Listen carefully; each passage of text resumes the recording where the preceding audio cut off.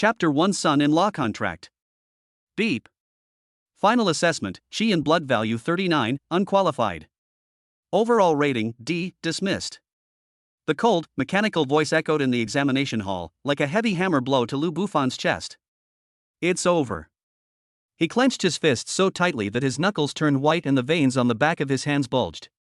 Having transmigrated to this world where martial arts reigned supreme for 18 years, he gave it his all, only to receive this result. Lu Bufan.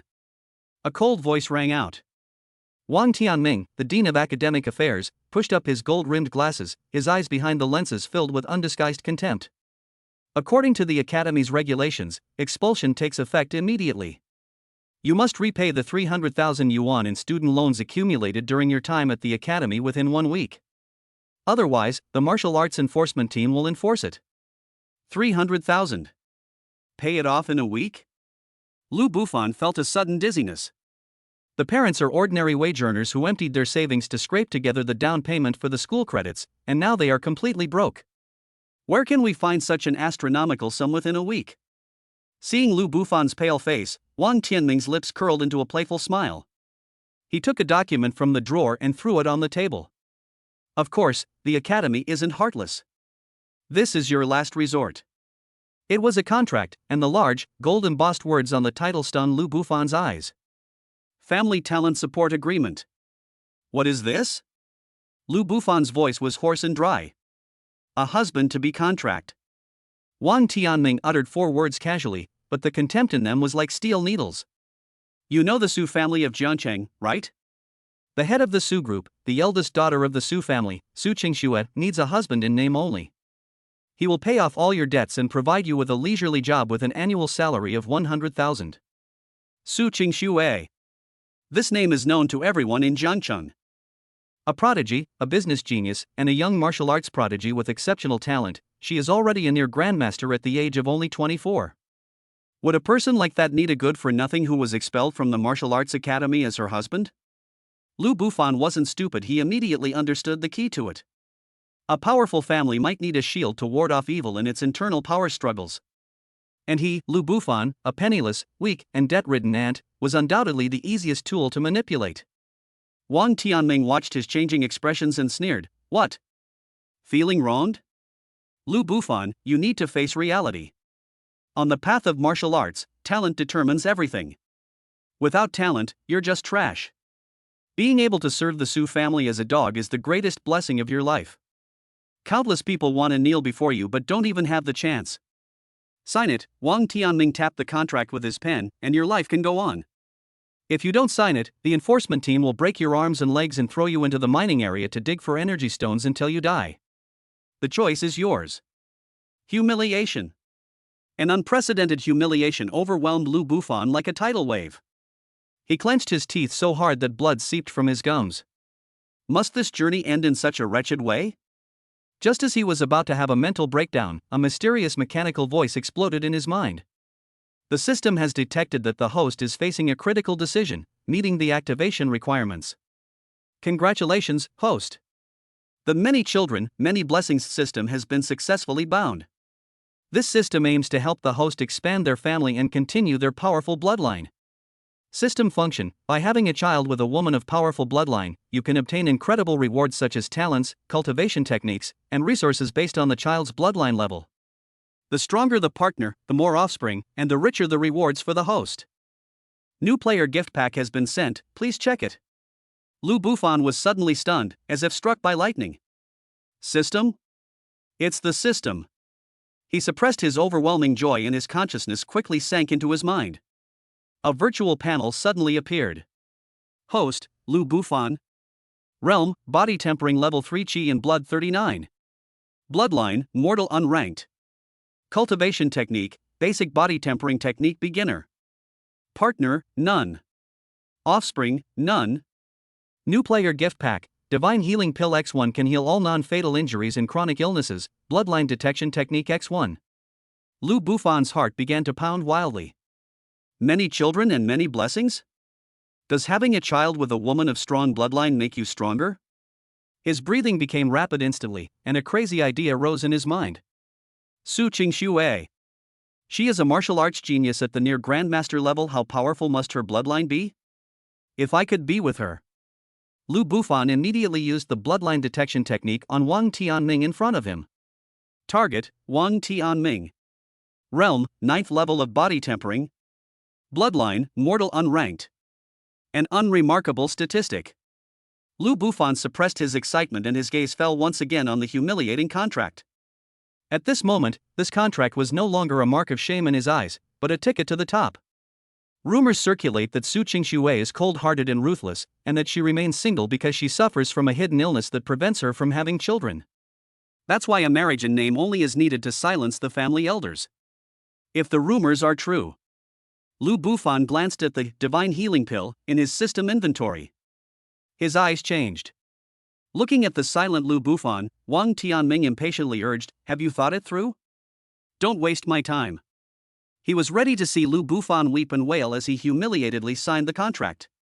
However, Lu Bufan slowly raised his head, his face showing no sign of dejection or despair, but rather a calmness that Wang Tianming couldn't understand. "I'll sign." Lu Bufan picked up the pen and decisively signed his name at the end of the contract. The handwriting was bold and unrestrained, without the slightest hesitation. Wang Tianming was stunned. None of the scenarios he had envisioned had occurred. This kid seems to have gotten a huge bargain. You're smart to know what's good for you. Wang Tianming put away the contract and made a call. The assistant to the eldest daughter of the Su family? The person has been arranged, and you can come over to complete the formalities at any time. After hanging up the call, Wang Tianming waved his hand dismissively, as if shooing away a fly. "All right, you can get lost now. Remember, from today onwards, you are no longer a student of the martial arts academy, but a son-in-law of the Su family. In the future, don't say you are my student, Wang Tianming's student. I can't bear the shame." Lu Bufan ignored his sarcasm and turned to leave. When he walked out of the registrar's office and basked in the sunlight, he felt as if the whole world had changed. An hour later. At the entrance of the academy, a black, extended hovercar came to a stop silently. The car door opened, and a woman dressed in a business suit with a capable demeanor stepped out. "Mr. Lu Bufan," the woman asked in a formulaic manner. "It's me. I am Mr. Su's assistant, Li Qing. Please get in the car, Mr. Su wants to see you." Lu Bufan followed Li Qing into the car. The interior was luxurious and spacious, a world apart from his previous life. The hovercar drove on and finally stopped in front of Cloud Top Palace, the most exclusive private club in Jiangcheng. Led by Li Qing, Lu Bufan entered an elegantly decorated private room. A woman stood with her back to him in front of a huge floor-to-ceiling window, overlooking the night view of most of the city. She was dressed in a pure white martial arts uniform, tall and slender, with a graceful figure. Even just her back view exuded an aloofness and coldness that kept strangers at bay. Hearing footsteps, she slowly turned around. In an instant, Lu Bufan felt his breath catch in his throat. What a breathtaking face it was! Her features were exquisitely beautiful, as if she were God's most perfect masterpiece. Her skin was as white as snow and so delicate it seemed to break at a touch. What is most impressive are her eyes, which are as cold and clear as an ancient ice pool, devoid of any emotion, as if they could freeze one's soul. She is Su Qingxue. Lu Bufan subconsciously activated the bloodline detection technique. Target, Su Qingxue. Realm level, Quasi-Grandmaster Peak of Inner Strength. Bloodline, Ice Phoenix Bloodline S rank. Status, buried with the Frost Prison Curse, blood and chi are stagnant, making it difficult to conceive. S rank Bloodline. Lu Bufan's heart pounded wildly. Sure enough. The rumors were true. She really does suffer from a chronic illness. Her own healing pill was her only hope and her only chance to turn things around. Sit. Su Qingxue uttered a single word, her voice as cold as she was. Lu Bufan sat down on the sofa opposite her. Without wasting any words, Su Qingxue pushed another contract in front of him. "This is our prenuptial agreement." Lu Bufan picked it up and looked at it. His pupils contracted slightly. The agreement is simple and straightforward. 1. The marriage shall last for 3 years and shall be a marriage in name only. No physical contact is permitted. 2. Lu Bufan must unconditionally cooperate with Su Qingxue in attending any necessary family and business occasions and play the role of a good husband. 3. Apart from public occasions, neither party shall interfere with the other's private life. 4. During the term of the agreement, Lu Bufan will serve as a security consultant for the Su Group, with an annual salary of 100,000 yuan, and shall not be absent without a valid reason. Fifth, after the 3-year period expired, the two divorced peacefully, and Su Qingxue paid Lu Bufan an additional 3 million as compensation. This is no prenuptial agreement, it's clearly a complete contract of servitude. Lu Bufan was merely a tool that Su Qingxue bought, a shield to deal with her family. If you have no objections, then sign it. Su Qingxue's tone left no room for argument. Lu Bufan looked at her stunningly beautiful face, which was devoid of any expression, and suddenly smiled. He didn't pick up the pen, but pushed the contract back, leaned forward, looked directly into Su Qingxue's cold eyes, and said, word by word, Ms. Su, I think you may have misunderstood something. I, Lu Bufan, am not here to be your tool for 3 years. I have come to be your true husband. Chapter 2: The Wrath of the Ice Phoenix. As soon as Lu Bufan finished speaking, the temperature in the entire private room seemed to drop by more than 10 degrees. Assistant Li Qing's face turned deathly pale instantly. She looked at Lu Bufan as if he were a dead man. He's gone mad. This good-for-nothing who was expelled from the academy has completely lost his mind. Does he know who he's facing? It's Su Qingxue. It's the eldest daughter of the Su family who can make him disappear from Jiangcheng in the blink of an eye. A ripple finally appeared in Su Qingxue's usually icy and unwavering eyes. It was a mixture of surprise, absurdity, and an extremely cold anger. A terrifying aura suddenly erupted from her, like a tangible cold current, instantly sweeping through the entire private room. Lu Bufan felt a chill that penetrated to his very bones, as if it were about to freeze his blood and even his soul. This is the aura of a quasi-grandmaster. The mere release of his aura was enough to shatter the mind and cause the liver and gallbladder of a body-tempering realm martial artist. Lu Bufan's body trembled uncontrollably, his face turned deathly pale, and his teeth chattered. But he did not back down. He stared intently at Su Qingxue, his eyes burning with an unprecedented flame.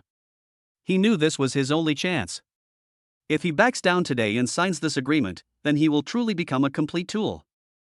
Let alone having a child with Su Qingxue, even getting within 3 steps of her would probably be seen as a provocation. Want to activate the system? Maybe in your next life. Therefore, he had to take the gamble. Let's gamble on a 1 in 10,000 chance. What did you say?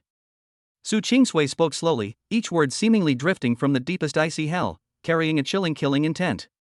She hadn't been this angry in a long time. The last person who dared to speak to her in that tone is now buried with grass 3 feet tall. I said, Lu Bufan roared, each word deliberate and strained, under the terrifying pressure that could freeze steel, I want to be your real husband. I want you to bear my children. Boom. Before she could finish speaking, an even more violent burst of cold air exploded from Su Qingxiue's body. Presumptuous. Su Qingxue was truly enraged. The words giving birth are her biggest taboo. The cold prison curse within her body not only caused her inhuman suffering and made her perpetually cold, but also deprived her of the most basic abilities of being a woman. This is the deepest and most painful scar in her heart. Today, this scar has been so carelessly and brazenly ripped open by someone she considers an aunt. You're asking for death. Su Qingxue's eyes flashed with murderous intent. She raised her right hand, her slender, white fingers forming a knife shape, bringing with them a pale, cold light, as she was about to slash at Lu Bufan's neck. This hand chop was as fast as lightning, carrying a sharp, cold glint that seemed to tear through the air. Let alone Lu Bufan being just a useless person at the 3rd level of body tempering, even a master martial artist at the 9th level of body tempering would absolutely not be able to dodge or block it. Li Qing, who was standing to the side, had already closed her eyes in fright. She seemed to have already seen the bloody scene of Lu Bufan's head falling to the ground. However, just as that cold hand blade was about to touch Lu Bufan's skin, Lu Bufan did something that no one expected. He neither dodged nor dodged. Instead, he used his last strength to roar out. The cold poison in your body flares up every full moon night, causing you unbearable pain, doesn't it? Your cultivation of the Ice Phoenix technique has reached a bottleneck. No matter what you do, you can't make any further progress, and there's even a risk of your blood and chi flowing backward, isn't that right? You've sought out renowned doctors and used every rare and precious herb, yet you still can't eradicate the stubborn ailment in your body, and you've even been told you'll never be able to have children, right? 3 questions in a row struck Su Qingxue's heart like thunderbolts. Her cleaving hand, which was about to strike, stopped abruptly less than a centimeter from Lu Bufan's neck.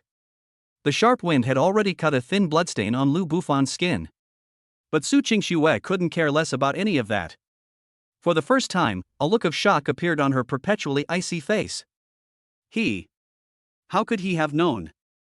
These are her biggest secrets. Aside from her closest grandfather and her personal physician, there could be no fourth person who knew. How did this man in front of me, this good-for-nothing who was just expelled from the academy, know all this? The murderous intent in her eyes slowly faded, replaced by endless surprise and scrutiny. She withdrew her hand, and the terrifying pressure subsided as well.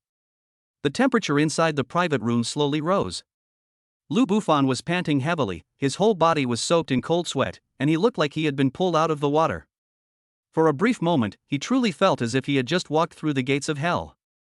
But he made the right bet. Who are you? Who exactly are you? Su Qingshixia's voice was still cold, but it had become more solemn. She no longer regarded Lu Bufan as an ant that could be manipulated at will.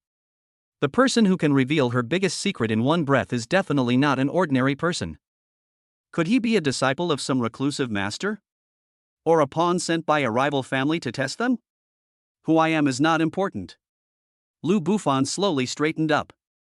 He knew that he had successfully attracted Su Qingshue's attention and gained the initiative in the negotiation. He met Su Qingshue's scrutinizing gaze and calmly said, "The important thing is that I can cure you." Cure me? Su Qingxixia seemed to have heard the biggest joke in the world, a cold sneer curling her lips.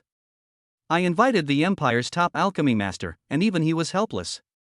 What makes you think you, a piece of trash at the third level of body tempering, can cure me? Just because of this. Lu Bufan opened his palm, and in the center lay a bright red pill that emitted a faint warmth. It's the divine healing pill that the system rewarded me with. The moment the elixir appeared, a strange medicinal fragrance instantly filled the air. The cold energy within Su Qingshue's body unexpectedly trembled slightly, as if it had encountered a natural nemesis. Her pupils contracted sharply. This is. She had seen countless rare and precious medicinal materials, but she had never seen such a strange elixir. Just smelling the aroma of the medicine brought a long-lost warmth to her perpetually cold body. What kind of pill is this? Su Qingshue's voice trembled slightly. Lu Bufan smiled slightly and put away the divine healing pill. It has no name. But it can eradicate the frost prison curse from your body, freeing you from pain, returning you to the path of martial arts, and even giving you the possibility of becoming a mother. Su Qing's breathing became completely disordered. Becoming a mother. These 4 words were like a key, unlocking her deepest desires and vulnerabilities. No matter how strong a woman is, no matter how cold and powerful she is, she cannot resist this instinct that comes from her blood and nature. She stared intently at Lu Bufan, her expression extremely complex. There was longing, doubt, vigilance, and a hint of desperate madness. What do you want? She asked in a deep voice. She doesn't believe in free lunches. Such a miraculous elixir must have come at a hefty price for the other party. My conditions have been made very clear from the beginning. Lu Bufan looked at her with an unprecedented seriousness in his eyes. I want you to be my wife willingly and to bear my children. You're dreaming. Su Qingshixiu refused without even thinking. To force her to marry a good-for-nothing and have his child? That's worse than killing her. Then you can just stay with your incurable disease and be an infertile woman for the rest of your life. Lu Bufan shrugged, looking indifferent, and turned to leave. I think there must be quite a few wealthy families in Jiangcheng who want this pill. Stop. Su Qingxue called out to him. Her chest heaved violently, clearly indicating an internal struggle. On one side is her pride and dignity. On the other hand, there is the hope of curing her incurable disease, regaining the pinnacle of martial arts, and even becoming a complete woman. A long time. She seemed to use all her strength to squeeze out a few words through clenched teeth. Why should I believe you? Because you have no other choice. Lu Bufan turned around, his smile playful. Of course, I can give you a chance to witness the value of this pill with your own eyes. He paused, then slowly said. 3 days from now is the annual internal competition of Tianqian Security, a subsidiary of your Su Group. At that time, representatives from various factions in Jiangcheng will be present to observe. I will represent your security department in this battle. If I win the championship, you'll agree to my terms, okay? Chapter 3: The Laughingstock of the Entire Company. When Lu Bufan uttered the words "win the championship," not only was Su Qingshuo stunned, but even his assistant Li Qing looked at him as if he were an idiot. Tianjin Security Company is the flagship company of the Su Group and one of the top 3 security companies in Zhangcheng. The security personnel inside are all martial artists at least at the 5th level of body tempering, and the captains are elites at the 7th or 8th level of body tempering. As for those experts who were in charge, there were quite a few who had achieved the 9th level of body tempering or even had 1 foot in the threshold of inner strength. The annual internal competition is a fierce battle among the elite, and it is the most important occasion for Tianjin Security to flex its muscles to the outside world. And what about Lu Bufan? A body tempering level 3 waste who was expelled from the martial arts academy with a blood and chi value of only 39. Is he going to participate in the competition? They even boasted that they would win the championship? If this isn't a fantasy, then what is? Li Qing couldn't help but want to laugh out loud. She thought that Lu Bufan was either crazy or had his brain caught in a door. Su Qingxue also found it utterly absurd. But as she looked into Lu Bufan's confident, seemingly genuine eyes, her suspicions grew stronger. This man is strange in every way. What are his trump cards? Could that pill not only cure illness, but also greatly enhance strength in a short period of time? Countless thoughts flashed through Su Qingxue's mind, and finally, she slowly nodded. Okay, I promise you. Her voice returned to its usual coldness. If you can really win the Tianjin security competition, I will not only agree to your previous conditions, but I will also give you the Xian rank cultivation technique 9 revolutions battle body technique treasured by the Su family. But if you lose? A cold glint flashed in Su Qingxue's eyes. I want you to hand over the pills, and then I will personally cripple your cultivation, so that you will never be able to set foot on the path of martial arts again. It's a deal. Lu Bufan agreed without hesitation. For him, this bet was a sure win. The next day, the news that Lu Bufan had joined the Su Group spread like wildfire throughout the entire Su building. Of course, his official position upon joining the company was not that of a security consultant, but rather, as everyone knew, he was President Su's son-in-law. The entire company was in an uproar. Have you heard? Our perpetually icy CEO Su has actually found a man. What kind of man is he? He's just a live-in son-in-law. I heard he's a good-for-nothing who was expelled from the martial arts academy. Holy crap! Really? What's President Su after? Is it for poverty alleviation? Who knows? She's probably a victim of a family marriage. What a pity that someone as stunning as our CEO Su ended up with such a good-for-nothing. The break room, the corridors, and the offices of various departments were filled with employees whispering among themselves. Their gazes toward Lu Bufan were filled with contempt, jealousy, and schadenfreude. Lu Bufan didn't care at all. He went straight to the Tianjin Security Department, located on the basement floor of the building, to report for duty. As soon as I stepped into the training hall, all eyes turned to me. The dozens of burly, imposing security personnel in the hall all stopped their training and stared at Lu Bufan as if he were a monkey. A burly man, nearly 2 meters tall, with muscles bulging like a brown bear, blocked Lu Bufan's path. He glanced at Lu Bufan from head to toe, grinned widely, and said in a deep, mocking voice, "You're that pretty boy? President Su's man?" He emphasized the word man, which drew a burst of laughter from the crowd. Captain Li, you can't say that. This is our future son-in-law. Yes, hello son-in-law. You'll have to look after us from now on. Young master, aren't you too frail? You'd fall over in a gust of wind. Will you be able to satisfy our CEO Su tonight? The language was foul and offensive, and it was unbearable to hear. Lu Bufan remained expressionless, calmly observing the burly man before him. He learned from the system that the person's name was Li Hu, the captain of the 3rd security team, and that he had the cultivation level of the 8th level of body tempering. My name is Lu Bufan, and I'm here to report for duty today. Report? What are you reporting?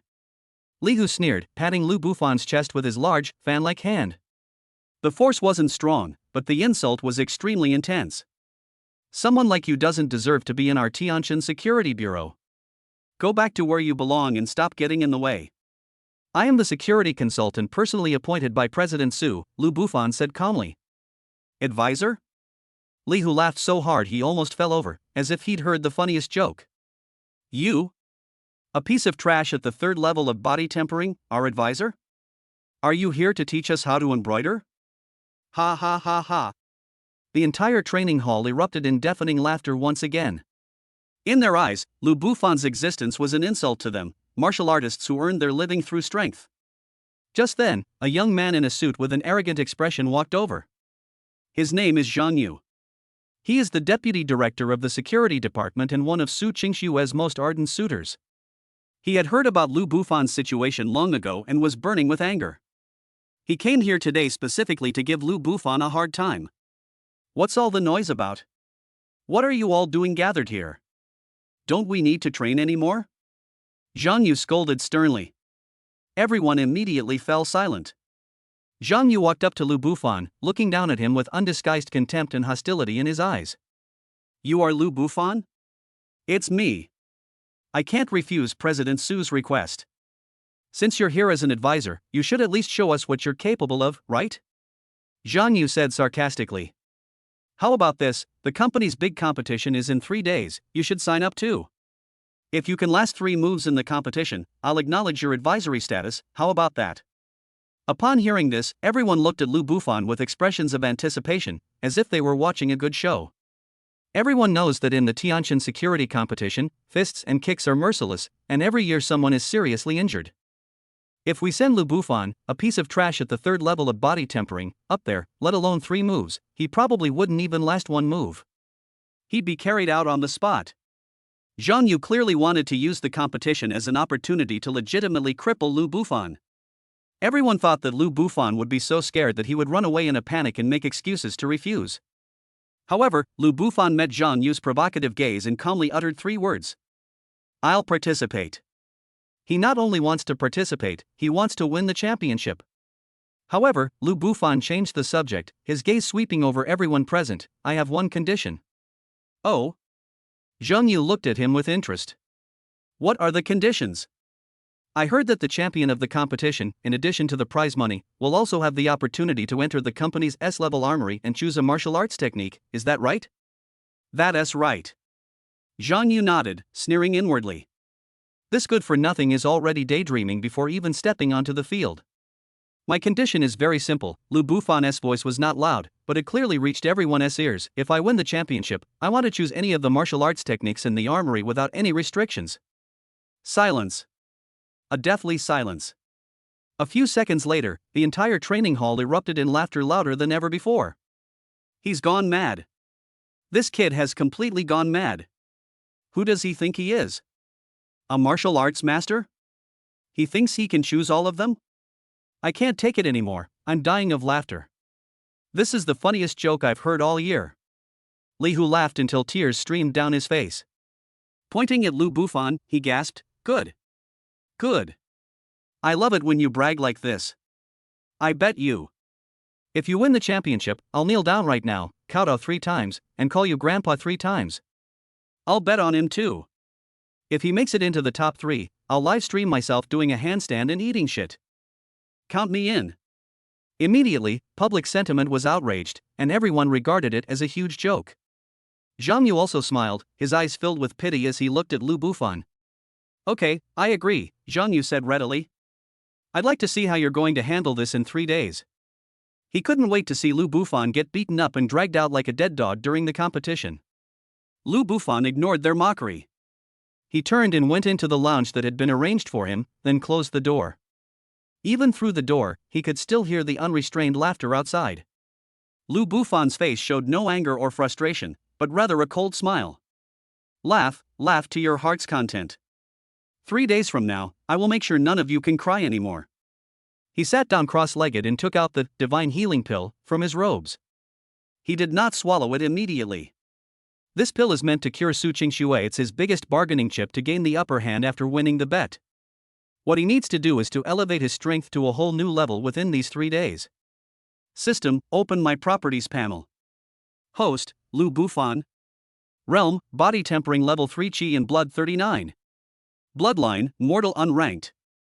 Cultivation technique, basic body tempering technique beginner. Partner, none. Offspring, none. Looking at these appalling statistics, Lu Bufan took a deep breath. 3 days is enough. He closed his eyes and began to circulate the basic body tempering technique, which he had practiced for over a decade with little effect. However, just as the technique was being activated, the system notification sounded again. Host detected cultivating. Would you like to consume initial system energy to amplify the cultivation technique 100-fold? Note, the initial energy can only be used once and lasts for 24 hours. Lu Bufan's eyes snapped open. 100-fold increase? This is practically a cheat code tailor-made for him. Yes. Increase it immediately, he roared in his mind without hesitation. The next second, an unprecedented and boundless warm current burst forth from his dantian, like a flood bursting its banks, and surged wildly into his limbs and bones. Chapter 4, Rapid Progress, Transformation from Trash to Good. Once that warm current entered the body, it was no longer a trickle. Boom! It was as if a volcano had been detonated in his dantian.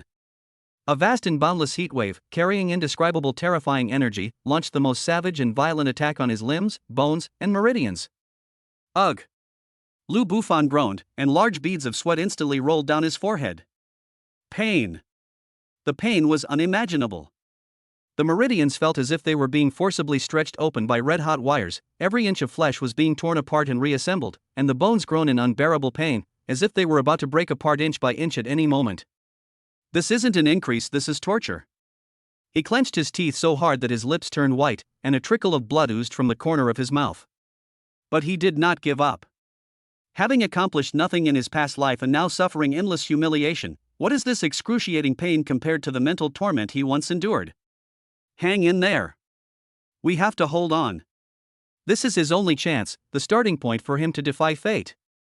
With the unwavering will honed through 2 lifetimes, he stubbornly held on to the last vestige of clarity, actively guiding the raging energy to operate wildly according to the basic body tempering technique. Once, twice, 10 times, 100 times. The cultivation technique surged through his body at an unprecedented speed, and with each cycle, it strengthened his chi and blood. He could clearly see that the chi and blood value on the virtual panel in his mind was soaring at a terrifying speed. Chi and blood, 39. Chi and blood, 40, body tempering level 4. Chi and blood, 41. Chi and blood, 50, body tempering level 5. Chi and blood, 51. Pain and pleasure, 2 completely opposite sensations, are strangely intertwined. The excruciating pain of my torn meridians continued, but what followed was an extreme sense of comfort from the rapid increase in strength. Every cell is cheering, and every inch of muscle and bone is transforming. Lu Bufan was completely immersed in the feeling of rapidly becoming stronger, and he was oblivious to the outside world. The soundproofing in the lounge wasn't very good, and the mocking laughter of the security guards outside could be heard intermittently. Hey, what do you guys think that kid is doing in there? Is he hiding and crying because he's scared?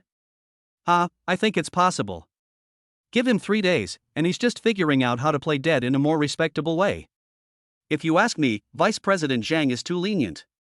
He should have just broken his legs and thrown him out to save Tianjin Security's territory from being tainted.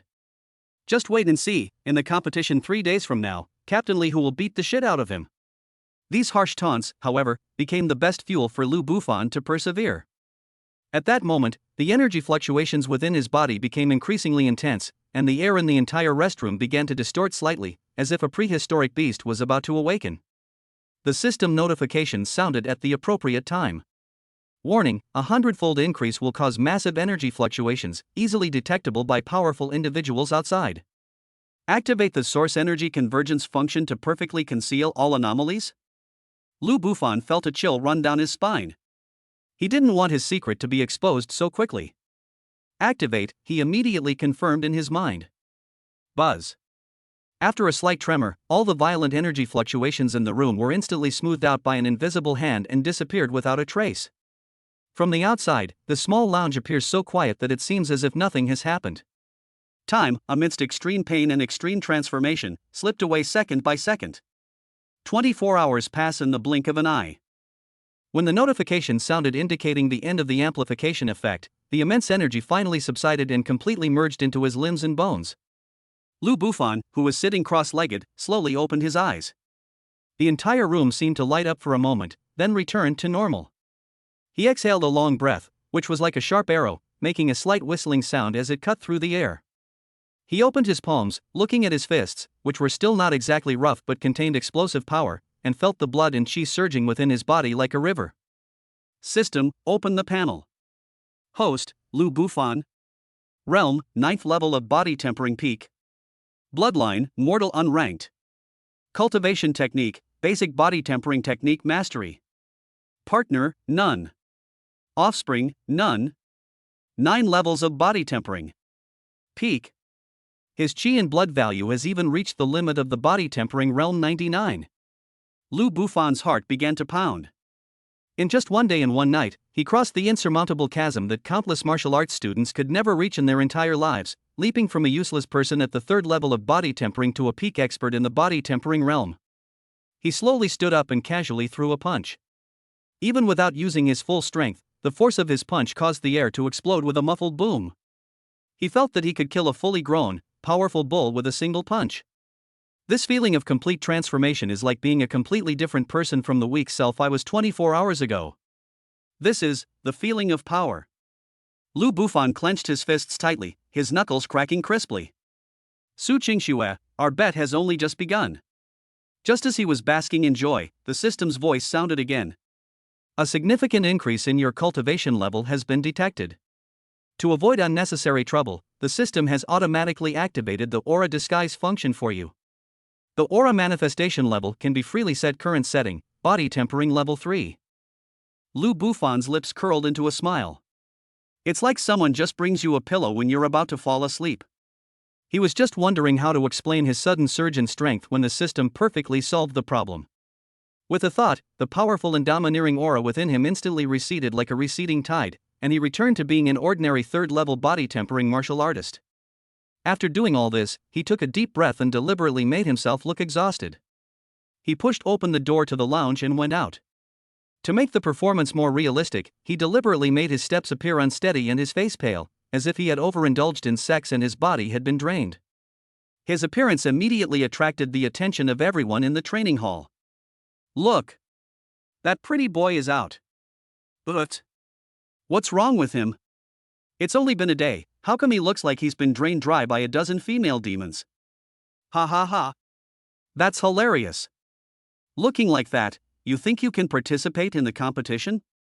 Don't let the wind blow you over. Li Hu pointed at him without any politeness and burst into laughter. Lu Bufan ignored the taunts and simply walked silently toward his consultant's office with his head down. Just then, Deputy Chief Steward Zhang Yu walked over from the other end of the corridor. When he saw Lu Bufan's weak and feeble appearance, a hint of undisguised contempt and cruelty flashed in his eyes. Very well, it seems this kid has been scared out of his wits and is even listless. A sinister smile curled at the corner of Zhang Yu's mouth. He exchanged a glance with Li Hu, who was not far away, and suddenly gave him a meaningful look. Li Hu immediately understood. He grinned, revealing a set of gleaming white teeth, and nodded emphatically at Zhang Yu. He understood what the Deputy Chief Steward meant. In tomorrow's live fire sparring, don't hold back, go all out. Lu Bufan took in all of this out of the corner of his eye. His heart was filled with coldness. Well done. Unfortunately, you'll never know that the ant you could crush at any moment has quietly transformed into a dragon that's about to devour you all. Tomorrow is the company's internal practice drill. The humiliating feast that Zhang Yu and Li Hu had meticulously prepared for him was about to officially begin. Chapter 5: A carefully planned accident. The next morning, the atmosphere in the training hall of Tianshan Security Department was exceptionally lively. Deputy Chief Zhang Yu gathered all the security team members together, cleared his throat, and put on a fake, businesslike smile. Colleagues, I've called you all here today because I have some good news to announce. He paused, his gaze lingering on Lu Bufan in the crowd for 2 seconds. As you all know, we have a new consultant in our security department, Mr. Lu Bufan.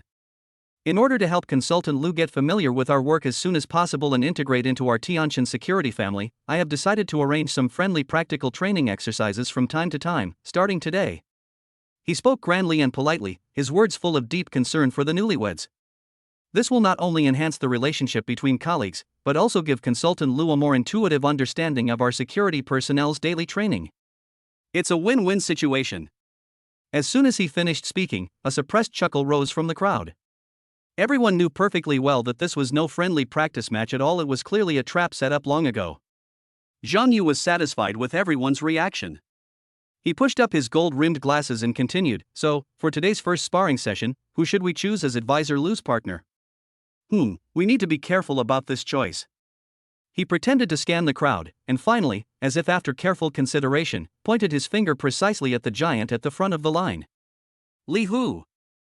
As the captain of our strongest team, the third team, you are experienced and have the best control over your strength. You'll be in charge. Yes, Deputy Chief Steward. Li Hu responded loudly, stepping out of the ranks with a sinister grin on his face. His bull-like eyes were fixed on Lu Bufan, making no attempt to conceal his malice. A low chuckle rippled through the room once more, as everyone scanned Lu Bufan and Li Hu with eyes full of anticipation. Let Li Hu, who was at the 8th level of body tempering, guide Lu Bufan, who was at the 3rd level of body tempering. What's the difference between this and letting a tiger friendly communicate with a lamb? Zhang Yu walked over to Li Hu, patted his rock-solid shoulder, and lowered his voice to instruct him in a tone only the two of them could hear. Be careful with your strength. Don't actually kill him, it'll be hard to explain to President Su. A cruel smile spread across his lips. Break an arm or a leg, and let him lie quietly in the hospital for a few months, that will be enough. Understood. Li Hu nodded with a sinister grin, his two iron fists clenching so tightly they cracked. Top floor, CEO's office. Assistant Li Qing walked in quickly, her delicate brows furrowed tightly. President Su, downstairs at the security department. Zhang Yu has arranged a live fire sparring session, specifically assigning Li Hu to deal with Lu Bufan. Li Qing's tone carried a hint of worry. She felt that Zhang Yu had gone too far this time. It wasn't just a show of force, but a blatant act of intentional harm. Su Qingxue was standing in front of the floor-to-ceiling window. Upon hearing this, she simply turned around indifferently, her beautiful face devoid of any expression. No. Her response was just two cold words. But President Su, Li Hu was at the 8th level of body tempering, and Lu Bufan Li Qing wanted to say something more. Su Qingxue raised her hand to interrupt her. Watch. Two words, devoid of any emotion, yet exuding an unquestionable authority. Li Qing opened her mouth, but ultimately swallowed her words and bowed as she left the office. She didn't understand why President Su was indifferent to this. Could it be that she also wants to use Zhang Yu to teach that arrogant son-in-law a lesson? For the first time, Li Qing felt a subtle sense of sympathy for Lu Bufan. Although she also looked down on this man who climbed the social ladder through a marriage contract, Zhang Yu's behavior of using public office for private gain and his despicable methods made her even more disgusted. She returned to her office and pulled up the live feed of the training hall. No matter what, she had to see it with her own eyes, so that if something truly irreversible happened, she could take immediate action. A large open space had already been cleared out in the center of the training hall. Dozens of security personnel formed a large circle, craning their necks as if watching a gladiatorial contest about to begin. The atmosphere has been built to its fullest potential. Li Hu stood in the center of the field, freely moving his explosive muscles, his bones emitting a series of terrifying popping sounds. He walked step by step to Lu Bufan, his tall figure casting a shadow that almost completely enveloped Lu Bufan. He leaned down, brought his ear close to Lu Bufan's, and said in a sinister voice that only the two of them could hear, "Kid, if you have someone to blame, blame yourself for touching a woman you shouldn't have. Today, I'll teach you for free, the most important thing in being a person is to have self-awareness." Lu Bufan's expression remained calm, as if he hadn't heard the threat at all. He didn't even bother to lift his eyelids, and simply spoke in a flat tone. Can we begin? I'm in a hurry. This extreme disregard was like a resounding slap across Li Hu's face. You're asking for it. Li Hu's anger was completely ignited, and the muscles in his face twitched violently with rage. Good. Very good. Zhang Yu, standing on the sidelines, was amused by Lu Bufan's reckless attitude. He took 2 steps back, raised his hand high, and then swung it down sharply. Sparring, begin. A sneer of absolute certainty had already appeared on his face. He had even already prepared his words for later. Oh dear, what a pity. Captain Li Hu made a mistake on impulse. I didn't expect Advisor Lu to be so easily defeated. Roar. Before Zhang Yu's voice had even finished, Li Hu let out a wild roar. The alloy floor beneath his feet slammed with a loud thud, and he charged toward Lu Bufan like a runaway heavy truck. A powerful punch, accompanied by a whistling sound that tore through the air, aimed straight at Lu Bufan's face. He used a full 80% of his strength in that punch. He's going to punch me. Let this clueless pretty boy become a bedridden cripple. The force of the punch hit his face, causing the stray hairs on Lu Bufan's forehead to dance wildly.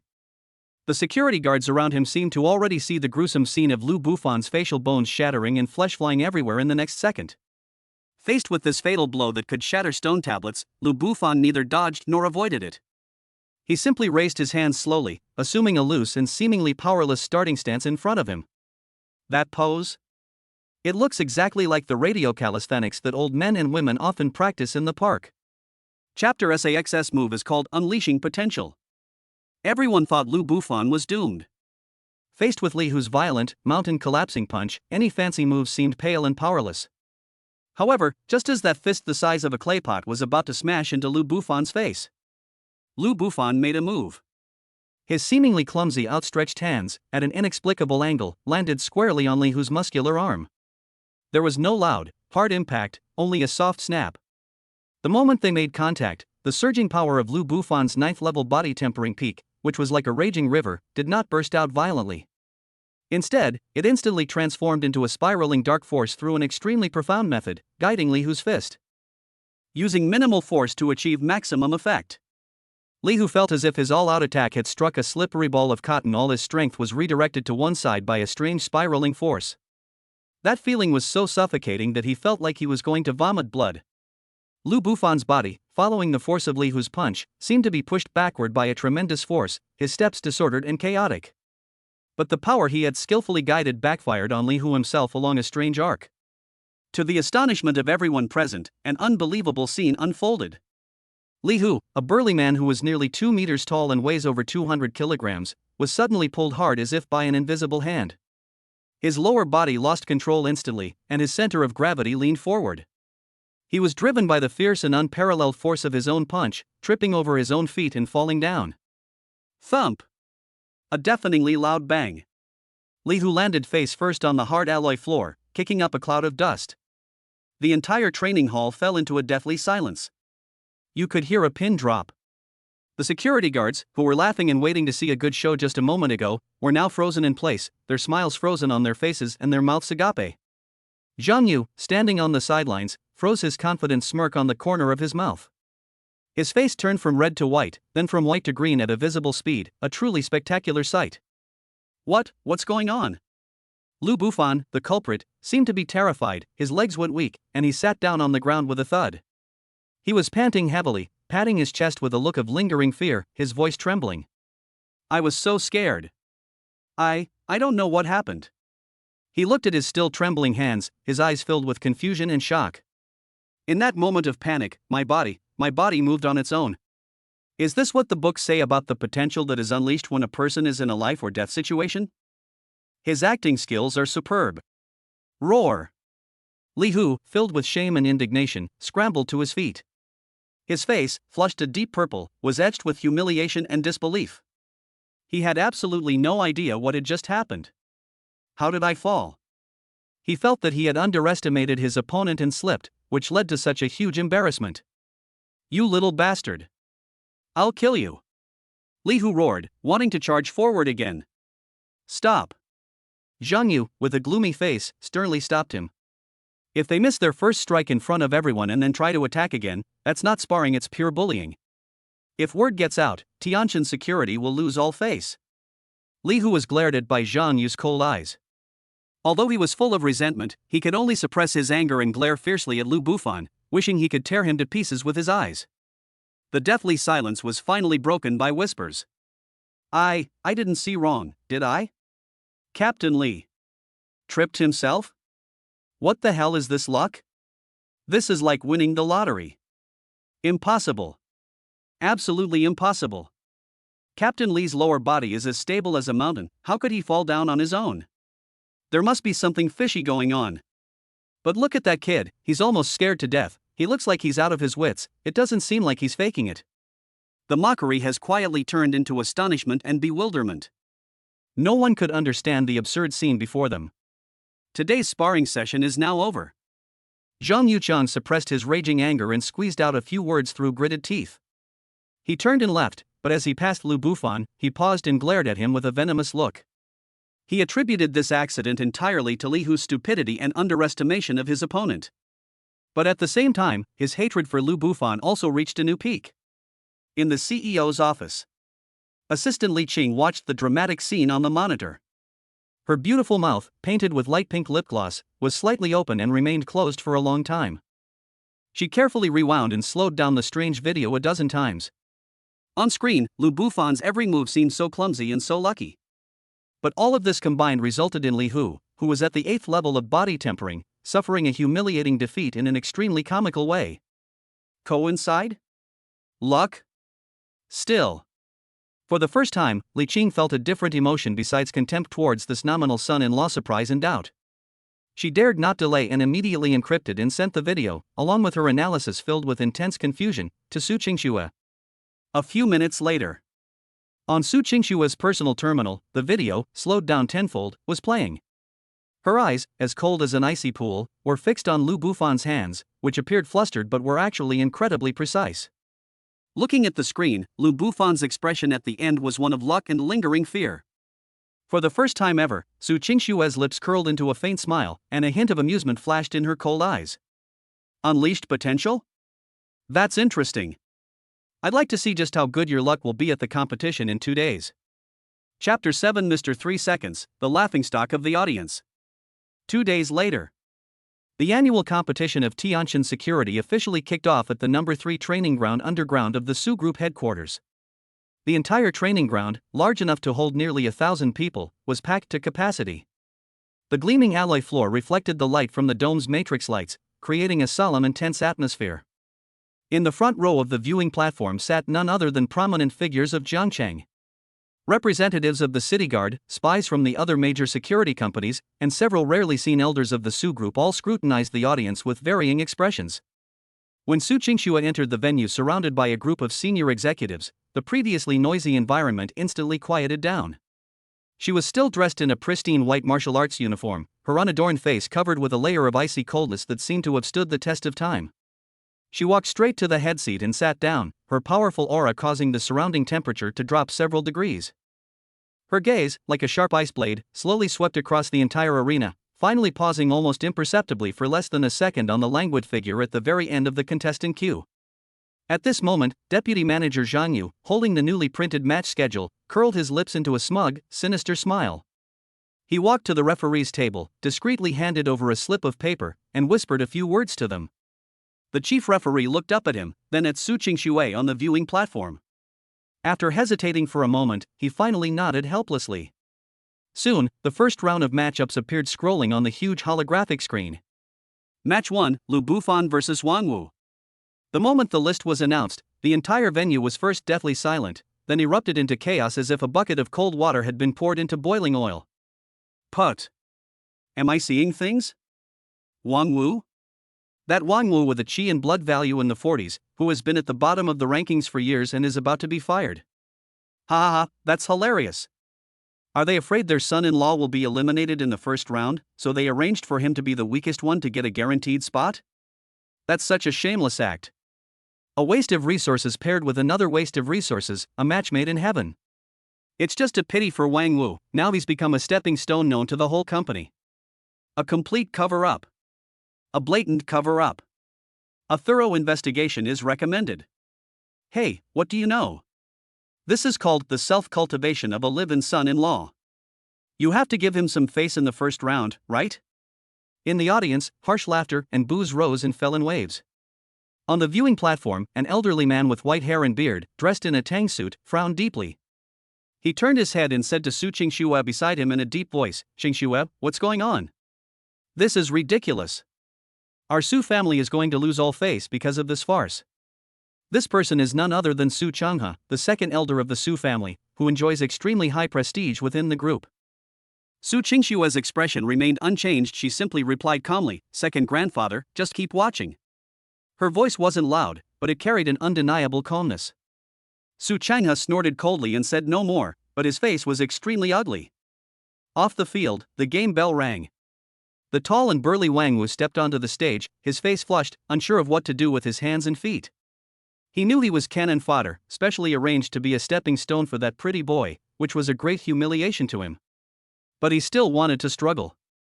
What if that good-for-nothing was even worse than him? Aha! Wang Wu nervously assumed a fighting stance. To bolster his courage, he let out a loud, incomprehensible roar, then suddenly exerted force with both legs, charging towards Lu Buffan like a mad bull. He wanted to vent all his humiliation and anger on this punch. However, Lu Bufan stood in the same spot the whole time, without even changing his posture. He watched as Wang Wu charged towards him menacingly, and even took the time to survey his surroundings, as if none of it concerned him. Just as Wang Wu rushed in front of him, his fist, brimming with power, was about to be thrown. Lu Bufan made a move. He simply and casually extended his right foot and gently placed it in Wang Wu's path. Yes, I just left it there for a moment. The movement was so casual, as if one were afraid of stepping on an ant while walking. Wang Wu's momentum was too strong, all his attention was focused on his upper body, and he didn't notice the insignificant change in his footing. His left foot landed squarely on Lu Bufan's ankle. In that instant, he felt like he had crashed into a train with a crowbar. The body's balance collapsed with a crash. Ah! A scream, longer and more piercing than before, echoed throughout the entire arena. Wang Wu was thrown through the air like a sack of potatoes by a catapult, tracing a messy parabola before landing face down on the floor outside the arena with a thud, kicking up a cloud of dust. The referee's hand holding the timer froze in mid-air, his mouth agape, and he remained stunned for a full 3 seconds before blowing the whistle as if he had just come to his senses. In the first match, Lu Bufan wins. He glanced at the numbers on the timer and recited them in a dreamlike tone. Time taken, 3 seconds. An eerie silence fell over the entire room once again. Immediately afterwards, a burst of laughter erupted, louder and wilder than ever before. Ha ha ha ha. I can't take it anymore, I'm going to laugh myself to death.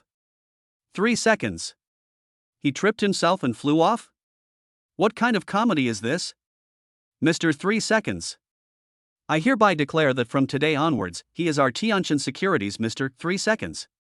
This time, even the bigwigs on the viewing platform who were pretending to be reserved couldn't help but laugh out loud. Their shoulders trembled as they tried to suppress their laughter, their expressions were quite interesting. Zhang Yu's face was as black as the bottom of a pot. He wanted Lu Bufan to win a meaningless victory and become a laughingstock, but he never expected it to be such a clownish win. This is simply a slap in the face to him, the one who arranged it. On the field, Lu Bufan seemed to be stunned by this sudden victory. He scratched his head blankly, looking at his foot that had caused the accident, then shouted loudly in a concerned yet innocent tone to Wang Wu, who was lying motionless on the ground outside the field. Dude, why are you running so fast? The floor is slippery. This sentence became the last straw that broke the camel's back. Wang Wu, already filled with shame and indignation, felt a sweet taste in his throat and his vision went black upon hearing this final, utterly defeated. He fainted on the spot without even uttering a sound. In a corner of the viewing platform, a spy from a rival company was silently and rapidly scribbling a line in his notebook. Lu Bufan, the son-in-law of the Su family, won his first battle in 3 seconds. He seems to be mentally challenged. His fighting style is unknown. He advanced by relying on his opponent's self-destruction. Overall assessment, no threat whatsoever, can be ignored. The first fatal misjudgment of information thus occurred. There was only one person in the entire room who didn't laugh. Su Qingxue quietly looked at the innocent-looking man on the field. For the first time, a hint of amusement flashed clearly in his cold, deep eyes. She saw it very clearly. That kick, the timing, angle, and height were all perfect, hitting the perfect juncture where Wang Wu was exerting all his strength, leaning forward, and having exhausted his old power while not yet generating new power. Is this a coincidence? She didn't believe it. The second round match schedule was quickly announced amidst laughter from the audience. Lu Bufan's opponent is a battle-hardened elite at the 6th level of body tempering. Will his good luck continue this time? Chapter 8. From roaring laughter to utter silence. The second round of the competition began soon. Lu Bufan's opponent was named Zhao Long, an elite member of the 2nd security team. He had a cultivation level of the 6th level of body tempering, a full beard, and a solemn expression. Having witnessed Wang Wu's comical defeat firsthand, he was already on high alert. He would never make the same mistake. He wants to take a steady and methodical approach, using absolute strength to crush this pretty boy who advanced through luck and underhanded tactics. When the referee blew the whistle to signal the start, the laughter in the hall gradually subsided. Everyone craned their necks, eager to see if Mr. 3 Seconds could continue his good fortune when facing a truly formidable opponent. Zhao Long bent his knees slightly, lowered his center of gravity, and like a tiger about to pounce on its prey, slowly approached Lu Bufan step by step. With each step he took, the alloy floor beneath his feet emitted a soft thud, exuding an imposing aura. In contrast, Lu Bufan remained as lazy as ever, standing motionless in the same spot. He even yawned long in front of everyone, oblivious to everyone else, squeezing out a few physiological tears from the corners of his eyes, appearing extremely nonchalant. This completely ignited Zhao Long's anger. What utter contempt! What utter insult! Roar! Zhao Long was completely enraged. He stopped probing and roared, then suddenly pushed off with his feet, shooting out like a cannonball. He unleashed his signature move, Tiger Descending the Mountain. His fists were like two whistling iron hammers, one above and one below, blocking all of Lu Bufan's possible escape routes. This move is powerful and fierce, and it once cracked a training alloy target with a single punch. Everyone held their breath, as if they could already see Lu Bufan being blasted into a pile of mud by the violent force of the punch. Zhang Yu's lips curled into a cruel sneer once again. However, just as Zhao Long's fist was about to touch Lu Bufan's clothes, an unbelievable scene unfolded once again. Lu Bufan suddenly squatted down. Without warning, he squatted down, reached out, and slowly began to tie his shoelaces, which had come undone at some point. Zhao Long's all-out attack, Tiger Descending the Mountain, was originally aimed at Lu Bufan's chest and face. But the target suddenly vanished from his sight. He used all his strength in that punch, and the enormous inertia made it impossible for him to stop. His body staggered and he uncontrollably rushed towards Lu Bufan's back. Just then, Lu Bufan finished tying his shoelaces. He stood up contentedly and dusted off his hands. As he stood up, his not-so-perky buttocks accidentally and gently pressed against Zhao Long's lower back, who was losing his balance as he lunged forward. The force was so light as to be negligible. But for someone who has already lost their balance and whose entire body is surging forward, this gentle nudge becomes the last and most fatal straw that breaks the camel's back. Oh!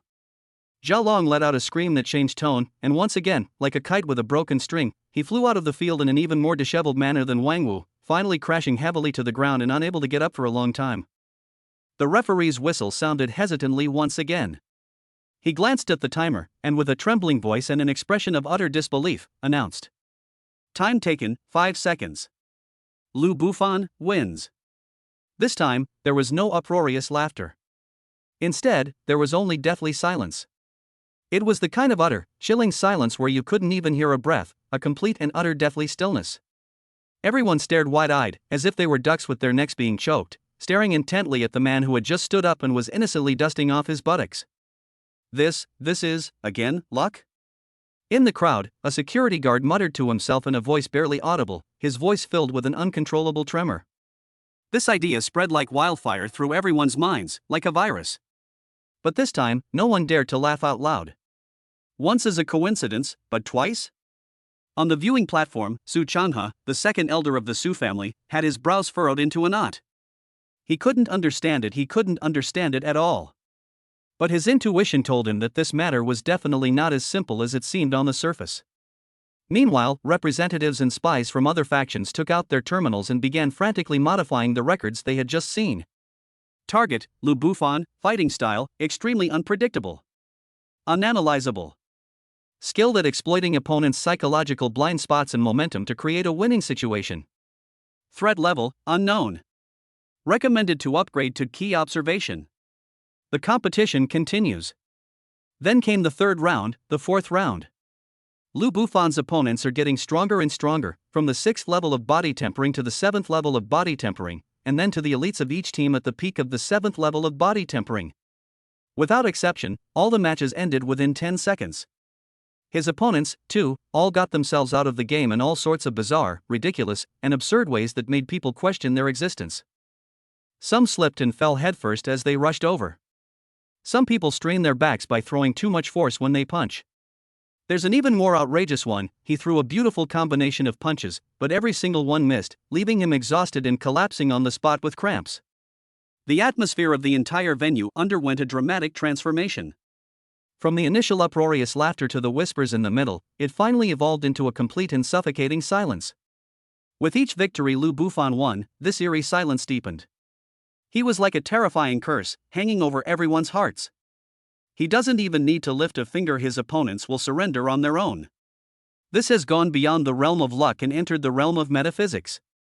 Seated at the head of the table, Su Qingshu's icy eyes, which had previously held a hint of amusement, now held a growing interest. She finally turned her head and, in a very low voice, instructed her assistant Li Qing, who was already speechless with shock. Go check.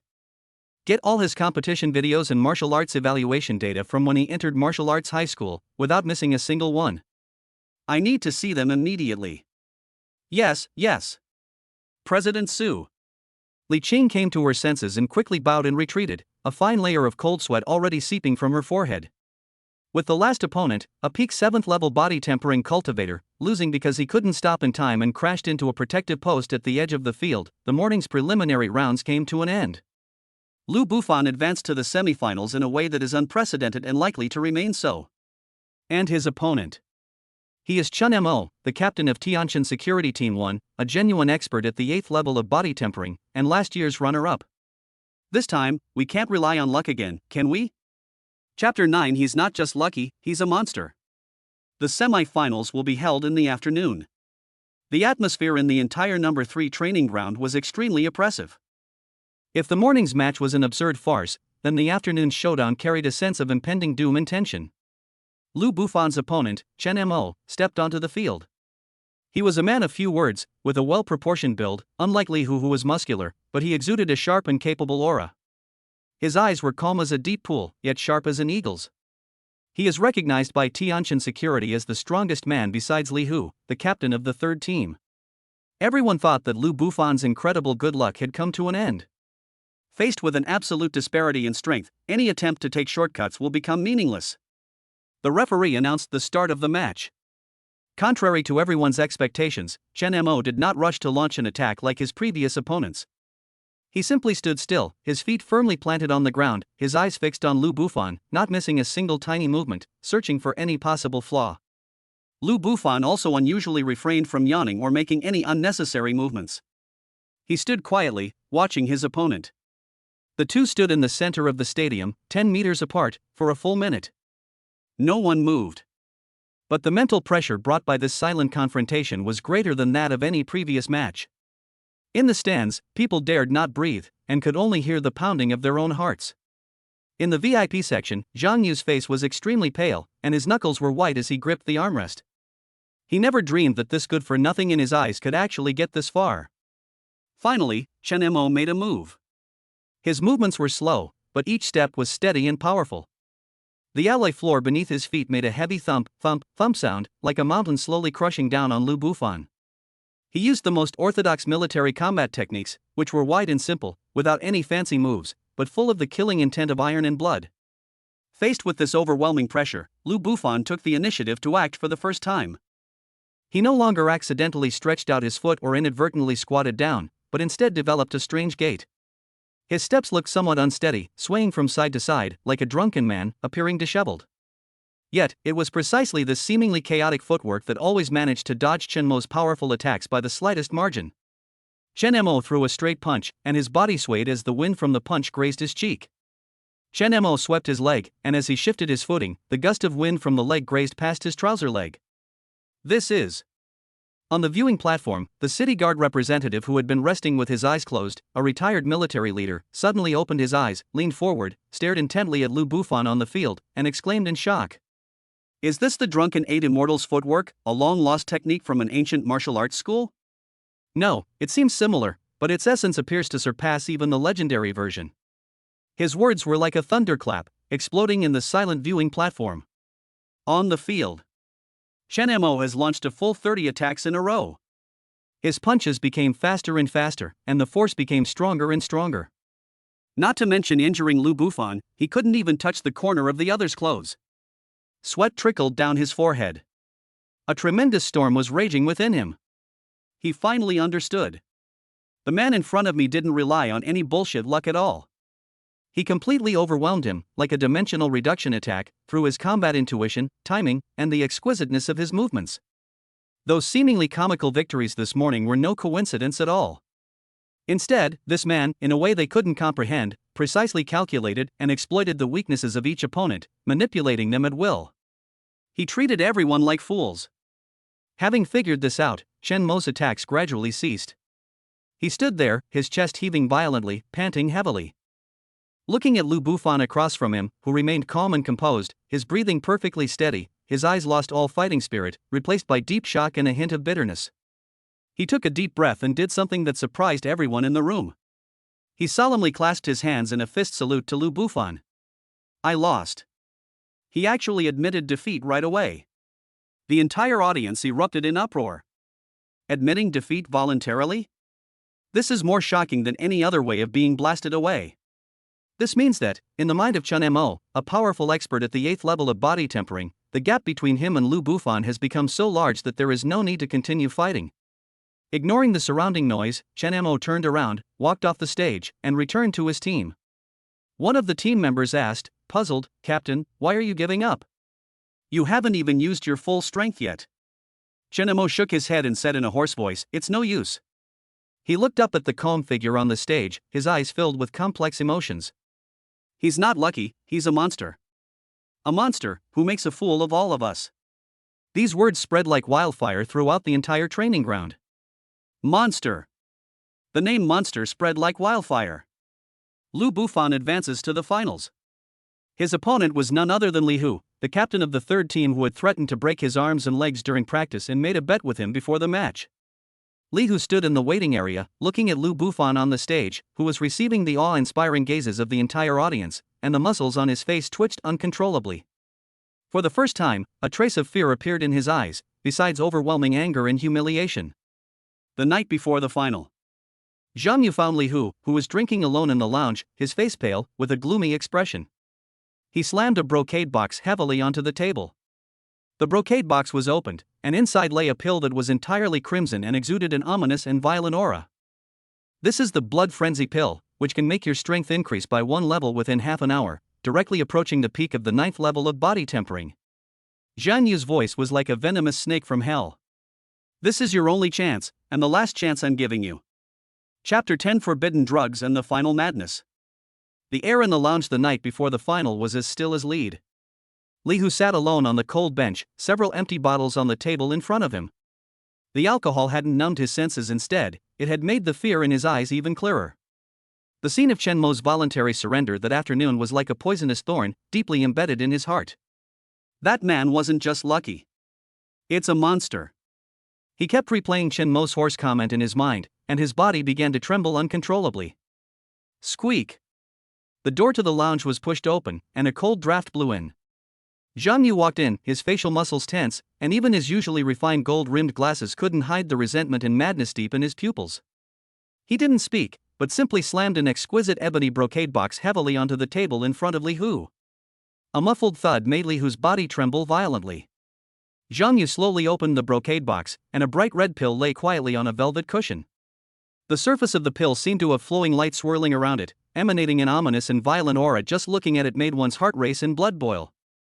This is the bloodlust pill. Zhang Yu's voice was very low, like a venomous snake flicking its tongue in your ear, each word carrying a chilling venom. It can make your strength increase by 1 level in half an hour, approaching the peak of the 9th level of body tempering. In fact, at the peak of the medicine's effect, it can briefly unleash power that exceeds the limits of body tempering. Li Hu's breathing suddenly quickened. He stared intently at the pill, his eyes filled with a mixture of greed and fear. Peak of the 9th level of body tempering. That was the level he dreamed of reaching. Eat it, Zhang Yu leaned down and whispered in Li Hu's ear, his face contorted in a ferocious grimace. Tomorrow in the arena, I want you, at any cost, to cripple him. He practically squeezed out the last 3 words through gritted teeth. This is a banned drug. Li Hu's voice trembled, his lips quivered, and his face was deathly pale. He certainly knew what the bloodlust pill was. It was a prohibited drug strictly forbidden by the military, which traded one's life potential for temporary, immense power. Once the effects wore off, at best, one's cultivation would regress and one's meridians would be damaged. At worst, one's vital energy would be depleted, leading to instant death. Banned drugs? Zhang Yu scoffed, straightening up and looking down at him. Li Hu, look at yourself now, like a stray dog. Do you think you have a choice? He stretched out his finger and jabbed it hard into Li Hu's chest. If you lose tomorrow, not only you, but the entire third team will become the biggest joke in Tianshan security. Do you still want to be the captain? Do you still have the face to show your face in Zhangcheng? Think about how that pretty boy humiliated you. Think about how everyone in the company sees you. Are you willing to accept this? Every word Zhang Yu said was like a red-hot branding iron, searing into Li Hu's heart. Humiliation, anger, resentment, all sorts of negative emotions surged like a flood, instantly overwhelming his last line of rational defense. He recalled Lu Bufan's leisurely strolling figure during the day. I recalled the awe and respect that the entire audience showed to Chen Mo when he voluntarily conceded defeat. He even recalled how confidently he had vowed to beat the other person to a pulp outside the lounge. Li Hu's eyes gradually turned red. His trembling hand slowly reached for the brocade box. The moment his fingertips touched the pill, a scorching heat seeped into his body through his skin, causing his blood to boil. Strength. This is the allure of power. Finally, he grabbed the bloodlust pill and clenched it tightly in his palm, his nails digging deep into his flesh. He raised his head, his bloodshot eyes fixed on Zhang Yu, and gritted his teeth as he said, word by word, fine. I'll eat. I want him, dead. A satisfied, cruel smile finally appeared on Zhang Yu's face. He patted Li Hu on the shoulder, his tone softening again, that's right. Don't worry, after it's done, I'll give you a large sum of money, enough for you to go to the best medical center abroad to recuperate. I'll also help you take care of President Su. He turned and left, leaving Li Hu alone in the dim light, panting heavily like a trapped beast. In the corner of the lounge, a disc-shaped cleaning robot, its blue indicator light flashing, silently glided across the floor, recording their conversation, along with a close-up of the pill, and transmitting it in real time to somewhere via an encrypted internal network. Top floor, CEO's office. Outside the huge floor-to-ceiling windows, the city's dazzling night view unfolds, with thousands of lights resembling a flowing galaxy. Su Qingxue, however, had no interest in appreciating it. She sat quietly behind her desk, looking at the documents projected on the virtual screen in front of her. Assistant Li Qing stood aside, reporting solemnly, President Su, we've investigated thoroughly. From the time Lu Bufan entered Wudao High School until his expulsion, a full 6 years, all the publicly available martial arts assessment records are here. His scores were all ding xia, his qi and blood value never exceeded 40 points, and he never showed any abnormalities. These are the recordings of all the intra-school competitions he participated in, and without exception, he was eliminated in the first round. The information was incredibly detailed, clearly outlining Lu Bufan's past life trajectory. An ordinary person who is mediocre, weak, and has no talent. Su Qingxue remained silent, her slender fingers gently tracing across the screen, bringing up the recording of today's competition. On screen, Lu Bufan uses various coincidences and luck to toy with his opponents one by one. His innocent and bewildered expression perfectly matches the image of the useless person in the file. But Su Qingxue's gaze grew increasingly profound, like the ancient ice beneath a frozen pool. After a long while, she slowly closed the light screen. Silence fell over the office. President Su. Li Qing began somewhat uneasily. He has been hiding it too well. Su Qingxue's voice was soft, but it carried an undeniable certainty. She stood up, walked to the floor-to-ceiling window, and looked down at the city below. A person can disguise himself as a good-for-nothing for 6 years, or even longer. He can fool all his teachers and classmates, and even the most advanced martial arts evaluation equipment. Li Qing, do you think that such a person's ambition is simply to become alive and son-in-law of the Su family? Li Qing's heart skipped a beat. As she followed Su Qingxue's train of thought, she felt a chill rise up her spine. Yes, a person with such deep scheming and terrifying patience must be plotting something incredibly big. A strange light shone in Su Qingxue's eyes. Before this, in her eyes, Lu Bufan was merely a tool to fulfill the bet, a pawn to solve her own troubles. But now, this perception has been completely overturned. Lu Bufan has risen from a betting partner to a mysterious opponent whom she needs to take seriously, and even treat as an equal. This gave her a long-lost feeling of excitement. Half an hour before the start of the final. In the rest area reserved for athletes, Lu Bufan was leaning against the wall, resting with his eyes closed. A soft sound of footsteps approached from afar and stopped in front of him. He opened his eyes and saw Li Qing with a complicated expression. What is it? Lu Bufan asked casually. Li Qing pursed her lips, seemingly finding it difficult to speak. She took out an unopened bottle of energy supplement from her bag and handed it over. President Su asked me to tell you, Li Qing said in a low voice, Li whose strength is overwhelming, you can't fight him head-on. If things are hopeless, admitting defeat is not shameful. She was stunned for a moment after saying that. Is this still the same aloof, icy CEO who treats everyone else like dirt? She actually cares about a man's safety? Lu Bufan looked at the water in her hand, then at her concerned eyes, and suddenly smiled. He didn't take the bottle of water instead, he reached out and gently patted Li Qing's shoulder. Please thank President Su for me, and thank you too. His smile was clean and confident, as if it carried a calming power. However, I'm determined to win the championship. Li Qing stared blankly at his retreating figure as he turned and walked towards the arena. She suddenly felt that this man might really be able to create miracles. The final bell is about to ring. The atmosphere in arena number 3 was extremely heavy, with a sense of impending doom permeating the air. Nearly 1,000 spectators remained completely silent. Everyone knows that this is no longer a simple match. This is a duel where dignity, future, and even life and death are at stake. Will that monster who suddenly appeared and made it to the finals in an unbelievable way fall today? Under the spotlight, Li Hu was the first to step onto the ring. Roar! As soon as he stood still, he looked up to the sky and let out a roar that was not human. A visible crimson aura emanated from him and spread outwards with a roar. His muscles bulged exaggeratedly, veins coiled beneath his skin like writhing dragons, and his eyes were frighteningly red, as if 2 flames were burning within them. A violent, bloodthirsty aura instantly enveloped the entire training ground. What's going on? Li Hu's aura is so strong. It's more than 1 level stronger than the 8th level of body tempering. On the viewing platform, Su Changhe, the second elder of the Su family, suddenly stood up, his expression changing drastically. Li Hu's aura is problematic. This is definitely not his normal state. Jingxue, should we stop the match immediately? The other elders and distinguished guests also noticed something was wrong and their faces showed surprise. However, Su Qingxue simply sat quietly. She shook her head, her gaze piercing through the crowd and locking onto the composed figure slowly walking onto the arena. Her voice wasn't loud, but it reached the ears of every elder clearly. I believe him. On the ring, the referee was also terrified by Li Hu's condition, but he still gritted his teeth and walked to the center of the arena. Final match, Lu Bufan vs Li Hu. The match begins. His voice announcing the start was still echoing in the arena when he scrambled off the stage. The very instant he shouted start. Lu Bufan. Die.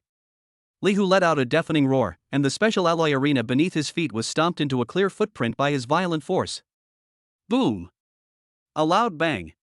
He charged towards Lu Bufan like a cannonball, leaving a blurry afterimage as he charged forward with a terrifying aura that seemed to want to destroy everything. That speed and that power have completely exceeded the limits expected of a body-tempering realm martial artist. Chapter 11 Cat plays with mouse, strolling leisurely. Li Hu has arrived.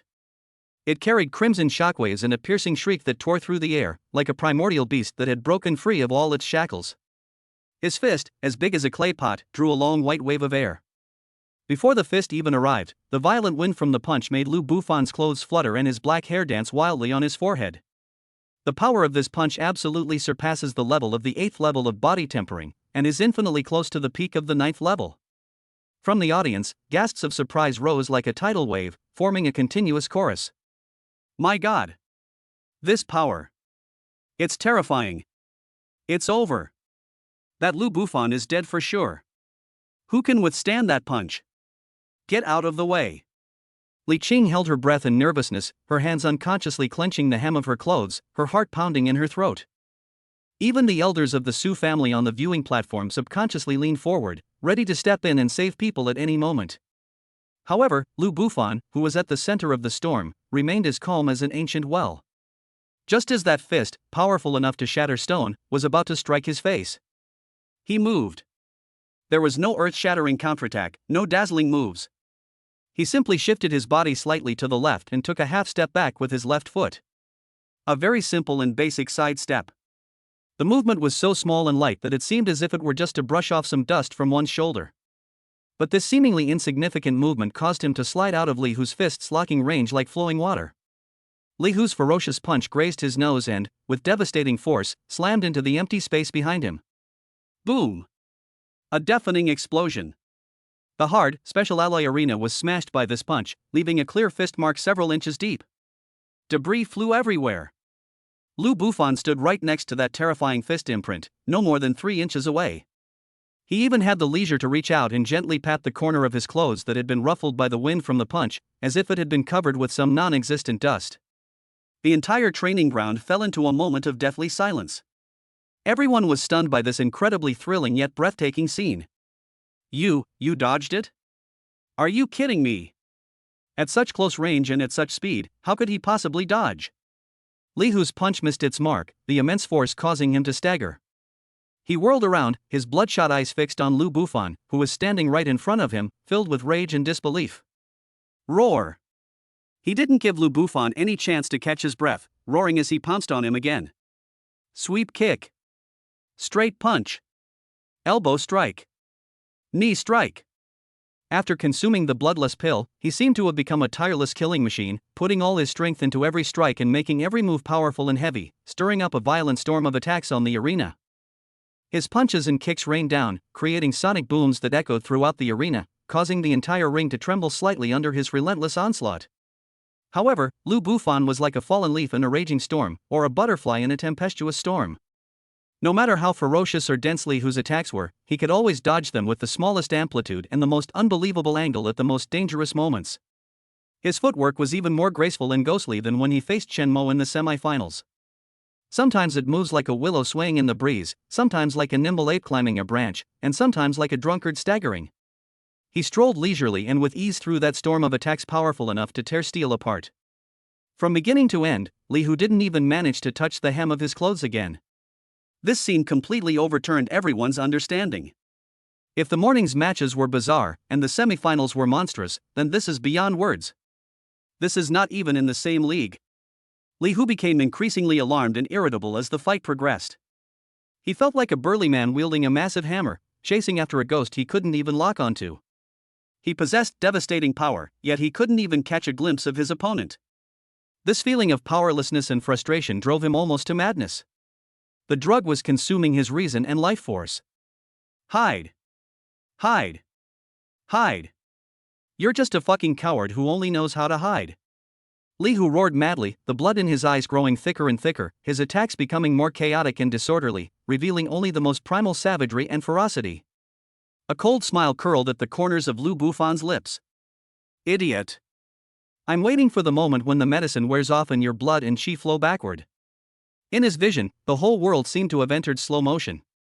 The microscopic observation ability granted by the system was fully activated, and every wisp of blood in Li Hu's body, every uncoordinated tremor of muscle fibers, and even every overloaded beat of his heart were clearly presented in Lu Bufan's mind, forming a complete data model. Li Hu's next move, his next intention, every limit and weakness of his body will be exposed. He can accurately predict Li Hu's every move within 0.5 seconds. This is his true trump card. On the reviewing stand, the military leader who had been silently watching the battle trembled slightly with excitement. He exclaimed in surprise again, his voice trembling. No! This is no longer footwork. This is prediction. Absolute combat prediction. He saw through all of his opponent's attacks. This is a combat awareness that only a master who has been through countless battles and whose fighting instincts are ingrained in his bones could possess. Grandmaster level combat awareness. These words struck everyone's hearts like a thunderbolt from the heavens. A young man under 20 years old possesses master-level combat awareness? How is that possible? Su Qingshua's body had leaned slightly forward without her noticing, and her eyes, which had been like an icy pool for millennia, were now filled with unprecedented turmoil. Her jade-like hands, resting on the armrest, unconsciously clenched tighter. He not only concealed his strength, but also possessed a master-level combat awareness. Who exactly is he? How many secrets does he still hold? The games on the field continued. While easily dodging, Lu Bufan still had the leisure to speak. His voice wasn't loud, but it clearly drowned out Li Hu's furious roar and echoed throughout the entire venue. My left punch was 0.1 seconds slower, my waist was not coordinated, and I lost 30% of my power. This sweeping leg strike was executed with the knee angle wrong, leaving numerous openings. Fool, your blood and chi are already surging wildly in your body, and you still dare to use such wide and sweeping moves? Lu Bufan's comments were like the sharpest scalpel, precisely dissecting Li Hu's every move and every mistake. These words were like poisoned daggers, stabbing deeply into Li Hu's already fragile heart, driving him even more insane and reckless. Shut up! Shut up! Li Hu, acting like a madman, recklessly squeezed out the last bit of medicinal power from his body and launched a final, desperate attack. But he felt his body getting heavier and heavier, and a tearing pain came from his meridians. A violent force was rampaging through his body, as if it was about to burst out at any moment. He wanted to stop, but his body, under the influence of the drug, was completely out of his control. Time passed second by second amidst Li Hu's frenzied attacks and Lu Bufan's leisurely stroll. Finally, Li Hu's movements showed a barely perceptible stiffness. Now! Lu Bufan's ever-elegant and evasive figure suddenly stopped. He stood quietly in front of Li Hu, watching the giant man who was panting heavily due to exhaustion and the backlash from the medicine, unable to even stand steadily, his eyes calm without a ripple. He spoke softly, his voice like that of a final judgment. The game is over. Chapter 12, Defeating the Enemy with a Single Finger, Exonerating Him from Conspiracy. When the words "game over" were clearly heard by everyone, the entire training ground fell into an eerie silence. Everyone's heart was in their throat. They knew that the man who had been dodging like a ghost for so long was finally about to fight back. Li Hu heard it too. His consciousness, somewhat blurred by the effects of the drug, instinctively sensed a deadly danger. He wanted to retreat, to defend himself, but his blood and chi were flowing in reverse, and the violent energy was raging through his meridians like a runaway horse, making even moving a finger incredibly difficult. The old forces have been exhausted, and the new forces have not yet emerged. The pain from the drug's backlash and the feeling of exhaustion left him in a state of unprecedented weakness. In this fleeting moment, Lu Bufan's figure moved. There was no afterimage and no sonic boom. He simply took a step forward in an ordinary way, yet it seemed as if he had traversed a distance in space and appeared in front of Li Hu in an instant. Quick! It's almost at its limit. The pupils of the entire audience contracted sharply at that moment. Facing Li Hu, who was as burly as a small mountain, Lu Bufan did not use his fists or palms. He slowly extended one finger. Index finger. That finger was fair and slender, and looked completely devoid of strength. Just like that, seemingly lightly, he touched the Shanzhong acupoint right in the center of Li Hu's chest. This gesture didn't even stir up a wisp of wind. This gesture was extremely simple and unadorned. But to the military leader on the reviewing stand, it was as if he had witnessed a miracle. Because the timing, angle, and force of this finger strike were all exquisite, as if they had been calculated millions of times, precisely capturing the only flaw in the flow of energy around Li Hu's body. Puff! A faint, almost inaudible thud. Lu Bufan's finger touched Li Hu's chest. The next second, Li Hu's massive body was struck as if by lightning. He jolted violently, the bloodshot in his eyes instantly vanishing, replaced by extreme terror and pain. Lu Bufan's finger strike contained the peak power of the 9th level of body tempering. Like the most precise scalpel, it penetrated the acupoints and directly detonated the already violent and uncontrollable medicinal power within his body. Boom! An invisible energy exploded within Li Hu's body. Wow! Li Hu opened his mouth and suddenly spat out a mouthful of blood mixed with fragments of internal organs, the blood mist spreading in the air. His body, weighing over 200 pounds, was as if he had been hit head-on by a speeding truck, and he was sent flying backward like a kite with a broken string. It arced awkwardly through the air, covered a distance of more than 10 meters, and crashed heavily onto the hard ground beneath the ring. Bang! Another loud bang. After landing, Li Hu's body twitched twice and then remained completely still. His eyes rolled back, he foamed at the mouth, and he fainted on the spot. Anyone with expertise could see that all his meridians were severed and his dantian was shattered. His cultivation at the 8th level of body tempering was completely destroyed. From now on, he will be a useless person who was even worse than an ordinary person. The entire venue was deathly silent. You could hear a pin drop. Everyone was stunned into a blank mind by this dramatic and shocking reversal. One finger. Just one finger. They completely crippled a powerful individual who had taken a banned drug and whose strength had skyrocketed to the peak of the 9th level of body tempering. This strength and these methods have completely exceeded their expectations. The silence lasted only 3 seconds. 3 seconds later, the entire training ground erupted in thunderous applause and cheers, like a landslide and a tsunami. We won! We won! My God! That's incredible! This is a true monster. Champion. Champion. Champion. No matter how strange or bizarre Lu Bufan's behavior had been before, at this moment, he conquered everyone present with his undeniable absolute strength. He is the strongest champion of this competition. In the center of the arena, Lu Bufan stood quietly, the spotlight shining on him, casting a long shadow. He did not celebrate, nor did he heed the deafening cheers around him. His gaze, like two sharp swords, pierced through the noisy crowd and shot straight at the figure in the VIP section who was already pale and trembling like a leaf. Zhang Yu. Lu Bufan slowly raised his hand, signaling for silence from the audience. Surprisingly, the deafening cheers gradually subsided at his signal. All eyes were on him. He spoke in a loud voice, which clearly resonated throughout every corner of the training ground. Captain Li, who is exceptionally strong and incredibly brave, I admire him greatly for that. But I have a question. Why did his strength suddenly surge to such an extent in the finals? And why did he suffer such a miserable fate at the last moment, with his blood and chi flowing backward and his meridians ruptured? His voice paused, and his eyes grew even colder. I think this is inextricably linked to certain individuals who, for their own selfish desires, are willing to illegally use banned drugs and ruin the futures of their subordinates.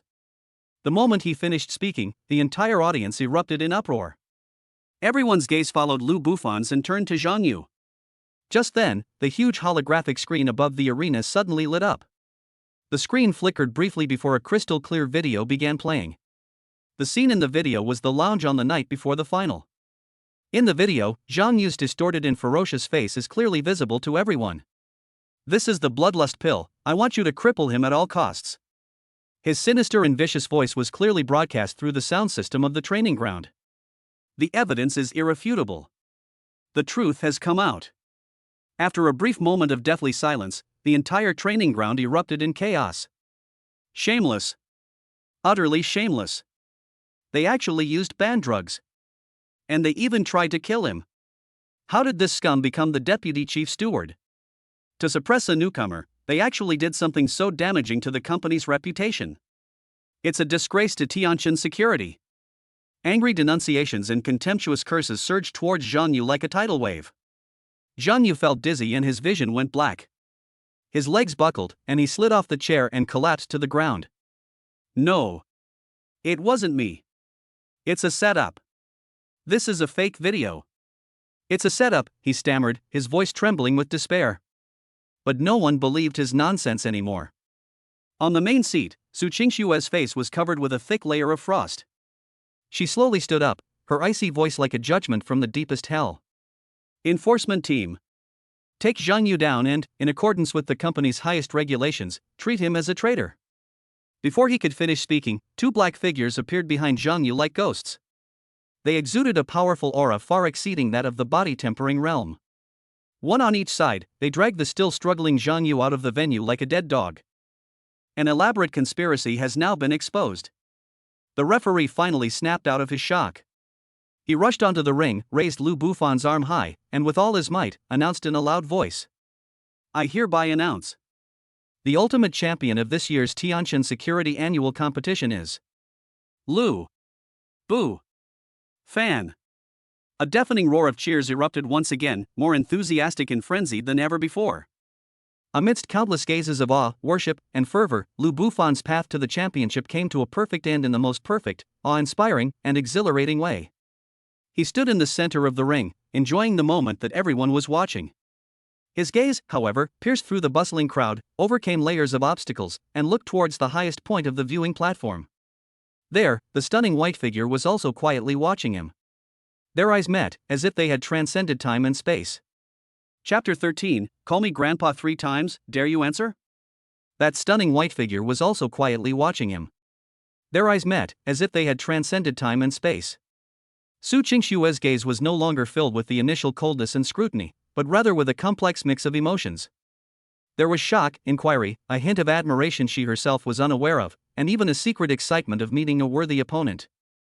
In just 3 days, this man transformed from an ant in her eyes, a humiliating commodity, into a figure she could look at as an equal, a mystery that even she found unfathomable. On the arena, Lu Bufan withdrew his gaze. The thunderous cheers still echoed through the training ground, the frenzied roar almost lifting the entire dome. Countless employees gazed at him with adoration, at the man who had just created the most incredible miracle in Tianjin Security's history with a single finger. He did not bask in this glory. He slowly walked to the edge of the ring and took the wireless microphone from the excited, almost incoherent referee. I tapped it lightly. Thump, thump. Two deep, resonant sounds were amplified and clearly resonated throughout the venue via the surround sound system. A miraculous scene unfolded. The previously bustling crowd fell silent as quickly as if an invisible hand had pressed a mute button after those two soft sounds. Within seconds, the training ground, which housed nearly 1,000 people, was once again completely quiet. Everyone held their breath, focusing their attention on the man holding the microphone. They knew the coronation ceremony for the champion was over, but the real show might just be beginning. Lu Buffon brought the microphone to his lips. His voice wasn't loud, but it had a strange penetrating power that filled everyone's eardrums. The match is over. He paused, looked around the entire area, and finally his gaze fell on the formation where the security personnel were, a playful smile curving his lips. But it seems, there are still some things that haven't been resolved. Boom! This statement is like throwing a red-hot iron into a calm pan of oil. All eyes in the room instantly followed Lu Buffon's gaze and focused on the security department's formation. The security guards who had previously participated in the gambling and clamored to make Lu Buffon kneel down and call him grandpa suddenly turned ashen-faced. Especially the third team's deputy captain who was in charge, and several other captains who usually acted arrogantly, felt their blood freeze in an instant. Their bodies began to tremble uncontrollably. Fear. It was an uncontrollable fear that seeped from the depths of one's bones. They wanted to slip away. Some people instinctively turned around, trying to blend into the crowd and slip away through the back door. But the moment he moved, he found that everyone's gaze was like a knife fixed on him. Those gazes were filled with contempt, mockery, and schadenfreude. There's nowhere to escape. Under the gaze of nearly 1,000 eyes, they were like stage clowns locked in by spotlights, every tiny movement magnified infinitely. What's wrong, captains? Is it that your legs aren't strong enough, or are you just getting old and your memory is failing? Lu Buffon's voice rang out again, tinged with a lazy, mocking tone. Do you want me to help you remember who was blocking the door to the lounge 3 days ago, saying they would break my arms and legs and make me kneel on the ground and call them grandpa? Every word was like a heavy hammer blow, striking the hearts of those security guards. Their faces turned a deep purplish red, and cold sweat trickled down their foreheads, drop by drop. On the viewing platform, the elders of the Su family exchanged glances, with the second elder, Su Changhe, frowning deeply, seemingly wanting to say something. However, when he saw Su Qingshue's expressionless profile in the main seat, he swallowed his words. He knew that today, this young man was in charge of the Su group. Holy crap! There's this going on. The real culprit is starting to settle scores. Here it comes. My favorite part. When someone's face is slapped, it's slapped hard. When a bet is settled, it's settled. Ha, these idiots, of all people to mess with, they had to pick on a real god. This is going to be good. Selling sunflower seeds, peanuts, and bottled water in the front row. Anyone want a small stool? The oppressive atmosphere in the audience was broken, replaced by a chorus of cheers and jeers, as if they didn't want the drama to get out of hand. Under the intense gaze of thousands of eyes and amidst the undisguised laughter of his colleagues, the deputy captain of the third team finally succumbed to the overwhelming pressure. His legs went weak, and he was the first to step out. Every step he took felt like stepping on a red-hot knife tip, heavy and humiliating. From the square formation to the foot of the arena, a mere 20 meters, it felt like an eternity to him. Finally, he moved to the front of the ring. Under the watchful eyes of the entire audience, he looked at the indifferent young man on the stage and bent his knees. Thump! A muffled thud. This deputy team leader, who usually acted arrogantly in front of ordinary employees, knelt down straight down. His head was buried deep, as if he wished he could find a crack in the ground to crawl into. Once there's a first, there's a second, a third. Thump! Thump! Thump! One by one, the security guards who had participated in the betting and mocked Lu Buffon all came out like dominoes being toppled, kneeling humiliatedly in front of the arena. In the blink of an eye, a large group of 30 or 40 people knelt down below the arena. These men, who were usually strong and arrogant, were now like defeated roosters, hanging their heads and not daring to look at anyone. The scene was both comical and shocking. Everyone was so shocked by this scene that they were speechless. They knew that from this moment on, the world of Tianqian security was about to change. Lu Buffon looked down at them, his eyes showing no pleasure, only calmness. He picked up the microphone again. Let's begin. 3 simple words, yet they sound like a final judgment. The vice captain kneeling at the front was trembling violently, his face flushed red, and his lips trembled for a long time before he finally managed to squeeze out a sound from his throat that was softer than a mosquito's hum. Grandpa, Grandpa. The voice was so soft it was almost inaudible, filled with endless humiliation and resentment. What did you say? The wind is too strong, I can't hear you. Speak louder. Haven't you eaten? Before Lu Bufan could even speak, some people in the audience had already started to jeer. One sarcastic remark after another lashed out like whips at the kneeling security guards. The vice captain closed his eyes, as if resigned to his fate, and with all his might, he screamed at the top of his lungs. Grandfather! That cry was as mournful as a cuckoo's lament. With him taking the lead, the others followed suit and started shouting. Grandfather! Grandfather! Dozens of burly men shouted in unison. The sound, like a torrent of humiliation, echoed throughout the entire training ground. Lu Bufan listened expressionlessly. Not enough, he said calmly. It was agreed that it would be 3 times. Those people froze, and the last trace of color drained from their faces. Finally, witnessed by nearly 1,000 people, they gritted their teeth, held back their tears, and shouted in unison 3 times. Grandfather! Grandfather! Grandfather! After the 3 shouts, the entire training ground fell into a moment of deathly silence. Everyone stared at the young man on the stage, whose calmness was almost frightening. He didn't laugh wildly, nor did he show any smugness. He simply looked calmly at the group of people below the stage, whose faces were ashen, and slowly began to speak. I'm not a very tolerant person, but I have a very good memory. His voice, transmitted clearly through the microphone, reached every corner. I hope that everyone will work on improving their memory in the future. These words, without a single swear word, are more chilling than any vicious curse. To kill someone, you must also destroy their spirit. The security guards kneeling on the ground felt a chill run down their spines and up to the top of their heads when they heard those words. They knew they were finished. From this day forward, this man will be a sword hanging over their heads. As long as he remains with Tianqian security, they will never be able to hold their heads high. He will become the undisputed, underground king of Tianqian security. After doing all this, Lu Bufan casually tossed the microphone to the referee next to him. This exhilarating gambling settlement brought the atmosphere to a new peak. However, Lu Bufan once again made a move that surprised everyone. His gaze passed over the dense crowd and once again fell upon the highest point of the viewing platform. He turned his gaze to the stunningly beautiful figure who had been watching him quietly from beginning to end. Everyone in the room instinctively held their breath. A strong premonition welled up in their hearts. The real show is about to begin. Under the watchful eyes of everyone, Lu Bufan looked at Su Qingxue and a smile suddenly appeared on his face. That smile was radiant, yet carried a hint of something indescribable. He didn't use a microphone, but his voice seemed to carry some strange power, clearly reaching everyone's ears. President Su. He spoke. I won our bet. He took a step forward, his voice suddenly rising like a thunderclap from a clear sky. Now, shouldn't we talk about our real marriage? Silence. A deathly silence. If the dozens of people kneeling and calling him grandpa was like pouring water into a pot of boiling oil, then Lu Bufan's words were like dropping a deep-sea nuclear bomb into a calm lake. Boom! In that instant, everyone's brain completely shut down. A bet? A real wedding? Behind this championship, there's such a shocking secret hidden. On the viewing platform, the representatives from various families and forces in Jiangcheng stood up abruptly from their seats as if they had seen a ghost. The second elder of the Su family, Su Chanhe, was so angry that he trembled all over. He pointed at Lu Bufan on the stage, his lips quivering, unable to utter a single word. The military leader also dropped his admiration, replaced by a look of astonishment and solemnity. What exactly is this young man trying to do?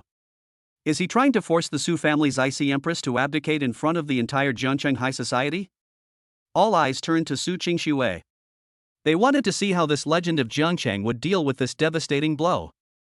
At the eye of the storm, Su Qingxue stood quietly, her face expressionless. No one knew that, hidden beneath her pristine white martial arts uniform, her delicate hands were clenched tightly. That night, at the summit of Jiangcheng, a heavenly palace stands atop the clouds. Inside the private suite on the top floor, huge floor-to-ceiling windows offer a dazzling view of the city at night, making it feel as if the entire galaxy is beneath your feet. Beside the expensive rosewood table, Su Qingxue silently watched the man opposite her. The atmosphere in the room was completely different from when they signed the son-in-law contract 3 days ago. Chapter 14 Elixirs as Dowry, the World as Gift. The top-floor suite at the Cloud Top Palace was so quiet that you could hear the faint sound of the wind outside the window. It was the same private room, the same rosewood table, and the same two people. But this time, everything changed. Su Qingxue sat opposite Lu Bufan. The disdain and indifference of 3 days ago were no longer visible in her icy blue eyes. In their place was a bottomless inquiry, a struggle, and a trace of fear that even she herself was unwilling to admit. For the first time, she felt that she couldn't see through a man at all. He is like an abyss. You stare at him, thinking you've seen the bottom, only to find it's just another, deeper darkness. How much strength has he been hiding? Where did his master-level combat awareness come from? What was he planning to achieve by enduring for 6 years? These mysteries, like chains, entangled Su Qingxue's mind. Assistant Li Qing stood respectfully behind Su Qingxue like a statue, not daring to even breathe loudly. Out of the corner of her eye, she would occasionally glance at the man who was leisurely sipping a top-quality De Hong Pao tea. Her gaze had completely transformed from initial disdain and contempt to awe. 3 days. In just 3 short days, this man went from being the laughingstock of the entire company, a useless son-in-law who needed the president's behind-the-scenes connections, to becoming a terrifying figure who crippled Zhang Yu, suppressed everyone, and even dared to force the president into marriage in public. This earth-shattering change made her feel like she was dreaming. After a long silence, Su Qingxue broke it first. Her fingers, resting on the table, tapped lightly and unconsciously, producing a rhythmic, soft sound. Your strength is more than just the 9th level of body tempering. Her voice was flat, without the slightest fluctuation, and she used declarative sentences rather than interrogative sentences. In the final of the competition, although Lu Bufan only used one finger, the terrifying penetrating power and precise control of energy contained in that finger far exceeded the scope of the body tempering realm. More importantly, from beginning to end, she felt a subtle yet unsettling threat emanating from Lu Bufan. It was a sense of oppression on a life level. Lu Bufan put down his teacup, the bottom of which collided with the table, making a crisp, light sound. He smiled, a hint of something unreadable on his face, and said non-committally, "How strong I am is not important. What is important is that from now on, you will gradually find out." His tone was calm, yet it exuded an undeniable confidence. He steered the conversation back on track. "Now, shouldn't we talk about fulfilling the bet?" Su Qingxue's gaze sharpened slightly. She knew that the real confrontation was only just beginning.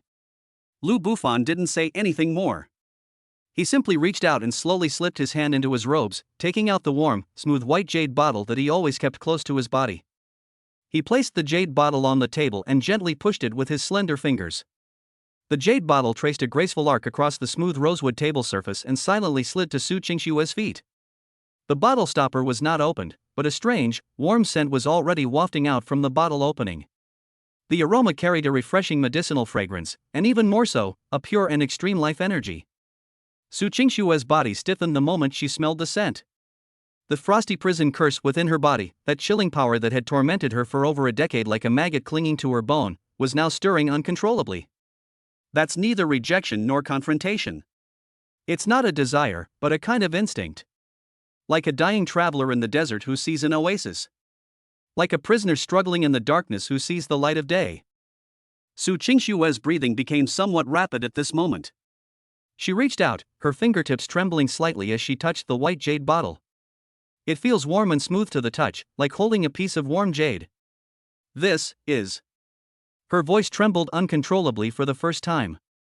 Lu Bufan leaned back in his chair, his hands clasped in front of him, looking at her calmly, as if what he had just taken out was not a peerless elixir that could drive the entire martial arts world crazy, but an ordinary candy. Curing your chronic illness and freeing you from the torment of the cold prison curse is just the beginning of our marriage. His voice was soft, yet it resonated like thunder in Su Qingxue's heart. My betrothal gift is to allow you to return to the path of martial arts, to free you from the curse of your bloodline, and to give you the right to become a complete woman. A complete woman. These 4 words, like a needle, pierced the softest and most painful spot in Su Qingxue's heart. As a near grandmaster and the empress of the Su family, she possessed everything, yet she lost the most basic right of a woman to bear children. This was her greatest secret and her greatest inner demon. And now, this man is offering this power to her as a betrothal gift. Su Qingxue's eyes were slightly red. But Lu Bufan's next words made her instantly hide her vulnerability. He leaned forward slightly, his deep eyes fixed firmly on Su Qingxue, and spoke clearly, word by word. And what I want in my dowry. It's you. And the entire Su family behind you. Boom. Su Qingxue's brain went blank. Li Qing, who was behind her, was so shocked that she took a step back and almost collapsed to the ground. What did she hear? This man doesn't just want President Su, he wants the entire Su group.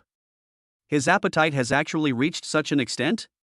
Su Qingxue stared intently at Lu Bufan, trying to discern even the slightest hint of a joke on his face. But she failed. Lu Bufan's eyes were calm yet profound, like a vast starry sky, burning with a flame she had never seen before, ambition. That wasn't the arrogance of a fool, but rather an absolute confidence that made it seem like everything was under control. Before Su Qingxue could speak, Lu Bufan had already slowly stood up. He walked to the huge floor-to-ceiling window, opened his arms as if to embrace the dazzling starry sky outside. Su Qingxue, your vision is too narrow. His voice carried a majestic air of looking down upon all living beings. Your goal may simply be to preserve the Su family's legacy and become the number one in Jiangcheng. But my goal has never been merely Jiangcheng.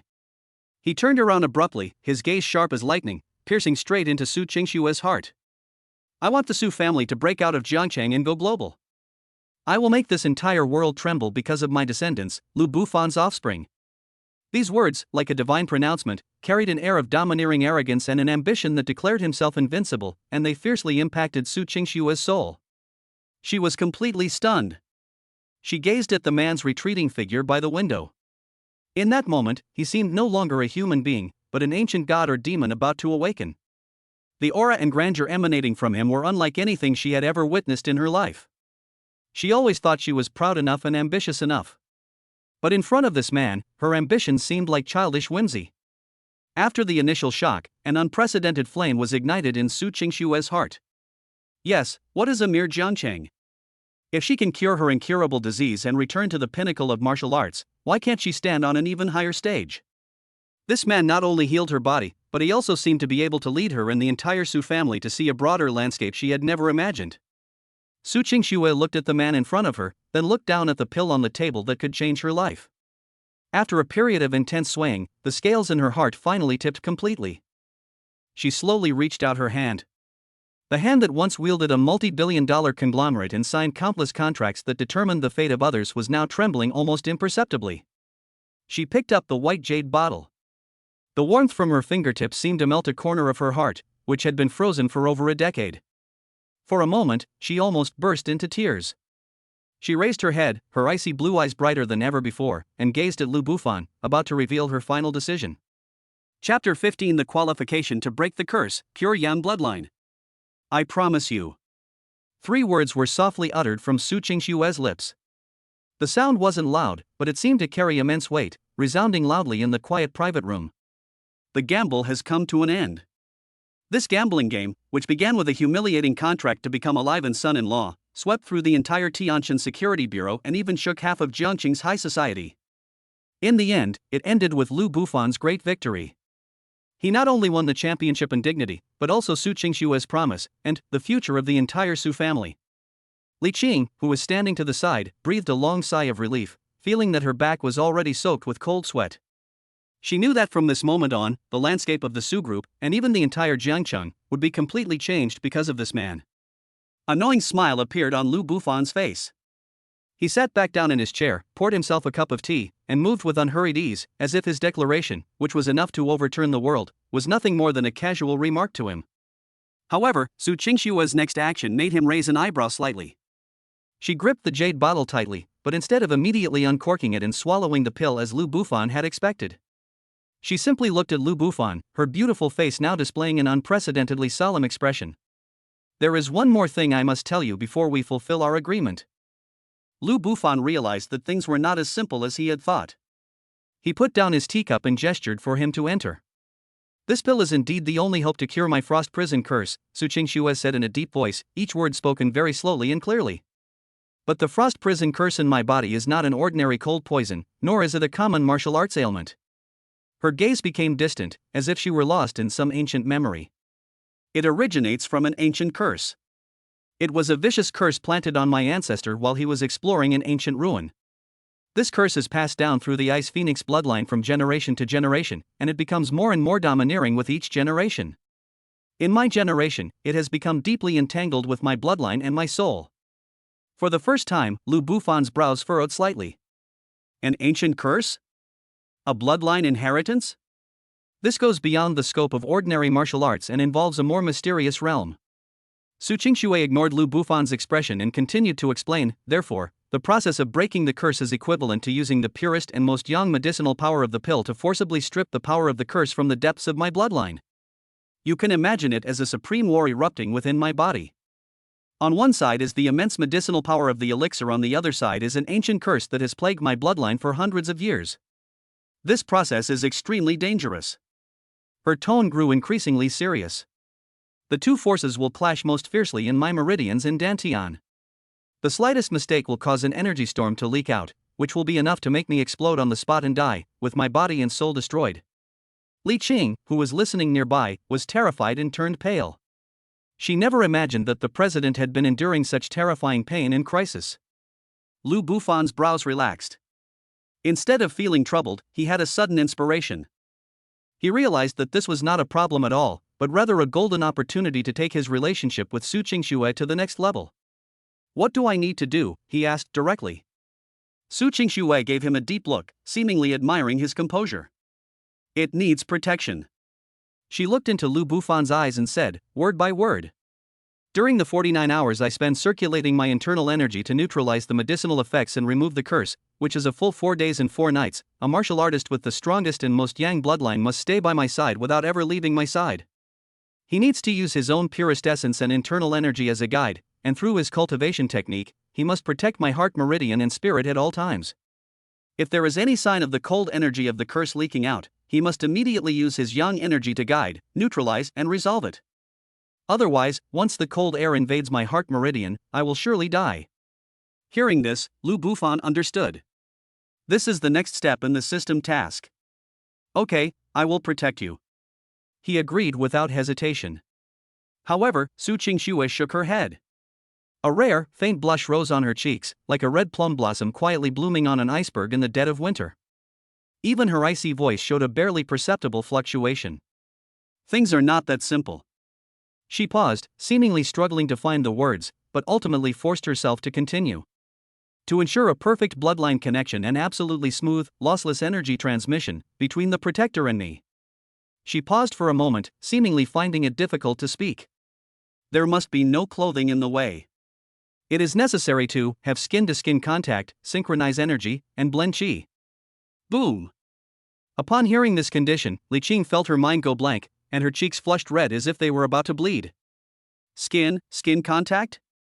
4 days and 4 nights? This. She subconsciously glanced at Lu Bufan, then at her CEO's stunning profile, now flushed with a blush, and her heart began to pound uncontrollably. After saying that, Su Qingxue also felt uncomfortable. She forced herself to ignore the strange feeling, forced herself to look directly into Lu Bufan's eyes, and asked the most crucial question. What level is your bloodline? And what are its attributes? Ordinary yang attribute bloodlines simply cannot withstand the backlash of the Ice Phoenix bloodline curse's cold energy. They will only die in vain.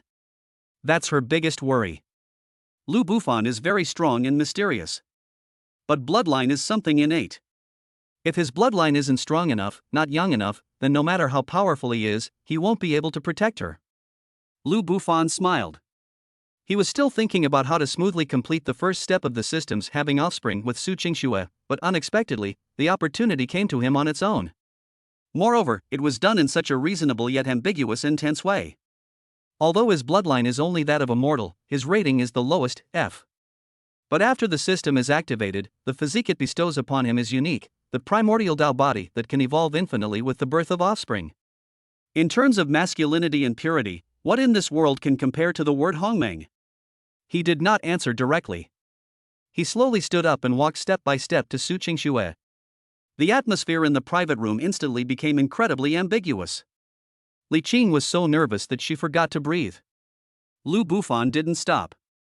He walked around the table, went to Su Qingxue's side, and then bent down. He brought his lips close to Su Qingxue's crystal clear ear, which still carried a hint of coolness. A uniquely masculine, hot breath, accompanied by his deep and magnetic voice, brushed against Su Qingxue's most sensitive earlobe, causing her entire body to tremble uncontrollably.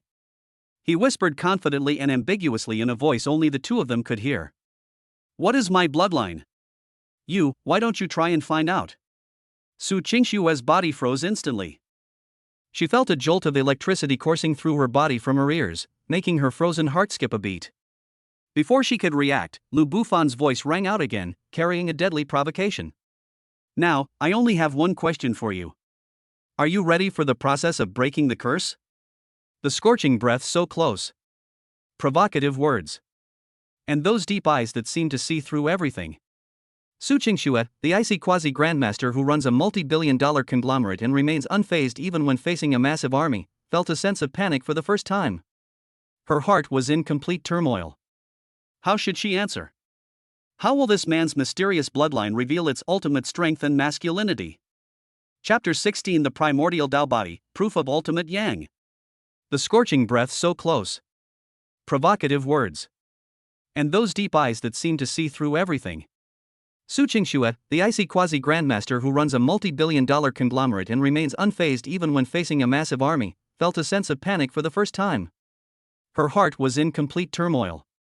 That uniquely masculine scent, with a domineering and aggressive quality, brushed against her sensitive earlobe, causing her entire body to tremble uncontrollably, a strange, tingling sensation spreading from her earlobe throughout her body. She instinctively wanted to back away, to create distance, and to regain control of her own coldness and initiative.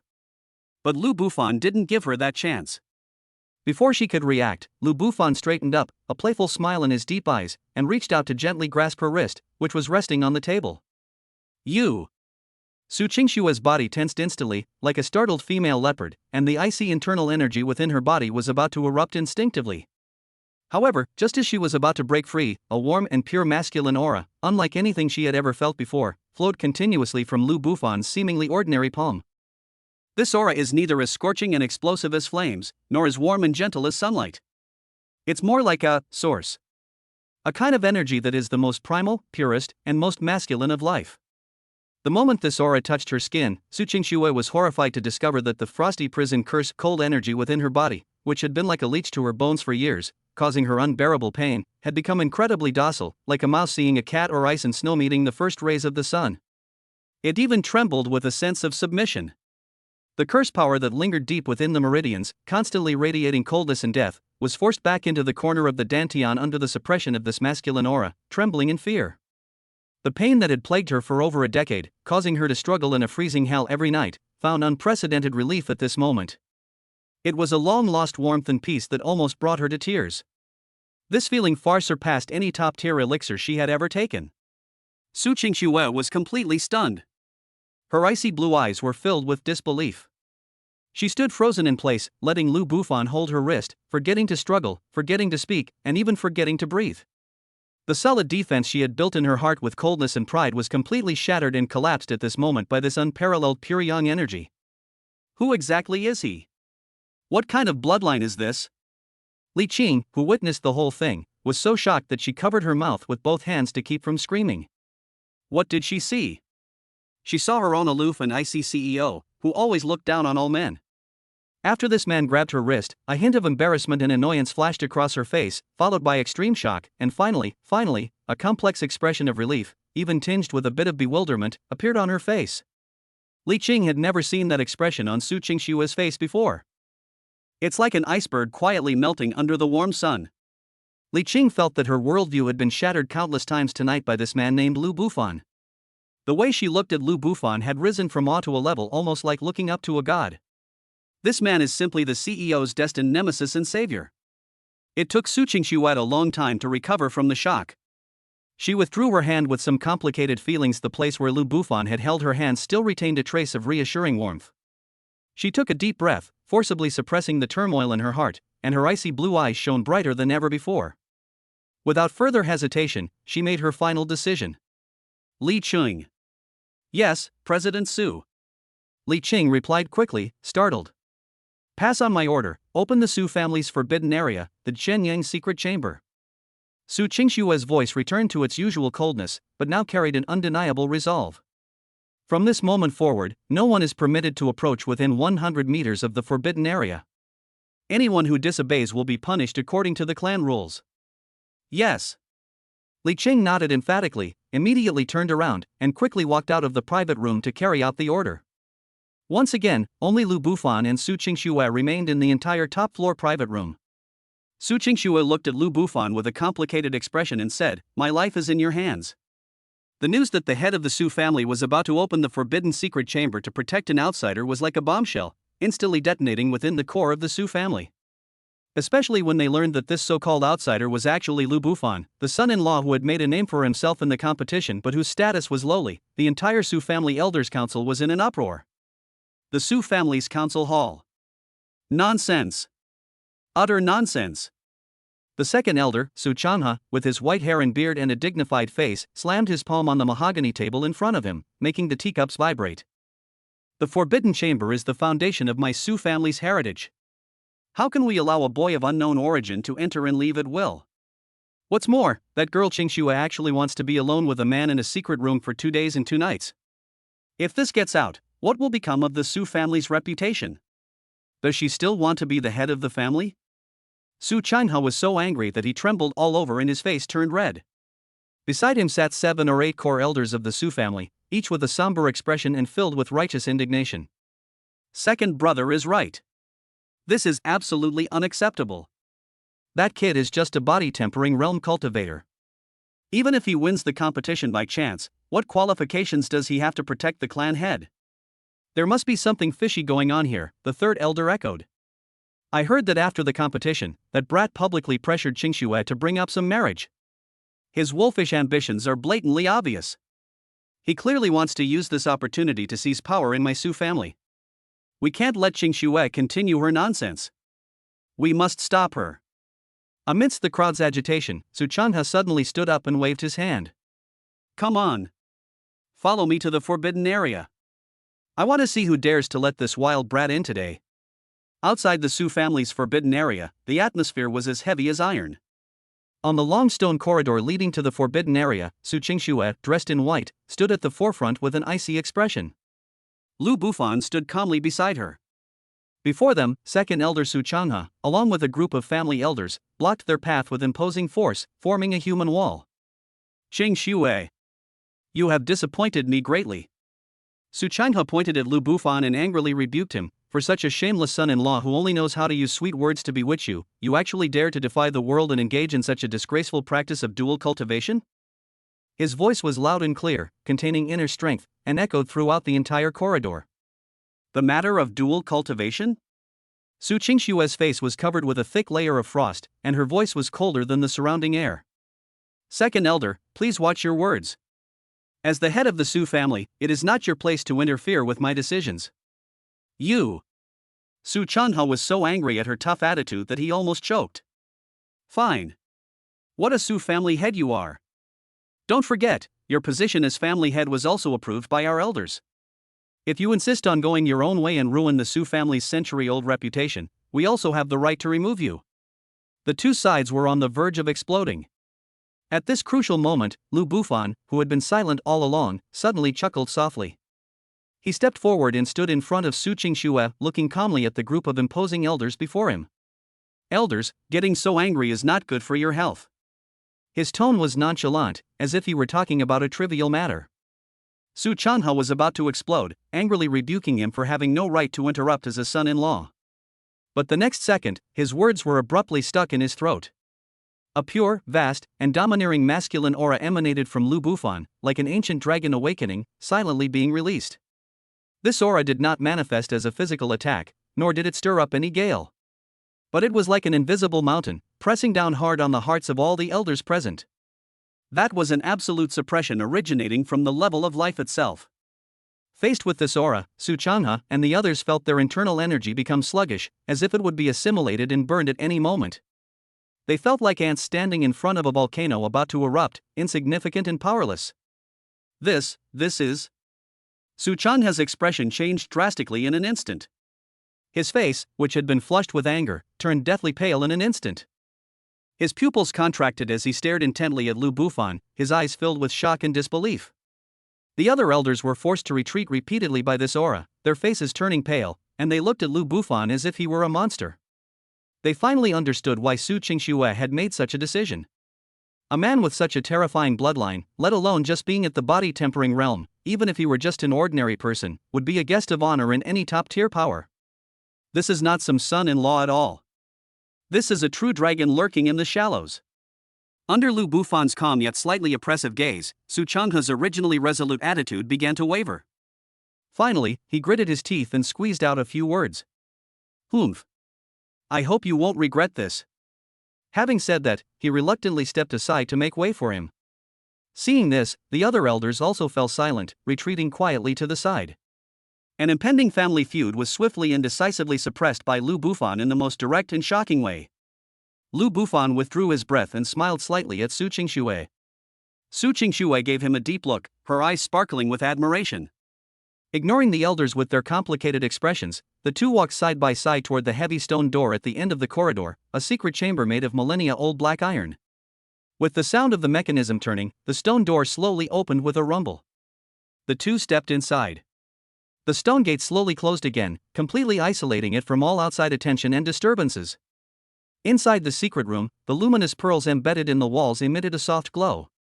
Lu Bufan looked at Su Qingxue, who had let down all her guard and whose expression had become somewhat complicated, even showing a hint of barely perceptible tension, and smiled as he spoke. "Now, can we begin?" The stone door closed, leaving only the two of them in the secret chamber. Breaking the curse required physical intimacy. How would Su Qingxue, this icy empress, take this shy yet crucial first step? Chapter 17: The First Bloom of the Ice Lotus, a Chilling Tenderness. Inside the Qianyang secret chamber, the air seemed to freeze. The moment the stone gate closed completely, the dull boom sound was like a giant hammer striking her heart, not only isolating her from the outside world but also cutting off all of Su Qingxue's escape routes. The soft glow emitted by the luminous pearl cast a hazy glow over the small space, adding a touch of ambiguity and tension. Su Qingxue stood in the center of the secret room, her jade-like hands hanging at her sides, unconsciously clenching the hem of her clothes. She could clearly hear her own heart pounding, thump, thump, thump, each beat more violent than the last, making her eardrums buzz. In her more than 20 years of life, she had never been as nervous as she was today. Even when facing life or death battles or business negotiations with multi-billion-dollar corporations, she can remain calm and composed.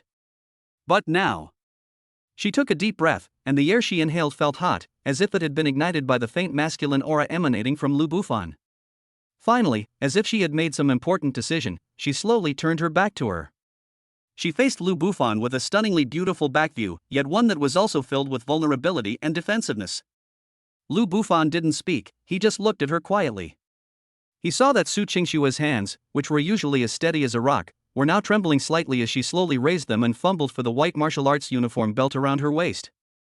The knot on her sash, which she had tied countless times herself, now seemed incredibly complicated, and she couldn't untie it no matter how many times she tried. Her body was slightly tense from nervousness, and the perfect curve of her back, outlined in the soft light, created a breathtaking arc. At this moment, she was no longer the aloof and icy empress, nor the ruthless head of the Su family. She was just an ordinary woman who was about to shed all her armor and reveal her most vulnerable side to a man. This vulnerability and shyness, so different from her usual cold and strong demeanor, creates an extreme contrast that is enough to drive any man crazy. Lu Bufan's breathing became heavier. But he did not take the opportunity to step forward, nor did he say anything frivolous to break the tranquility. His eyes were clear yet solemn. He knew the intense inner struggle Su Qingxue was going through at that moment. What she was giving up was not just control of her body, but all the dignity she had built up with coldness and pride over the past 20 years. This delivery was incredibly heavy. He must be given sufficient respect. Finally, the sash was untied by trembling fingers. Her pristine white martial arts uniform slid slowly down her smooth, rounded shoulders. Sensing Lu Bufan's silent respect, Su Qingxue's wildly beating heart miraculously calmed down. A warm current surged through her heart, and her nervousness and shyness seemed to be diluted somewhat. This man, though domineering, was not rude. He understands her. Without further hesitation, she removed all her clothes and then sat cross-legged on the jade futon in the center of the secret room. She took out the white jade bottle from her bosom, uncorked it, and put the bright red, divine healing pill, which exuded boundless life force, into her mouth. The elixir melts instantly upon entering the mouth. Boom! A terrifying heat, seemingly capable of burning mountains and boiling seas, exploded within her body. That immense medicinal power, like volcanic lava bursting its banks, instantly surged into her limbs and every inch of her meridians. Su Qingxue's body instantly turned fiery red, and it seemed as if magma was flowing beneath her skin. At that very moment, The frosty prison curse, which had been entangled with her bloodline and soul for hundreds of years deep within her dantian, sensed this deadly threat that was enough to completely annihilate it. It began a furious counterattack. Buzz! A terrifying, pitch-black chill, visible to the naked eye, suddenly erupted from Su Qingshue's body. The temperature in the entire Qianyang chamber suddenly dropped to freezing point in that instant. On the walls and floor of the secret room, a thick layer of frost with eerie black patterns rapidly condensed before the naked eye. The terrifying chill even transformed into wisps of black mist, swirling around Su Qingxue like a demon from the deepest hell, trying to drag her into an endless abyss. Su Qingxue let out a suppressed, painful groan. Her body presented a bizarre and terrifying sight. Half of it was so red and swollen from the effects of the medicine that its veins were bulging, as if it was about to burst at any moment. The other half was frozen pale as ice by the cold air, and even a thin layer of ice crystals condensed on it, exuding a chilling aura of death. Ice and fire, life and death, two extreme forces engaged in the most brutal tug of war within her body. That kind of pain is enough to break even the most resilient martial artist instantly. Now, seeing this, Lu Bufan no longer hesitated at all. He strode forward, came behind Su Qingxue, and pressed his palms firmly against her smooth, jade-like back, which was half burning hot and half icy cold. Focus on your inner energy, guide the medicinal power, and protect your heart meridian. Leave the rest to me. With a low shout, Lu Bufan unleashed his primordial energy, which was extremely powerful and masculine, and poured into Su Qingshue's body like a mighty river. However, as soon as his blood and qi entered his body, the domineering power of the frosty prison curse seemed to have found a new outlet. It changed direction and transformed into thousands of the most vicious ice needles, which frantically retaliated against him along his arm. Hiss! Even with Lu Bufan's iron will, the excruciating pain made him gasp. That chilling power was domineering and all-pervasive. It traveled against the flow of his meridians, freezing and tearing them apart wherever it passed. Lu Bufan's face turned pale instantly. A thin layer of frost began to condense on his arm at a speed visible to the naked eye, and it was spreading rapidly upwards. Su Qingxue, who was enduring immense pain, immediately sensed Lu Bufan's condition. She could feel the masculine energy that had entered her body being eroded and consumed by the cold poison at an alarming rate. She knew all too well how terrifying this cursed power was. Once it invaded the heart meridian, even a true grandmaster would surely die. She was extremely anxious. This man did it to save her. She couldn't just stand by and watch him die. Stop right now. Su Qingxue used all her strength to quickly transmit her voice secretly, her voice trembling and filled with unprecedented anxiety. This curse is stronger than I thought. You will be consumed by it. You will die. However, what she received in response was a grin from Lu Bufan that was tinged with pain, yet also filled with boundless domineering and determination. He endured inhuman pain, yet his eyes shone with an astonishing light, as if two flames were burning within them. He used the same method to clearly transmit his will into Su Qingshue's mind. My wife's life is more important than mine. Don't get distracted, stay focused, and trust me. Boom! These domineering and arrogant words, yet filled with boundless responsibility, struck Su Qingshue's most tender heart like a thunderbolt from the heavens. At that moment, her heart was completely struck. A hot tear rolled down her cheek uncontrollably from the corner of her eye. But at that moment, the backlash of the cold poison became even more violent. Lu Bufan's life force was being rapidly eroded. He had underestimated the power of this ancient curse that had been passed down for hundreds of years. Faced with this life or death crisis capable of freezing everything, could his newly awakened mortal bloodline truly withstand it? Chapter 18. The dragon blood cries out, mortal body forges godhood. The cold poison, like the most greedy venomous snake, spread wildly upwards along the meridians of Lu Bufan's arms. Wherever it goes, blood congeals, veins freeze, and life is cut off. Click. Click. A layer of eerie black ice crystals began to spread rapidly from his arm, covering his shoulders and chest. The shadow of death was engulfing him at an unprecedented speed. Lu Bufan felt as if his consciousness was being dragged into an endless, cold abyss. The senses of the body gradually faded, the mind became sluggish, and the light before my eyes began to dim. He's about to give up. No. Don't. Sensing Lu Bufan's life force rapidly fading away, Su Qingshue's heart felt as if it were being gripped tightly by an invisible hand, causing her unbearable pain. She was extremely anxious and wanted to forcibly stop her cultivation and push away the man who had given everything for her. But she couldn't do it. The immense medicinal power of the divine healing pill and the domineering curse of the frost prison curse had transformed her body into a terrifying battlefield. The two forces held her captive, making even the slightest movement of a finger a luxury. She could only watch helplessly as Lu Bufan's body was gradually frozen, as the color drained from his face, and as the light in his eyes slowly faded. Helpless. Despair. Remorse. A flood of emotions, like a burst dam, instantly overwhelmed her reason. Ah! A silent lament escaped Su Qingshue's heart. Two streams of hot, clear tears uncontrollably slid down from the corners of her tightly closed eyes. This man was the first man to make her heart flutter. He was the first man to make her feel warm and at ease. He was also the first man willing to give his life for her. But she could only watch helplessly as he walked toward his death. Just as Lu Bufan's consciousness was about to be completely swallowed by darkness, and Su Qingshue's heart sank into the abyss of despair, an unexpected change occurred. Deep within his body, the unique primordial Tao body origin, which had been dormant after its activation, was completely reactivated by this extreme crisis of death. Ice is the ultimate in cold and icy. Fire is the ultimate explosion. These two top-tier powers, originating from the divine healing pill and the frosty prison curse, formed a perfect closed loop within Lu Bufan's body. They are no longer just destroyers, but rather like the quenching ice and burning flames during the forging of divine weapons. They were like two invisible giant hammers, smashing heavily onto the shackles of Lu Bufan's mortal bloodline. Boom! A barely audible dragon's roar, yet seemingly echoing deep within his soul, suddenly resounded from the very depths of his bloodline. Chant! That voice was ancient and desolate, filled with endless domineering power and majesty. The next second, his blood, which was about to be completely frozen, began to boil. No, that's not boiling. That's burning. A new, scorching, and violent power, seemingly capable of incinerating the heavens, suddenly awakened from the source of his bloodline. The domineering and incomparable frost prison curse poison that had invaded his body was like encountering its natural enemy in the face of this new power. It let out a mournful cry and was instantly burned to ashes, turning into nothingness. Almost at the same time, a cold, mechanical voice rang in Lu Bufan's mind. System notification: the system has detected that the host has successfully broken through the bloodline shackles under the extreme environment of being tempered by ice and fire. A mortal's bloodline has mutated. Congratulations, host. Your bloodline level has been upgraded to C rank, Flame Dragon Bloodline.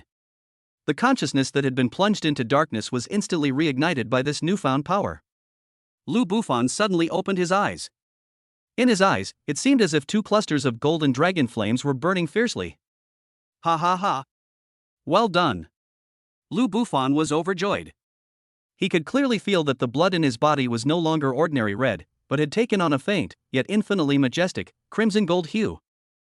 The newly generated power of the fiery dragon bloodline surged and roared, possessing a natural and absolute restraint on the chilling power of the frosty prison curse due to its bloodline level. This is his true trump card. But he knew that relying solely on brute force to fight back would be too inefficient and would also put a huge strain on Su Qingshue's body. We must find a more efficient and perfect method.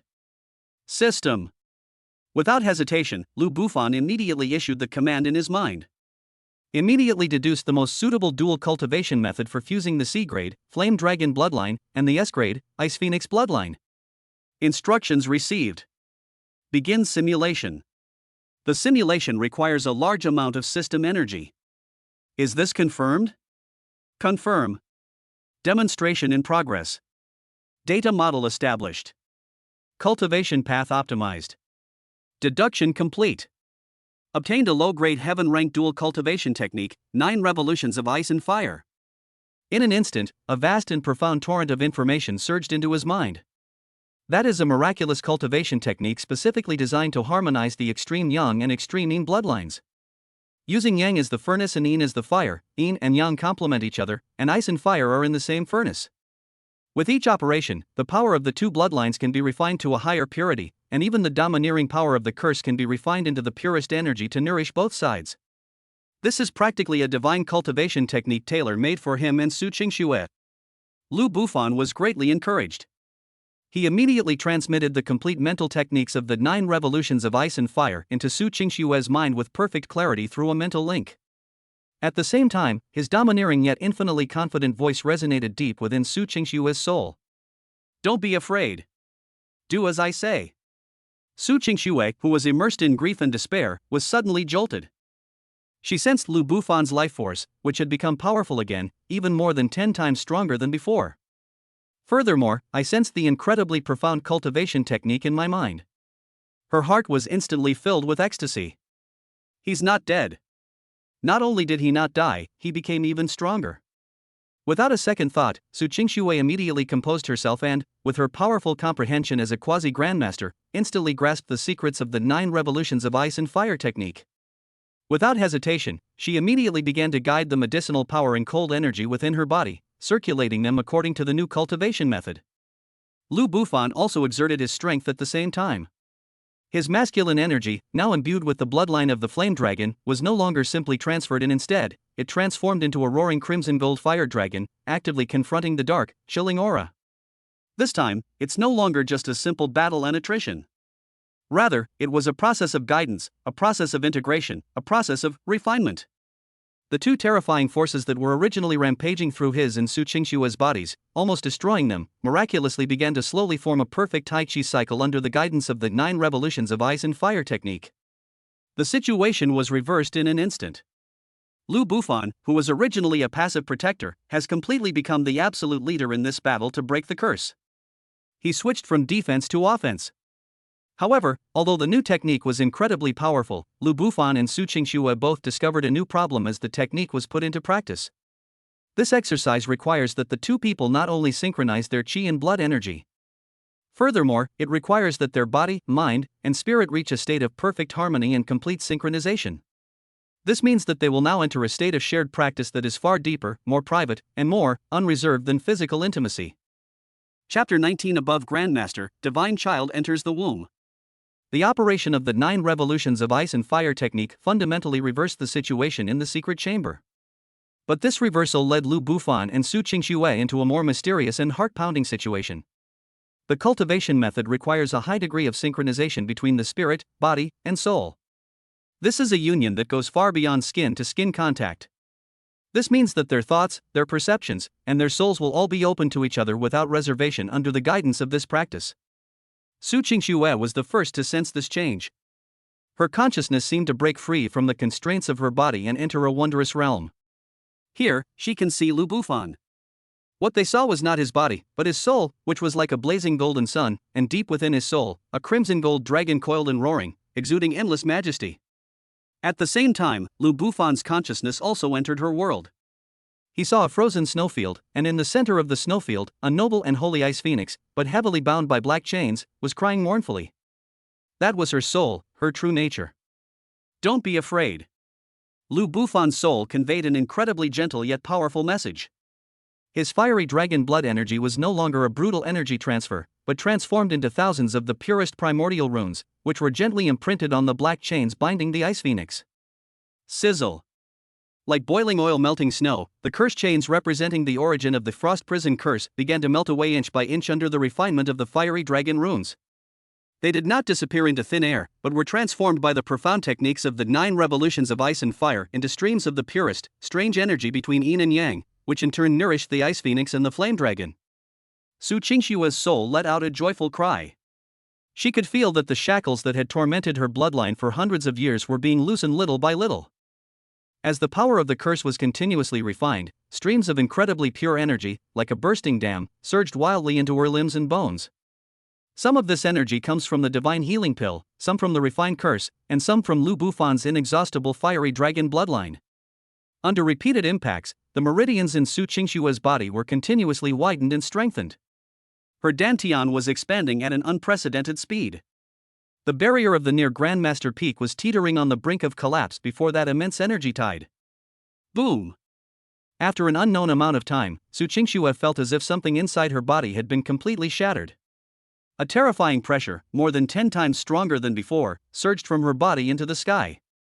Outside the forbidden area of the Su family, Second Elder Su Changha and a group of elders were pacing back and forth in the corridor with their hands behind their backs and their faces gloomy. Although they were intimidated by Lu Bufan's bloodline power and forced to make way, their hearts were still filled with worry and resentment. A day and a night have passed, and there's been no sound from inside. Could something have happened? An elder said worriedly. Humph. What could possibly happen? I think that kid is just making a fuss. Su Changhe snorted coldly. Although his words were tough, he couldn't hide the worry in his eyes. After all, Su Qingxue is the future hope of the Su family, and if anything goes wrong, he will be held responsible. Just as everyone was having different thoughts and feeling anxious. A terrifying pressure, so powerful it made their very souls tremble, suddenly erupted from behind the tightly closed black ironstone door. This oppressive force was as vast as an abyss and as boundless as the sea. Faced with this overwhelming pressure, these so-called martial arts masters and half-step grandmasters were as insignificant as a small boat in a stormy sea, which could capsize at any moment. Thump! The elders with the weakest cultivation levels couldn't even stand up straight. Their legs buckled, and they were forced to their knees by the oppressive force. This is... Su Changhe's pupils suddenly contracted to the size of pinpoints. He used all his internal strength to resist, barely managing to avoid making a fool of himself on the spot. He stared intently at the stone door, his face filled with horror and madness. Grandmaster! This is the true power of a grandmaster. My God! The patriarch, she's broken through? He broke through to the grandmaster realm during the process of breaking the curse? How is that possible? All the elders have gone mad. What they originally thought was a ridiculous farce that would disgrace the family and invite trouble into the house. But who could have imagined that the ending of this farce would be to give birth to a true martial arts master for the Su family? Martial arts masters under the age of 30. What does this mean? Across the entire Dragon Kingdom, such a person is extremely rare. A prodigy worthy of being recorded in history. Su Changhe's body trembled violently from excessive excitement. His old face first showed shock, then elation, and finally, a complex expression mixed with embarrassment and shame. He recalled how he had made things difficult for Lu Bufan in the past, and the words he had said about disgracing the family and having wolfish ambitions.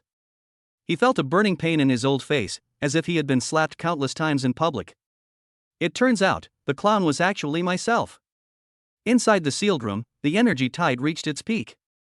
Su Qingxue's breakthrough acted as a catalyst, allowing the 9 revolutions of ice and fire technique to reach an unprecedented level of efficiency. The Ice Phoenix and the Flame Dragon were completely intertwined in the world of their souls. The boundary between spirit and flesh becomes blurred at this moment. Their souls, their vital energy, and their bodies, guided by the cultivation method, achieved a perfect harmony, becoming one with the other. A mysterious and profound life force quietly emerged during their union. That was a seed of life born from the perfect fusion of a point of pure young fiery dragon essence and a point of pure ice phoenix essence at the peak of the cultivation technique's operation. The moment the seed formed, it exuded a sacred and noble aura that even Lu Bufan found unsettling. It did not remain outside the body, but silently entered Su Qingxue's body along the energy cycle, settling peacefully and taking root in the warm, moist soil that had just been freed from the curse and was full of endless vitality. Ding! Detected that the host has mated with an S-rank Ice Phoenix bloodline partner, giving birth to a god-level SSS rank offspring. The system notification sounded in Lu Bufan's mind. But Lu Bufan had no time to care about that at this moment.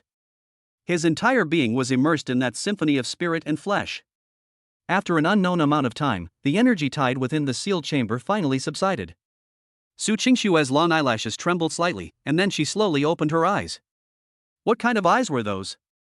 The coldness and indifference in her eyes had completely melted away, replaced by a gentle tenderness that spread like spring water. A captivating blush graced her cheeks, adding a breathtaking allure to her otherwise cool and beautiful face. She looked at the man in front of her who had almost given his life for her. She looked at the man who had rescued her from the endless icy hell and led her to experience the scenery of the Grandmaster realm. She looked at this man, whose body and soul were one with hers, whose blood was connected to hers, and who was about to give birth to a new life within her. All the gratitude, all the love, all the tenderness, converged into the most direct and fervent action at this moment. She slightly sat up, and under the gaze of those eyes burning with golden dragon flames, she took the initiative to press her red lips against his. Outside the door, as the terrifying pressure of the Grandmaster gradually subsided, Su Changhe and the others exchanged bewildered glances, their expressions incredibly varied.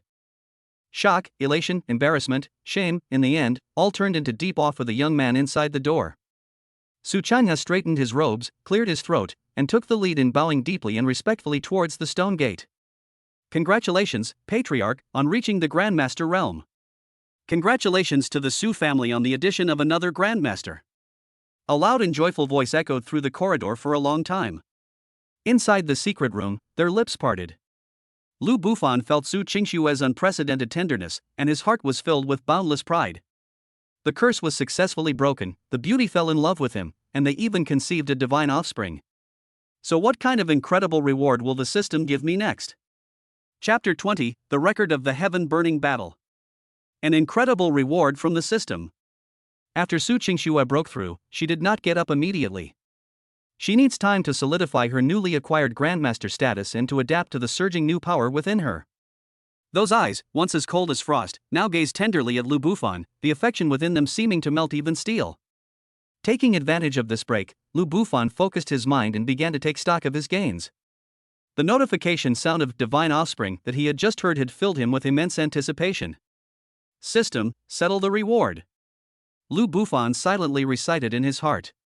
The next second, a series of melodious mechanical prompts exploded in his mind. Ding! Congratulations to the host for successfully uniting with Su Qingxue, an S-rank Ice Phoenix bloodline partner.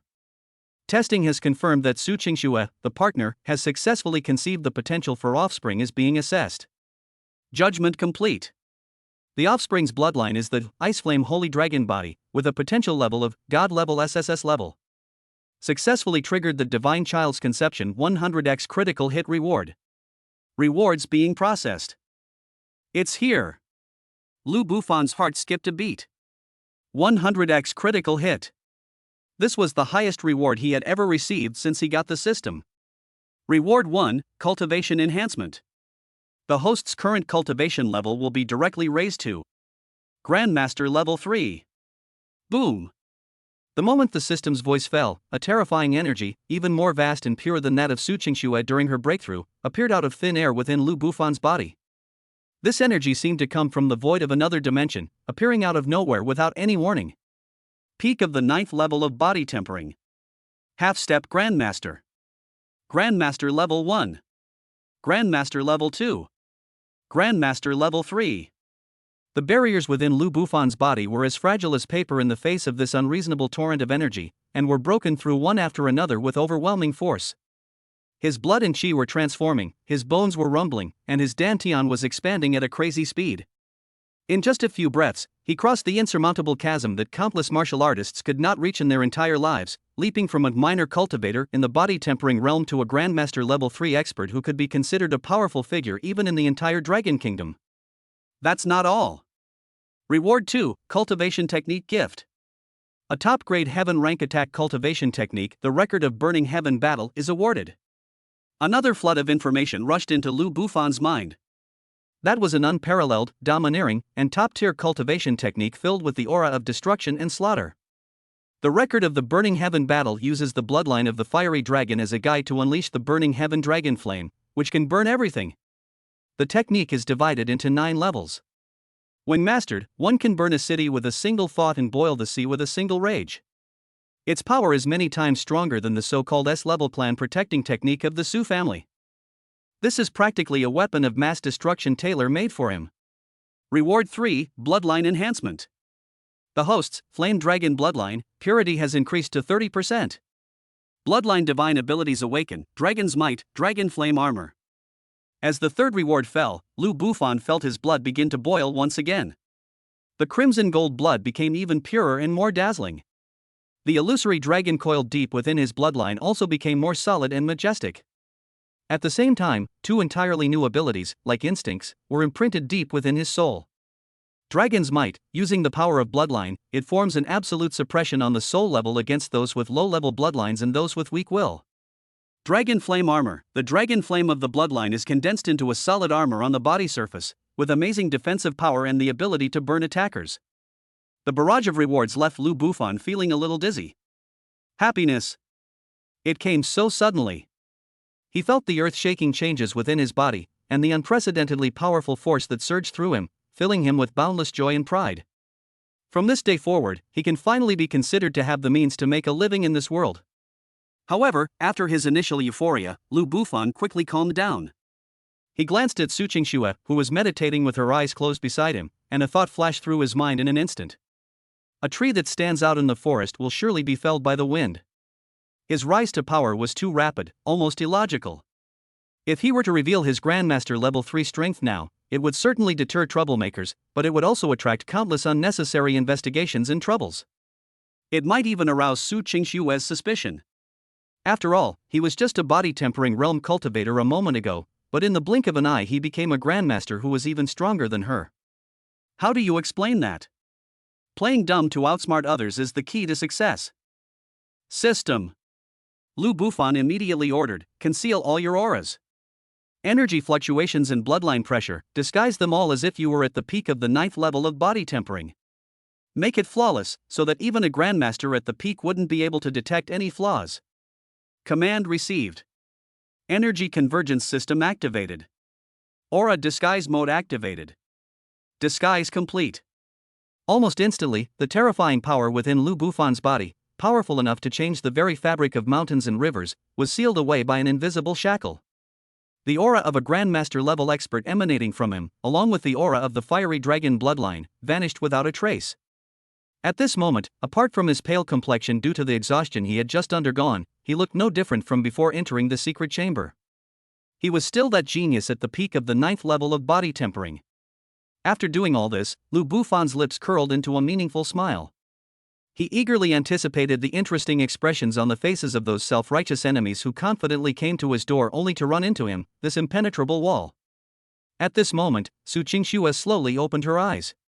She has completely solidified her Grandmaster level 1 realm, and her entire demeanor has undergone a complete transformation. If she was once an iceberg that never melted, then she is now a piece of exquisite jade, warm, translucent, and imbued with divine light. It remained cold, but now possessed an air of sacred inviolability befitting a master. She immediately looked at Lu Bufan. When she used her powerful Grandmaster Divine Sense to detect that Lu Bufan's aura was still at the 9th level of body tempering and that he appeared somewhat weak due to huge consumption, her beautiful eyes were instantly filled with endless tenderness and guilt. In her view, Lu Bufan had exhausted the original power of that mysterious bloodline in order to help her break the curse, which was why he was so weak. This man sacrificed so much for her. Extraordinary. For the first time, she uttered this affectionate nickname so naturally. She reached out her delicate hand and gently stroked Lu Bufan's somewhat pale cheek, her voice trembling slightly but filled with an unwavering promise. I, Su Qingxue, will never forget everything you have done for me.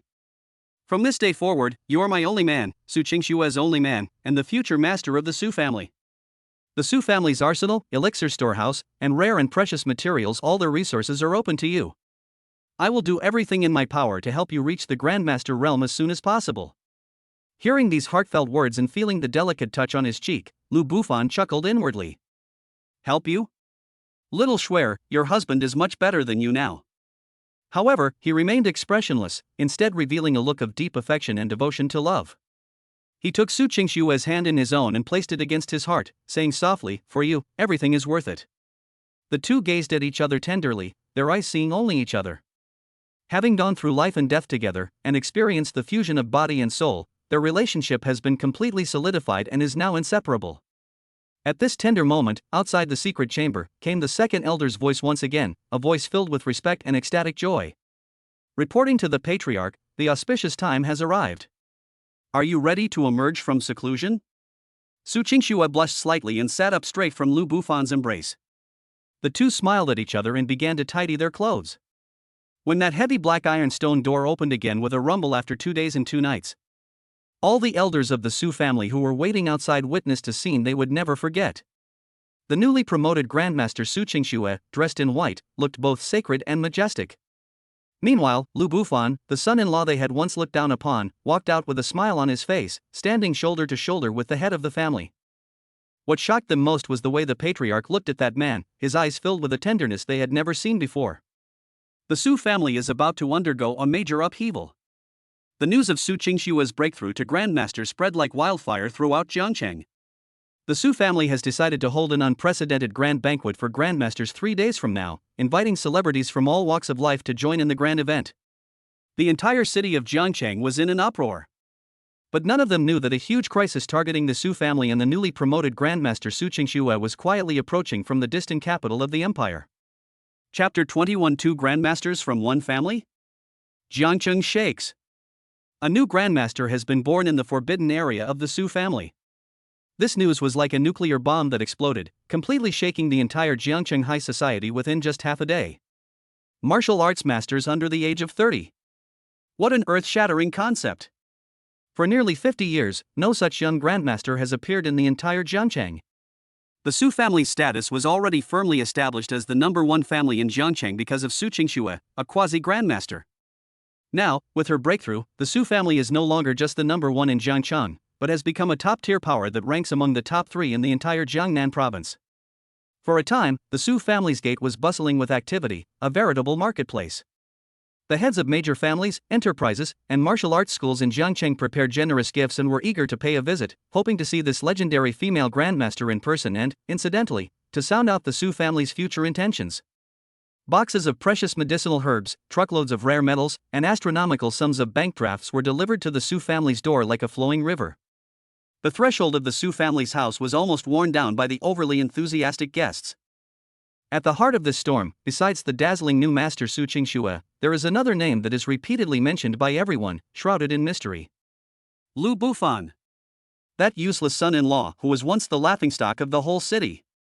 Nobody is a fool. Su Qingxue broke through to the Grandmaster realm in one fell swoop, neither earlier nor later, but precisely after this man, under the guise of protecting the Dharma, entered the forbidden chamber with her for 2 days and 2 nights of dual cultivation. If there wasn't something fishy going on here, nobody would believe it. As a result, countless versions of speculations have circulated regarding Lu Bufan's true identity. The version that tells a story in detail says that Lu Bufan was actually the holy son of a reclusive sect. He went down the mountain to gain experience and enjoy life, and happened to run into Su Qingxue, which led to the series of events that followed. An even more outrageous version claims that Lu Bufan is not human at all, but a 10,000-year-old pure yang grass that is cultivated into a spirit, a natural elixir, and that Su Qingxue broke through her limits by eating him. Holy crap! Does anyone understand this? I used to laugh at Lucian for being a gigolo, but now it seems I was the clueless idiot. Upstairs, you're not alone. I just want to know, who exactly is Lucian? A man who can literally mother a near grandmaster to grandmaster level that's beyond my imagination. Is it possible that Lucian is the real big shot? And President Su is just benefiting from his influence? Have you all forgotten the charm he displayed with that single finger during the competition? This is terrifying to think about. The Su family didn't just take in a son-in-law this time, they invited back a true god. 2 grandmasters in one family? No, I suspect it's 2 immortals. Online discussions about Lu Bufan even surpassed those about Su Qingxue at one point. His image as a mysterious strongman was initially established through people's imaginations in various versions of rumors. The Su family's council hall. The second elder, Su Changhe, sat in the main seat, his face glowing with health and his spirits high. He addressed the assembled core members of the family in a loud and clear voice. Qingxue's breakthrough to Grandmaster is an unprecedented joyous occasion for the Su family in a century. It is also a grand event for the martial arts world of Jiangcheng. I propose that, 3 days from now, an unprecedented Grandmaster banquet be held at the cloud-top heavenly palace. His gaze swept across the entire room, carrying an undeniable aura. We not only want to celebrate, but also to take this opportunity to show the entire Jiangcheng and even the whole Jiangnan province the strength and foundation of the Su family. We want everyone to know that from now on, in Jiangcheng, there will only be one voice from the Su family. I agree. I second that. Second elder is wise. A chorus of approval immediately rang out in the hall. Every member of the Su family beamed with a triumphant pride. Su Changhe nodded in satisfaction, then turned his gaze to the young man sitting next to Su Qingxue, who had remained calm throughout. His attitude underwent a complete 180-degree turn, and his tone became full of politeness and respect. My dear nephew, what are your thoughts on this matter? Whoosh!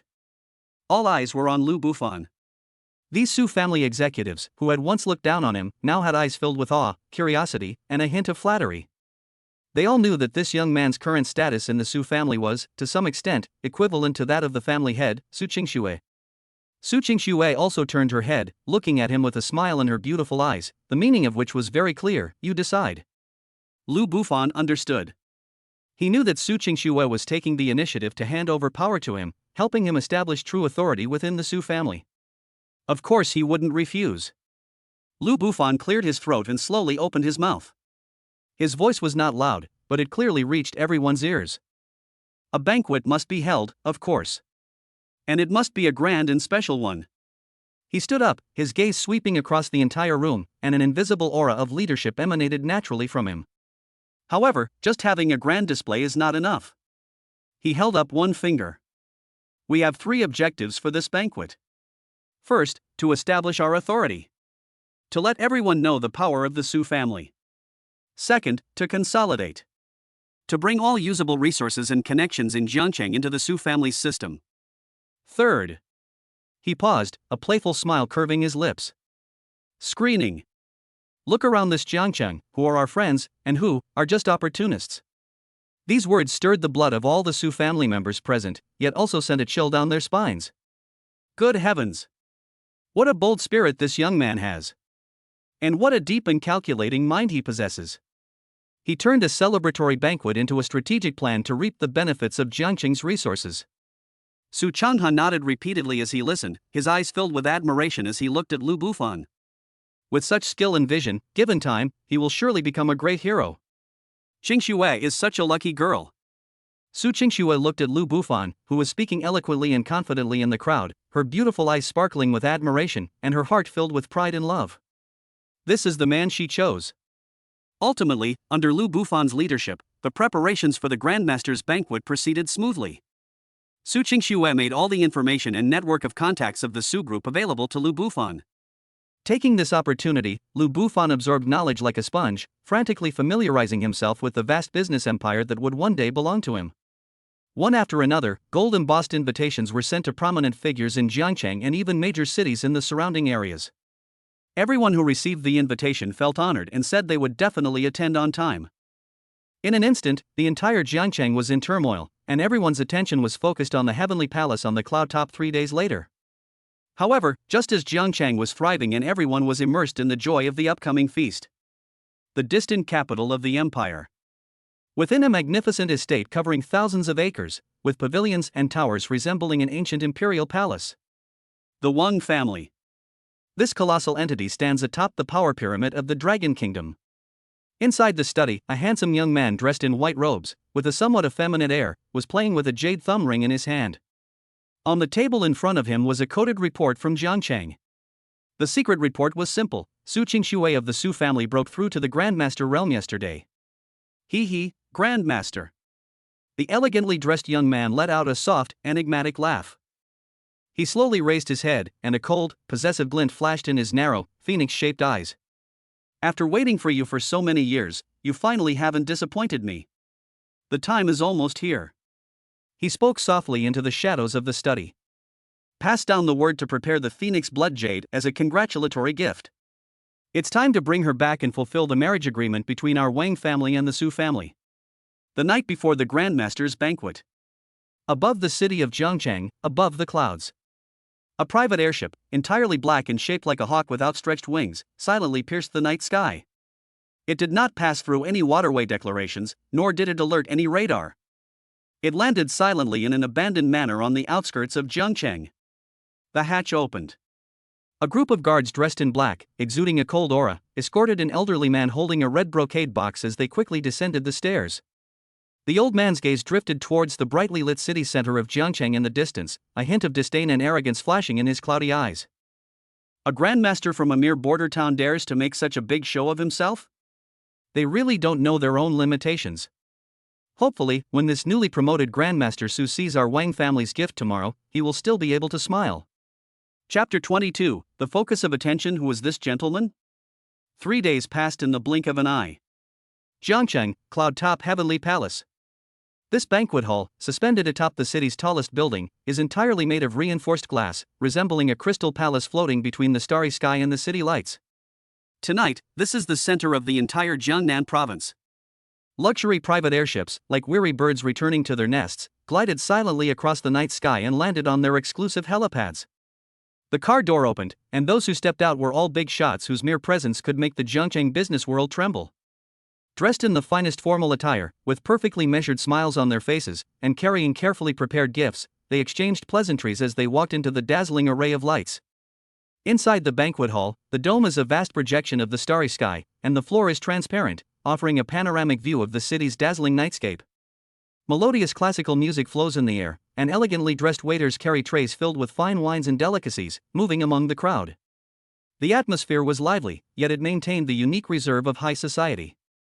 Everyone's conversation, whether intentional or not, revolved around the two main characters of the evening: the newly appointed master, Su Qingxue, and that mysterious man, Lu Bufan. Have you heard? That person from the Su family broke through to a higher realm after 2 days and 2 nights of seclusion in the forbidden area. That's not all. I heard from a friend of mine who works in the security department of the Su group that the person protecting Master Su at the time was none other than Lu Bufan. He's the key. Hiss.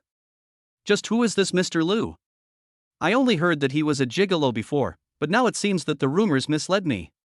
It's not just misleading you, it's downright blind. To be able to turn a near Grandmaster Peak Protector into a true Grandmaster, such a method is unheard of. In my opinion, he himself is at least a Grandmaster, and the kind who is hiding his true abilities. The discussions were filled with awe and curiosity.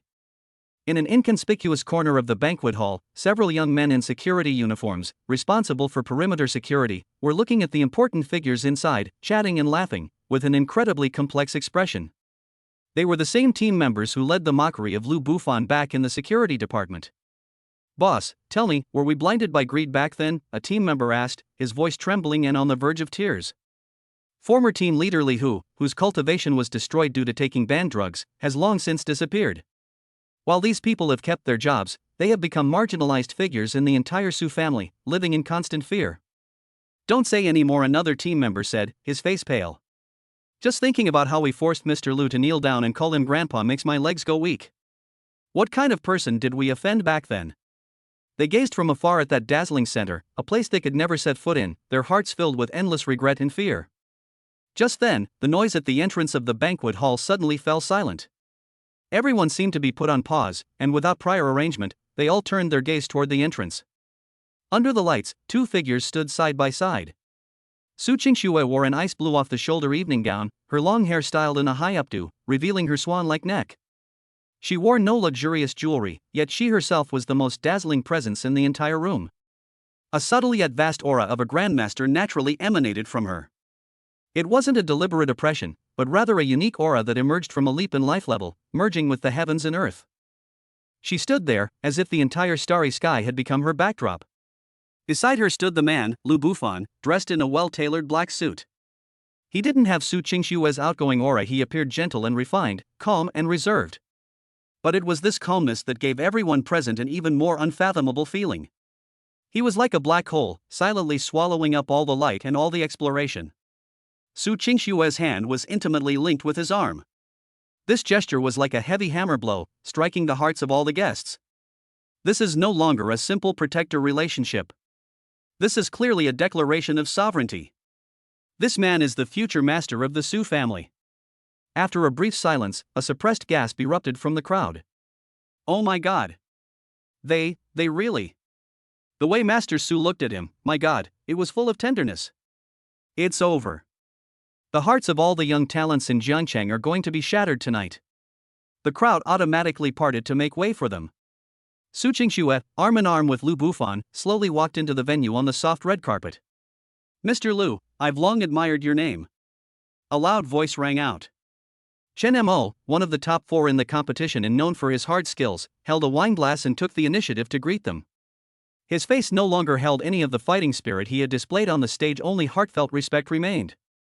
"Since our parting on the stage that day, Mr. Lu's brilliance remains vivid in my memory. I raise a glass to you as an apology for my overestimation of my abilities that day." Having said that, he downed the strong liquor in his glass in one gulp. Lu Bufan smiled calmly, picked up a glass of champagne from the waiter's tray, gently clinked it against his glass, and took a sip himself. "Brother Chen, you're too kind. We were just exchanging pointers that day." His voice was gentle, and his attitude was neither humble nor arrogant. His composed demeanor made Chen Mo even more respectful. With Chen Mo taking the lead, other young talents in Jiangcheng's martial arts world also mustered their courage and stepped forward to offer a toast, all addressing him respectfully as Mr. Lu. Lu Bufan handled everything with ease. Whether it was business wit or insights into martial arts, he could do it all with ease. Moreover, his insights were so profound that often, with just a few words, he could enlighten those self-proclaimed elites and make them break out in a cold sweat. Gradually, everyone realized it. This man is far more than just powerful. His knowledge, his vision, and his eloquence far exceed what one would expect for someone his age. He didn't seem like a young man in his early 20s at all. Instead, he seemed like an old monster who held sway over the world and looked down on the ups and downs of life. Son-in-law? This word was utterly shattered in everyone's minds, leaving not a trace. Instead, a title filled with mystery and awe was given Mr. Su. Ah, everyone. Second Elder Su Changhe was also beaming, holding a wineglass as he weaved through the crowd, his face as radiant as a blooming chrysanthemum. He walked up to a group of Jiangqing's top tycoons and proudly pointed to Lu Bufan beside him. Let me introduce you all. This is my Qingshue's beloved husband, Mr. Lu Bufan. He deliberately emphasized the word lover, as if afraid that others might not hear him clearly. He is extraordinary, not only our Su family's son-in-law, but also our Su family's benefactor in life and death. These words contain a wealth of information. The wealthy people around were all shrewd and immediately understood the implied meaning. What is meant by a benefactor who can save a life? This shows that Lu Bufan's kindness to the Su family is beyond imagination. In an instant, everyone's gaze toward Lu Bufan became even more fervent. Su Qingxue stood not far away, watching Lu Bufan surrounded by the crowd, chatting and laughing. Her beautiful, icy blue eyes sparkled with excitement. She knew he was excellent, but she never imagined he could be this excellent. He is like a diamond covered in dust. Once the dust is brushed away, he will shine with a brilliance that eclipses the entire world. An unprecedented surge of pride and love welled up in her heart. This is my man. As time went on, the atmosphere of the banquet gradually reached its peak. Su Qingxi raised his wine glass, walked up to the main stage, and prepared to address all the guests. The entire room fell silent instantly. Everyone wore smiles, ready to listen to the newly crowned female grandmaster's speech. At that very moment, when the heavy alloy doors of the banquet hall were violently pushed open from the outside in an extremely rough manner, the loud crash interrupted Su Qingshue's words and caused all the guests to frown. Who is this? Such a lack of manners. Under everyone's gaze, a master of ceremonies dressed in a black tuxedo, with an arrogant expression, stood at the door and, drawing out his words in an almost declarative tone, loudly proclaimed. Lord Wang Lang, the special envoy of the Kyoto royal family, has arrived. That short sentence was like a thunderclap from the heavens, exploding in everyone's ears. Kyoto, the royal family? That colossal being that exists only in legends, standing atop the pinnacle of power in the Dragon Kingdom? Why did they come? And, at this time, in this way? All the guests were stunned, and an ominous premonition enveloped everyone's hearts. They had a vague feeling that something big was about to happen at tonight's grand feast. Chapter 23: A marriage contract leads to the public theft of a wife. The four characters' Kyoto royal family seemed to carry an invisible magic. The moment it was uttered, the lively and bustling atmosphere of the entire heavenly palace instantly plummeted to freezing point. The air seemed to have been sucked out. The smiles on all the guests' faces froze, replaced by deep shock and confusion. Even the second elder Su Changhe, who had just been full of vigor, lost most of the color from his face in an instant. In the Dragon Kingdom, there are numerous powerful families and countless wealthy clans. But there is only one Wang family. That is the true being standing at the top of the pyramid, looking down upon all living beings. Their power has long surpassed the realm of ordinary commerce and martial arts. They are behemoths capable of influencing national policies and shaping the rise and fall of a province. The Su family of Jiangcheng was as insignificant as an ant at the feet of an elephant compared to them. Why would such an entity send a special envoy to a border town like Jiangcheng? Under the astonished and uncertain gazes of everyone, the group walked in with steady steps from outside the door. The leader was an elderly man, about 50 years old, dressed in a dark gold tang suit. His face was thin and refined, his eyes gleamed with a sharp light, and his temples bulged high. A powerful aura belonging to a grandmaster was released without any concealment, like an invisible tide that instantly swept through the entire banquet hall. Grandmaster Level 1. Another Grandmaster. All the guests present felt a tightness in their chests and difficulty breathing due to this overwhelming aura. Some of those with weaker cultivation even turned pale and their legs began to tremble. This is Wang Lang, the special envoy of the royal family. Behind him followed 8 guards dressed in black. These 8 people exuded a calm and focused aura, their steps were synchronized, and each of them emanated a fierce and bloodthirsty aura honed through countless battles. They are all half-step grandmasters. 8 half-step grandmasters will serve as guards. What a terrifying spectacle. Wang Lang's gaze swept indifferently across the entire room.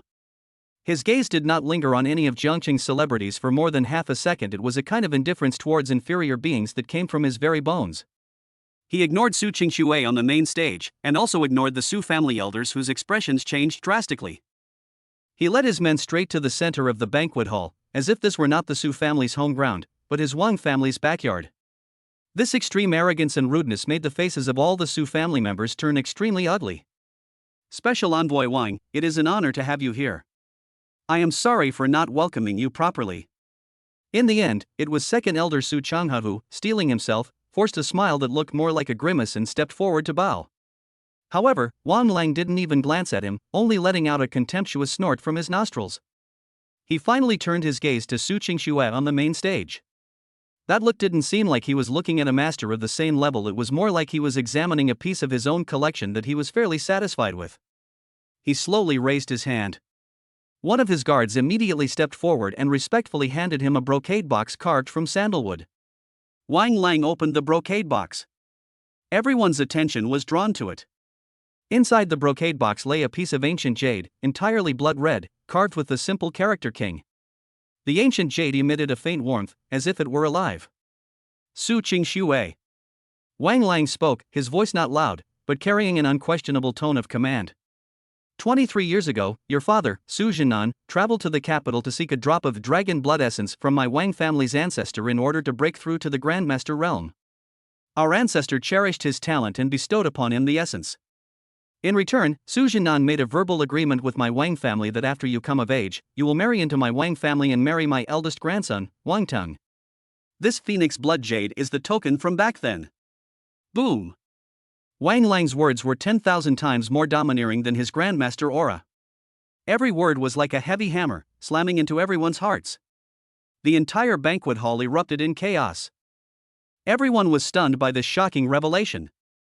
This is not an arranged marriage. This is not a marriage alliance. This was a blatant robbery at the celebration banquet for the newly promoted grandmaster of the Su family, in front of all the celebrities in Jiangcheng. He openly stole her away in front of her husband. Overbearing. Arrogant. This is utterly unreasonable. This is impossible. Master Su, he actually has such a marriage agreement? It's over. What should the Su family do now? On one side is the newly appointed sect leader and his wife, and on the other side is the Wang family of Kyoto. They have no choice at all. The guests were talking amongst themselves, their eyes filled with sympathy and pity as they looked at the Su family. The elders of the Su family, on the other hand, all looked ashen-faced. Especially the second elder, Su Changhe, swayed and almost fell to the ground. The older generation all know about this. Su Zhinan did indeed go to Kyoto back then, and he did bring back an opportunity that could help him break through. But they all thought it was just a verbal agreement, and that the high and mighty Wang family would never remember a small place like Jiangcheng, let alone this marriage. Who would have thought that they would come knocking on our door so soon after Su Qingxue broke through to the Grandmaster level? Their purpose is obvious. What they're after isn't Su Qingxue herself, but rather this promising new Grandmaster under 30 from the Su family. Wang Lang took in everyone's reactions, a mocking smile curving his lips. He continued, his voice carrying a hint of seduction. I know that you, Patriarch Su, were once afflicted with the frost prison curse. I might as well tell you that the mysterious force that cursed your Su family bloodline happens to be a mortal enemy of my Wang family. They will come knocking on our door sooner or later. Only by marrying into my Wang family and becoming a member of my Wang family can you, and the entire Su family, receive the protection of the Wang family and completely get rid of the entanglement of this curse. These words were half a threat and half an attempt to win him over. But it precisely struck at the weakest spot in the hearts of the Su family elders.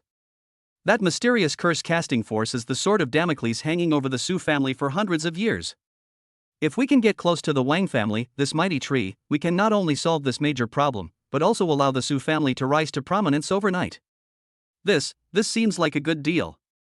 A struggle flashed across the eyes of the second elder, Su Changhe, but in the end, he actually showed a hint of being tempted. Sacrificing Su Qingxue's happiness in exchange for the peace and prosperity of the entire family. On the main stage, Su Qingxue's face was as cold as ice. Looking at the wavering expressions of the elders below, she felt a chill run through her heart. She took a deep breath, her voice clear and cold, yet incredibly firm. Thank you for the Wang family's kindness. But I, Su Qingxue, am already married. My husband is Lu Bufan. This matter should not be mentioned again. Her answer was decisive and left no room for negotiation. Upon hearing this, Lu Bufan, who had been silent all along, slightly raised the corners of his mouth. Upon hearing this, Wang Lang reacted as if he had heard the biggest joke in the world, letting out a harsh, cold laugh. Heh, married? His gaze swept over Lu Bufan with the same disdain one would show for an ant. He's just a live-in son-in-law. It's a matter that can be resolved with a divorce agreement. Patriarch Su, I advise you to think this through. To offend the Wang family of Kyoto for such a piece of trash, and to face the revenge of that mysterious force alone, do you think it's worth it? To kill someone, you must also destroy their spirit. He drove Su Qingxue and the entire Su family into an unprecedented predicament. All the guests held their breath. The entire heavenly palace was so quiet you could hear a pin drop. They were all waiting for the Su family's final decision. Is it choosing the future of the family, or choosing the love of a son-in-law? At this critical moment, everyone's eyes involuntarily focused on the man who had remained silent throughout. What will he do? Chapter 24. My wife is pregnant with my child. Su Qingxue's body tensed slightly. A sharp aura belonging to a grandmaster-level expert began to gather around her. She had prepared for the worst. Even if she were to die on the spot today and completely break with the Su family elders, she would never yield. Just as she was about to make her move, a warm and strong hand gently pressed against the back of her slightly cool hand. Lu Bufan. He gave her a reassuring look, then slowly walked past her to the front of the stage. He didn't exude any imposing aura. He stood there calmly, as if the person standing before him was not an arrogant royal envoy, but an ordinary person asking for directions. This composure, remaining unmoved even in the face of a collapsing mountain, sent a shiver down the spines of everyone present. Wang Lang narrowed his eyes, a dangerous glint flashing in them. He wanted to see what tricks this son-in-law protected by Su Qingxue could pull. Lu Bufan even had a gentle smile on his face. He looked at Wang Lang, his voice resounding clearly throughout the room. Special Envoy Wang, is that right? Before I talk about my wife, I'd like to ask you 3 questions, and I hope you will answer them truthfully. Wang Lang snorted coldly and remained silent, which was taken as tacit agreement. Lu Bufan extended his first finger. First question. You keep talking about a verbal marriage contract. May I ask, in the current imperial laws of my Dragon Kingdom, which article or clause recognizes its legal validity? Upon hearing this, Wang Lang's expression changed slightly. The guests present were all taken aback, and then a thoughtful look appeared in their eyes. Yes. We live in a society governed by the rule of law. A verbal agreement, especially a verbal marriage agreement spanning a generation, is legally worthless. Wang Lang sneered, why should my Wang family follow worldly laws? The words of my Wang family are the rules. What a domineering answer. However, Lu Bufan's smile deepened. What a fine example of the Wang family is the rule. He held up a second finger, his voice suddenly rising several decibels, carrying a question that struck straight to the heart. Second question. My wife has been suffering from the cold prison curse for over a decade, enduring the torment of the cold poison biting at her body day and night. In these past 10 years, has your Wang family of the capital ever offered a single word of comfort? Have you ever sent a single pill or medicine? Now that I have cured her chronic illness and her cultivation has broken through to the Grandmaster realm, your Wang family immediately came to our door with a broken piece of jade to demand her return? His gaze suddenly sharpened, like 2 drawn swords piercing Wang Lang's heart. May I ask you, are you here for a marriage alliance, or to reap the benefits? The 3 words, picking peaches, exploded in everyone's minds like a thunderclap. That's so apt. That hits the nail on the head. Previously, the Wang family ignored the matter, but now that Su Qingxue has become a hot commodity, they immediately jumped out to reap the benefits. That's incredibly unsightly how they eat. The guests present looked at Wang Lang with a hint of disdain. Even the Su family elders who had initially wavered showed expressions of shame. You're spouting nonsense. Wang Lang's face instantly turned a deep liver color, shocked and furious at Lu Bufan's words. He never expected that this seemingly insignificant son-in-law would have such a sharp tongue. Lu Bufan gave him no chance to catch his breath. He extended his third finger, and the smile on his face vanished completely, replaced by a cold mockery. The third problem. Under the guise of so-called protection, you are actually coercing and annexing a married woman, forcing her to abandon her husband and family and remarry into your Wang family. Is this the way you, the so-called royal family of Kyoto, who stand at the pinnacle of the Dragon Kingdom, conduct yourselves? How is this any different from the bandits in the mountains? The phrase, "how are they different from robbers," was like the loudest slap in the face, and also a slap in the face of the entire Wang family. At this point, all the pretenses that the Wang family had used to cover up their actions were completely torn away by Lu Bufan with these three questions, leaving not a single trace. In everyone's eyes, their actions have completely changed from fulfilling the marriage contract to abusing their power to bully others and forcibly abduct women. Public opinion reversed in an instant. Well said. That's right. How is this any different from being a robber? The royal family of Kyoto is nothing special. A suppressed murmur arose among the guests, all of whom felt disgusted by the Wang family's behavior. You're asking for it. Wang Lang was utterly enraged. Unable to win the argument logically, he prepared to resort to the most primitive and direct means. Force. You sharp-tongued little beast. Today, I'll cripple you first, then take Su Qingxue away.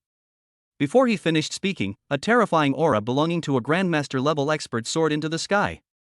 The glass walls of the entire banquet hall creaked under the oppressive weight of this atmosphere. A major battle is about to break out. Su Qingxue immediately stepped forward and stood shoulder to shoulder with Lu Bufan, ready to join forces against the enemy. However, despite Wang Lang's overwhelming killing intent, Lu Bufan's face remained calm and composed. He didn't even glance at the enraged Wang Lang. He simply turned around and, with an incredibly gentle gesture, softly pulled Su Qingxue into his arms. This possessive gesture made Su Qingxue's pretty face blush slightly, but it also completely calmed her tense heart. Lu Bufan's gaze slowly swept across the entire room. The gaze swept over the horrified guests, over the wavering elders, and finally settled on Wang Lang, who was about to make his move. He slowly announced a message that silenced the entire world. I'm sorry, Special Envoy Wang, I'm afraid your plans are going to fall through. Because. He paused, then gently and tenderly placed one hand on Su Qingxue's flat stomach. His voice, filled with boundless pride and love, clearly reached everyone's ears. My wife, Su Qingxue, is pregnant with my child. Chapter 25 The Eve of the Storm, the Wang family's revenge. That sentence was spoken very softly. It was so light it sounded like a whisper between lovers. But falling into the deathly silent banquet hall of the heavenly palace on the cloud top was no less than a nuclear bomb detonating deep in everyone's soul. She's pregnant? The minds of all the guests went blank for a moment. Their eyes widened, their mouths agape, staring intently at Lu Bufan's hand that was resting on Su Qingxue's lower abdomen. There, the land remains flat.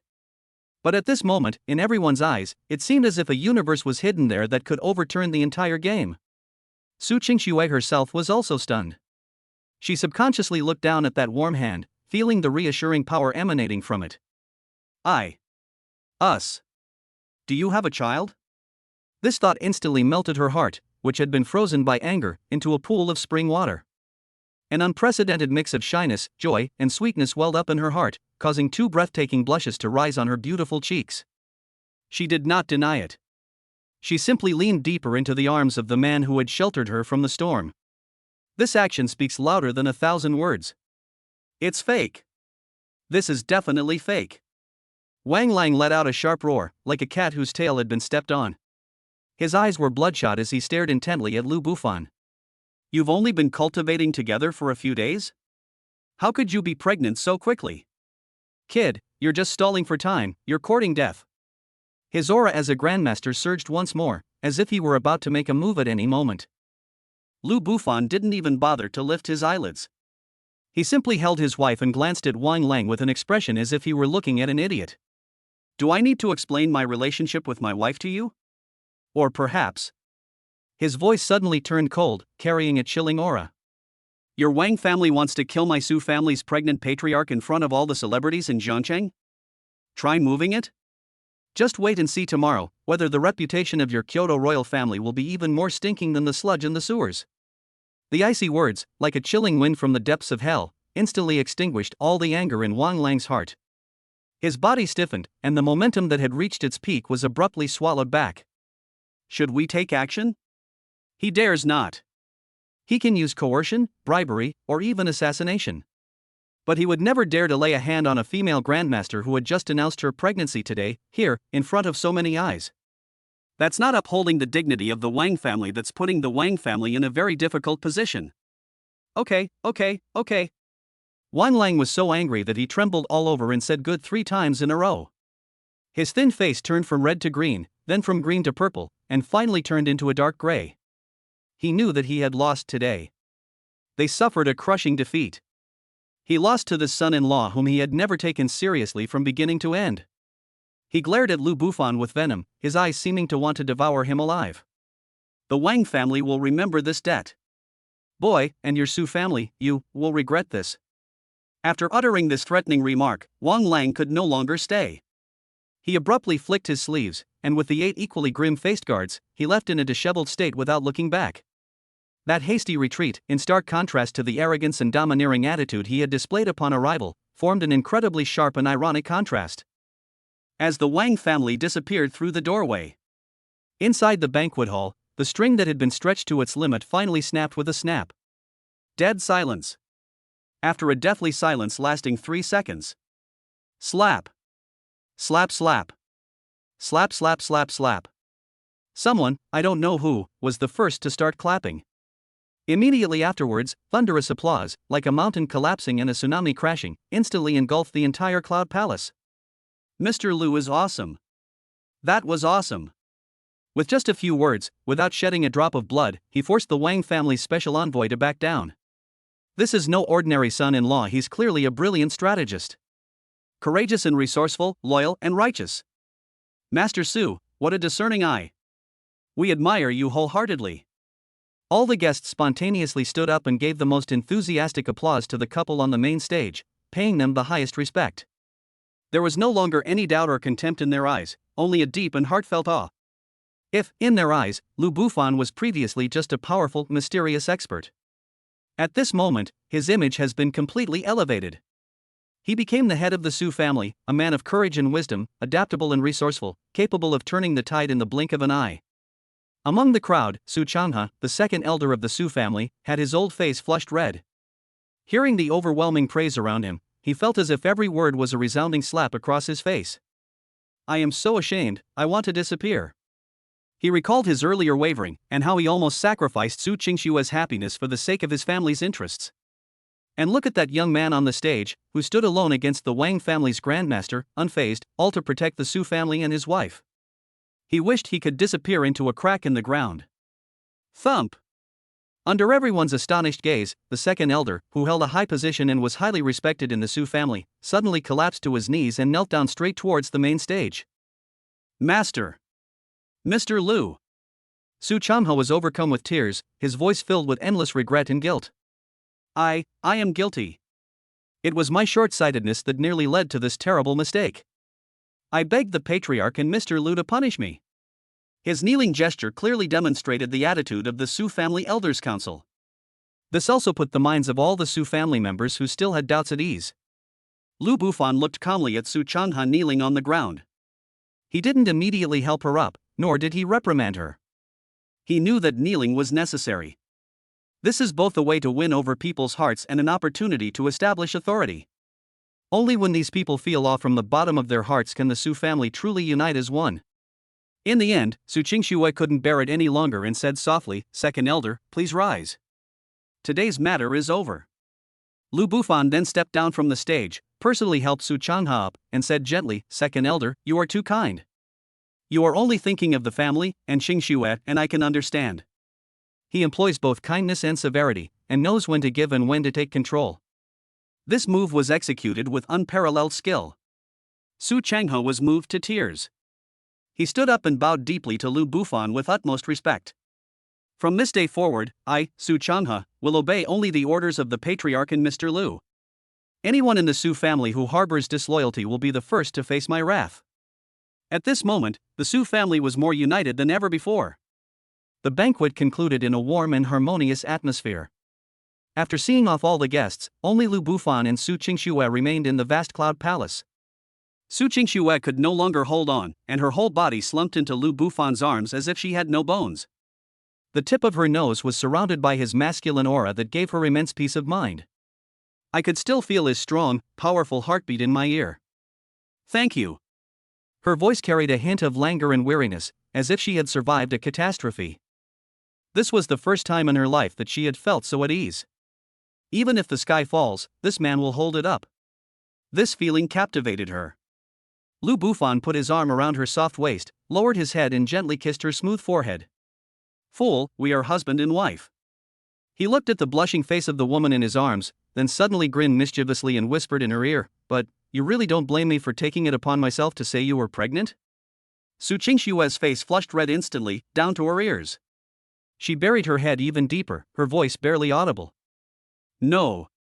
It's not my fault. Anyway, it'll happen sooner or later anyway. Feeling the shyness of the beauty in his arms, Lu Bufan felt a surge of passion in his heart. However, he quickly regained his composure and his expression became serious again. Qingxue, this matter is not over yet. Although Wang Lang is gone, the Wang family's revenge will come soon. And it will be 100 times more intense than today. Su Qingxue lifted her head from his embrace, and a hint of solemnity appeared in her beautiful, icy blue eyes. I understand. They won't dare to act recklessly with force for the time being. So, what's next is business. Lu Bufan uttered 2 words. As expected. The sun rose as usual the next day. But what hangs over the Su group is a dark cloud that never sees the light of day. 9 o'clock in the morning. The headquarters of the Su group, the president's office. Assistant Li Qing rushed in, her face pale, carrying a series of urgent documents. President Su. Something terrible has happened. Our 3 largest raw material suppliers have simultaneously and unilaterally announced the termination of all cooperation with us. What? Su Qingxue frowned. Before he could finish speaking, the manager of another department also tumbled in. President Su. Something terrible has happened. Our group's stock price was hit by a massive short-selling attack from unknown funds within 10 minutes of the market opening, and it has already hit the daily limit down. Besides, President Su. More than a dozen partner banks in Jiangnan province have simultaneously sent us letters demanding that we repay all our loans in advance. One bad news after another, like snowflakes, came flying in from all over the country. Partners collectively breached the contract. The core supply chain has been undermined. The stock price has plummeted, and the cash flow is facing a crisis. This is a fast, accurate, and ruthless combination of punches. Every punch landed precisely on the Su Group's vital points. The entire Su Group, this giant commercial ship, was plunged into unprecedented turmoil overnight. The atmosphere in the meeting room was so oppressive that it was hard to breathe. Su Qingxue sat in the main seat, her face cold, but her eyes remained calm. She remained calm in the face of danger and issued clear instructions one by one. Legal department, immediately file a lawsuit against those 3 suppliers and initiate breach of contract claims.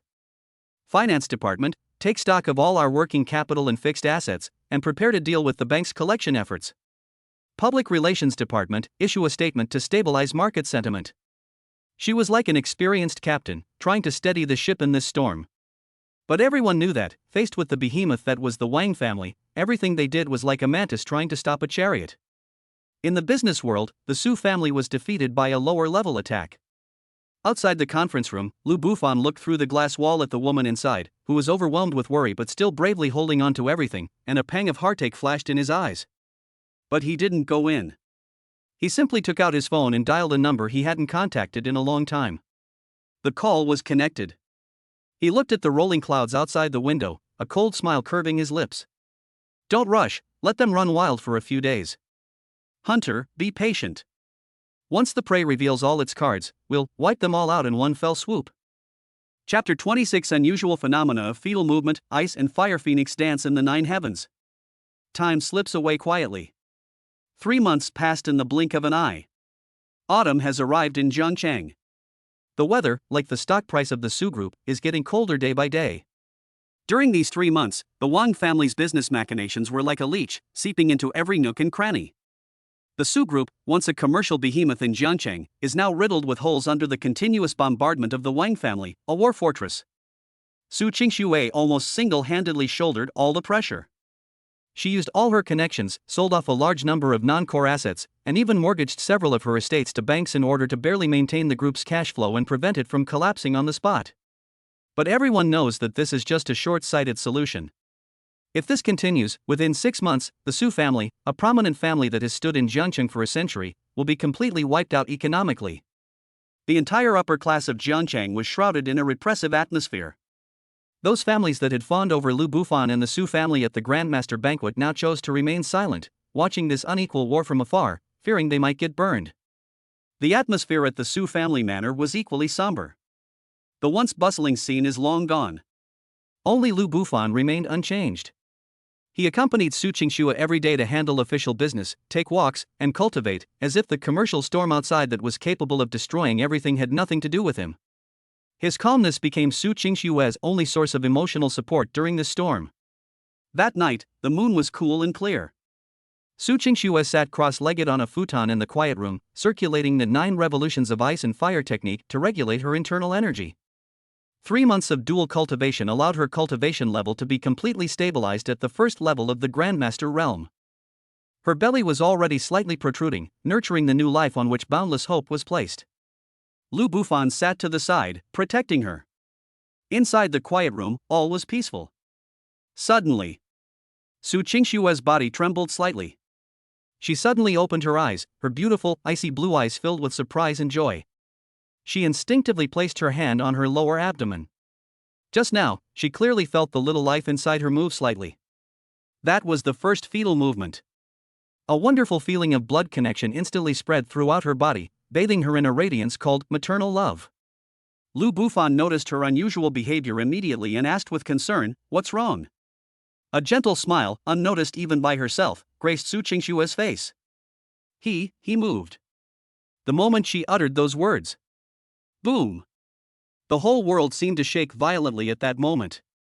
Outside the Su family manor, in the night sky, the once clear starry sky suddenly changed color without warning. Within a radius of 100 miles, all the spiritual energy of heaven and earth seemed to be summoned by some supreme being, and in an instant, it completely erupted. They transformed into visible, multicolored torrents of energy, frantically converging on the sky above the Su family manor from all directions. A massive, sky-covering vortex of spiritual energy slowly formed directly above the manor. At the center of the vortex, pitch black and bottomless, it seemed to connect to another unknown dimension. What is that? Within Jiangcheng, countless people were awakened by this earth-shattering phenomenon, rushing out of their homes in horror to look up at the sky. Oh my God! Is this the end of the world? No! Look! The direction where the spiritual energy is gathering is the Su family. All eyes were focused on the area shrouded in endless spiritual energy.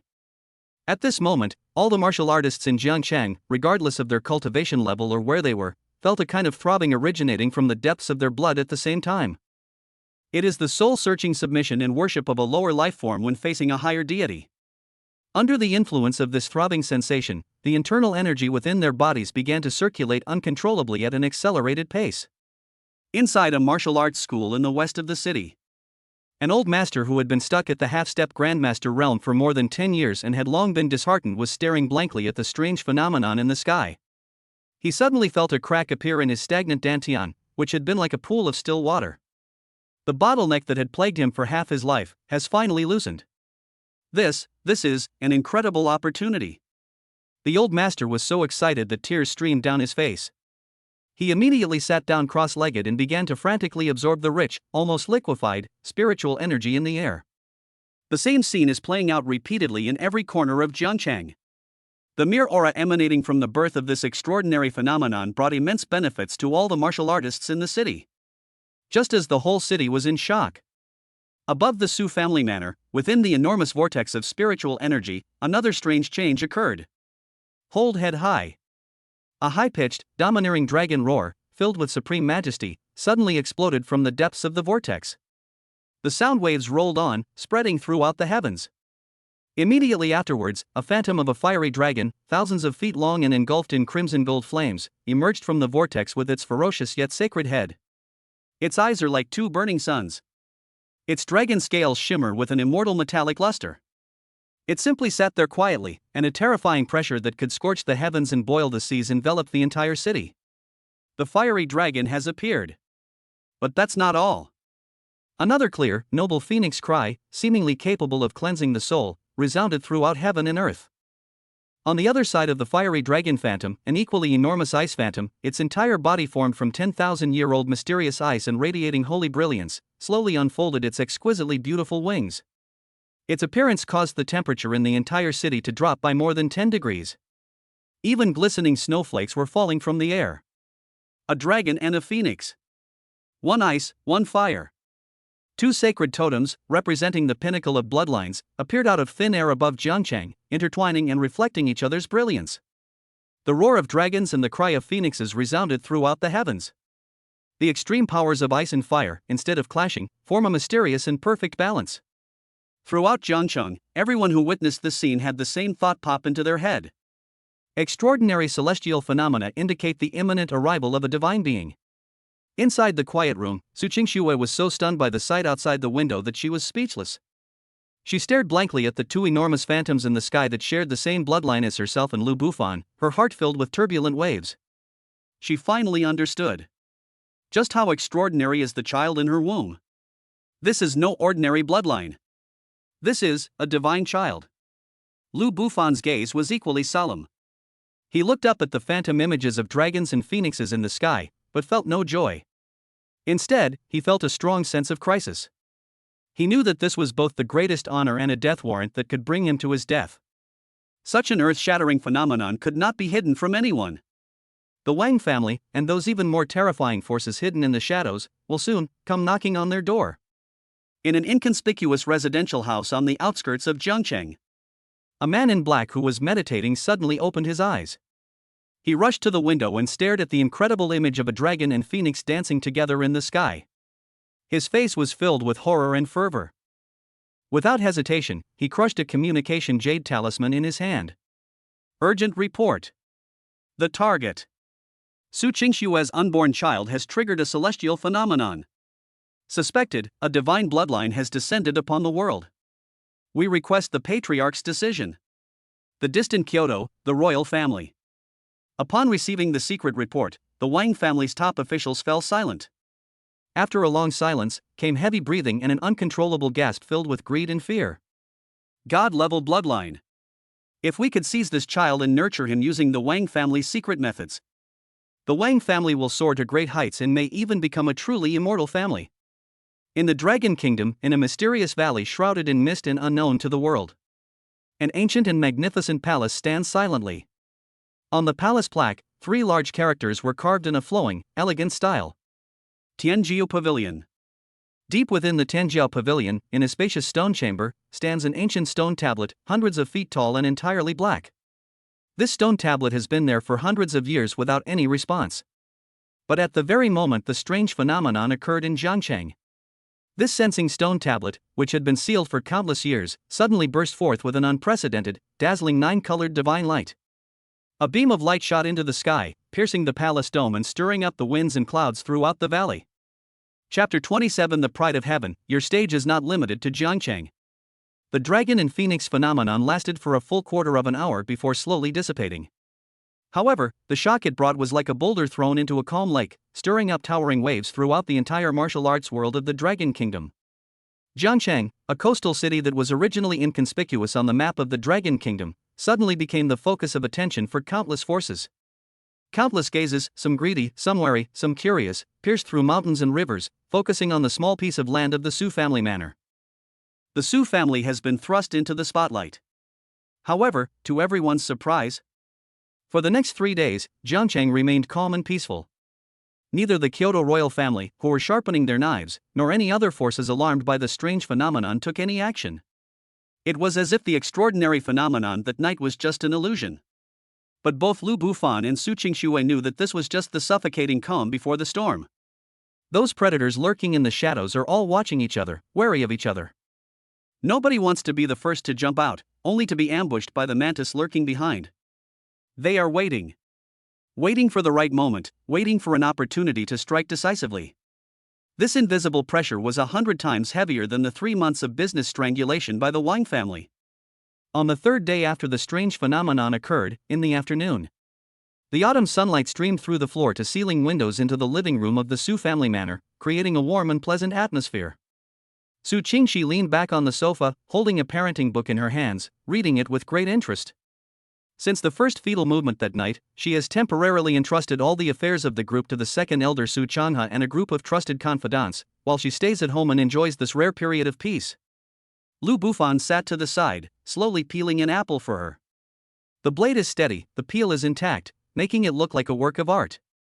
The atmosphere was warm and tranquil. Suddenly, Lu Bufan paused slightly as he peeled the apple. He raised his head, his deep eyes gazing towards the living room doorway, a faint smile playing on his lips. They've arrived. Su Qingxue also put down her book at almost the same time. Her divine sense, belonging to a grandmaster-level expert, had already sensed something was amiss. But they found nothing. Inside and outside the manor, all was peaceful, not even a bird was disturbed. But the feeling of being watched became clearer and clearer. Just as she frowned slightly, preparing to get up and investigate, a white figure appeared out of thin air in the center of the living room without any warning. There were no footsteps. There are no energy fluctuations. It didn't even cause a ripple in the air. She just appeared like that, as if she had been standing there from the very beginning. Su Qingxue's pupils suddenly contracted. A chill ran from the soles of my feet straight up to the top of my head. She herself is now a genuine martial arts master. But she didn't even realize when or how the other person had entered. This means that the strength of the newcomer has far exceeded her comprehension. She was a woman dressed in retro white, with her long hair casually tied up with a wooden hairpin. She looked to be no more than 27 or 28 years old, with a beautiful face and an ethereal, otherworldly air, unlike any ordinary person. Her eyes were as calm as an ancient well, without the slightest ripple. She simply stood there quietly, as if she had become one with the entire world. Who are you? Su Qingxue immediately stood up, shielding Lu Bufan behind her. Her master-level internal energy instantly surged to its peak, as if facing a formidable enemy. The woman in white ignored her guardedness. Her gaze simply swept calmly around the living room before finally settling on Su Qingxue. Do not be nervous. Her voice was like a clear mountain spring, cool yet melodious. My name is Bai Yu, and I come from Tianjiu Pavilion. I am here to investigate the strange phenomena that occurred in Jiangcheng 3 days ago. Tianji Pavilion. These 3 words made Su Qingxue's heart skip a beat. Although she didn't know what the name represented, the other party's unpredictable entrance was enough to prove that this was definitely a hidden and powerful being who stood above all worldly forces. Bai Yu's gaze lingered for a moment on Su Qingxue's slightly protruding belly. For the first time, a hint of approval appeared in her usually calm and collected eyes. She nodded and commented, "S-grade Ice Phoenix bloodline, solid foundation, pure blood and chi. Not bad." The tone was like a teacher commenting on a student they were fairly satisfied with. This made Su Qingxi even more horrified. In the secular martial arts world, S-rank bloodlines are already extremely rare. But in the other person's mouth, it seems that it was just not bad. Just how terrifying is that Tianjiu Pavilion? After evaluating Su Qingxue, Bai Yu's gaze naturally fell on Lu Bufan in front of her. The moment her gaze fell upon Lu Bufan, for the first time, a subtle change appeared in her perpetually calm expression. Her eyebrows twitched almost imperceptibly. A hint of surprise flashed in his eyes. A C-grade flame dragon bloodline? She murmured to herself, a hint of confusion in her voice. Wrong. She stared intently, as if trying to penetrate Lu Bufan's skin, and looked directly at the source of his bloodline.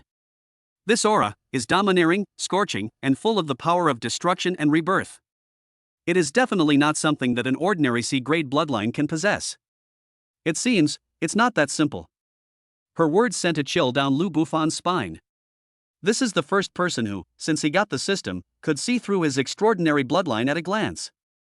Although she couldn't see through the true level of the flame dragon bloodline, she had already sensed something was amiss. This woman has an incredibly sharp eye. Bai Yu seemed to realize that she had lost her composure. She didn't delve into the matter further, quickly averting her gaze and resuming her placid expression. She flipped her hand over. A token made entirely of an unknown metal, cool to the touch, and engraved with intricate star patterns, appeared in her palm. This child's talent is a once-in-a-millennium occurrence. Bai Yu looked at Su Qingxue and gently handed her the token. This is the Heavenly Pride Order. After he is born, you may use this order to take him to the Heavenly Pride Pavilion for the final potential test. If he passes the test, my Heavenly Pride Pavilion, and even the entire Dragon Empire, will devote all its resources to nurturing him. These words were like a thunderclap, exploding in Su Qingshua's ears. Tianji Pavilion.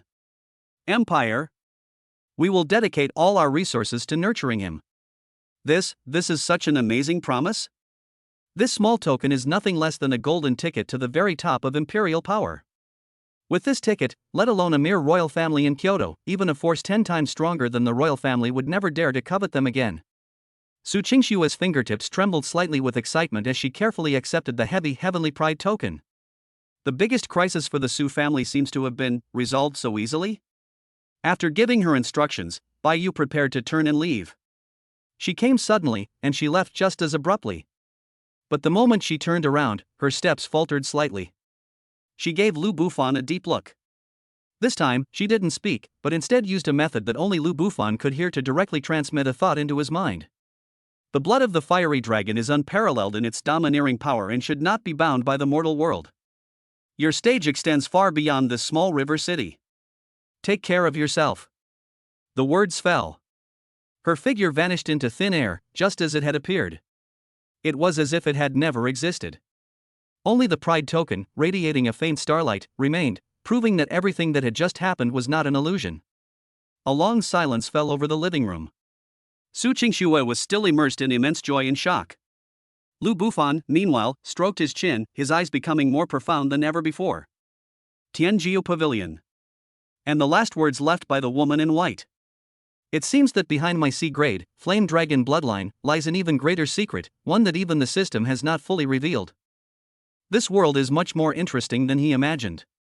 Chapter 28 10 Months of Pregnancy, the Emperor Dragon Scripture. The air in the living room still seemed to retain the cool, aloof feeling brought by Bayu's white dress. Su Qingxue held the talisman, which was cold to the touch but seemed to carry the future of the entire family, her palms slightly sweaty. A profound sense of joy and unreality still enveloped her. She looked at Lu Bufan, hoping to see the same excitement on his face, but all she saw was a deep calm as the sea before a storm.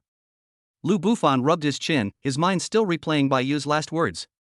The blood of the fiery dragon should not be bound by the mortal world. His stage extends beyond Jiangcheng. This is a lot of information. This indicates that Tianjiao Pavilion, or rather Bayu himself, has already noticed the abnormality in his bloodline. The secrets hidden behind his C-grade, flame dragon bloodline, are probably not even fully revealed by the system that granted him all of this. This world is far larger and more complex than he knew when he was reborn. Bufan, what are you thinking about?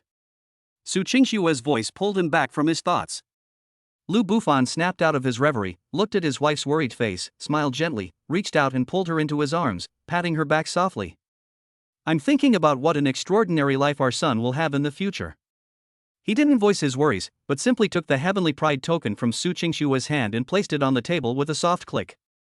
The voice wasn't loud, but it acted like a reassuring pill, instantly easing the tension in the entire Su family. The appearance of Tianjiao Pavilion was like an invisible mountain, suppressing the turbulent land of Jiangcheng. The first to feel this pressure were the royal family of Kyoto. Their attempts to strangle the Su group's business suddenly became hesitant and timid. Overt malicious short selling and forced loan collection have quietly ceased. They dared not use those ruthless methods that could have annihilated the Su family, for fear of angering the mysterious and unpredictable Tianjiao Pavilion and bringing annihilation upon the Wang family. However, their underhanded tactics never ceased. They were like a group of venomous snakes in the gutter. Although they dared not jump out to bite directly, they were still releasing venom in the dark, trying to slowly and bit by bit wear down the Su family, this fledgling phoenix, by using various tricky business barriers and resource interception. This tactic of slowly boiling a frog in water is more insidious and more grueling. Although the Su group has temporarily escaped the crisis of collapse, it has also fallen into a protracted war of attrition and is still struggling to move forward. Inside the study of the Su family manor, Su Qingshuo frowned as she looked at the latest quarterly financial statements. The Wang family has cut off our trade routes to 3 rare ores in the Northern Territory, which are the core materials for the next-generation hovercraft engine of our group's Tiangong technology. Now the entire project has come to a standstill. Furthermore, they spread negative news about us in the media circles of Jiangnan province, causing our brand value to evaporate by nearly 30 billion in 3 months. She rubbed her throbbing temples, her face etched with exhaustion. Lu Bufan sat to the side, analyzing a complex network of business relationships using the system panel, and asked without looking up, which family is the Wang family's representative in Jiangnan province? It's the Li family of Yunqing, Su Qingxue replied. They control more than 70% of the media channels in Jiangnan, and many of the dirty jobs for the Wang family are done through them. The Li family Lu Bufan's fingertip lightly tapped the system screen. Target, Yunqing Li Group. A comprehensive vulnerability scan is underway. Scan complete. 3 fatal weaknesses were discovered. 1. Li Weiguo, chairman of the Li Group, possesses secret assets overseas worth over 50 billion yuan and has serious tax issues. 2. Her only son, Li Yang, has a particular sadomasochistic tendency. Over the past 3 years, at least 5 women have disappeared because of this, and related evidence has been forcibly suppressed by his family's influence.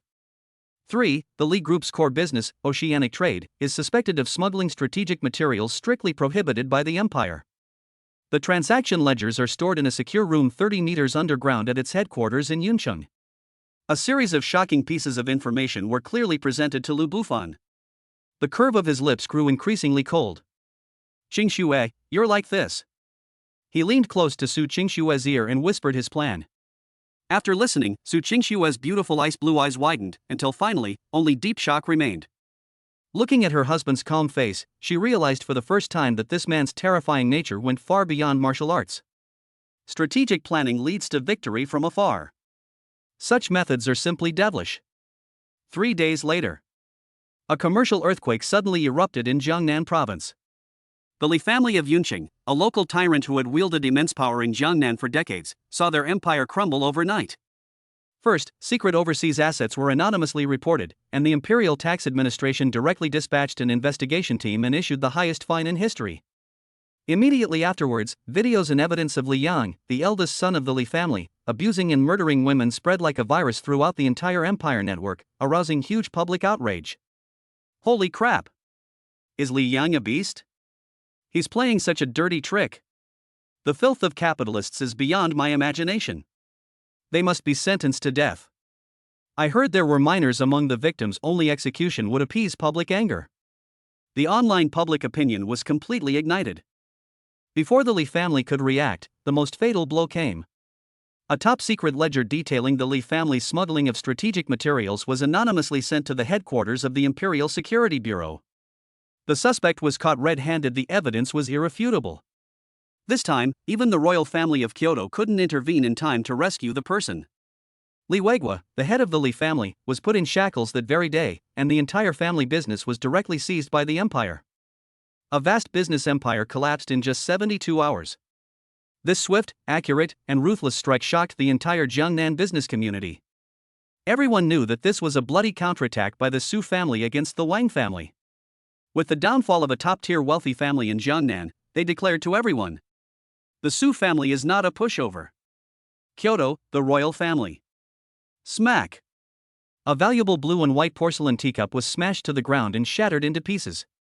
Wang Beixian, the current head of the Wang family, trembled with rage upon seeing the tragic outcome reported in the secret report. Useless. A bunch of useless trash. The Li family was wiped out so easily. Our Wang family's plans in Jiangnan have also been destroyed. Inside the study, the Wang family elders remained silent, trembling with fear. They couldn't understand where the Su family got their hands on those top-secret intelligence reports that even they didn't know about.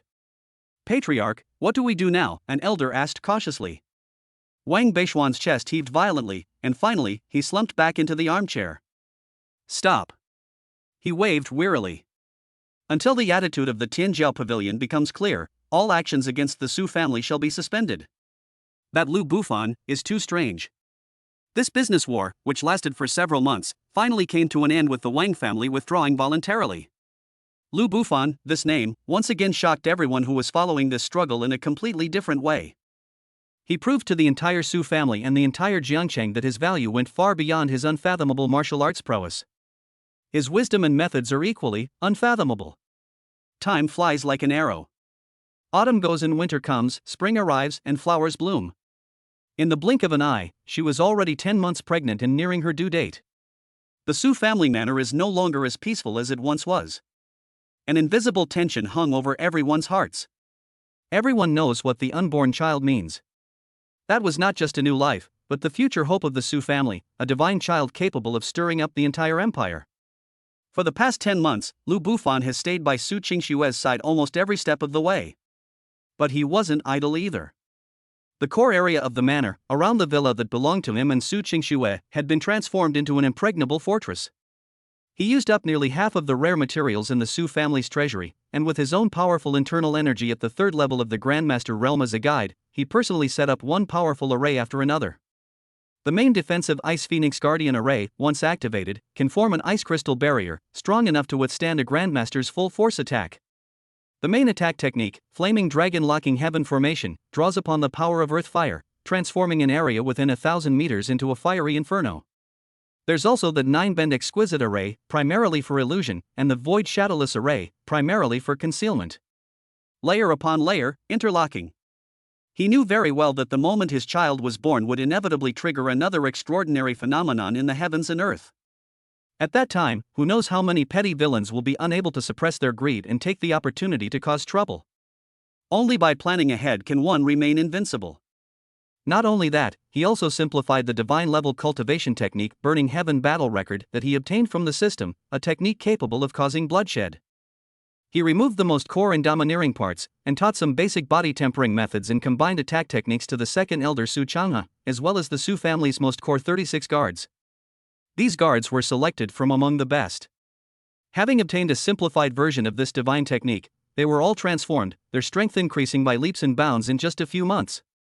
The Su family's defensive capabilities have been upgraded by more than one level. Everything is ready. All that remains is the arrival of that new life. The night before giving birth. The moonlight, like a veil, streamed through the window and into the quiet bedroom.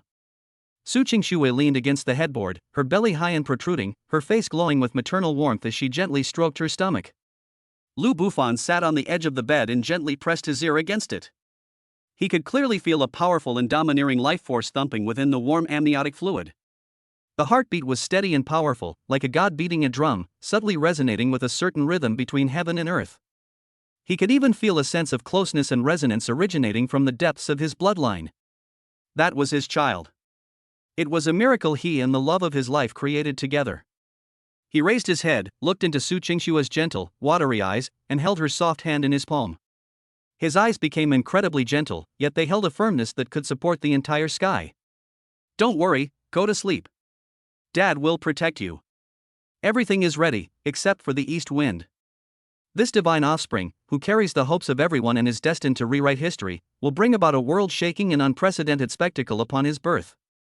Chapter 29 The Descent of the Divine Child, the True Dragon of the Sun. At dawn, the first rays of sunlight pierced through the clouds. The delivery room at the Su family manor was brightly lit. The atmosphere was extremely tense. Su Qingsue lay on the delivery bed, her long hair soaked with sweat, her beautiful face pale from the pain, but her eyes remained resolute. Lu Bufan held her hand tightly, continuously channeling his gentle, pure young internal energy into her body to alleviate her pain and replenish her strength. Outside the door, second elder Su Changhe, along with all the core members of the Su family, paced anxiously back and forth. Everyone held their breath, their palms sweating. Time passed, second by second. Finally. The moment the sun leaps above the horizon, casting its golden rays upon the earth. Wow! A baby's cry suddenly rang out from the delivery room. The cry was different from the hoarse cries of ordinary babies. It was clear, high-pitched, and full of energy. If you listen closely, the tone at the end of the sound carries a hint of the might of a dragon's roar that can pierce through clouds and split rocks. The moment the cry rang out. Rumble. The whole world seemed to freeze for a moment. Immediately afterwards, heaven and earth resonated. Storms are brewing again over the Su family manor. Within a radius of 1,000 miles, all the spiritual energy of heaven and earth was 10 times more violent than when the fetus moved last time. They are no longer trickles, but have transformed into a mighty river, rushing in from all directions. A spiritual energy vortex, 100 times larger than the last one, obscured the entire sky above Jiangcheng. Hold head high. The sounds of dragons roaring and phoenixes singing once again resounded throughout the heavens. 1,000-foot-long fiery dragon burning with golden flames. 100-foot-long ice phoenix, imbued with 10,000 years of profound ice. The two sacred totem phantoms were hundreds of times clearer than before, almost solidified. They are no longer illusory light and shadow, but rather like two real deities descending to the mortal world. They circled and soared around the Sioux family manor, emitting joyful cries, as if celebrating the birth of a king. But this is just the beginning. At the center of the spiritual energy vortex, in that deep darkness, a golden crack suddenly appeared. Beyond the crevice lay what seemed to be the abode of gods and immortals, sacred, solemn, and too dangerous to look directly at. Splash! Golden specks of light rained down from the gap. That wasn't rain. That was the purest, liquefied spiritual energy of heaven and earth. Heaven sent down timely rain.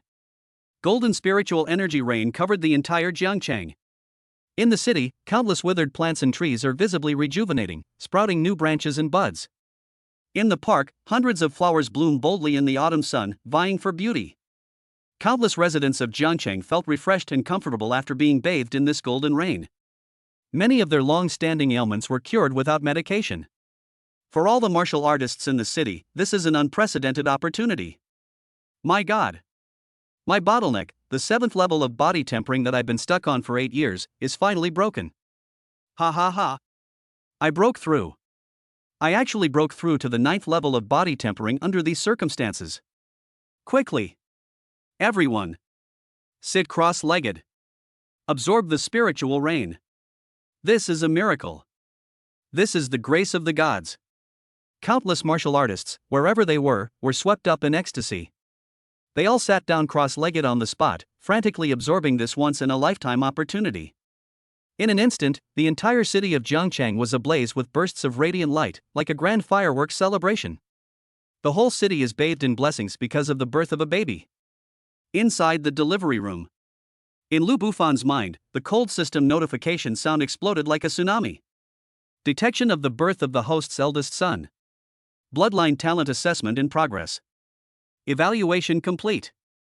Talent level, SSS. Mythical bloodline true sun dragon. Congratulations, host. You have given birth to an SSS level divine child. You have successfully triggered the highest level bloodline inheritance 10,000-fold critical hit reward. Rewards being processed. Lu Bufan's heart skipped a beat. SSS rank. A critical hit 10,000 times stronger. Reward 1, Bloodline Restoration. The host, a C rank, Flame Dragon bloodline, is undergoing ultimate evolution thanks to the power of the Divine Child True Sun Dragon bloodline. Evolution successful. Congratulations, host. You have obtained a brand new bloodline, True Sun Dragon bloodline grade A. Boom. An indescribable heat and nobility erupted from the deepest part of Lu Bufan's bloodline. He felt every drop of his blood burning and transforming. The original power of the fiery dragon seemed to be ordinary fire. At this moment, the power of the true dragon of the sun is divine fire from the sky. Overbearing. Purely. Supreme. He even had the delusion that he could easily incinerate everything in the world if he wanted to. Reward 2, God-level cultivation technique. Congratulations, host. You have obtained a divine-level cultivation technique perfectly matched with the true dragon bloodline, the Emperor Dragon scripture. A vast and boundless torrent of information surged into Lu Bufan's mind. It was a scripture that he could not understand at all. Every word seemed to contain the ultimate truth about the birth and death of the universe. The general outline alone is 10,000 times more profound than the burning heaven battle record he had obtained before. This scripture cannot be practiced by anyone other than gods and demons. Reward 3, Special Building. Congratulations, host. You have obtained a special building, the Bloodline Altar. Bloodline Altar can be placed at the core of the family territory. It slowly absorbs the spiritual energy of heaven and earth, purifying and strengthening the bloodline power of all family members related to the host within the altar's coverage area. Lu Bufan's breathing became rapid. This is simply a family artifact. With it, the Su family, no, the future Lu family, will produce a continuous stream of bloodline geniuses. This lays the foundation for an immortal family. Reward 4, Innate Divine Ability. Congratulations, host. You have awakened your innate bloodline power, Dragon's Might. Dragon's Might, passive divine ability, capable of absolute soul and bloodline suppression against targets with bloodline levels lower than the host. Active activation can instantly strip the opponent of their fighting spirit, and may even cause their bloodline to collapse. The ultimate art of slaughter. This is simply the ultimate weapon for group battles and dealing with bloodline warriors. Because the host's offspring possesses talent exceeding the system's predicted limit, a special hidden reward has been triggered. Bonus reward, Realm Initiation. Congratulations, host. Your cultivation level has increased. Current realm, Grandmaster level 4. Grandmaster level 5. Grandmaster level 6. Boom. Boom. Boom. The chi within Lu Bufan's body surged wildly, like a floodgate opened. Originally at the third level of the Grandmaster realm, he broke through 3 realms in just a few breaths, directly soaring to the terrifying 6th level of the Grandmaster realm. A power capable of destroying the heavens and the earth surged within his body. But with just a thought, he perfectly contained the terrifying aura that was about to burst out of his body using the general principles of the Emperor Dragon scripture that he had just obtained. His outward aura remained at the Grandmaster level 3, without revealing a trace of it. A series of incredibly generous rewards left Lu Bufan somewhat bewildered. Is this the joy of having a good son? Extraordinary, quick, look at our child. Su Qingshue's weak yet happy voice roused him from his shock. Lu Bufan took a deep breath, suppressing the turmoil in his heart, and strode forward. The midwife had already wrapped the newborn baby in soft swaddling clothes and carefully handed it to him. It was a very small, soft lump. Lu Bufan, an invincible 6th-level Grandmaster, was holding this little thing, and his arms were trembling slightly. He looked down. In the swaddling clothes, the little one opened his big, dark eyes and curiously looked around at this brand new world. His skin was fair and delicate, and his features were so exquisite that they looked as if they had been painted. He perfectly inherited all the advantages of Lu Bufan and Su Qingxue. Seemingly sensing his father's presence, the little guy didn't cry or fuss. Instead, he grinned at Lu Bufan with his toothless little mouth, revealing a pure and innocent smile. At that moment, Lu Bufan's heart completely melted. This is his son. It is a treasure he will protect for the rest of his life. His strength has once again achieved a tremendous leap, and with the addition of bloodline supernatural powers, a brand new era seems to be slowly unfolding before his eyes. Holding his child, Lu Bufan felt the unmistakable blood connection between father and son, and a surge of heroic emotion welled up in his heart. What name will he give to this child who is destined to be extraordinary and carries all his hopes? A name that matches his mythical talent and resounds throughout the heavens. Chapter 30 My son Sishue, The Curse from Kyoto. The door to the delivery room was slowly pushed open. Warm sunlight streamed in, along with the expectant gazes of the people outside the door. Holding the swaddled baby, Lu Bufan walked step by step to the delivery bed. He carefully placed the tiny life into the arms of Su Qingshuo, who had regained some strength. Su Qingshue's movements were somewhat awkward, yet filled with an indescribable tenderness. She looked down at the little one in her arms, connected to her by blood, and her whole heart was completely filled with an emotion called happiness. Look, he looks just like you. Lu Bufan sat on the edge of the bed, reached out and gently touched the baby's pink cheek with his fingertips, his voice so soft it could melt water. The baby's eyebrows and eyes resembled Su Qingshue's, delicate and aloof, with an innate air of nobility. His high, straight nose and well-defined lips resembled Lu Bufan's, exuding a heroic air. Looking at the child, Su Qingshue's beautiful ice-blue eyes shone with maternal radiance, and her entire demeanor softened. Let's give him a name, she said softly, looking up at Lu Bufan. Lu Bufan pondered for a moment. He considered many powerful and unparalleled names, such as Outyan, Pajuan, and Lingxiao. But looking at this heartwarming scene before him, and at his wife's gentle smile, he suddenly felt that those names were all too cold. He wanted to give the child a name that would carry the emotions between them. Let's call her Lu Sishue. Lu Bufan spoke slowly, his voice extremely solemn. In remembrance of our meeting, I also hope that he can be as resilient, pure, and beautiful as ice and snow as you. Lu Sishue. As Su Qingshuo silently murmured the name, her eyes unexpectedly reddened. A layer of glistening mist spread across her beautiful eyes. This name lacks any domineering or murderous aura. But it was like a key that unlocked the softest door in her heart. Inside, it was filled with all her love and attachment to this man. Okay, let's call her Lu Sishue. She choked back tears, gently pressing her cheek against her son's small face, tears silently streaming down her cheeks. Those were tears of happiness. Outside the door, second elder Su Chanha and the others could no longer contain themselves. Once permission was granted, a group of people immediately rushed in. When they saw the baby held in Su Qingshue's arms, so delicate and beautiful, neither crying nor fussing, and staring at them with big, curious eyes, everyone's hearts were almost melted by the cuteness. My God! Is this the prodigy of our Su family? He's so good looking. Look at his eyebrows, his eyes, his nose. He's got all the best features of the patriarch in Mr. Lu. Haha, in my 80+ years of life, I've never seen such a bright child. Our Su family is going to prosper.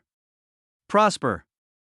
Su Changhe was so excited that his face turned red and his beard trembled. He looked at the tiny baby as if he were looking at the bright future of the Su family. The entire room was immersed in an atmosphere of joy and peace. Everyone surrounded the child, offering words of blessing and planning for his bright future. Lu Bufan stood aside, watching all of this with a smile. Family, children, peace, happiness. Isn't this what he desperately sought but could not obtain in his previous life? Just then, a slight thought crossed his mind. A thought, uncontrollably, popped into my head.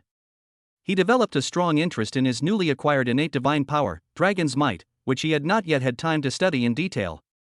The description states that Dragon's Might can suppress lower-level bloodlines and is more acutely sensitive to all energy related to bloodlines.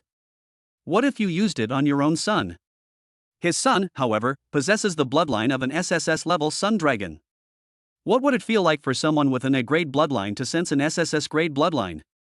Once the thought arises, it can no longer be suppressed. Lu Bufan's mind raced.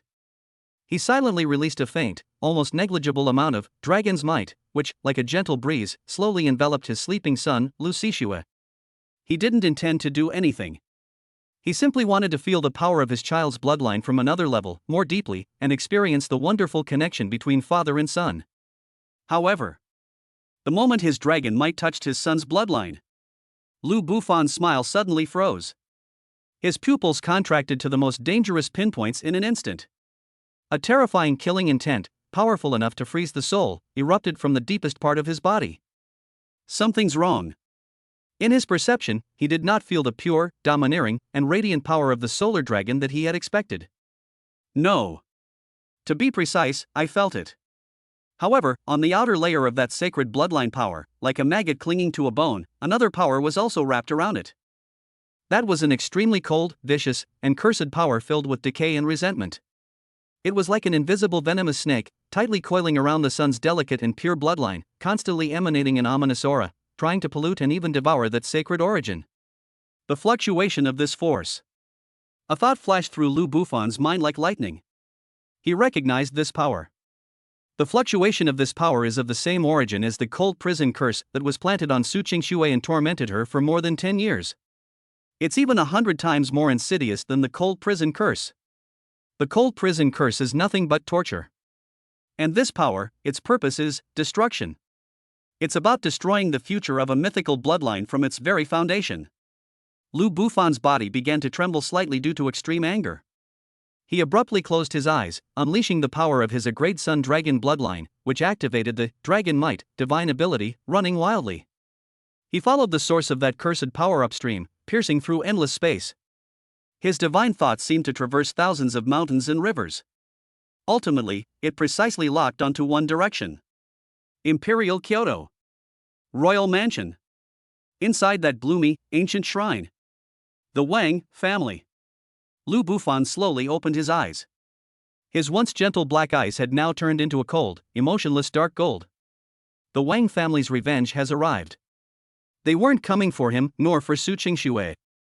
They actually used such vicious methods that he had never heard of before to kill his newborn son, who hadn't even had a chance to properly see the world. Those who defy him shall die. Anyone who harms his wife and children shall have their entire family exterminated. The terrifying killing intent that flashed across his body caused the temperature in the entire room to drop by more than 10 degrees.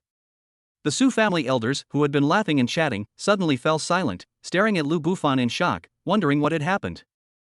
Only Su Qingxue keenly sensed her husband's suppressed anger. "Bufan, what's wrong?" she asked worriedly. Lu Bufan took a deep breath, suppressing the overwhelming killing intent back into his heart. He turned around, his face regaining its composure, but beneath that composure lay a volcano powerful enough to incinerate the entire world. He walked to the bedside, looked at his sleeping son, reached out, and stroked his cheek with an unprecedented gentleness. In his heart, he made the most solemn vow of his life. "Si Shui, don't be afraid. Dad, we're going to Kyoto right now to get justice for you." The Wang family's revenge was so vicious, targeting his newborn son. Chapter 31 Midnight Crying, A Curse from Bloodline. The joyful atmosphere did not last long at the Su family manor. Like bubbles in the sunlight, dazzling, yet fragile. The unexpected event occurred on the third night after Lu Sishue's birth. The baby, who had been sleeping peacefully, suddenly let out a sharp cry without warning. Wow! The cry was no longer the clear and high-pitched sound of a newborn. It was hoarse and sharp, filled with endless pain and fear, like a cold awl, piercing the heart of everyone who heard it in the dead of night. Inside the bedroom, Su Qingxue was immediately awakened.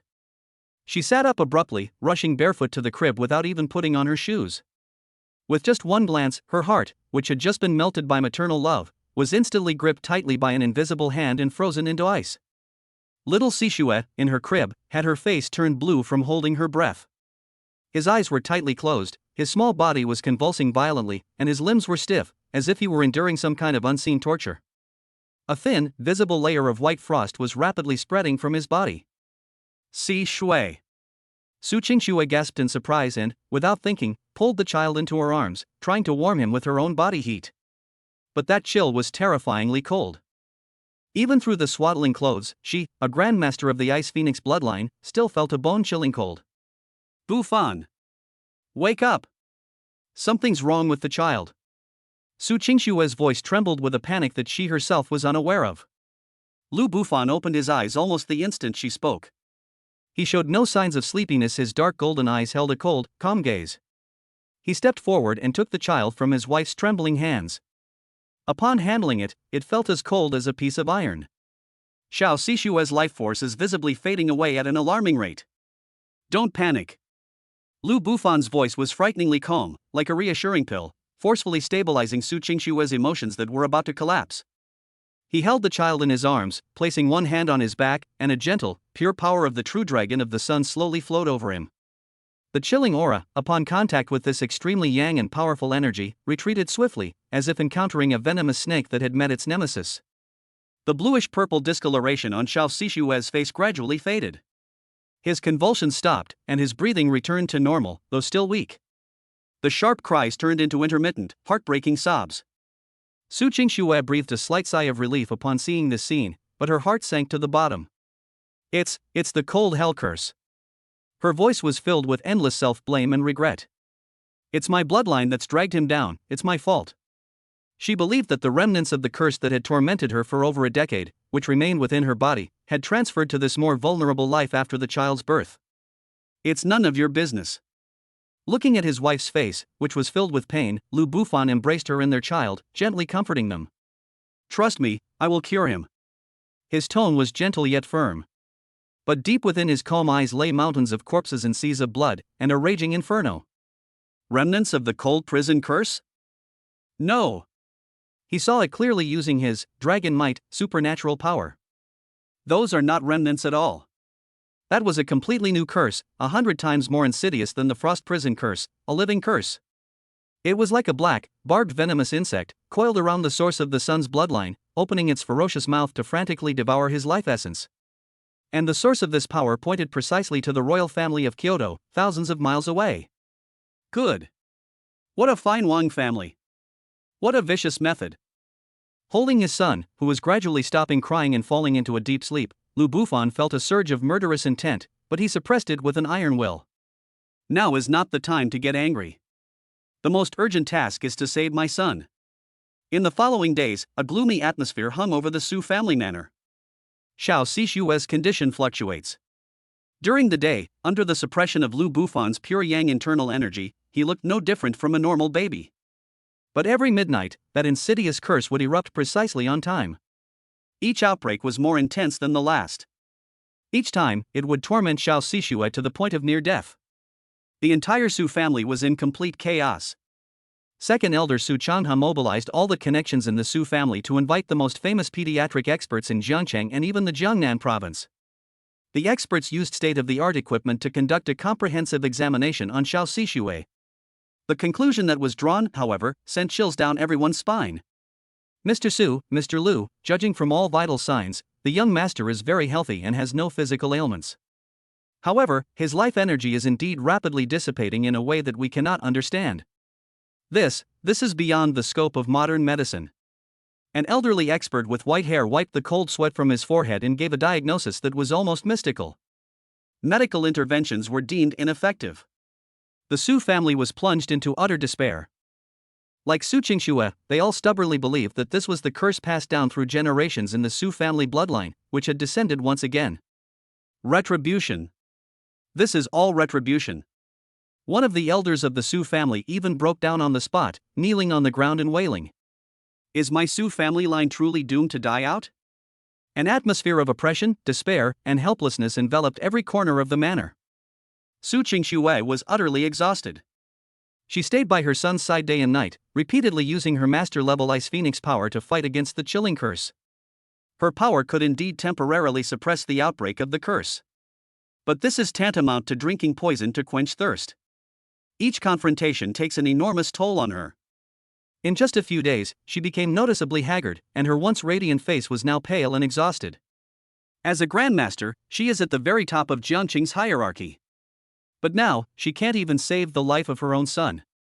That feeling of helplessness was like a dull knife, repeatedly cutting into her heart. That night, after once again exerting all her strength to suppress the outburst of the curse for her son, Su Qingxue finally couldn't hold on any longer. Her body went limp, and she almost collapsed to the ground. Lu Bufan caught her in time, picked her up and carried her back to her bed in the bedroom. He looked at his wife's bloodless face and the unconcealable weariness around her eyes, and felt a sharp pain in his heart. He knew he couldn't wait any longer. If things continue like this, Qingxue herself will collapse before her son even gets into trouble.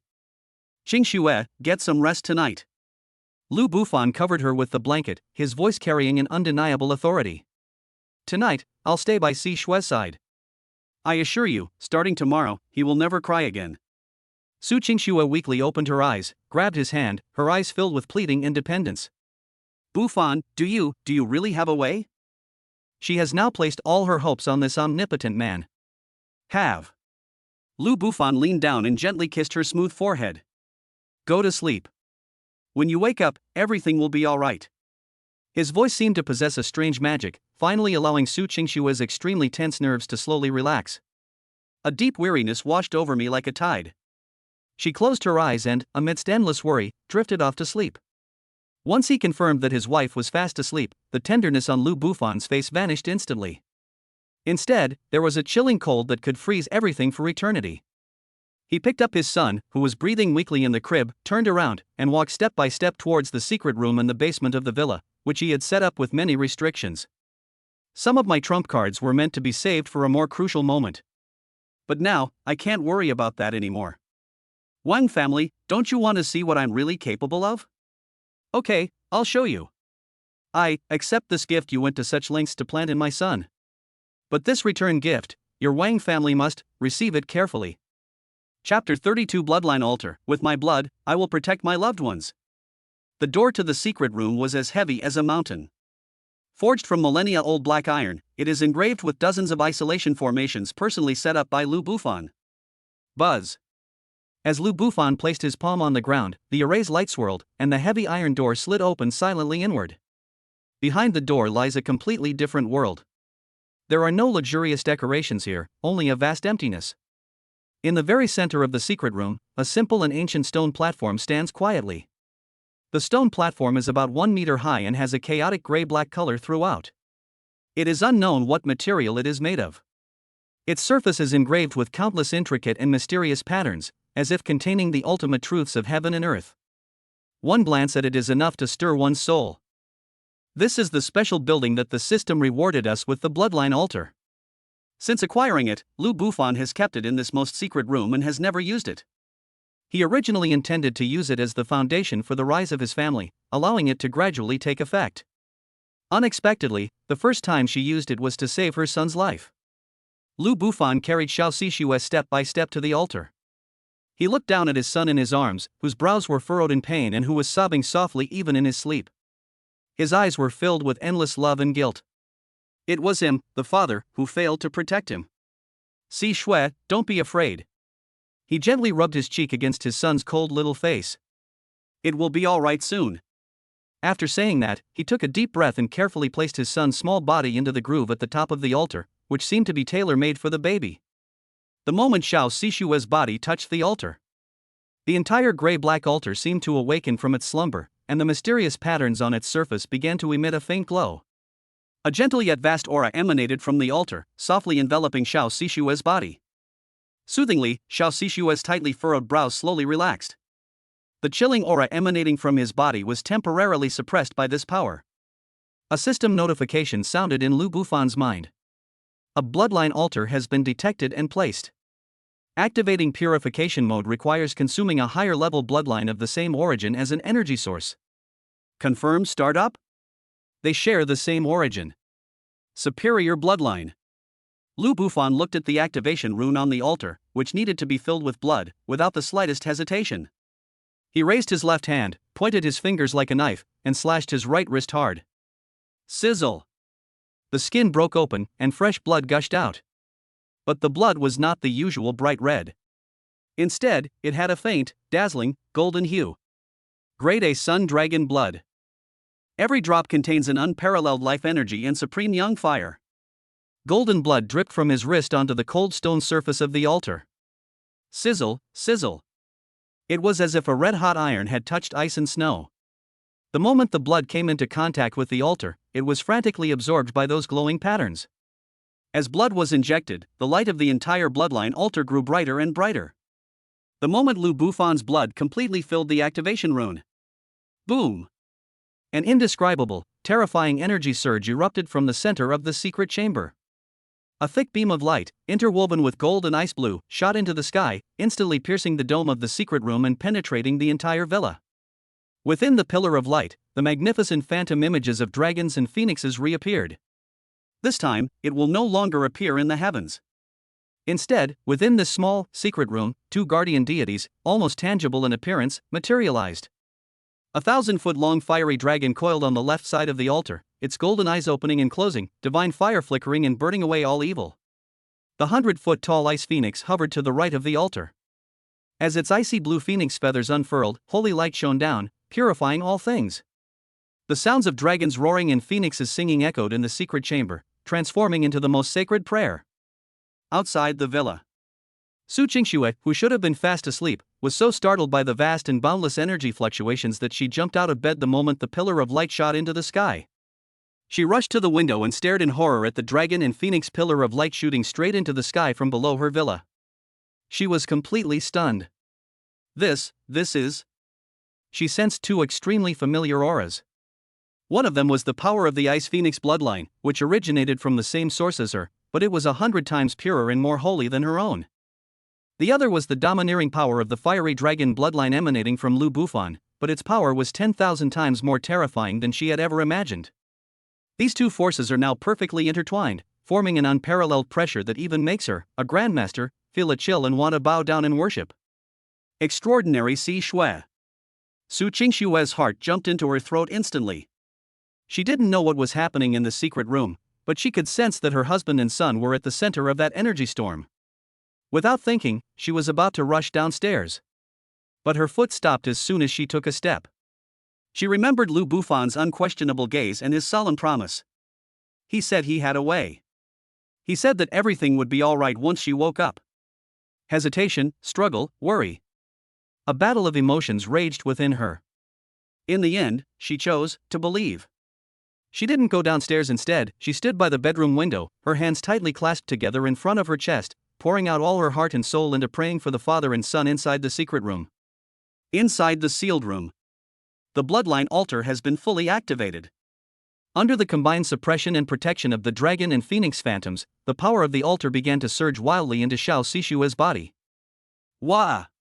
Lying in the groove, Xiao Sishue let out a painful groan. Beneath his fair and delicate skin, wisps of black energy, darker than ink and filled with ominous and venomous intent, were forcibly forced out from the very source of his bloodline by the power of the altar. The black mist gathered, writhing, and struggling above his body. Ultimately, it coalesced into a hideous, twisted face filled with endless resentment, a ghostly face. The ghostly face had blurred features, but you could clearly see two eerie green flames burning in its empty eye sockets. It stared intently at Xiao Sishue on the altar, letting out a silent yet soul-shaking, vicious roar. The true form of the curse has been revealed. It seemed that it never expected that there was a force in this world that could forcibly separate it from its host's bloodline. After a brief moment of shock came endless madness. The ghostly face suddenly opened its mouth wide, transforming into a black lightning bolt, attempting to ignore the oppressive aura of the dragon and phoenix phantoms and return to Xiao Sishua's body. Its goal is no longer as simple as devouring life force. It wants to perish together with the enemy. It wants to completely destroy this perfect, mythical body that it can no longer possess. However, how could Lu Bufan give it that opportunity? Want to die? He stood by the altar, watching the ghostly face rush towards him. His dark golden eyes were devoid of any emotion, only indifference. Did you get my permission? He slowly raised his hand and pointed gently at the ghostly face. Town. Chapter 33 Purification and Feedback, a gift from the royal family. Town. The single word that came out of Lu Bufan's mouth was calm, yet carried an unparalleled majesty that made his words law. It was as if the will of heaven had been decreed, and all laws followed it. As soon as he pointed, the dragon and phoenix phantoms hovering above the altar moved instantly. Hold head high. The fiery dragon let out a deafening roar, its enormous mouth suddenly opening wide. A golden divine fire, condensed to its extreme, tore through the void like a spear of judgment, and slammed into the oncoming ghostly face. At the same time, the ice phoenix let out a clear and melodious phoenix cry. With a flap of its magnificent wings, countless ice crystals appeared out of thin air, transforming into chains of divine order. In an instant, the ghostly face that had been blasted away by the divine fire was bound tightly, layer upon layer. Squeak, squeak, squeak. The hideous ghost face, scorched by divine fire and bound by divine chains, emitted an extremely shrill, silent scream. It struggled and twisted frantically, trying to break free of its restraints. That insidious curse power erupted with unprecedented ferocity, constantly impacting the ice crystal chains, even causing tiny cracks to appear on the surface of the chains. Its tenacity exceeded Lu Bufan's expectations. This is no ordinary curse. Behind it must stand an old monster with profound knowledge of the art of curses. The Kyoto royal family. Your foundation is indeed quite profound. Lu Bufan's eyes turned cold, and he gave it no further chances. Purify. With a thought, he brought the bloodline altar to its peak operation. Buzz. The entire altar emitted a resounding hum, like the booming of a great bell. A suction force 10 times stronger than before erupted from the center of the altar, forming a small vortex. The cursed ghost face, which was firmly suppressed by the phantom of the dragon and phoenix, had no room to struggle and was dragged into the vortex of the altar by the huge suction force. No! The ghost face seemed to sense its impending doom, letting out a final roar filled with despair and resentment. But it was to no avail. Its figure was completely swallowed by the vortex and disappeared. The entire secret room instantly returned to calm. That cold, vicious, and ominous aura was swept away completely. Instead, there was an atmosphere of peace, holiness, and vitality. Lu Bufan walked to the edge of the altar and looked down.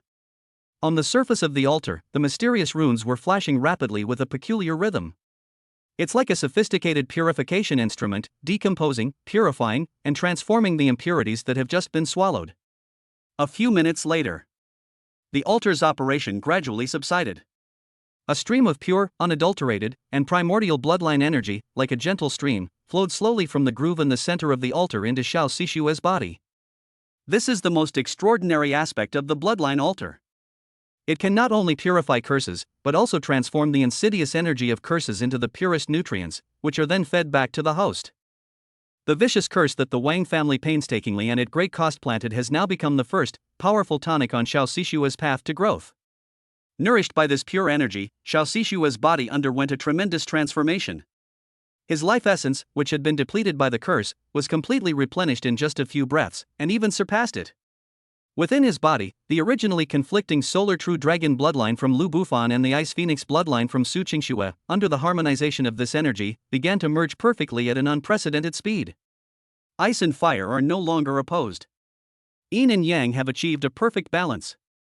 A new, more powerful, more profound, and more incredible bloodline aura was slowly being born within him. A blessing in disguise.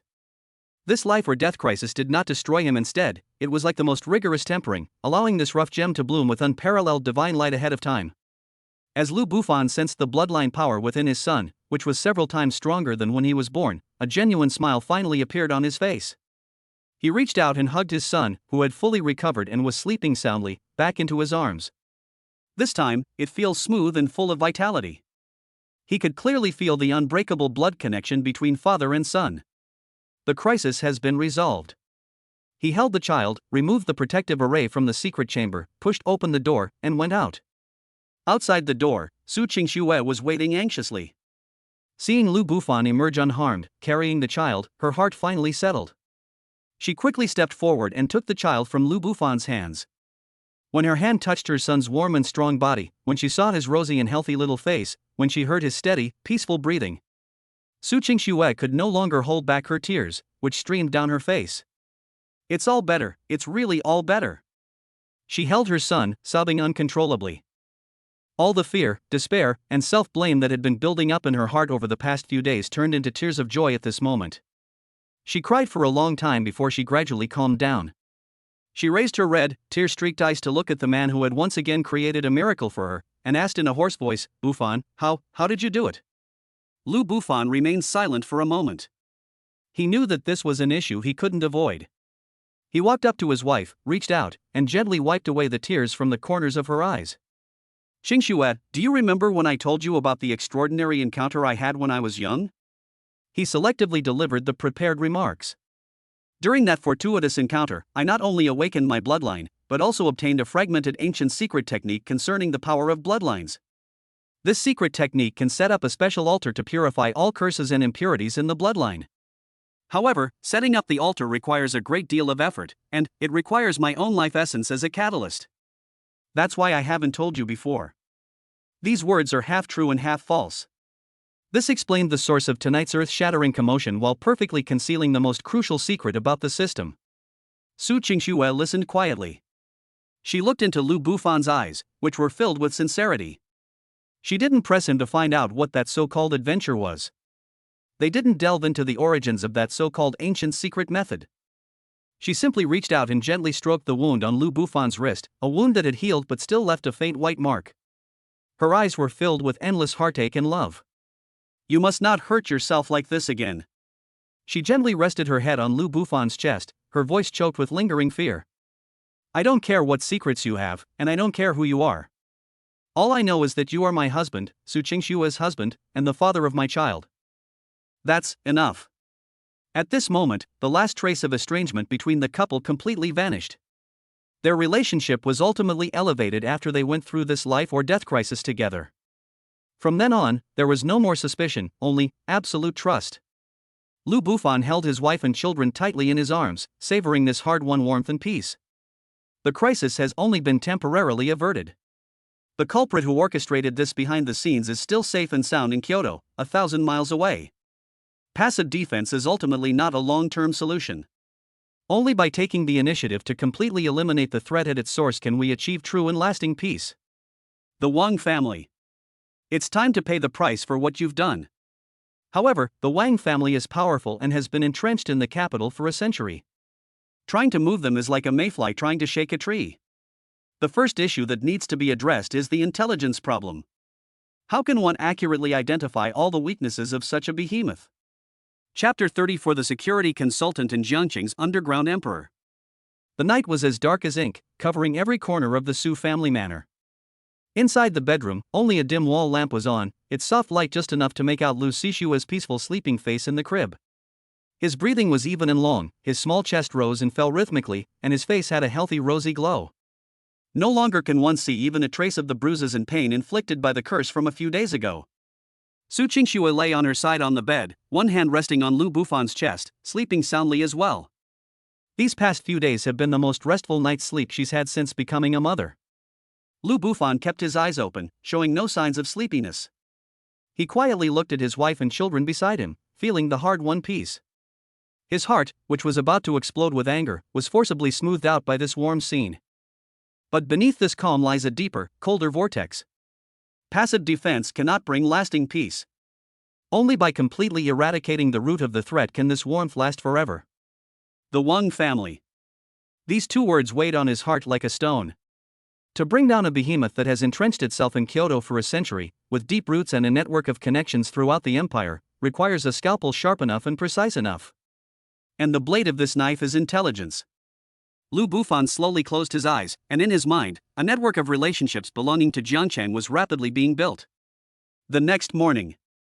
As usual, Lu Bufan prepared breakfast for Su Qingxue. Seeing his wife's face regain its former radiance, his mood improved somewhat. "I have to go to the company today," Lu Bufan said casually as he peeled an egg for her. A company? Su Qingxue was somewhat surprised. Is it a business matter? About the Wang family? No. Lu Bufan smiled and put the peeled egg into her bowl. "You forgot, I'm still the honorary security consultant for the Su Group.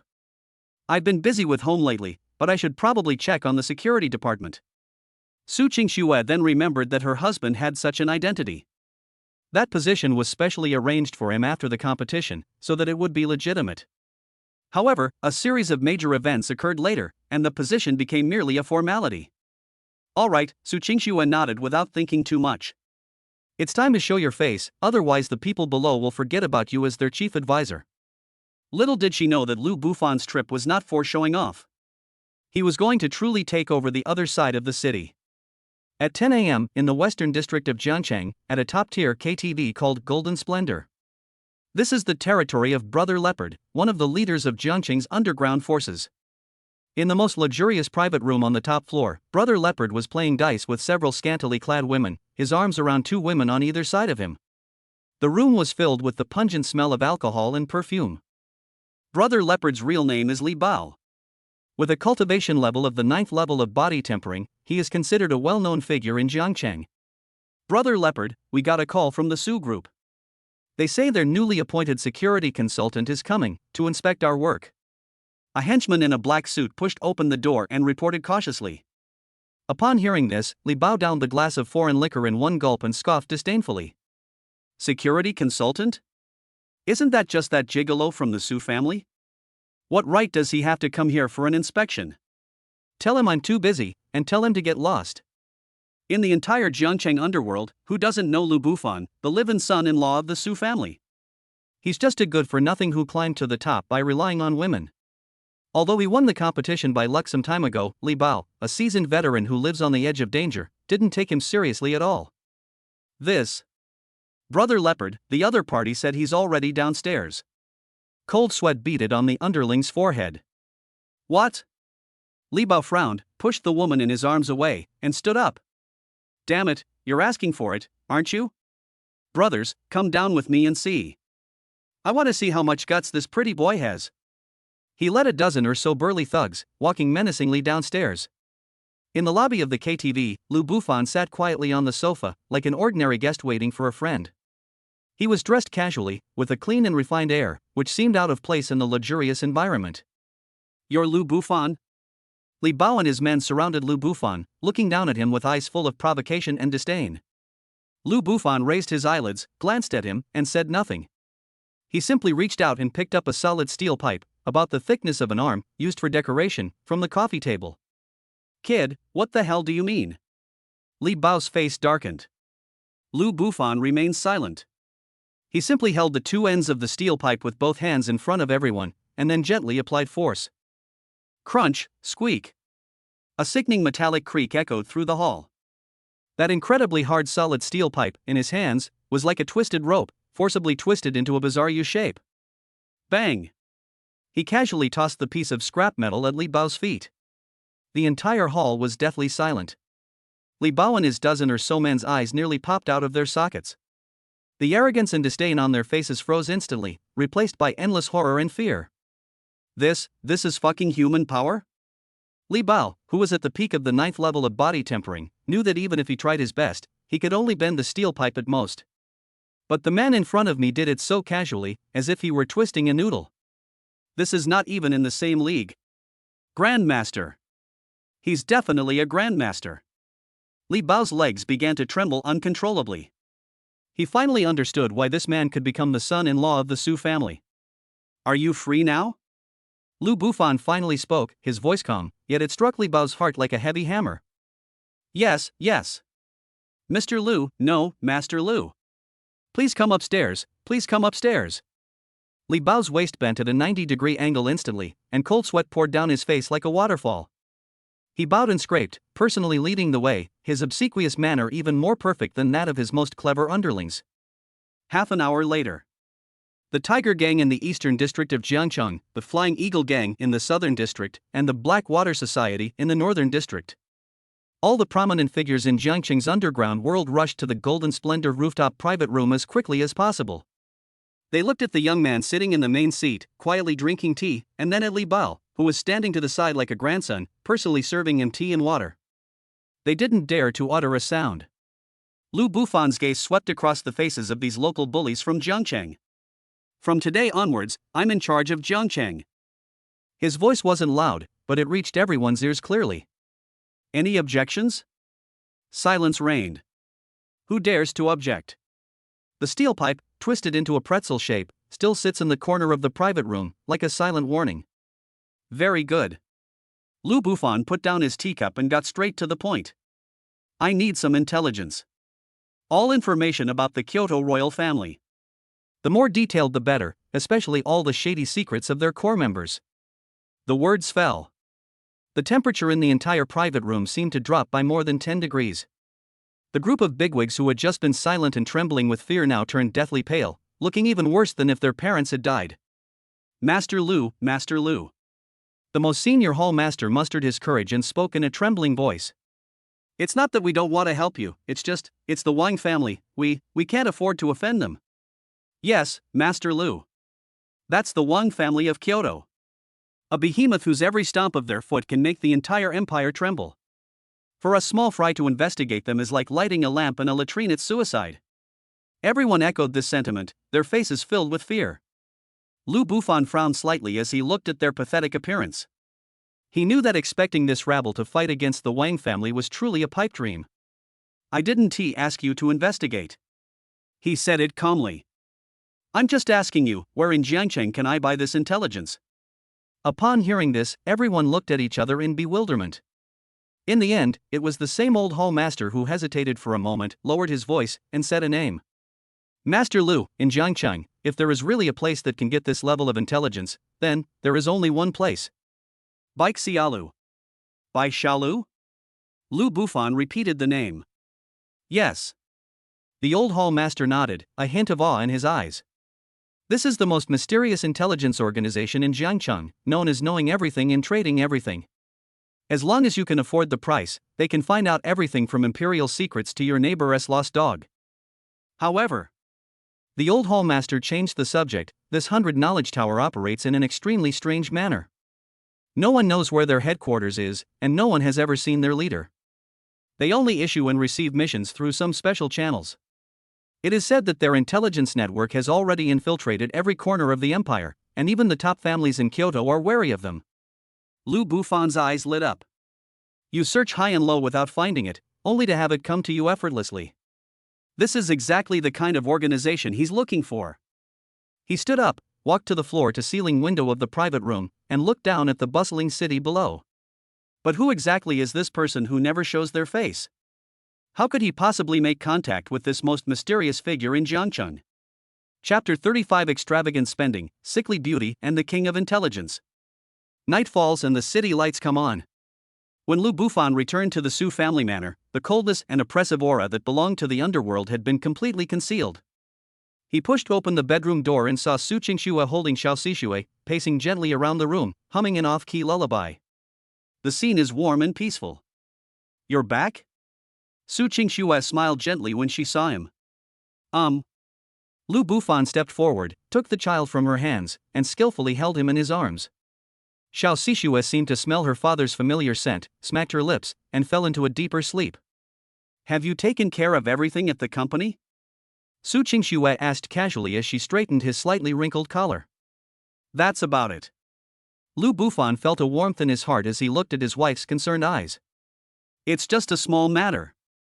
He didn't tell her that today, he had trampled the entire underground world of Jiangcheng under his feet. Some storms he can weather alone. All he wanted was to create the purest and most peaceful sky for her and their child. For the next 2 days, Lu Bufan did not go out. He was like the most dutiful husband and father, staying by his wife and children's side. But the underground world of Jiangcheng was thrown into an unprecedented upheaval by his arrival that day. All the underground forces in Jiangcheng were forcibly integrated overnight. A man named Lu Bufan, with an almost godlike demeanor, reigned supreme over this dark kingdom. This news, like a hurricane, swept through every corner. What baffled and even sent chills down everyone's spine was the first order issued by the new king after his ascension to the throne. He wants to buy intelligence about the Kyoto royal family. This order was relayed through the local thugs to every corner of Jiangqing's intelligence network. Ultimately, they all converged into one place: Baixialu. The office of Baixialu is not mysterious. It's hidden in the heart of Jiangqing City, in one of the oldest alleyways, in a shop called Forget Worry Tea House. The tea house owner was a white-haired old man who dozed off all day long. No one knew that he was Bai Xiao. Content generated by Pen Tip Legend. Lu is the external liaison for Jiangqing. That afternoon, a man in a black suit walked into the tea house. He didn't order tea. Instead, he placed a black card without any markings on the counter. The dozing old man twitched his eyelids and slowly opened his cloudy eyes. He glanced at the card, then at the man in front of him, and asked in a hoarse voice, "What do you want to buy?" "Buying intelligence." The man in the black suit was Li Bao's confidant, and his voice trembled slightly as he spoke. "Whose?" "Kyoto, the royal family." The old man's pupils contracted almost imperceptibly. He paused for a moment before slowly saying, "This intelligence is very valuable." "Our boss said," the man in the black suit swallowed, took out a check from his pocket, and pushed it over. "You can name your price." The old man looked down. It was a blank check. The amount field is empty. But in the signature area of the check, 3 words were written in a flamboyant and elegant style. Lu Bufan. The old man's breathing stopped for a moment. He has lived for so many years and has seen countless buyers who spend lavishly. But this is the first time someone has used a blank check to buy intelligence. What incredible wealth and power! How incredibly insane! Go back and wait for news. The old man put away the checks and cards, closed his eyes again, and seemed to fall asleep again. One stone stirs up 1,000 waves. The news that Mr. Lu is offering a huge reward for the Wang family's secrets spread throughout Jiangqing's high society and underworld in less than half a day. The first reaction of everyone who heard this news was that they were crazy. This is like trying to poke a powder keg with a match. Is the Su family going to completely break ties with the Wang family and fight to the death?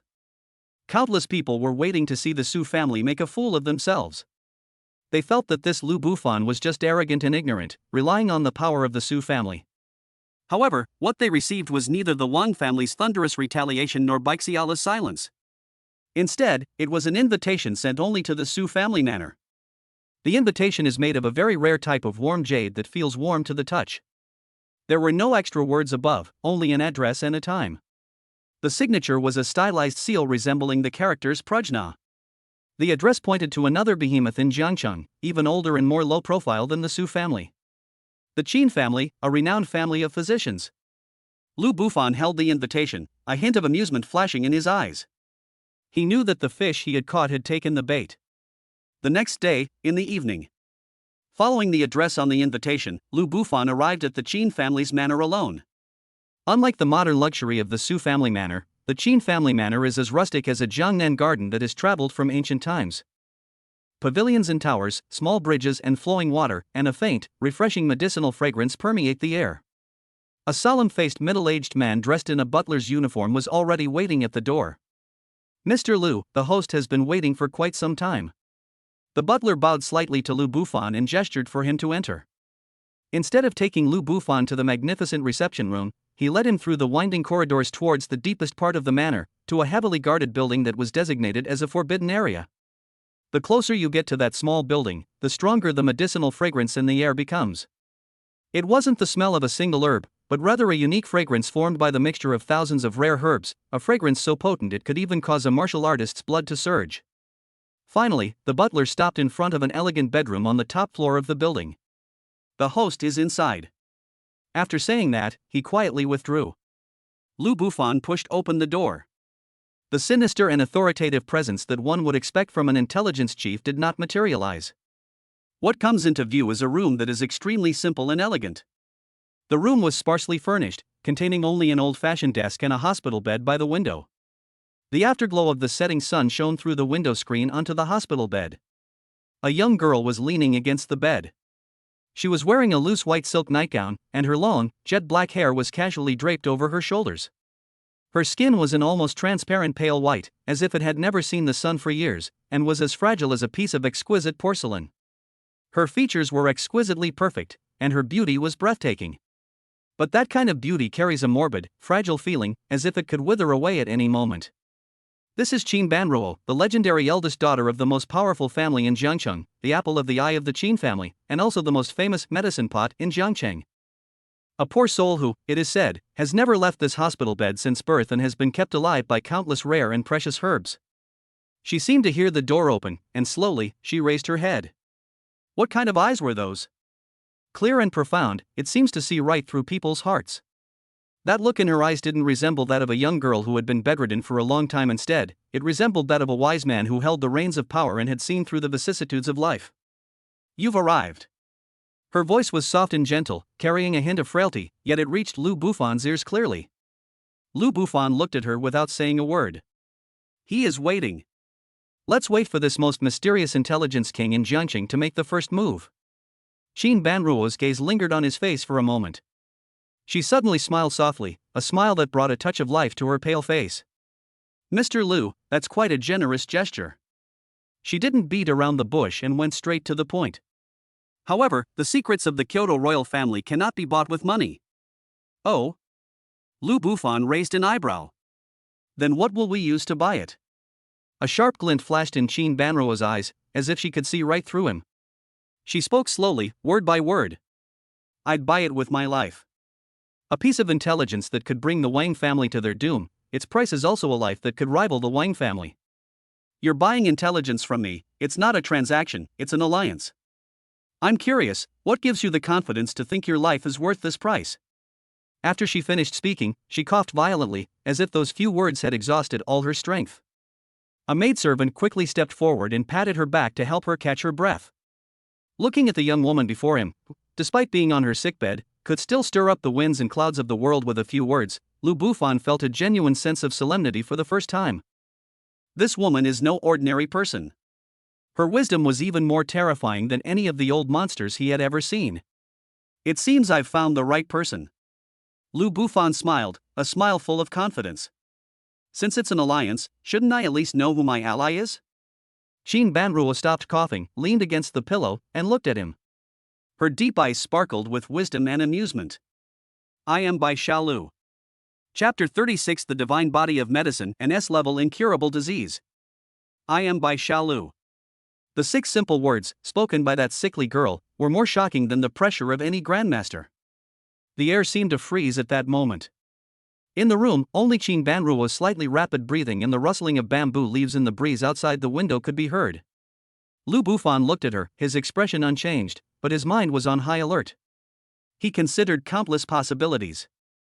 The owner of Baixiala might be an old monster with white hair and a youthful face, or he might be an ambitious middle-aged tycoon.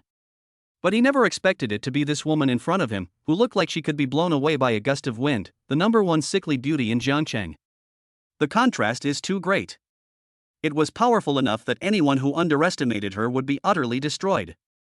Mr. Lu doesn't seem surprised? Qin Banruo looked at him with great interest, seemingly quite satisfied with his composure at that moment. A little. Lu Bufan admitted frankly. He pulled up a chair and sat down not far from the bed, looking her in the eye. I just didn't expect that the information about Baixiala would be leaked from this ward. His gaze swept across every corner of the room. This room appears simple and elegant, but in reality, it hides a secret. The materials of the walls, the texture of the floor, and even the medicinal fragrance in the air all subtly form a huge and intricate array.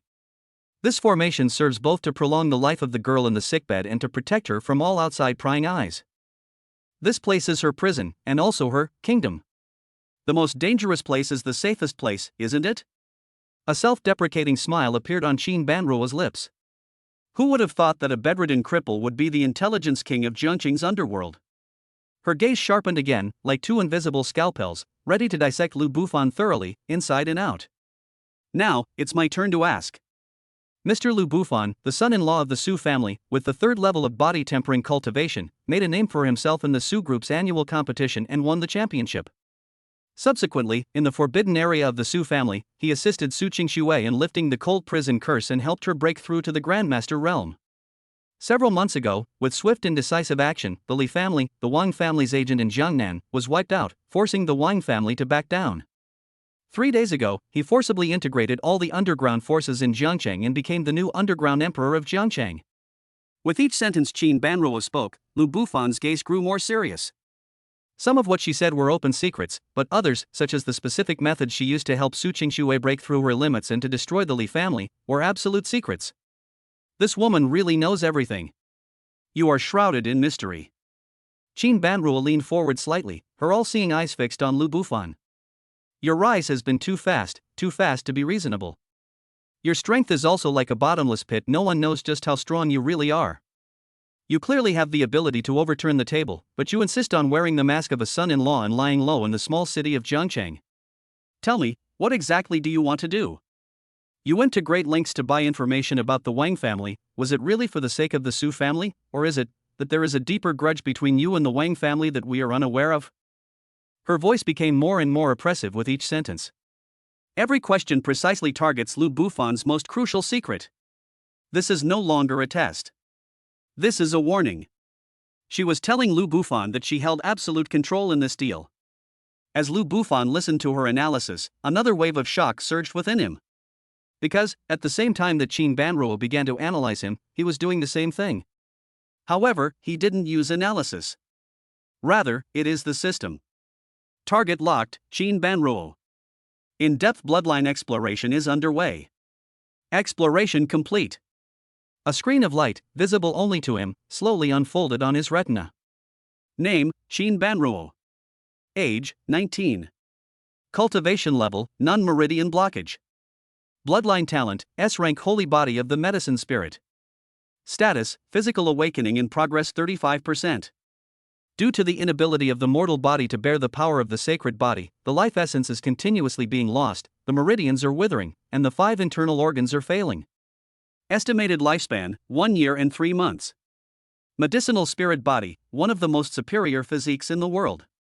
Naturally compatible with all plants and trees, able to identify, nurture, and fuse with all spiritual herbs.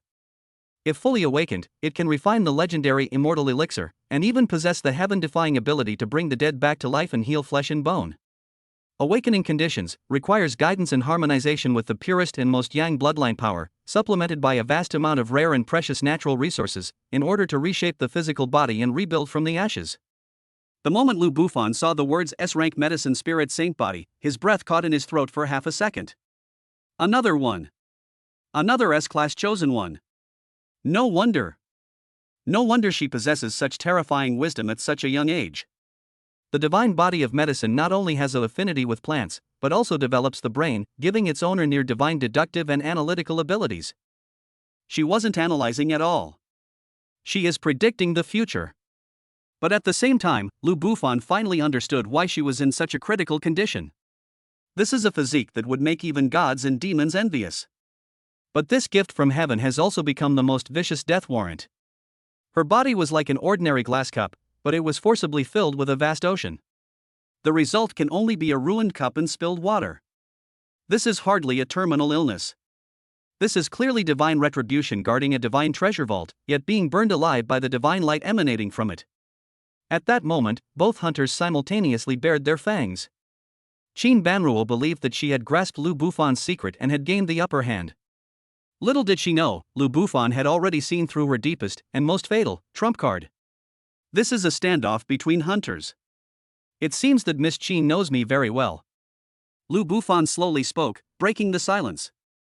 His voice remained calm, but there was something new in his dark golden eyes that made Qin Banruo's heart tremble. That wasn't the panic of having one's secret exposed. Rather, it's a sense of sympathy, amusement, and an unwavering sense of control. Qin Banruo had only ever seen that look in one type of person. That is, the attending physician who was about to pronounce a death sentence on the patient. An absurd yet heart-pounding thought uncontrollably surfaced from the depths of her mind. Could it be? Did he know? He knows about my illness? No, impossible. My illness is incurable, even the Empire's top life scientists are helpless against it. How could he possibly? Actually, I'm also very curious about Miss Qin. Lu Bufan stood up and walked step by step to her bedside. He looked down at the genius girl, who, for the first time, showed an expression of surprise and uncertainty because of his approach. He reached out his hand, as if to touch her pale cheek. Qin Banruo's body tensed instantly, and for the first time, a look of tension appeared in her eyes. But Lu Bufan's hand stopped in mid-air. He looked at her with a gaze that seemed to see right through her soul, and then, word by word, spoke softly. A body that holds divine treasures has become a prison that could collapse at any moment. Miss Qin, tell me, is there anything more tragic than this in this world? Boom! These words struck Qin Banruo's mind like a thunderbolt from the heavens. Her pupils dilated to their maximum size in an instant. For the first time, that perpetually calm face revealed an expression of horrified. He knows. He really knew. Who exactly is this man? Chapter 37, Using the Wang family as a pawn, a life or death gamble. Horrifying. An unprecedented horror, like a spiritual tsunami, instantly destroyed all the dikes that Qin Banruo had built with her wisdom and illness over 19 years. For the first time, her eyes, which could see right through people, lost their focus. In his mind, only Lu Bufan's seemingly casual yet piercing words echoed wildly. A body that holds divine treasures has become a prison that could collapse at any moment. A cage. These two words, like a red-hot iron rod, pierced the deepest, most hidden pain in her soul. He knows. He really knew. This secret is a curse she was born with, a heavenly secret that the Qin family could not uncover even by exhausting their vast wealth. Even the most advanced life science academy in the empire, those national experts who stand at the pinnacle of human wisdom, could only give a vague conclusion of systemic failure caused by unknown energy erosion when faced with her increasingly bizarre medical reports. But now, this man, the son-in-law of the Su family whom I am meeting for the first time, has revealed the secret of heaven in one sentence. He wasn't guessing, nor was he testing. It was a statement that seemed to have known everything all along. Qin Banruo gasped for breath, two sickly flushes rising on her pale cheeks. She gripped the edge of the bed, her knuckles turning white from the effort, trying to use the physical pain to suppress the tremor in her mind. Upon seeing this, her personal maidservant's expression changed drastically, and she immediately stepped forward. Go out. Qin Banruo's voice was hoarse, yet it carried an undeniable command. The maid paused, glanced at her with concern, and finally bowed and withdrew, gently closing the door behind her. Only two people remained in the room. One is the hunter who has revealed his hand. The other is the hunter who discovers that he is the prey. A long time. Qin Banruo finally slowly raised her head and looked at Lu Bufan again. The horror had faded from those deep eyes, replaced by an extreme complexity that mixed despair, hope, madness, and resolve. Who are you? She asked the question again. But this time, the tone was completely different from the previous calculated probing. Who I am is not important. Lu Bufan pulled back his chair, sat down again, and calmly looked her in the eye. What is important is that I can save you. I'll save you. These two words, though seemingly light, possess immense power. Qin Banruo's body trembled almost imperceptibly. For 19 years, she had heard "we will do our best" countless times, and "there may be hope" countless times, but she had never heard such a definite promise. She laughed, a laugh tinged with sadness. Save me? Do you know what kind of illness I have? Do you know how many rare and precious herbs the Qin family has used to prolong my life? Do you know how many hairs the academicians of the Imperial Academy of Sciences have turned white while studying my genetic map? Her voice suddenly rose, tinged with a self-deprecating excitement. What makes you think you can save me? Just because I know what it's called. Lu Bufan interrupted her questioning, his voice still calm, yet precise, seizing control of her emotions. He slowly uttered 4 words. Medicine, spirit, holy body. Boom. If the previous sentence was a thunderclap, then these 4 words are a direct declaration of divine decree. Qin Banruo was completely speechless. She opened her mouth, but no sound came out. The last line of defense in those wise eyes completely collapsed. Yes. How could someone who can accurately pronounce the name of the root cause of an illness not have a treatment plan? Does an ancient heritage truly exist in this world, one that modern technology cannot access? It seems we have a basis for a deal. Lu Bufan looked at her distraught appearance and knew the time was right. He did not press her further, but instead returned the initiative to her. Miss Qin, my time is very valuable. Now, you can renegotiate your price. Qin Banruo stared intently at him, her chest heaving violently. She is undertaking the most difficult and most important gamble of her life. The stakes were her life, the future of Baixiala, And everything the Qin family owned. The man across the gambling table was her only lifeline. A full 5 minutes passed. The room was so quiet that you could hear each other's heartbeats. Finally, the struggle in Qin Banruo's eyes slowly faded, transforming into an unprecedented firmness. She made a decision. I promise you. Her voice regained some composure, but still carried a slight, almost imperceptible tremor. Form an alliance. From this moment forward, Baixiala was at your service. After saying that, she seemed to use all her strength to pull out a small token made of an unknown metal from under her pillow and handed it over. The token is entirely black, with an ancient-style character Shao on the front. This is the decree of the 100 Knowledge Pavilion Master. Seeing this decree is like seeing me in person. Lu Bufan reached out and took it. The token felt cold to the touch, yet it seemed to weigh a ton. He knew that behind this token lay an all-encompassing intelligence network that covered the entire Jiangnan region and even infiltrated the capital. I need to see your sincerity. Lu Bufan put away the token, not letting this sudden huge gain go to his head. He knew very well that treating an S-level physique was by no means an easy task. Until she is truly cured, this verbal loyalty could waver at any moment. He needs to get some tangible benefits first. Certainly. Qin Banruo seemed to have anticipated his reaction. Leaning against the headboard, her brain, which had begun to work at high speed again because it had found hope, had already planned the first step for Lu Bufan. The Wang family has 17 directly affiliated or holding companies in Jiangnan province, with businesses spanning multiple fields such as energy, real estate, and biomedicine, and a total market value of over 300 billion yuan. When she spoke, it was no longer a test, but a pure information delivery. The clear logic and precise data left no doubt that a vast business empire had already been clearly constructed in her mind. It's unrealistic to think we can take them all at once. It would only provoke a fierce counterattack from the Kyoto headquarters. So, the first step we need to take is to sever its thickest tentacle in Jiangcheng. Her eyes gleamed with a mixture of intelligence and ruthlessness. The Li Group is a leading real estate company in Jiangcheng. On the surface, it is an independent listed company, but in reality, the Wang family indirectly controls more than 37% of it through 3 offshore funds. It is the Wang family's real money bag and the person in charge in Jiangcheng. Li Weiguo, chairman of the Li Group, appears to be a shrewd businessman, but he has a fatal weakness. A cold smile curved Qin Banruo's lips. He was a womanizer, and with a very peculiar fetish. She took a thin USB flash drive from the bedside table drawer and handed it to Lu Bufan. Inside are the 7 properties he purchased overseas using company funds that he began embezzling 3 years ago, as well as all the transfer records and video evidence of his keeping 18 escorts. Among them, 3 are minors. Lu Bufan took the USB drive, his eyes narrowing. He knew that what was inside was a bombshell capable of shattering the Li Group, along with Li Weiguo himself, to pieces. This is just an appetizer. Qin Banruo looked at his expression and continued, the Li Group is currently bidding for that prime piece of land in the south of the city. To do so, they have used 5 times the financial leverage, and the company's working capital is almost exhausted. As soon as the scandal breaks, banks will withdraw loans and stock prices will collapse. We can tear this once fierce tiger to pieces at minimal cost. And this will be the first domino to fall in the Wang family's business empire in Jiangnan. As Lu Bufan held the small USB drive, a storm raged within him. Precise. Vicious. One fatal blow. Is this the power of Baixialo?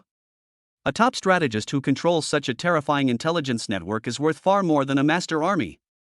He realized that today, he might have made the most correct decision, one that could change the future landscape. Very good. Lu Bufan stood up and took a deep look at the girl on the hospital bed. I accept this generous gift.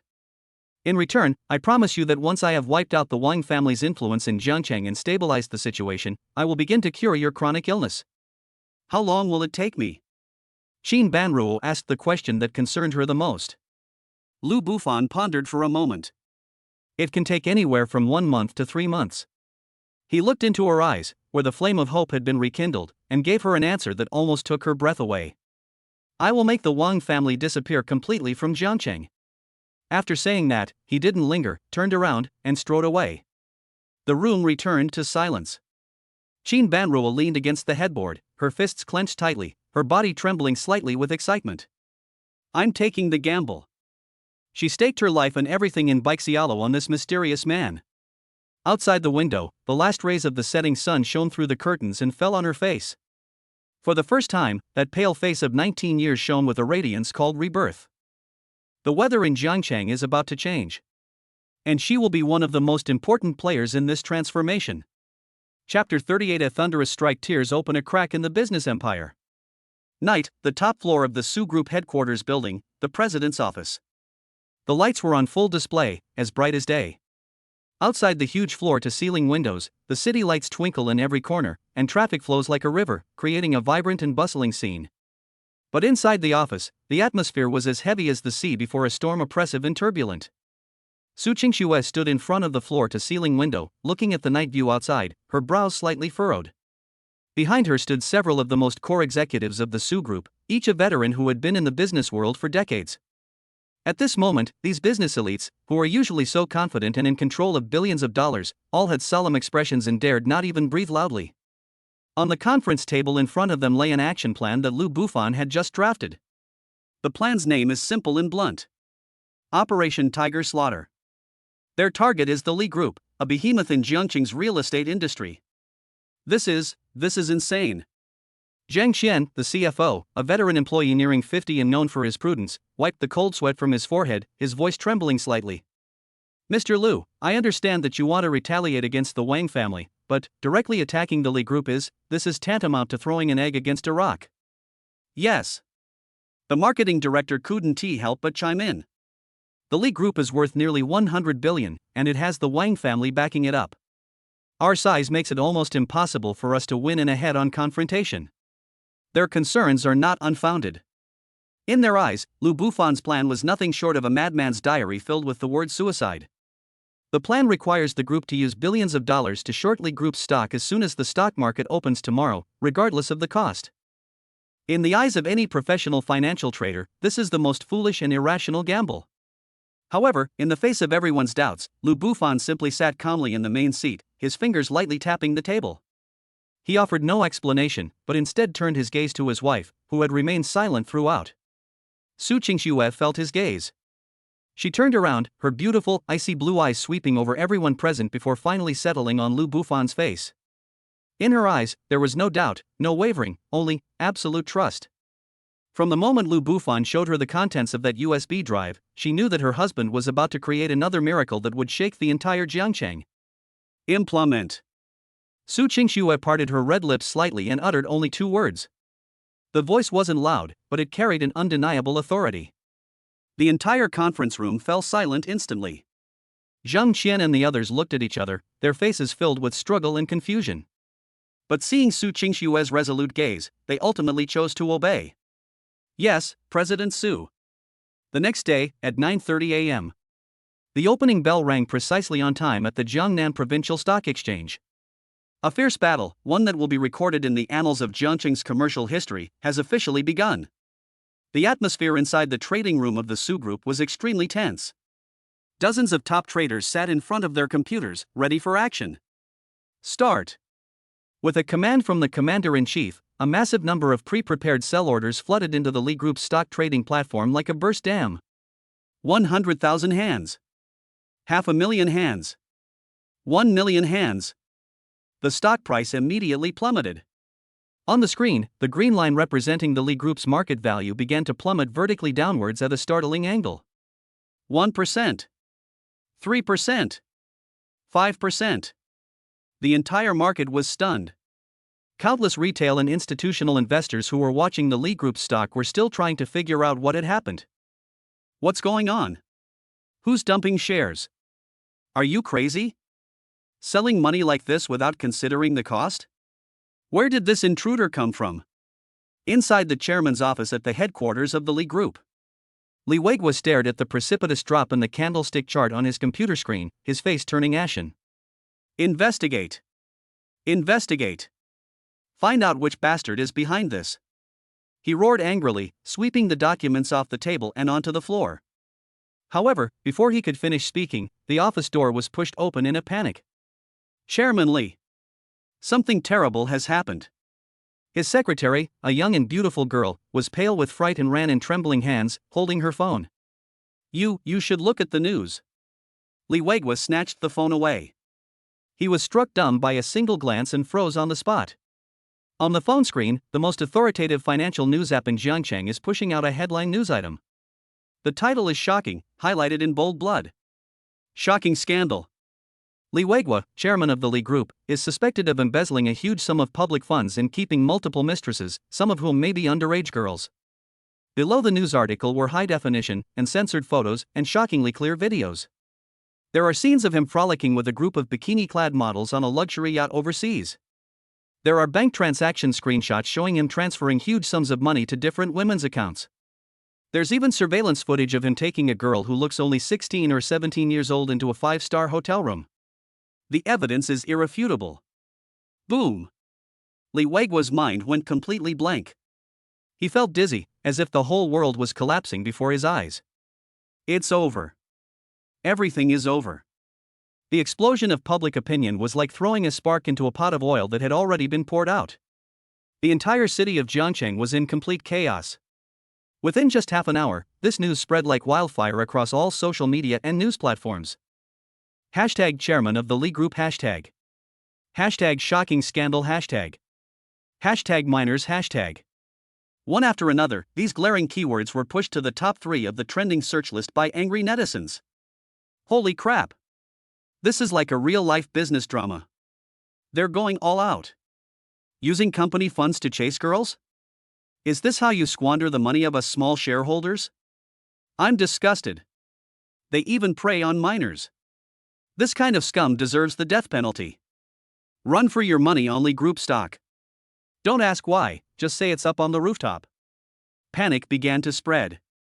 Those shareholders who held shares in the Li Group went crazy and began selling their shares at any cost. Major banks and financial institutions also responded immediately. One after another, loan repayment calls came crashing into the finance department office of the Li Group, like death knells. When a wall falls, everyone pushes it down. The stock price has completely collapsed. From a 5% drop at the opening, to 10%, then 20%. In just one morning, the Li Group's stock price was halved. A market value of over 50 billion yuan vanished into thin air.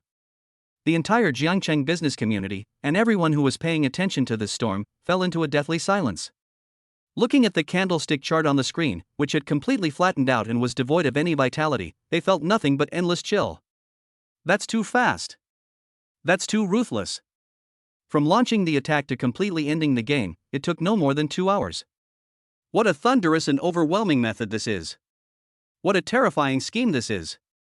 Everyone is speculating about who is behind this perfect execution. Meanwhile, inside the trading room of the Su Group, there was already a sea of jubilation. We won. We won. The traders excitedly embraced each other, celebrating this exhilarating and epic victory. Su Qingxue stood at the back of the crowd, looking at the man who had been sitting there quietly from beginning to end, as if everything was irrelevant to him. His beautiful, icy blue eyes sparkled with a strange light. Her husband, once again, proved to everyone that he was omnipotent. Lu Bufan simply picked up his phone and sent a text message to an unfamiliar number. Step 1, done. Chapter 39. Boiling frog in slow water. The Wang family city is collapsing. The sudden collapse of the Li Group was like a depth charge, detonating a massive wave beneath the seemingly calm surface of Jiangcheng. The aftershocks it caused have lingered for a long time. When countless business tycoons privately discussed the Su family's son-in-law, their tone no longer carried the contempt and disdain of the past. Instead, it was filled with a deep-seated awe and fear. Instant fame.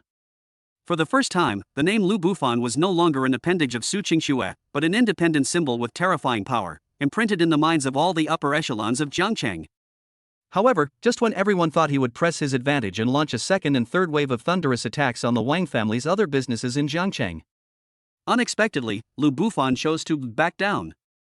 Apart from acquiring several prime plots of land from the Li Group at a rock-bottom price during the subsequent asset liquidation, the Su Group has not made any other major moves. It was as if the previous thrilling business battle was just a chance, impulsive game. This unusual calm left everyone baffled. Even Wang Xiao, a collateral descendant of the Wang family who was sent to Jiangcheng to deal with the mess left by the Li Group, gradually relaxed his vigilance after the initial shock, anger, and tension. It seems that Lu Bufan is nothing special after all. In a private room at an upscale club, Wang Xiao, holding a wineglass, spoke disdainfully to several local business partners from Jiangchang. He was able to bring down Li Weiguo by sheer luck. He just happened to catch that idiot in the act. To injure the enemy by 1,000, one's own losses will be 800. Although the Su Group made a lot of money from this short selling, it also suffered heavy losses. In the short term, they will not dare to make any further moves. He looked completely in control, brimming with confidence. Rest assured, everyone, the Jiangcheng market still belongs to the Wang family. As long as you continue to follow the Wang family, I guarantee your profits will only increase. The people in the private room raised their glasses and began to flatter them. But none of them noticed that among them, a middle-aged man wearing gold-rimmed glasses, as he lowered his head to drink, a fleeting, almost imperceptible glint flashed in his eyes. Unbeknownst to anyone, an invisible net had already been quietly cast over the entire Jiangcheng under Qin Banruo's control. Lu Bufan was the most patient net weaver. He chose not a fierce, rapid attack, but a more ancient and deadly conspiracy. Boiling a frog in lukewarm water. A swift and decisive strike may deter the villains, but it can also provoke the enemy's fiercest counterattack. A true hunter knows how to use the gentlest methods to lead his prey to death without them even realizing it. The plan was proceeding smoothly and methodically in secret. Step 1. Turn them to their side. Bai Xiaolo's intelligence accurately identified the core executives of the Wang family in various industries in Jiangcheng who harbored resentment or had tainted reputations. Anonymous emails, containing damaging information that could ruin their reputations, were quietly delivered to their desks. The email was simple, contained no threats, and offered only 2 choices. Alternatively, you can take your team and join the Su family. Or, you can wait for the disciplinary committee to come and invite you for tea. As a result, over the next 2 weeks, a series of bizarre scenes began to unfold in the Jiangcheng business community. The vice president in charge of sales at Tianhong Energy, a company under the Wang family, suddenly announced his resignation due to personal health reasons. The next day, he and his most elite sales team joined the new energy department of the Su Group. Wang Jia's Grand Pharmaceuticals, whose core PhD in charge of research and development claimed that he had ideological differences and resigned in anger.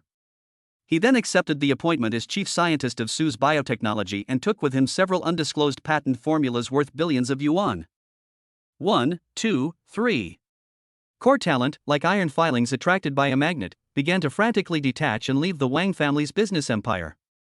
Wang Xiao finally realized that something was wrong. But before he could react, the second wave of attacks arrived quietly. Step 2. Isolation. Baixiala's intelligence network has transformed into the most incisive weapon of public opinion. In-depth reports began to appear on the pages of major media outlets in Jiangcheng. The blood-sucking truth of a century-old tycoon family, unveiling how the Wang family drained local businesses in Jiangcheng. The arrogance and prejudice of foreign capital. We, the people of Jiangcheng, will not be second-class citizens. Interview with a local entrepreneur. What we need is win-win cooperation, not colonization. These articles, well-reasoned and vividly written, portray the Wang family as a greedy, domineering, unscrupulous, and exploitative foreign bloodsucker that ruthlessly exploits local businesses. The Su Group, on the other hand, is portrayed as a lone hero who fights against evil dragons to protect the local business ecosystem. The crowd was immediately agitated. The entire business district of Jiangcheng was ignited by this atmosphere of shared hatred against a common enemy. Those companies that had previously cooperated with the Wang family began to find excuses to terminate their cooperation and sever ties. Banks tightened lending to businesses related to the Wang family. When the authorities approved Wang Jiasen's new project, they became exceptionally cautious and the process became cumbersome. In Jiangcheng, the Wang family has become an isolated island. Wang Xiao panicked completely. He felt like someone who was stuck in a swamp, and no matter how hard he struggled, he would only sink deeper. He receives dozens of pieces of bad news every day: projects under investigation, partnerships broken off, talent drain, stock prices falling. He desperately sought help from the Kyoto headquarters, but the response he received was always vague: let's wait and see. Little did he know that the Wang family headquarters was also in a state of utter chaos at that moment. They were also targeted by precise attacks from different forces in other cities in Jiangnan province. As if overnight, the entire Jiangnan region became the enemy of the Wang family. They are too busy taking care of themselves to have any extra energy to deal with Jiangcheng, a corner that is already in a state of decay. The Su family manor, the family council hall. Second elder Su Changha held a latest financial statement in his hand, his aged hands trembling slightly. On the report, the bright red numbers representing growth were so dazzling, so dreamlike. In just half a month, the total market value of the Su Group has surged by 30%. Its various businesses have swallowed up the market share lost by the Wang family, making it a rising star in the industry in Jiangcheng and even the entire Jiangnan province. A miracle, no, a divine miracle. This is simply a divine miracle. Su Changha's face flushed with excitement as he looked at the young man sitting quietly in the main seat, drinking tea, his eyes filled with fervent admiration. Inside the council chamber, the other elders of the Su family all wore expressions as if they were in a dream. The way they looked at Lu Bufan had long since evolved from initial doubt to shock at the collapse of the Li Group, and now it was almost like looking up to a god completely convinced. This man, once regarded as a disgrace by them as a son-in-law, has now become the undisputed king in the hearts of everyone in the Su family. Extraordinary indeed. Su Changha stood up, bowed deeply to Lu Bufan, and said, "I apologize for all the disrespect I have shown you before. From this day forward, the Su family will obey your every command. I will obey my son-in-law's orders." All the elders stood up in unison, bowed deeply, and spoke in a booming voice. Lu Bufan put down his teacup, his face showing no trace of smugness. It's as if all of this is perfectly natural. He looked out the window and saw that the Wang family's business empire above Jiangcheng was now reduced to just a few wisps of crumbling clouds. The water is warm, but it has already boiled. It's time to deliver the final blow to this half-dead frog. But why is the Wang family of Kyoto so calm about the defeat in Jiangcheng? Something unusual must be going on. And he should also fulfill his promise to that ally in the hospital bed. Chapter 40, Cutting off the fuel supply. Jiangcheng changed hands. Inside the Su family's council hall, the air was filled with the fragrance of sandalwood. Lu Bufan put down the celadon teacup in his hand, the bottom of the cup hitting the table with a crisp, light sound. The voice was like a silent command, causing all the Su family elders in the hall to instinctively hold their breath. Their eyes were fixed on the young man, filled with fervor and worship, like believers looking up at a god. Half a month. In just half a month, the Wang family's business empire, which they had built up in Jiangcheng over decades, vanished in the blink of an eye, thanks to the words of this former son-in-law. This method, this mindset, has long exceeded the imagination of these old guys. Lu Bufan ignored the elders' reverence. His gaze passed through the rustic carved wooden window and looked out at the vast sky. The chessboard of Jiangcheng has been cleared. But the reaction of the Kyoto royal family was strangely calm. Something unusual must be going on. Thousands of miles away, an even greater storm is brewing. He must acquire enough cards to overturn the table before this storm hits. At the same time, he should also fulfill his promise to that ally in the hospital bed. Lu Bufan stood up and calmly addressed Su Changha and the other elders. The Wang family's properties in Jiangcheng are now ownerless. I want you to turn them all into the Su family's property within 3 days. If you don't have enough money, I'll pay for it. If we don't have enough people, we'll go dig them up. In short, I want the entire Jiangcheng to be free of any assets bearing the Wang family's mark. His voice was calm, yet carried an undeniable decisiveness. Upon hearing this, Su Changha and the others were deeply shaken, and a surge of heat rushed to their heads. Yes. I will obey your orders, son-in-law. They responded in unison, their voices booming like bells, filling the entire council chamber with a hum. This is the first clarion call of the Su family's imminent dominance over Jiangcheng. That night, the most luxurious hotel in Jiangcheng, the rooftop banquet hall of the International Trade Center, is brightly lit and frequented by celebrities. A victory celebration banquet is being held here. There is only one main character at the banquet: Lu Bufan. Almost all the prominent figures in the entire Jiangcheng were present. Holding their wine glasses, they moved through the crowd, each with a humble yet eager smile on their face, their eyes constantly searching for the center of attention. Mr. Lu has arrived. Someone shouted. The entire banquet hall fell silent instantly. All eyes turned to the entrance. Lu Bufan, dressed in a well-tailored black suit, walked in slowly. Beside him was Su Qingxue. Tonight, she wore an ice blue off-shoulder dress, the hem of which was adorned with tiny diamonds, as if she were wearing the Milky Way on her body. Her stunning beauty and aloof demeanor, illuminated by the dazzling lights, were so breathtaking that it was almost unbearable to look directly at her.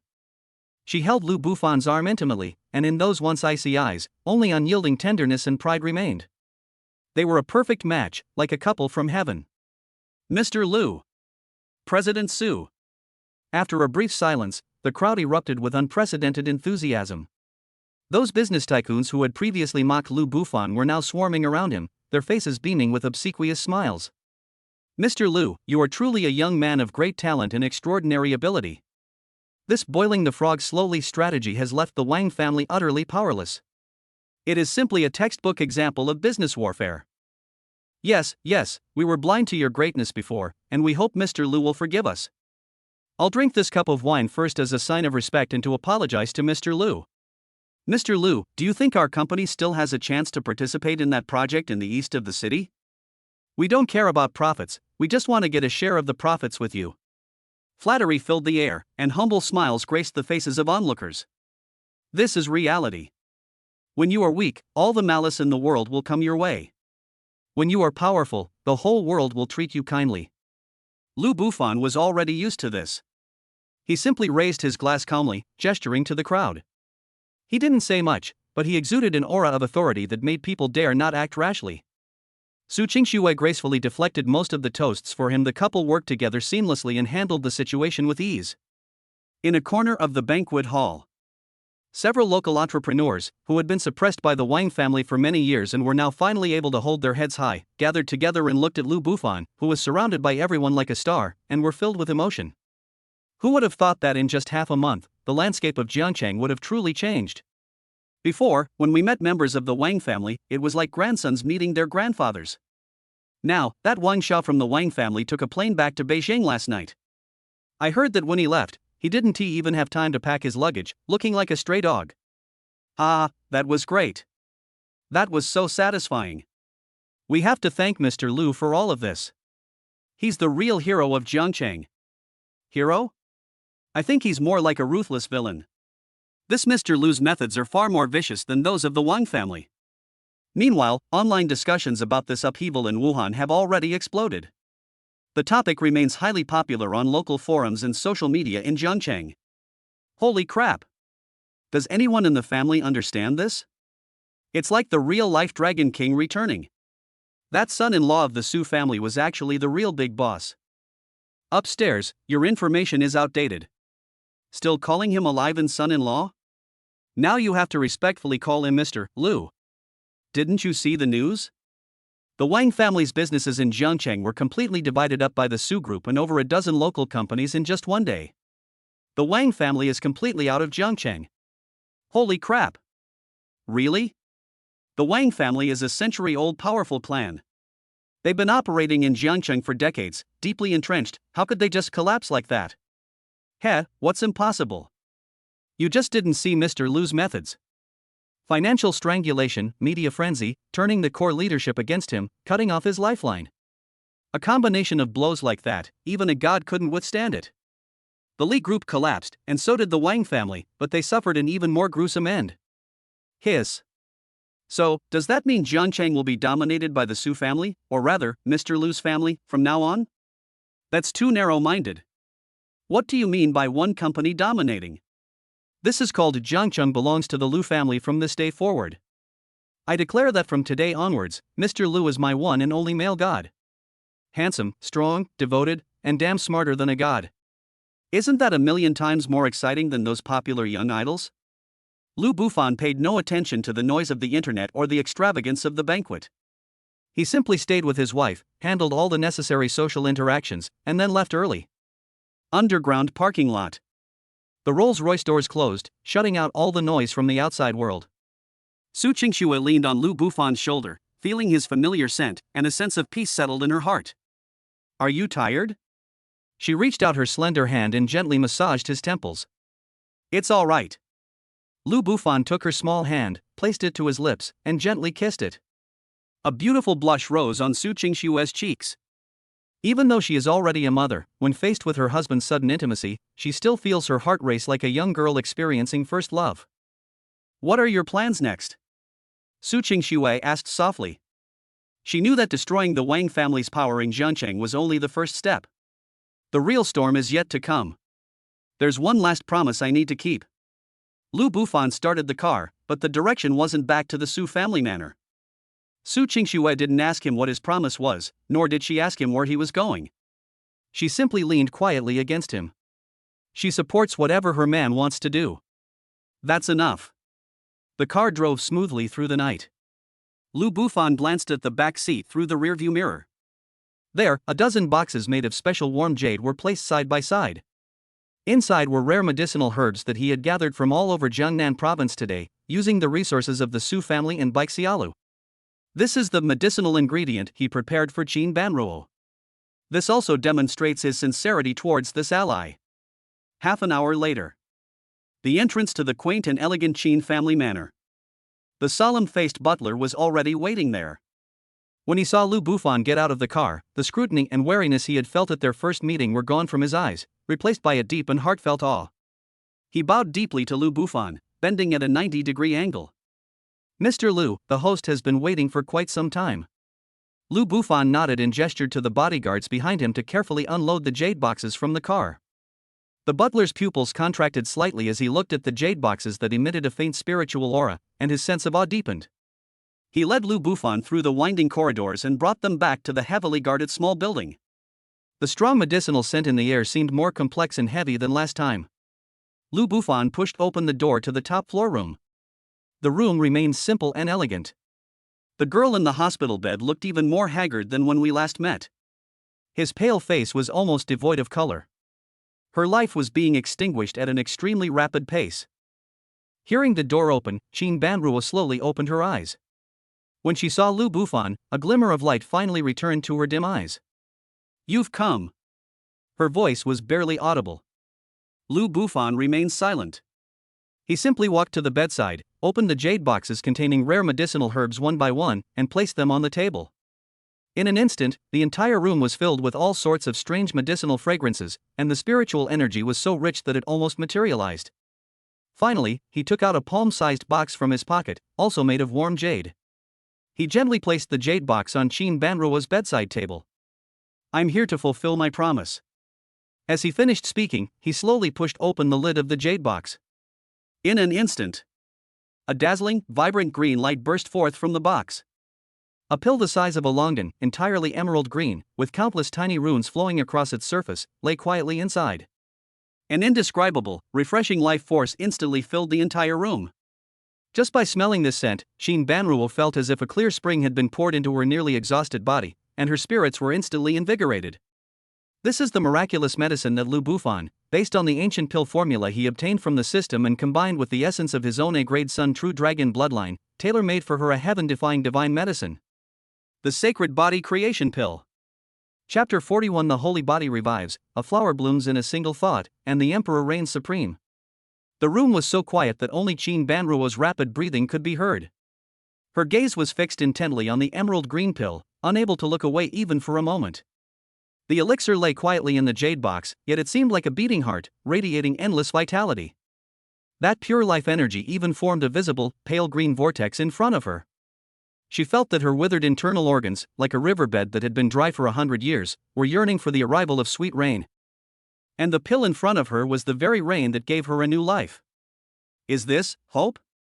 Qin Banruo reached out her trembling hand, wanting to touch the pill, but stopped in mid-air. She was afraid. She feared it was just a beautiful dream. She was afraid that her touch would shatter this dream instantly. 19 years have passed.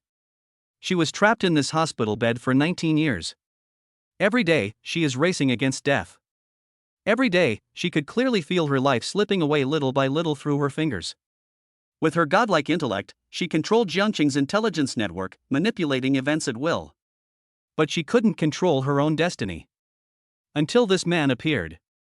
Looking at the longing and fear in her eyes, Lu Bufan felt a ripple in his heart. He reached out and gently placed the Sacred Body Creation Pill between his fingertips. New life always requires tearing apart the old shell. He held the pill to her lips, his voice calm yet carrying a reassuring power. "It will hurt a lot, but it's worth it." Qin Banruo looked into his deep eyes, which were so close to hers. In those eyes, there was no sympathy, no pity, only absolute confidence. It was as if, in her eyes, the incurable disease that had plagued countless top scientists in the empire was nothing more than a trivial cold. All the fear and anxiety vanished in that moment. She opened her mouth and, without hesitation, put the pill in her mouth. The elixir melts instantly upon entering the mouth. A life energy, as warm and smooth as jade yet as vast as the sea, instantly surged into her limbs and bones.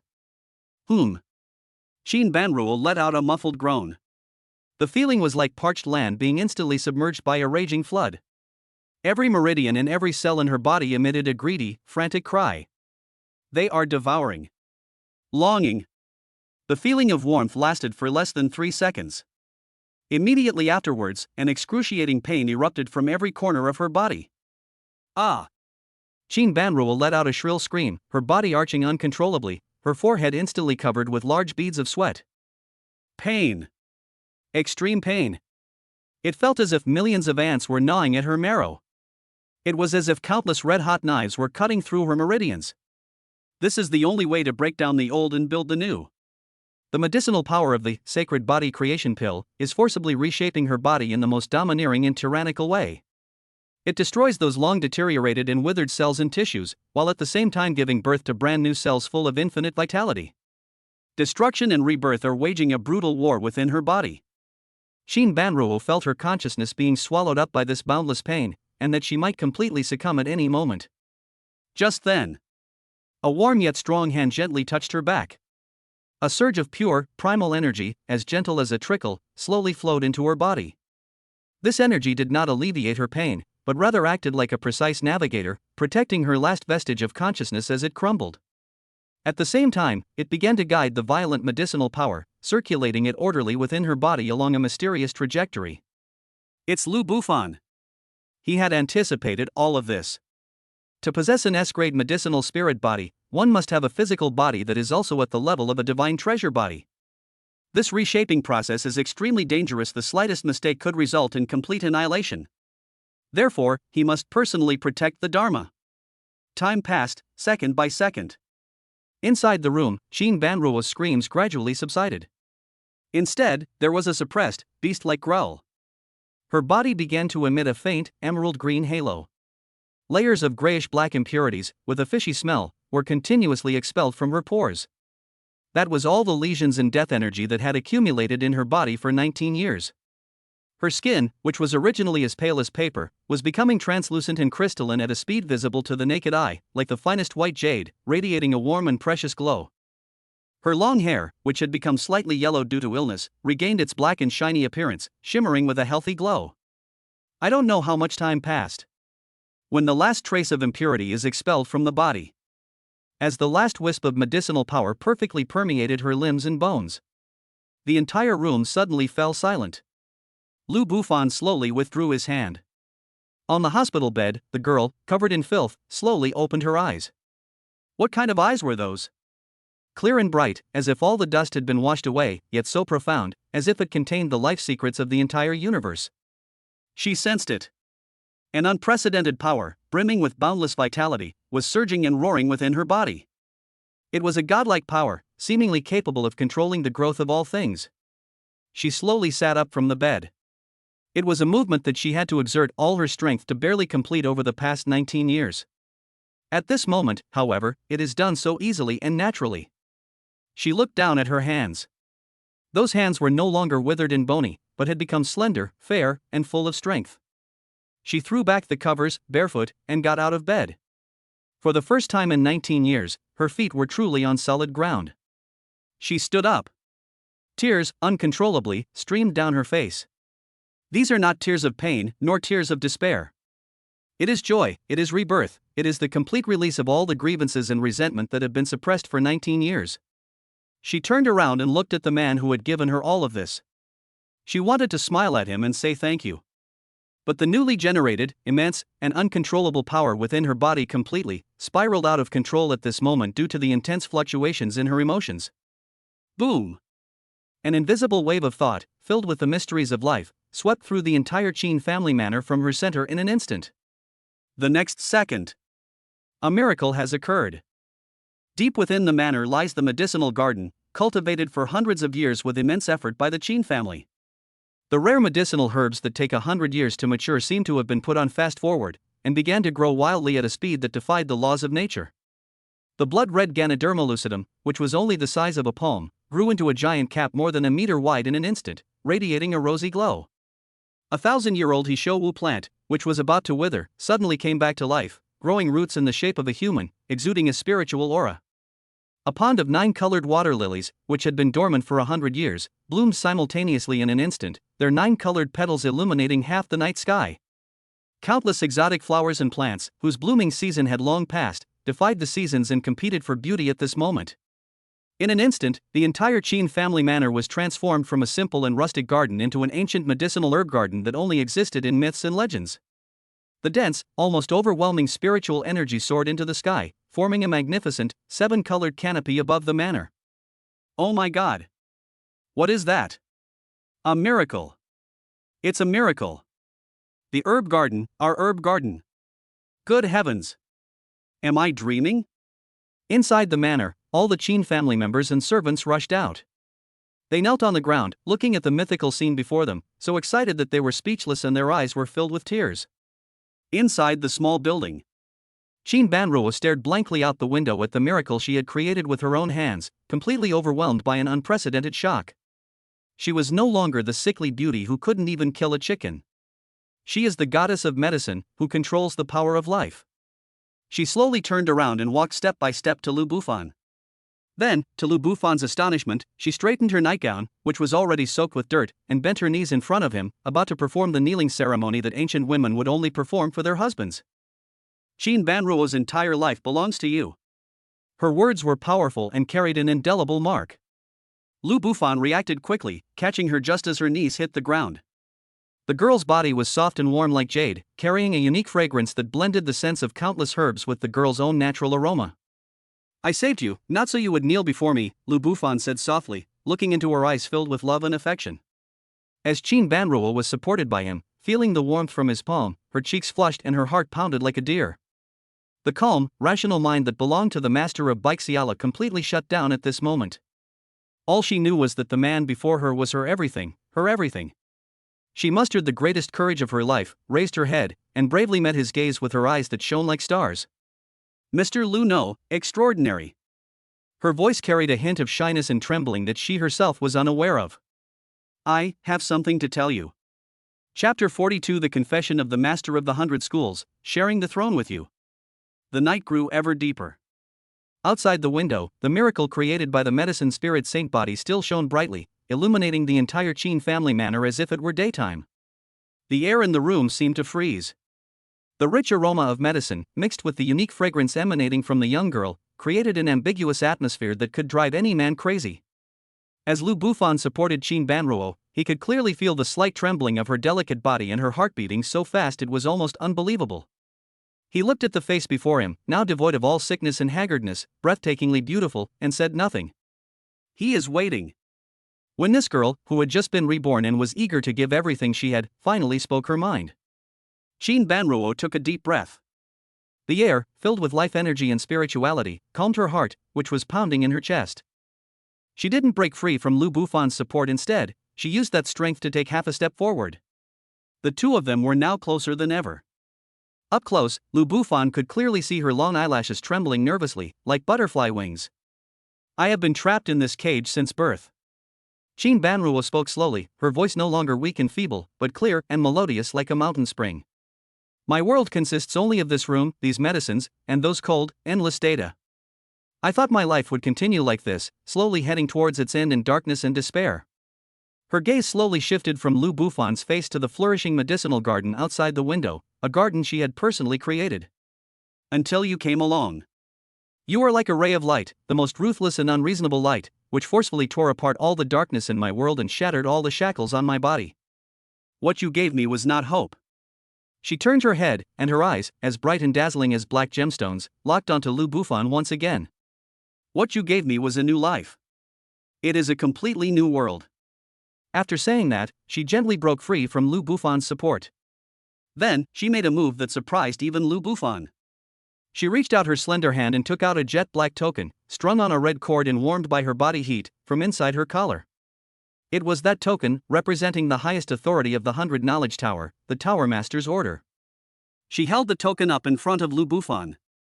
Those intelligent eyes gleamed with an unprecedented, resolute light.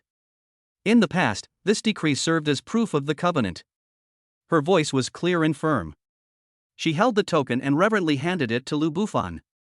Today, this decree is for Prajna's dowry. Dowry. These two words, like a thunderclap, exploded in Lu Bufan's heart. He looked at the token in his hand, then at the girl in front of him, whose eyes were burning, whose cheeks were flushed, yet who was incredibly open and honest.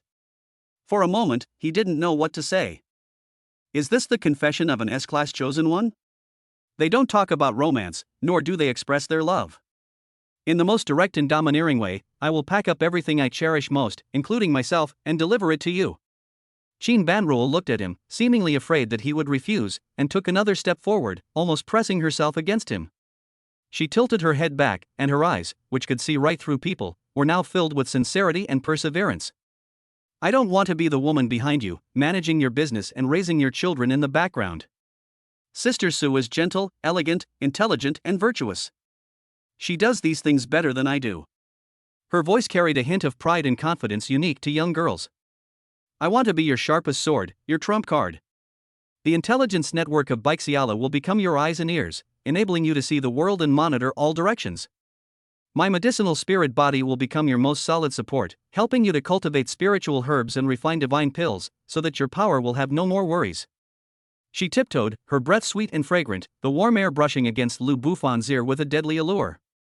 What I want is not a peaceful life in a remote corner. What I want is to stand by your side, and share the world with you. The words fell. The whole world fell silent. Looking at the girl in front of him, who had just been reborn and had already planned everything for him and their future, Lu Bufan felt an indescribable surge of emotion. What an intelligent and proud woman she was. Her love was neither demanding nor dependent. It is dedication, it is standing shoulder to shoulder, it is wanting to turn everything in oneself into the sharpest weapon in his hand, to accompany him in conquering this vast universe. What man could resist a woman like that? Lu Bufan smiled. He reached out, but instead of taking the token, he gently embraced the bold and somewhat adorable girl before him. Ah! Qin Banruo let out a startled cry, her body tensing instantly. She could clearly feel the man's broad chest, strong arms, and the overwhelming aura of masculinity and dominance that was uniquely his. Her face instantly turned bright red, as if it were about to bleed. Keep the token for yourself. Lu Bufan's voice rang in her ears in a deep tone. Bai Xiaolu is still yours. Qin Banruo's heart sank suddenly. Is he rejecting me? Just as an indescribable sense of loss welled up in her heart, Lu Bufan's next words made her feel as if she were overwhelmed by a flood of happiness. Good. He held her in his arms, his chin gently resting on her forehead, inhaling her intoxicating fragrance. From now on, half of my kingdom belongs to you. Boom! Qin Banruo's mind went completely blank. Joy, like a tsunami, instantly and completely engulfed her. He agreed. He didn't treat her as an accessory or a trophy. He acknowledged her worth, accepted her ambition, and was willing to let her become the one who could stand shoulder to shoulder with him. She could no longer suppress her emotions, and stretched out her arms to hug the man who had given her a new life and a future. She buried her face deeply in his chest. He let the tears of happiness soak his clothes. I don't know how much time passed. The girl in his arms gradually calmed down. She lifted her head from his embrace, her pretty face, streaked with tears, adorned with a captivating shyness. She looked at him, her eyes sparkling, her gaze alluring. Then, she tiptoed and, with a mix of awkwardness and determination, kissed his lips. It was a unique sweetness, a blend of countless medicinal fragrances and the sweet scent of a young girl. It is a deadly temptation unique to the medicine spirit saint body. Lu Bufan was not passive. He grabbed the back of her head with his other hand, turning the tables and deepening the kiss. In an instant, the room was filled with spring. Outside the window, the miraculous medicinal garden that had been nurtured seemed to sense its owner's intentions, and countless flowers bloomed even more brilliantly and beautifully at this moment. The next day, early morning. As the first rays of sunlight pierced through the window curtains and into the room, Lu Bufan slowly opened his eyes. Beside him, Qin Banruo was still fast asleep. She nestled in his arms like a lazy kitten, her beautiful sleeping face serene and peaceful, with a hint of contentment in her eyes. After a night of nourishment, she was like a piece of exquisite jade that had been polished and polished, radiating a lustrous and captivating glow. Lu Bufan looked at her, a knowing smile appearing on his face. He didn't disturb her, he simply admired this exquisite scene, which belonged only to him. Just then, A long-awaited system notification sound, which only he could hear, suddenly exploded in his mind. Byte. Congratulations, host. You have successfully won over the second S-rank chosen one, Shin Banruo, and formed a Taoist couple. Shin Banruo has been detected as possessing the medicine spirit saint body, which is highly compatible with the host's bloodline, meeting the hidden conditions of the many children, many blessing system. 10,000x critical hit reward triggered. Congratulations, host. You have received the following rewards. 1. The host's bloodline has evolved from an A-grade True Sun Dragon bloodline to an S-grade Primordial Emperor Dragon bloodline. The bloodline supernatural power dragon might has evolved into Emperor Dragon Divine Might. Part 2. The host's cultivation has broken through 5 realms, advancing to the first level of Grandmaster. Part 3. Obtain the ancient divine level architectural blueprint Yin Yang creation pool. It can absorb the spiritual energy of heaven and earth, the essence of the sun and moon, accelerate the cultivation of your Taoist partner, and enhance the bloodline purity of your offspring at birth. Part 4. Obtain the divine level dual cultivation technique, the Yin Yang Harmony Emperor Dragon scripture. Boom. Boom. Boom.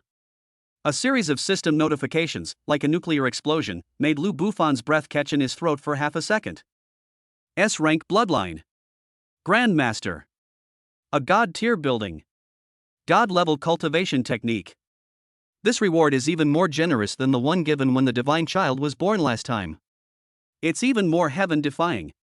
An unprecedented, powerful force, strong enough to destroy the world, was growing wildly within his body. However, just as he was immersed in this huge surprise, his phone, which was on the bedside table, suddenly vibrated sharply. Lu Bufan picked up his phone. On the screen was an encrypted text message from Su Qingxue. The text message contained only one short line of text. Honey, there's been some activity in Kyoto. Lu Bufan's pupils suddenly contracted. What was bound to happen has finally happened. Chapter 43 Double Happiness, S-Rank 9 Heaven Xinglong Bloodline. On the phone screen, the encrypted text message sent by Su Qingxue pierced the warm and romantic atmosphere of the room like a red-hot steel needle. Honey, there's been some activity in Kyoto. The tenderness in Lu Bufan's eyes vanished in an instant, replaced by an unfathomable calmness. What was bound to happen has finally happened. Shin Banruo, who was in his arms, also felt his body stiffen instantly in that fleeting, chilling aura. She looked up, her eyes, glistening with concern, still moistened by the rain. Is it the Wang family? Lu Bufan didn't hide anything. He lowered his head and gently kissed that smooth forehead, his voice becoming gentle again. Don't worry, they're just some clowns, they can't cause any trouble. His tone was full of powerful confidence. Grandmaster level. These 3 words are his greatest source of confidence. Before absolute power, all schemes and tricks are nothing but rubbish. As Shin Banruo looked at him, feeling the aura of unyielding strength emanating from him, as if he could support the entire sky, her worries gradually dissipated. She pressed her cheek against his warm chest again and said softly, By Shiolo's covert network in Kyoto is fully activated and on standby 24 hours a day. No matter what they do, we can detect it immediately. Okay. Lu Bufan gently stroked her soft, long hair, a warm feeling welling up in his heart. With a wife like this, what more could a husband ask for? He picked up his phone and sent a message to Su Qingxue. Don't worry, I'm here for you. For the next 2 months, Jiangcheng, and even the entire Jiangnan province, fell into an eerie calm. After experiencing a complete collapse of its business empire in Jiangcheng, the Wang family of Kyoto unexpectedly chose to lay low and take no further retaliatory action. It was as if they had already tacitly accepted this crushing defeat. But both Lu Bufan and Shin Banruo knew that this was just the most oppressive calm before the storm. A sleeping dragon that has crossed the river will never give up after its claws and teeth have been severed. It will only lick its wounds silently in the dark, and then wait for an opportunity to launch a thunderous attack and tear the enemy to shreds.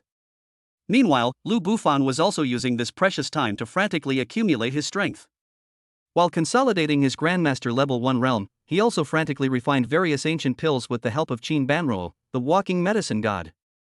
Under his elixirs, the Su family's strength soared like a rocket, growing by leaps and bounds. Even the second elder, Su Changhe, with the help of a breaking mirror pill, successfully broke through the bottleneck that had plagued him for 10 years and entered the Grandmaster realm. He was so excited that tears streamed down his face, and his admiration for Lu Bufan reached an unprecedented level. After Shin Banruo completely took control of the medicine spirit holy body, she also showed another side of herself as the leader of the 100 Knowledge Tower. She is no longer the sickly beauty who needs to be protected. During the day, she wears a professional suit that accentuates her stunning S-shaped figure. Sitting in the top floor office of the Su Group, as Lu Bufan's chief consultant, she uses her supercomputer-like brain to strategize and win battles, managing the vast business empire formed by the integration of the Su and Qin families with remarkable efficiency, earning the admiration of many veteran businessmen.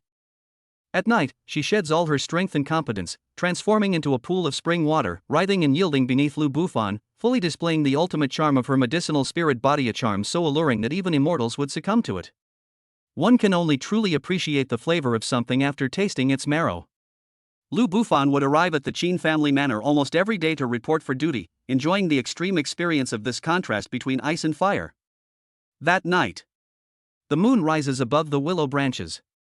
After finishing the last document at hand, Lu Bufan, as usual, went to the Qin family manor. He pushed open the door to that familiar room, which is now their love nest.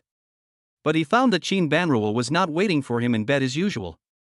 She was wearing a silk, moon-white nightgown, standing with her back to him by the window, looking out at the medicinal garden, bathed in moonlight and blooming with vibrant flowers. Her figure became increasingly voluptuous and alluring, her slender waist in firm, full curves creating a breathtaking sight, radiating a holy yet enchanting glow under the moonlight. "What are you thinking about?" Lu Bufan gently wrapped his arms around her waist from behind and rested his chin on her fragrant shoulder. A unique fragrance, a blend of a young girl's natural scent and the aroma of countless herbs, instantly enveloped his nose. Qin Banruo's body trembled slightly as she leaned against his broad chest, her voice carrying a hint of barely perceptible nervousness and shyness. "Extraordinary, I seem to be." She spoke haltingly. Lu Bufan sensed her unusual behavior and asked curiously. Qin Banruo turned around, raised her head, and her stunningly beautiful face was flushed with a captivating blush. She bit her red lips, seemingly finding it difficult to speak. Finally, she simply took Lu Bufan's large hand and gently placed it on her flat, yet warm, lower abdomen.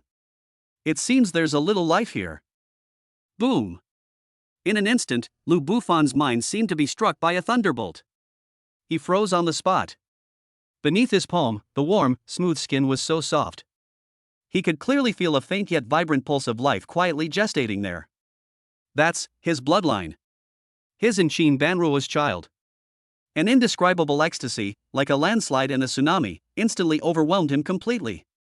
And at this very moment, that long-lost, cold system notification sound exploded in his mind once again. Bite.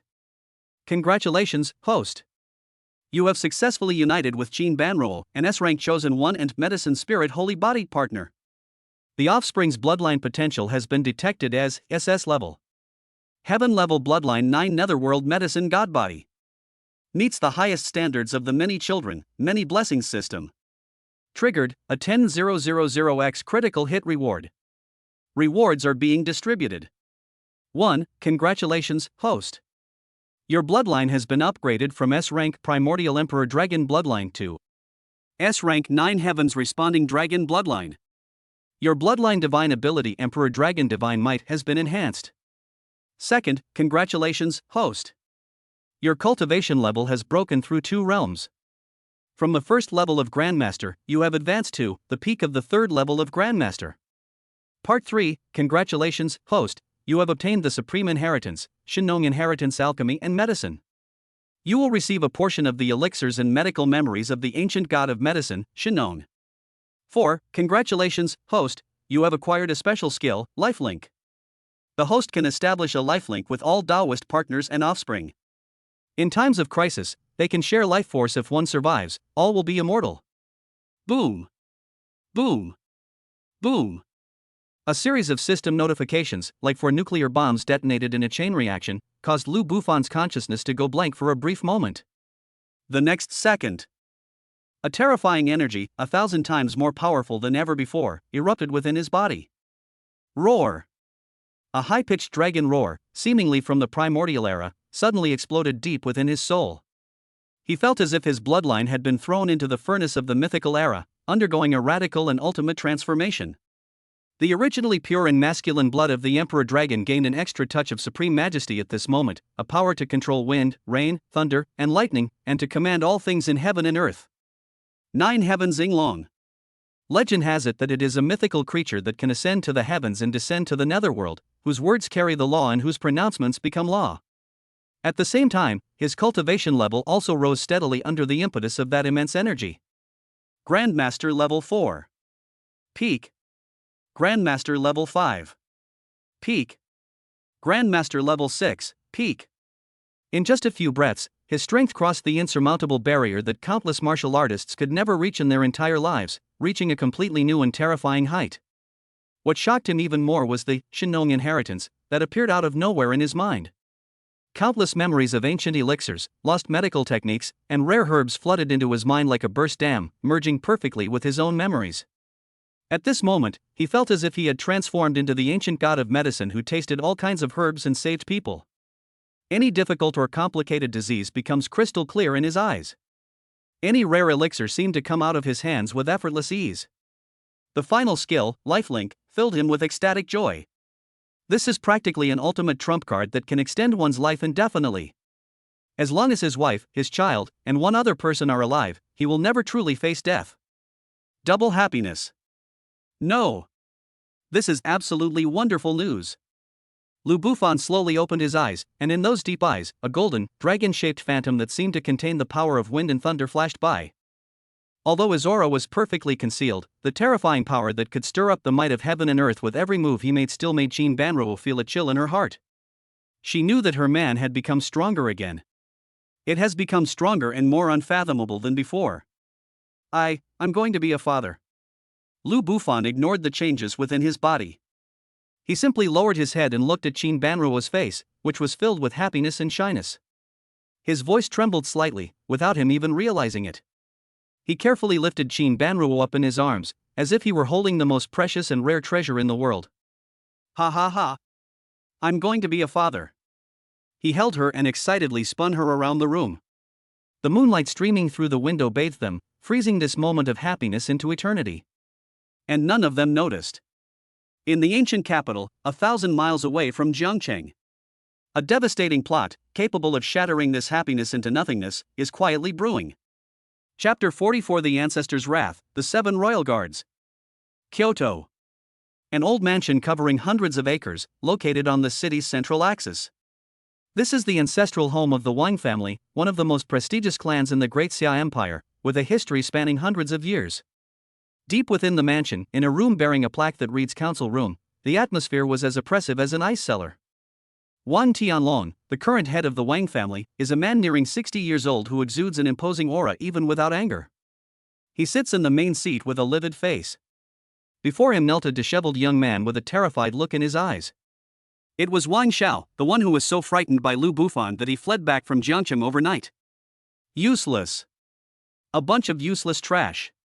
Wang Tianlong grabbed the blue and white porcelain teacup from the table and smashed it hard at Wang Zhao's feet. Snap. The teacup shattered, and scalding tea splashed all over Wang Xiao, but he didn't dare to move an inch. My Wang family has been operating in Jiangcheng for a full 50 years. 50 years. They were all uprooted in just 2 months by some unknown, inexperienced brat. Is this how you work for the Wang family? Wang Tianlong's voice, like that of an angry lion king, echoed endlessly in the empty council hall. On both sides of the hall stood more than a dozen core members of the Wang family, all with their heads down, silent and trembling, not daring to even breathe loudly. Wang Xiao was so frightened that he knelt on the ground and kowtowed desperately. Master, spare me. Master, spare me. That Lu Bufan is just too bizarre. His methods are simply beyond human capabilities. He's like a devil who can foresee the future.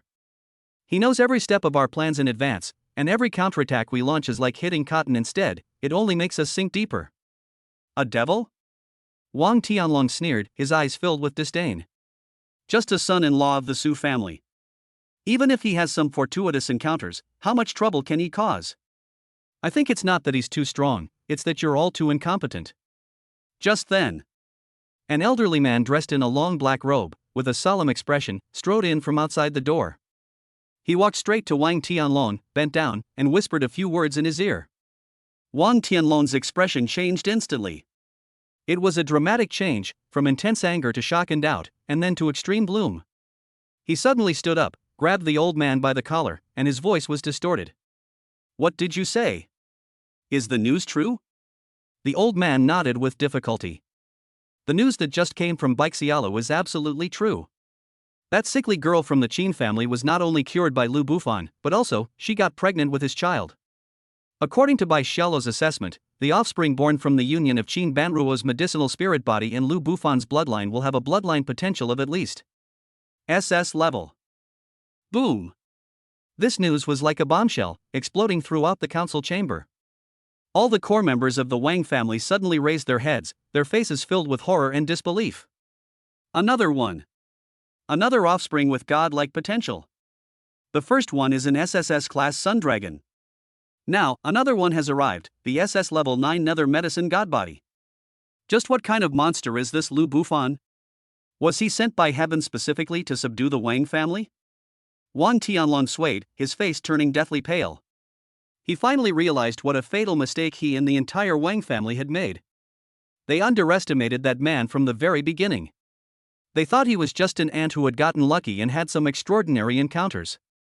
But now it seems he was clearly a primordial dragon, rising at a speed they could not comprehend. If we let him grow up like this, I'm afraid it won't take 10 years, no, not even 5. In the entire Great Xia dynasty, there will be no place for the Wang family to stand. An unprecedented fear, along with an even stronger killing intent, instantly seized Wang Tianlong's heart. No. Absolutely not. This child must not be allowed to live. Wang Tianlong's eyes became incredibly crazed and resolute. He took a deep breath, as if he had made an incredibly difficult decision. He turned around and, facing the old man in black, gave the order in an extremely hoarse voice. Go. Please, ancestor, emerge from seclusion. Upon hearing this, the old man in black trembled violently, and a look of extreme terror appeared on his face. Master. Think it over.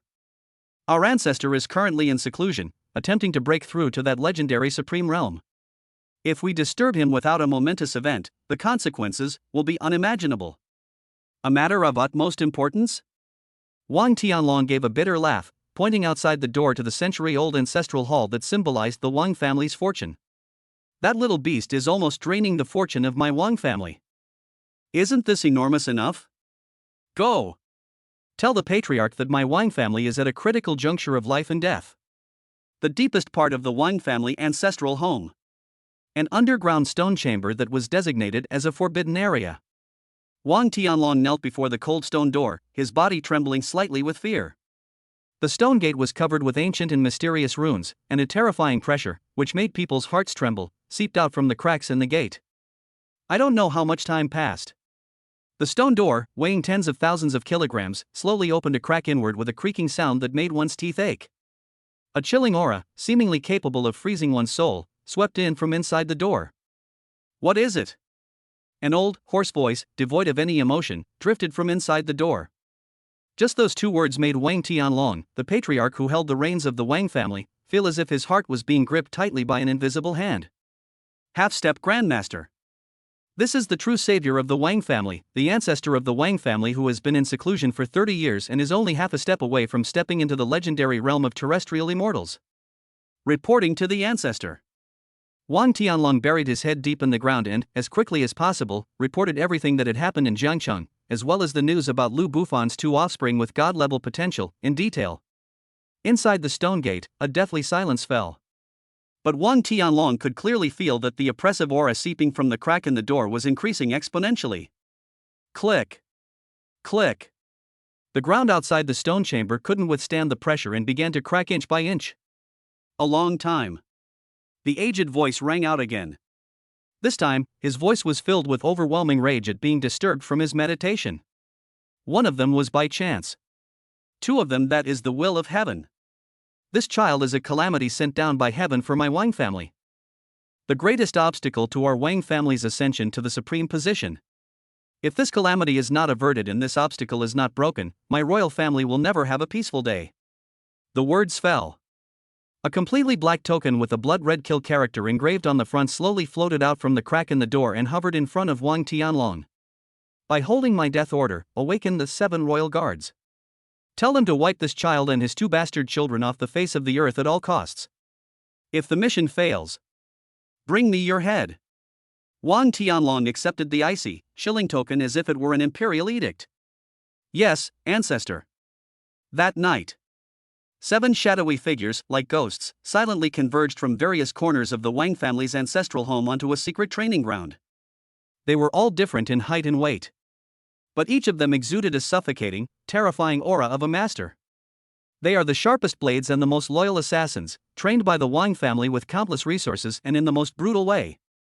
They were the ones who struck fear into the hearts of the entire Kyoto underworld. The 7 royal guards.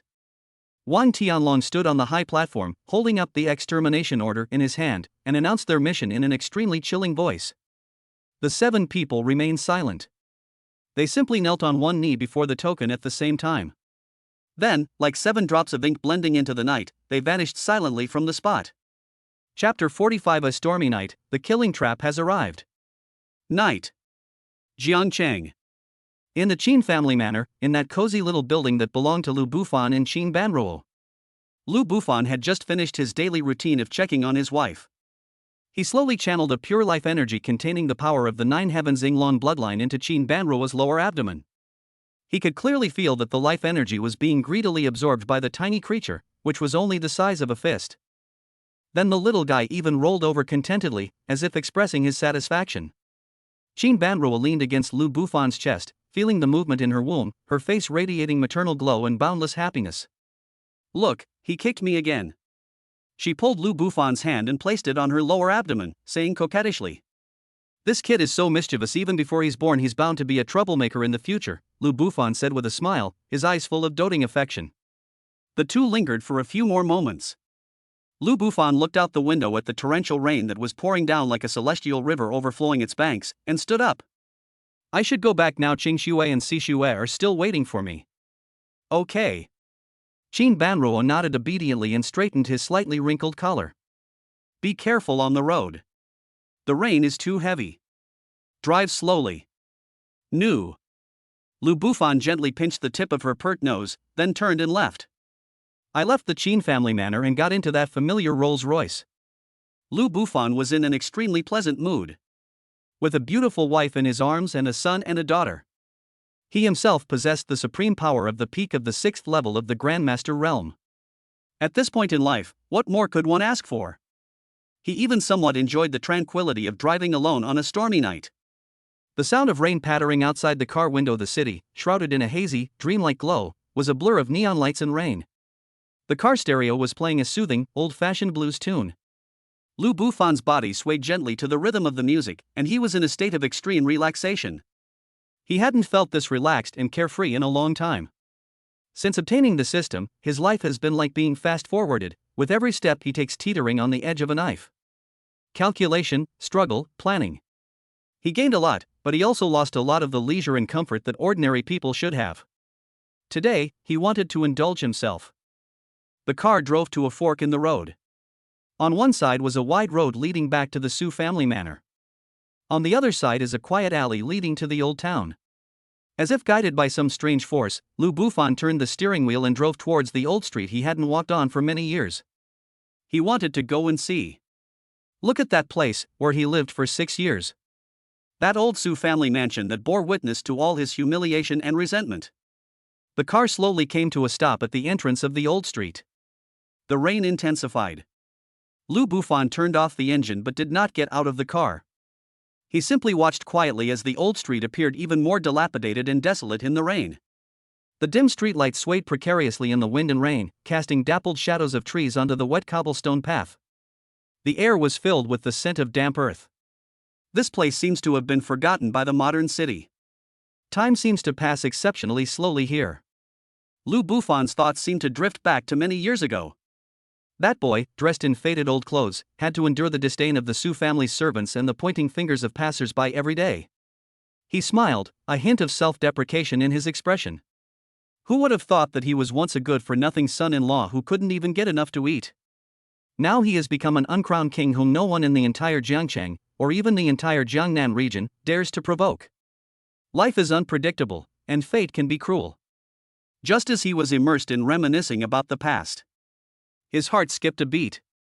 A chilling, deadly sense of crisis surged up from the depths of his heart without warning. This was a faint, innate warning of danger that arose from his interaction with heaven and earth after he entered the realm of Grandmaster. Not good. Lu Bufan's pupils suddenly contracted.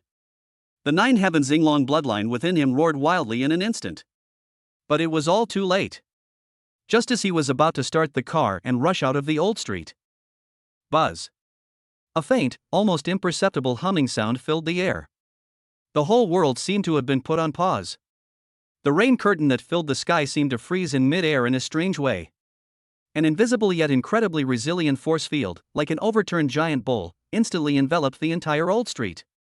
Formation. It is a top-level formation that can isolate heaven and earth and seal off space. Lu didn't push open the car door and jumped out of the car. He landed steadily on the cold, puddle-filled road. He raised his head, and all the laziness and ease in his deep eyes had vanished, replaced by a chilling coldness. He saw it. On the rooftops in the east, south, west, and north directions of the old street.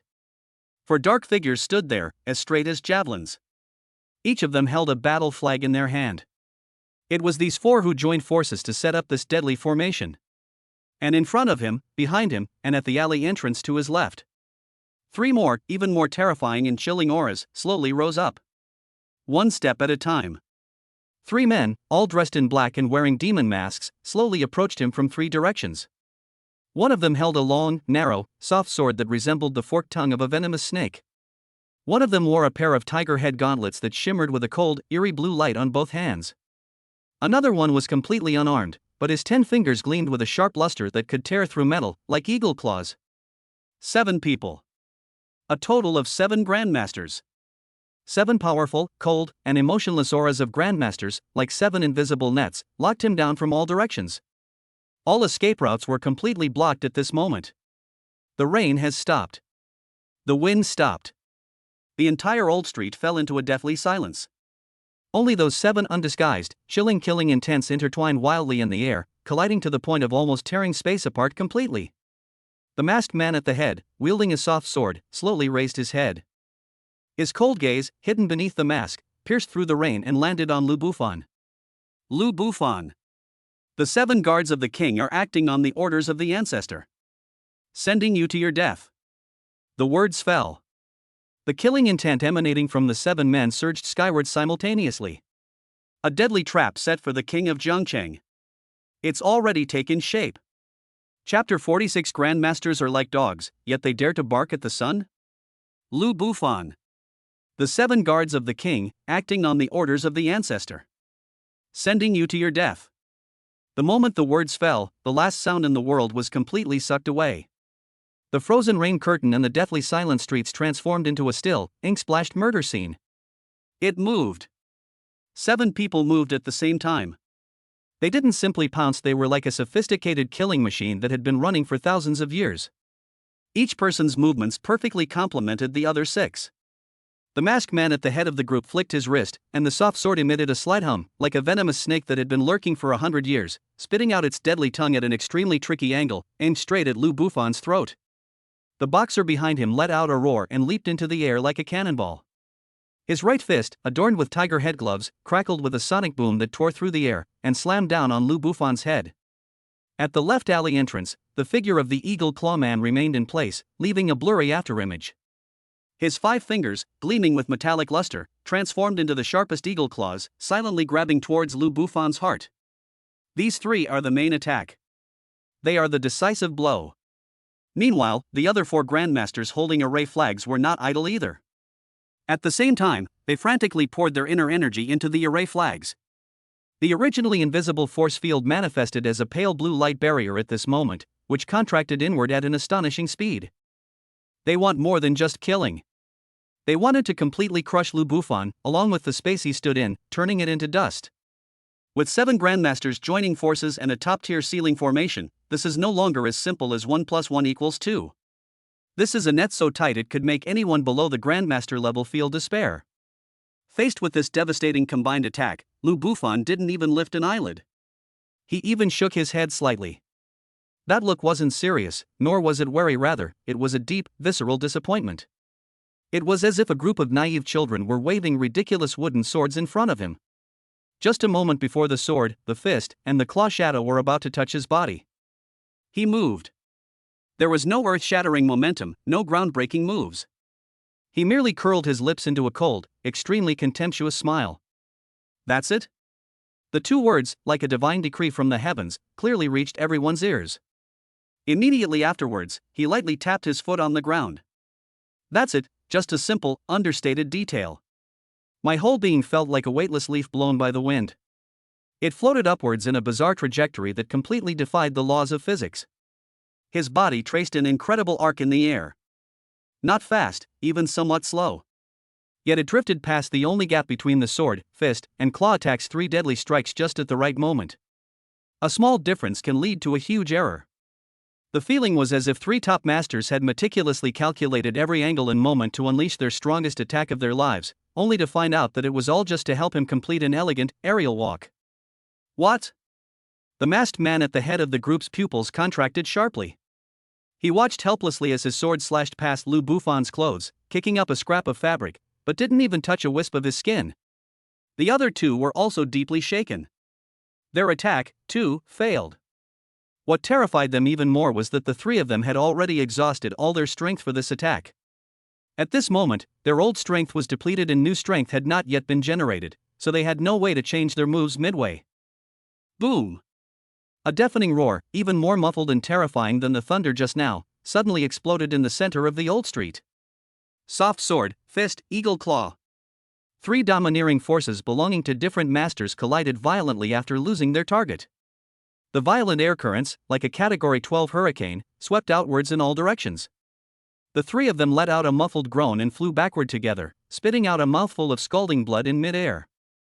The 4 grandmasters who were maintaining the formation were struck dumb. The terrifying shockwave slammed violently into the spatial barrier they had just erected. Click! A crisp sound. The heaven-sealing formation, powerful enough to trap and kill ordinary grandmasters, actually shook violently under the impact caused by their own people, and even a spider web-like crack appeared on its surface. Puff! Puff! Puff!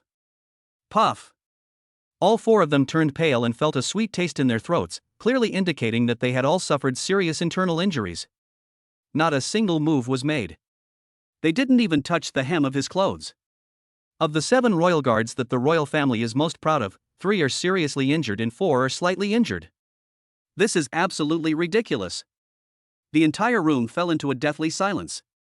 Only the sound of dripping blood was particularly jarring in the silent street. Lou Buffon's figure landed silently at the edge of the formation, like a ghost. He had his back to the 7 people, his face filled with horror and his eyes filled with disbelief at the experts, as if everything that was happening behind him had nothing to do with him. He stretched out his hand and looked with great interest at the crystal-clear raindrops that had been frozen in mid-air by the power of the array. It's as if these raindrops are the most worthy works of art in the world. Those 7 grandmasters, powerful enough to make the entire Jiangnan province tremble, were in his eyes not even as important as the raindrops falling from the sky. This is the ultimate humiliation of being completely ignored. It will make them suffer even more than if we just killed them. Who exactly are you? The masked man at the head of the group clutched his chest, which was throbbing with pain, his voice sharp and distorted with fear. He had lost his previous coldness and composure. The man in front of me is not the one mentioned in the intelligence report, who is only a Grandmaster level 1 and has had some lucky encounters as a son-in-law of the Su family. This kind of movement technique, which allows him to manipulate the 7 of them with ease, is truly remarkable. This terrifying attitude of treating grandmasters as nothing. This is simply not a realm that a grandmaster can reach. Could it be? A thought that sent shivers down their spine surfaced in his mind. Grandmaster? Impossible. How old is he? The youngest grandmaster in the entire Great Xia Empire's history only broke through to the next level after the age of 40. How could a young man in his early 20s possibly be the legendary grandmaster, akin to a terrestrial immortal? He must have used some strange, secret method that we don't know about. Yes. That must be it. Thinking of this, the masked man's fear subsided slightly, replaced by an even stronger killing intent and greed. All we need to do is kill him and seize his secrets. Then they might be able to touch that legendary realm. Attack together. Don't give him any chance.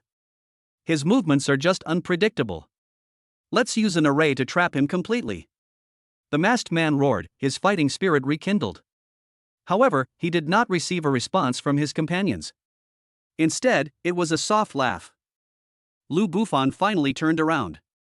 There was a hint of playfulness in his deep eyes, like a cat toying with a mouse. He stretched out his finger and gently shook it at the 7 people. Shoo! Don't make a sound. You've disturbed me. I was enjoying the scenery. After saying that, he stretched out his long index finger and gently flicked the frozen raindrop in front of him. The movements were casual and elegant. Like brushing a speck of dust off your clothes. Buzz. The raindrop, no bigger than a grain of rice, emitted a faint buzzing sound, like the flapping of a mosquito's wings, the moment it was touched by his fingertip. Immediately afterwards. Call out. A white streak of light, almost invisible to the naked eye, instantly ripped through the deathly silent night sky. At that moment, that raindrop seemed to be endowed with terrifying kinetic energy capable of destroying the world. It shot towards the Grandmaster holding the array flag standing on the eastern rooftop with a speed that surpassed the speed of sound and the limits of a bullet. Quick! That's too fast. The Grandmaster's face still bore the sinister smirk that had appeared in response to Lu Bufan's arrogance. His brain hadn't even processed it yet. His protective aura was strong enough to withstand heavy machine gun fire. In the face of this raindrop, it is as fragile as a thin sheet of window paper. Puff! A soft sound, like a balloon being popped, rang out. The Grandmaster's cold smile froze instantly. A small, open hole appeared between his eyebrows. The light in his eyes, which had been wide open like copper bells in shock and fear, was fading at an alarming speed. He opened his mouth, as if he wanted to say something. But in the end, it only made a vague ho-ho sound. Then, like a noodle with all its bones removed, its body slumped backward. Thump! A muffled thud. A Grandmaster has fallen. He died with his eyes wide open in disbelief. The entire room fell silent. The remaining 6 guards stood frozen in place, like 6 statues under a spell. Their gazes were fixed blankly on the corpse of their companion lying in a pool of blood, lifeless and devoid of any vitality. Then, mechanically and stiffly, they turned to the young man who still had his back to them, as if he had merely swatted a fly. Their souls were trembling wildly. One finger. A drop of rain. One was killed, a Grandmaster. Is this guy even human? Just as they were about to be completely consumed by this boundless fear, that demon-like figure finally spoke again. His voice remained calm, yet it carried a chilling and domineering quality that made the world pale in comparison. Warm-up complete. Who's next to die? Chapter 47. What you're so proud of is just my toy. Dead silence. A deathly silence, like that of a tomb. Lu Bufan's calm voice echoed slowly in the frozen air, yet it struck the hearts of the remaining 6 royal guards like invisible hammer blows. A single drop of rain can kill a Grandmaster. This is completely beyond their comprehension. The man in front of me is not a monster at all. He's the devil. He is a true devil who crawled out of the abyss of hell. Run! Someone let out a scream, distorted by extreme terror. This thought, like a wildfire, instantly ignited the will to survive in everyone else. Why kill anyone else? What's the point of seeking revenge? Compared to such an existence, they are not even ants. However, at this moment, the masked man at the head let out an even more shrill roar. Don't run! We're locked in by the formation. No one can escape. His voice, sharp and piercing with excitement, sounded like the mournful cry of an owl. No matter how strong he is, he's still just one person. Activate the formation with all your might. Use the purgatory space to refine him alive. This is our only way to survive. His words were like a bucket of cold water poured over everyone's heads, calming their minds, which were overheated with fear. That's right. This 7 stars locking heaven formation is one of the Wang family's most advanced trapping and killing formations, bestowed by their ancestor. Once set up, the formation will be connected to the aura of the person who set it up. Unless the target dies or all the people who set it up die, the formation will never disappear. They have no way out. Either kill the devil in front of you. Either they'll be tortured and killed one by him. Roar!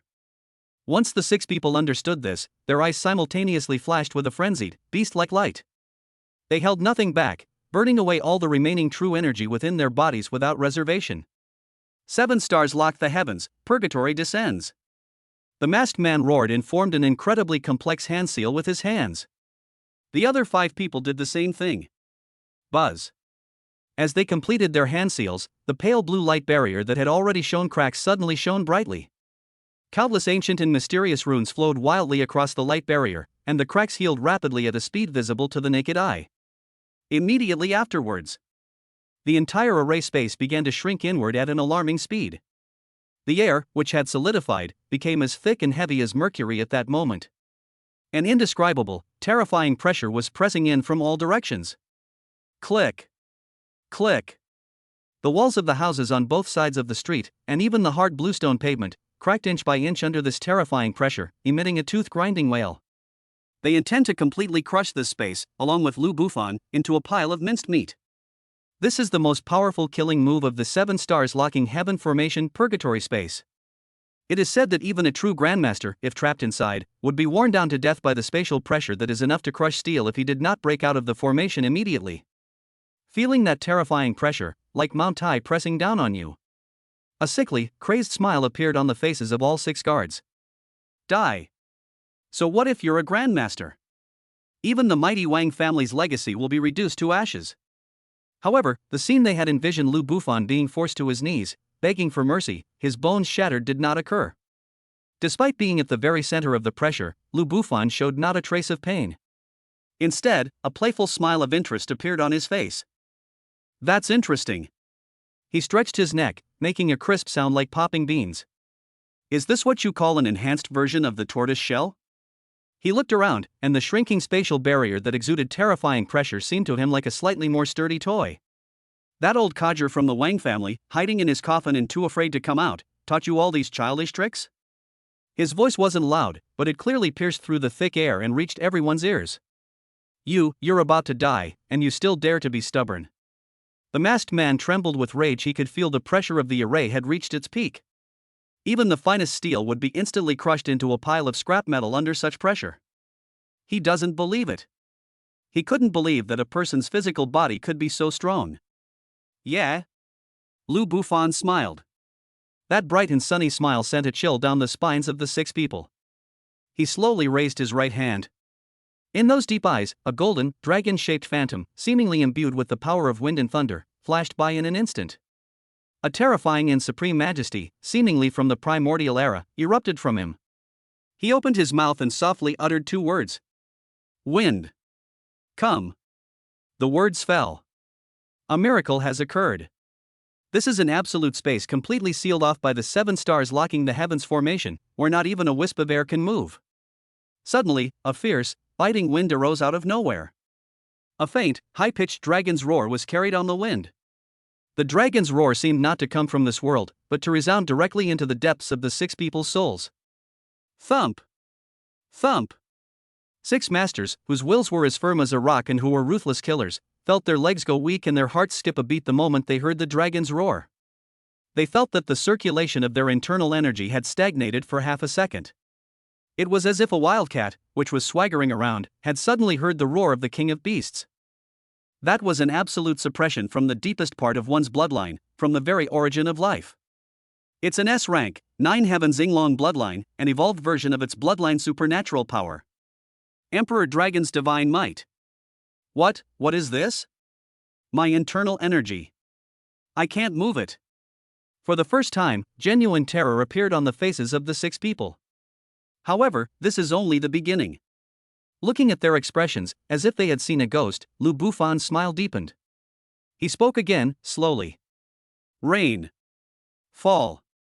With his kingly command, the countless glistening raindrops, frozen in the array, appeared. It was as if I heard the call of the Creator God. The flow resumed in an instant. But they no longer fall haphazardly downwards. Instead, they transformed into billions of sharp needles that gleamed with a chilling light. Densely packed, covering the sky. It hovered in mid-air. The tip of each rain needle was precisely aimed at the 6 royal guards below. The chilling killing intent formed by the convergence of billions of raindrops even caused the ever-shrinking spatial barrier to tremble slightly. Lu Bufan slowly lowered his hands and put them into his pockets. He raised his head and looked at the 6 enemies, who were completely dumbfounded, with the gaze one would give a clown. He scoffed, his voice filled with endless mockery. Trying to play with space in my domain? This tortoise shell that you're so proud of. It's nothing more than a toy in my hands. Field. These two words, like two divine thunderbolts that split the heavens and the earth, struck the masked man's mind fiercely. His mind was completely blank. His worldview was completely overturned and shattered at this moment. Field. That is the divine authority that only legendary grandmasters can initially grasp. His words became law, and he controlled heaven and earth. Within their own domain, a grandmaster is an omnipotent god. He finally understood. He finally understood why the opponent's movements were so strange. He finally understood why the other party could kill a grandmaster with a single drop of rain. Because, from the moment they stepped into the Soul Street, they had already entered each other's territory. Here, he is the Soul Ruler. Grandmaster. He is a true grandmaster. The intelligence is wrong. The intelligence is terribly flawed. At this moment, the masked man's killer heart, forged from steel, completely crumbled. He let out a desperate, shrill scream and turned to run away. Retreat! Retreat now! However, he was met with Lu Bufan's gaze, which was as cold and piercing as 10,000 years of ice. Now you want to leave? It's too late. I haven't had enough fun yet. The words fell. He pointed to the sky and snapped his fingers lightly. Snap! The countless raindrops seemed to have received a command from the Grim Reaper. With a sharp whistling sound that could pierce through everything, it shot down violently towards the 6 desperate figures below. Chapter 48. A thought can bloom a flower, a thought can kill a lord. Whoosh whoosh whoosh whoosh. A curtain of death, composed of billions of rain needles, descended from the sky, covering every corner of the array space. No blind spots. There is no turning back. The sharp, piercing sound of air being torn apart blended into a soaring yet desperate symphony of death. The remaining 6 royal guards have gone completely mad. The shadow of death, like icy seawater, completely engulfed them. Their survival instinct caused them to unleash their strongest power at that moment. Open it! The burly man wearing tiger head boxing gloves let out a wild roar, like a wounded beast. He crossed his arms above his head and pushed his internal energy to its limit. A golden tiger phantom, 3 meters tall and formed from pure true energy, firmly protected him within it.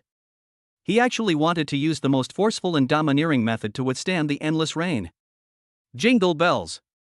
Countless raindrops slammed into the phantom of the golden tiger, producing a dense sound like raindrops pounding on sheet metal.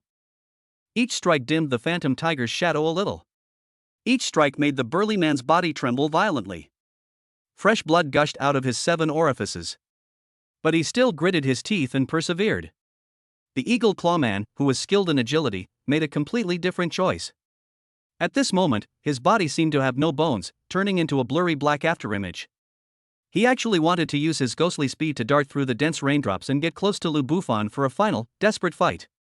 He believed that as long as he could get close enough to touch the other person's body, he was confident that he could tear open the other person's throat with his eagle claws. As for the others, they each unleashed their most secret and powerful techniques. Some transformed into a rotating blade wheel. Some of them set up layers upon layers of true energy shields in front of them. In an instant, the small array space was filled with bursts of energy, and light and shadow intertwined, staging an extremely tragic scene of survival in the apocalypse. However, all of this seemed so ridiculous and boring to Lu Bufan. He looked at the 6 figures struggling desperately in the rain and gently shook his head. The playfulness in his eyes gradually faded, replaced by a sense of listless boredom. Too slow. He murmured to himself. The next second, his figure swayed slightly in place. Under everyone's watchful eyes, he actually managed to create 5 afterimages that were exactly the same as his own. Every afterimage was crystal clear and incredibly lifelike. It was as if, in that instant, 5 more identical Lu Bufans appeared in the world. Call out. The 5 afterimages transformed into 5 streaks of light that could not be captured by the naked eye the moment they appeared. They appeared behind the 5 guards who were struggling to resist the rain needles at a speed that transcended thought and time. Not including the only man with eagle claws who charged at him. The domineering fist intent of Burning Heaven battle record and the supreme dragon power of Emperor Dragon scripture were perfectly fused in his palm at this moment. He lightly patted each of the 5 men on the back of the chest. The movement was so gentle, like a lover's caress. The moment my palm touched the bodies of those 5 people, time seemed to stand still. There was no explosion, no loud noise. The 5 grandmasters, each a dominant force in their respective fields, suddenly stiffened. The expressions on their faces froze. Yes, it's madness. Some are ferocious. Yes, there is despair. Immediately afterwards, puff! A tiny, golden flame quietly ignited from the heart of their bodies. Then, the flames spread like wildfire, instantly engulfing their entire bodies. That is the primordial dragon flame from the bloodline of the 9 heavens Inglong. It is the fire of God, enough to burn everything. The 5 people didn't even have time to let out a scream. Their bodies, their bones, their souls, were burned inch by inch in those golden flames, from the inside out. Finally, it turned into 5 handfuls of ashes that drifted away in the wind. In an instant, the wind stopped. The rain has stopped.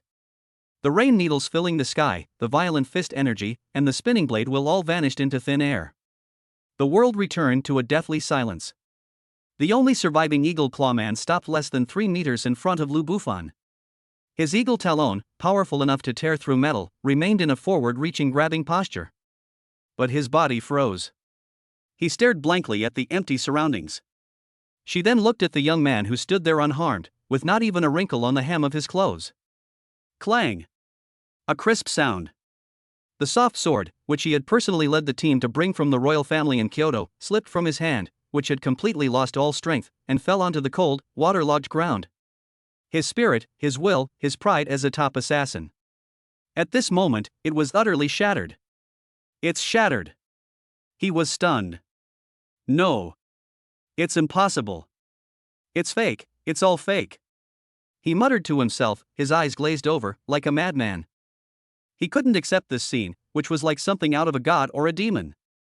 In the blink of an eye, 5 grandmasters vanished into thin air. This is no longer martial arts. This is immortal magic. This is a miracle. Thump! His knees buckled, and he uncontrollably knelt down in front of Lu Bufan.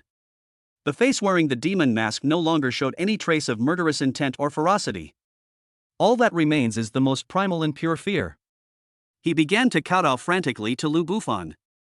One time, and another. I used up all my strength. It made the hard bluestone road bang loudly. Spare me! Spare me! My lord, spare me! God, spare me! I was wrong. I was really wrong. I'm not human. I'm an animal. Please, just ignore me and let me go. He was incoherent, crying and begging for mercy. Snot, tears, and blood from the blow to his forehead covered his face. Where is even a trace of the majesty of the Kingsguard? Lu Bufan simply watched him quietly. Looking at this, the assassin who wanted to kill him just a second ago is now like the most humble dog wagging its tail and begging for mercy. He slowly walked up to him and squatted down. He stretched out the hand that had just burned 5 grandmasters to ashes. Gently, they removed the demon mask from his face. Beneath the mask was a young face, utterly distorted and deformed by extreme fear. As Lu Bufan looked at that face, a trace of reminiscence flashed in those deep eyes. Then he smiled. The smile was faint, yet it carried a strange chill. He looked at the face, which was completely consumed by fear, and spoke softly. I know you. 3 years ago, in the back alley of the Su family's old house. You and a few other people broke my leg and then dragged me into the garbage dump like a dead dog. His voice was soft and calm, as if he were talking about something trivial. But to the masked man, it sounded no less than the final pronouncement of death. Chapter 49 includes a message for your master. The masked man's body trembled violently. It's not because of the cold. It's not because of pain. It was because of that memory called fear, which surged from the deepest part of the soul. 3 years ago. The back alley of the Su family's old house. That good-for-nothing son-in-law, dressed in tattered clothes, kneeling on the ground begging for mercy. Those eyes were filled with humiliation, anger, resentment, and helplessness. That aunt whose leg he personally broke and then threw into the garbage dump. It turned out to be the very demon god standing before them, a ruthless killer who regarded grandmasters as worthless trash. No. It's impossible. The masked man's voice was squeezed out from deep in his throat, terribly dry. You haven't even reached the body-tempering realm, you're just a piece of trash with no cultivation. Yes. Lu Bufan nodded, his tone so calm it sent chills down one's spine. Back then, I was truly a useless person. He hasn't even completed the most basic body tempering, all his meridians are severed, and his path of cultivation is over. You're right. He crouched down, looking directly into those eyes that were wide open in utter terror. But so what? 3 years is enough time for a person to undergo a complete transformation. That's enough for someone to crawl back from hell to the human world. Lu Bufan reached out his finger and gently flicked his forehead. Do you know what I was thinking that night, lying in the garbage dump, looking at the starry sky? The masked man's lips trembled, but he couldn't make a sound. I'm thinking, one day I'll make all you high and mighty so-called strong people kneel before me and beg for mercy like dogs. Congratulations. Lu Bufan stood up and clapped his hands. You are the first person to fulfill this wish of mine. Should I say thank you? The masked man's blood froze. He finally understood. The man before me is not a genius who suddenly appeared. He was not a lucky person created by some extraordinary encounter. He is a true strongman who emerged from the abyss of despair, step by step, forged with countless drops of blood and tears. The ant that he casually crushed back then has now grown into a true dragon that can control his life and death. It's you, it really is you. The masked man finally broke down. He let out a shrill howl and frantically crawled toward the edge of the formation. He's trying to escape. He must escape. But Lu Bufan simply raised one foot and gently stepped on his back. That seemingly ordinary kick caused his bones to crack and groan. Did I say you could leave? Lu Bufan's voice rang out from above. The masked man lay on the ground, his face pressed against the cold bluestone slab, tears streaming down his face in despair. Kill me, please, kill me. He finally gave up struggling.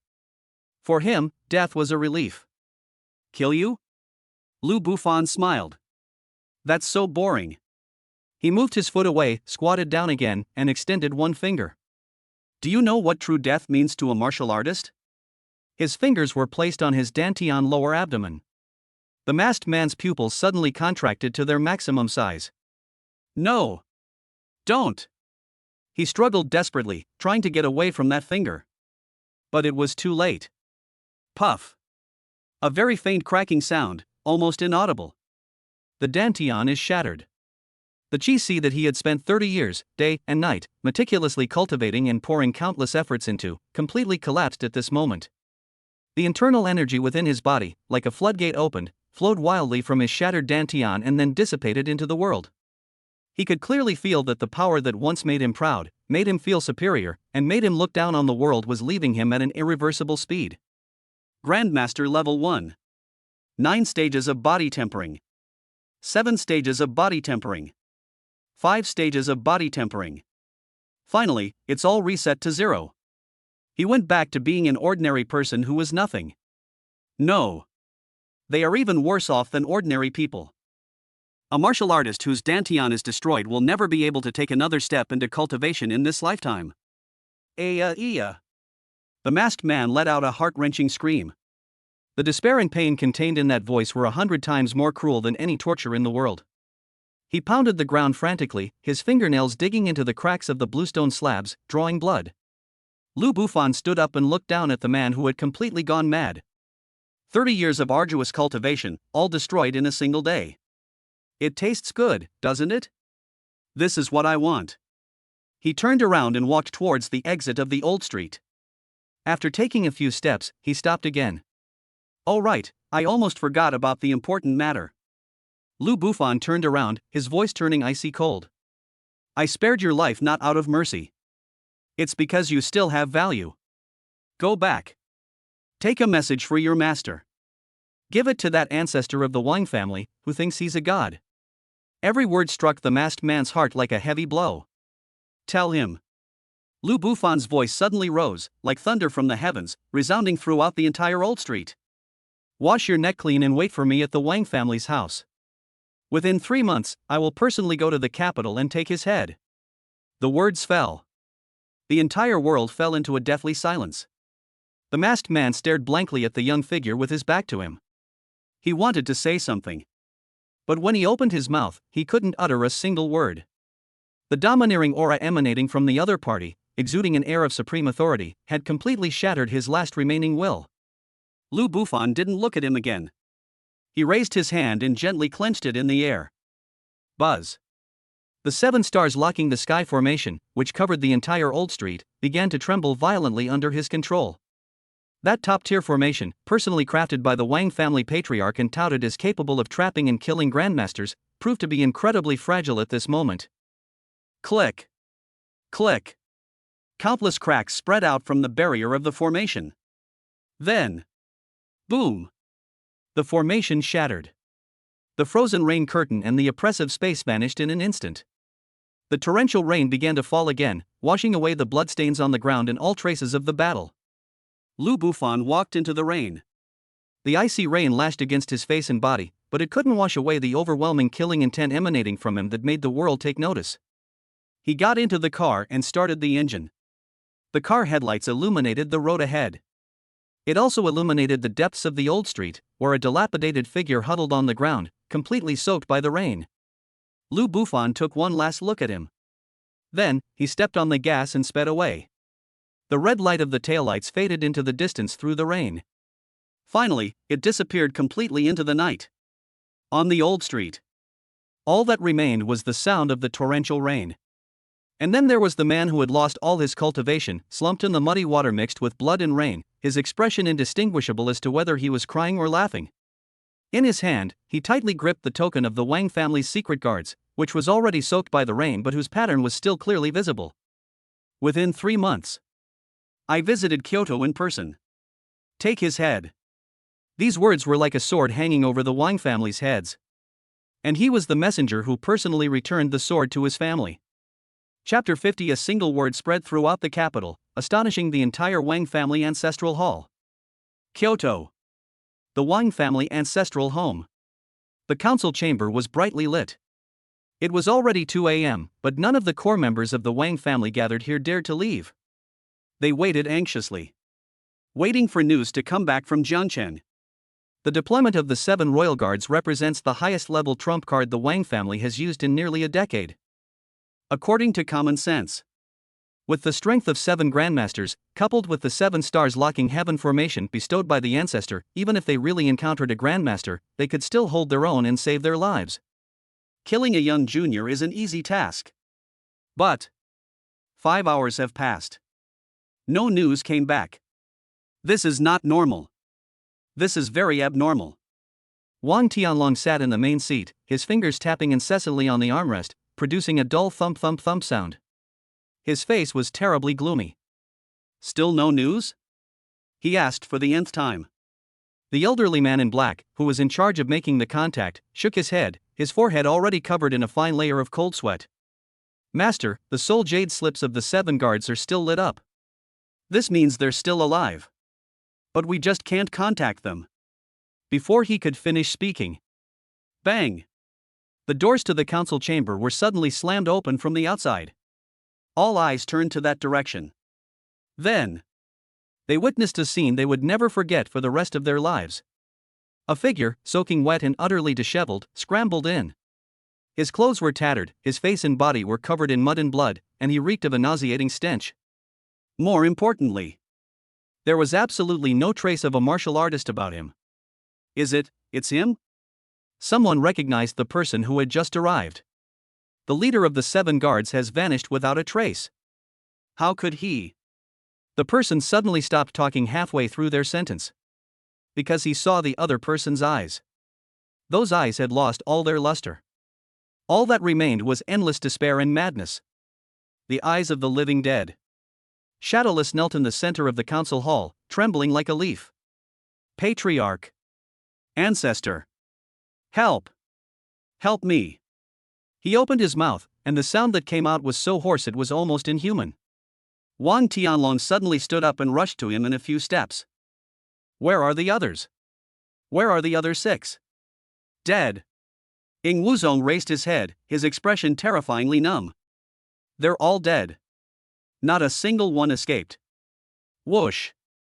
The entire council chamber erupted in chaos. What? How is that possible? 7 grandmasters, and the 7 star locking heaven formation, how could they all be wiped out? Wang Tianlong stared intently at Ing Wuzong, his voice distorted with shock. What on earth happened? Speak. Explain yourself clearly. Shadowless's body trembled violently. The scene of that stormy night kept flashing through his mind. That rain of death fell from the sky. That golden, destructive dragon flame. And then there was that young figure, like a god or demon, who ruled over everything. He's not a grandmaster. The voice, seemingly without a trace, came in fits and starts. He is a grandmaster. And he's a true grandmaster who has already mastered the domain. We are not even ants in front of him. With a single thought, he stirred up wind and rain, controlled heaven and earth. His 5 brothers were burned to ashes by his primordial dragon flames. A brother, his forehead pierced by a single drop of rain. At this point, Shadowless suddenly stopped. He lowered his head, his whole body convulsing. My cultivation, he destroyed it. My dantian is shattered. I will never be able to cultivate again in this lifetime. Dead silence. The entire council chamber fell into a deathly silence. Everyone stared wide-eyed, their faces filled with disbelief. Grandmaster? Field? Origin of dragon flame? Each of these words struck them hard. Wang Tianlong swayed, almost losing his balance. The elderly man in black quickly stepped forward to help him up. Master! Shut up! Wang Tianlong shook off his hand and stared intently at Ing Wuzong. Anything else? What else did he say? Ing Wuzong raised his head. A deeper fear suddenly flashed in those eyes that had lost all their luster. He asked me to deliver a message. Bring this to the ancestor. The entire venue fell silent once again. You could hear a pin drop. Everyone held their breath. Ing Wuzong opened his mouth and, with his last bit of strength, spoke each word clearly. He said, "Wash your neck clean, wait for him at the Wang family's house. Within 3 months, he will personally visit Kyoto. Take the head of our ancestor." Boom! The moment the last word was uttered, the air pressure in the entire council chamber suddenly dropped to freezing point. Presumptuous. Arrogant. Who does he think he is? Several elders of the Wang family, their faces flushed red, roared furiously. But many more people wore expressions of deep fear. A grandmaster. That was a legendary grandmaster. Moreover, he is a super genius who has mastered the field at a very young age. Someone like that really came to Kyoto to seek revenge. Can the Wang family stop them? Wang Tianlong slumped back into his chair. His face was deathly pale, and cold sweat poured down his forehead. He finally realized it. He himself, and indeed the entire Wang family, had made a fatal mistake. They provoked someone they should never have provoked. And now, that entity has officially declared war on the Wang family. Go! Wang Tianlong's voice trembled noticeably. To the forbidden area. Tell the ancestor everything that Ingwu left behind, word for word. The old man in black shuddered. But he dared not disobey orders. He steeled himself and headed towards the forbidden area. The deepest part of the Wang family ancestral home. Outside that tightly closed stone door. The old man in black knelt on the ground and repeated Ing Wuzong's words verbatim. Then, he remained kneeling, waiting for a response from inside the door. 1 minute. 2 minutes. 5 minutes. No sound came from inside the stone gate. That deathly silence was more terrifying than any rage. Just when the old man in black thought that the ancestor had entered meditation again. Boom! An extremely terrifying pressure suddenly erupted from inside the stone gate. That pressure was too strong. The force was so great that the entire Wang family ancestral home trembled violently at that moment. Countless roof tiles were shaken off. Cracks appeared on the ground. Even ancient trees, thousands of years old, swayed violently under the suppressive force, their leaves falling one after another. You brat! How dare you bully me like this? An aged and furious roar emanated from within the stone gate, echoing throughout the entire Wang family compound. That voice was filled with overwhelming killing intent and fear. That's right. It's fear. This half-step grandmaster, who had been in seclusion for 30 years and was only half a step away from the legendary supreme realm, felt the emotion called fear for the first time after hearing Lu Bufan's declaration of war. Because he knew it very well. What does it mean for a prodigy in his early 20s to reach the grandmaster level and master a domain? That means the other person's talent and potential have exceeded his imagination. Give him 3 months. Who knows how far he will grow? And the other party also possesses the bloodline of the 9 heavens Yinglong. That's a legendary, mythical bloodline. No. We absolutely cannot let him continue to grow up like this. Otherwise, the Wang family will surely be destroyed. The ancestor inside the stone gate made a decision. Go. Contact the Xianming sect immediately. Tell them. In the mortal realm, a true dragon, possessing the bloodline of the Yinglong, has appeared. Chapter 51 One night in Jiangcheng, the legend of Mr. Long. Jiangcheng. Su family manor. The master bedroom was brightly lit. Su Qingxue held the sleeping Xiao Xixue in her arms, sitting in a rocking chair by the window, her gaze occasionally drifting towards the door. Her face was filled with worry. Her right eyelid has been twitching ever since her husband left the house tonight. That ominous premonition made her uneasy. She wanted to call him, but she was afraid of bothering him. And so we waited, enduring the agony. Until. Squeak. The door was pushed open. Lu Bufan walked in.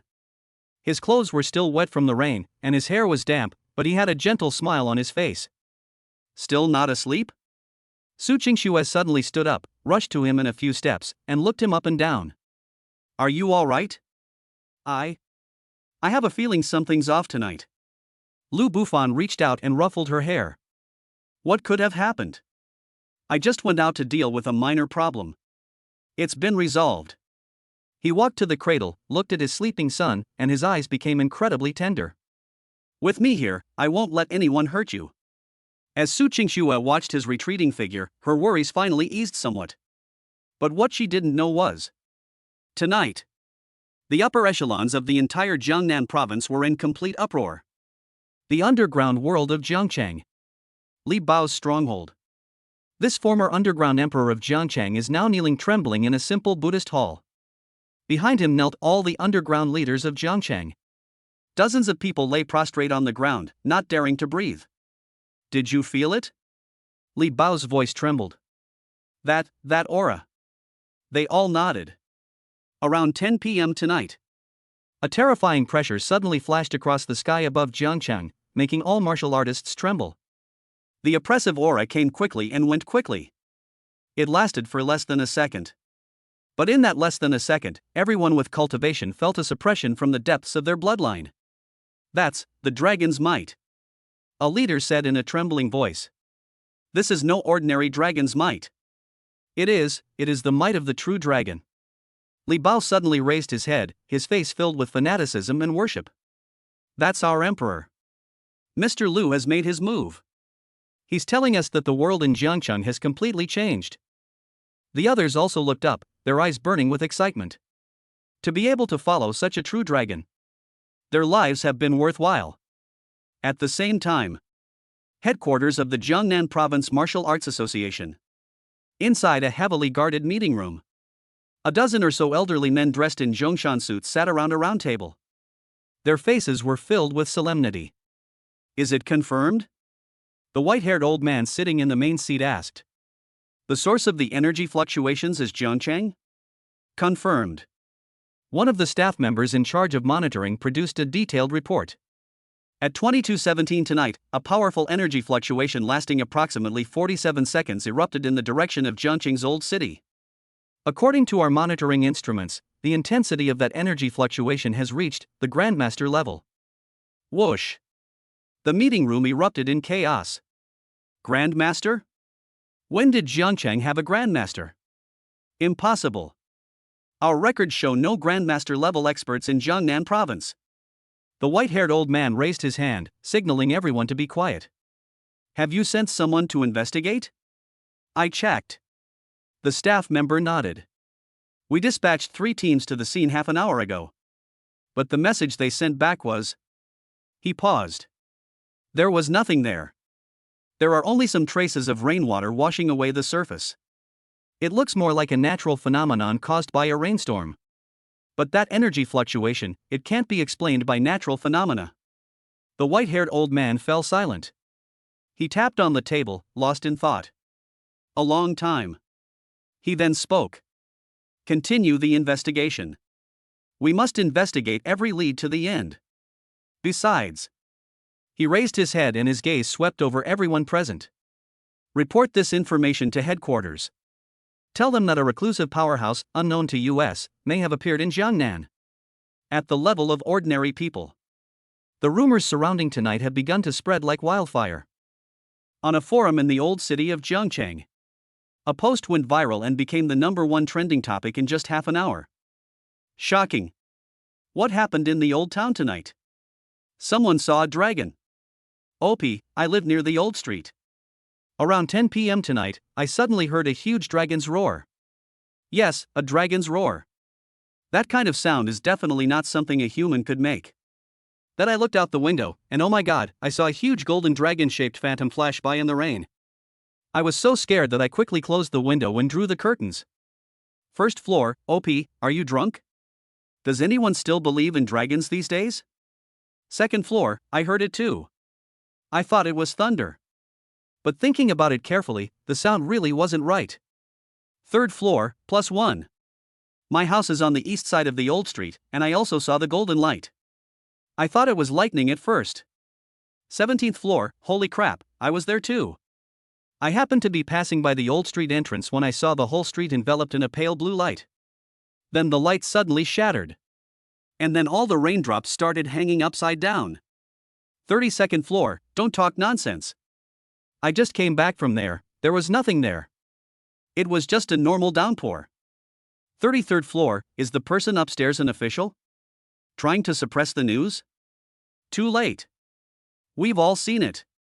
Floor 68, a friend of mine who practices martial arts said that a powerful figure did indeed make a move in the skies above Jiangxing tonight. And the level of that mastery was terrifyingly high. He said he felt the might of a true dragon. 99th floor, the might of a true dragon? What does that mean? Floor 100, that's the legendary mythical creature. A super strong being with dragon blood. This kind of person can kill with just a glance. 156th floor, so, there are reclusive masters in Jiangcheng? 157th floor, not just a master. I heard from my cousin who works in the underworld that a super big shot has recently emerged in Jiangcheng, known in the underworld as Mr. Long. The title Mr. Long was used. The entire post exploded. Everyone was frantically discussing the identity of this mysterious figure. More legends about Mr. Dragon began to circulate through various channels. Some say that Mr. Long is the real controller behind the Su Group. Some say that Mr. Long wiped out all of the Kyoto Long family's influence in Jiangcheng overnight. Some people say that Mr. Long is actually a descendant of an ancient martial arts family who returned to the secular world after his bloodline awakened. The various versions of the legend became increasingly outlandish. But all versions have one thing in common. Mr. Dragon possesses terrifying power beyond the imagination of ordinary people. He is the guardian of Jiangcheng. It is also the most taboo thing to provoke in Jiangcheng. Qin Family Manor. Inside the study, Qin Banruo sat at her desk, with more than a dozen intelligence reports compiled from various sources laid out in front of her. Her fingers tapped lightly on the table, a smile playing on her lips. Mr. Long. That title suits you quite well. She looked up at the man sitting on the sofa opposite her, sipping tea. Did you know? Right now, the entire upper-class circles in Jiangnan are frantically trying to find out your identity. The Jiangnan Martial Arts Association even reported the news to its headquarters in the capital. I'm afraid it won't be long before your name appears on the list of the nation's top martial arts practitioners. Lu Bufan put down his teacup, smiled, and shook his head. Let them investigate. Anyway, in the end, the investigation will only lead to one Mr. Long who doesn't exist. A hint of admiration flashed in Qin Banruo's eyes. She stood up, walked to Lu Bufan's side, and naturally sat on his lap, wrapping her arms around his neck. You've worked hard tonight. Lu Bufan embraced her slender waist, feeling the plump and alluring curves of the woman in his arms. It's not hard work. It was just dealing with a few flies. Qin Banruo leaned against his chest, then suddenly remembered something. She picked up a special intelligence document from the table and handed it to Lu Bufan. By the way, this is a message that just came from Baixialu. You might want to be careful. Lu Bufan took the intelligence report and glanced at it. Then, His gaze sharpened slightly. The intelligence report contained only a brief line. Tianjiao Pavilion has entered Jiangnan. Chapter 52. My man, standing tall and firm. Lu Bufan's fingertips lightly traced the last line of text in the intelligence report. Tianjiao Pavilion has entered Jiangnan. His movements were very quiet, without making a sound.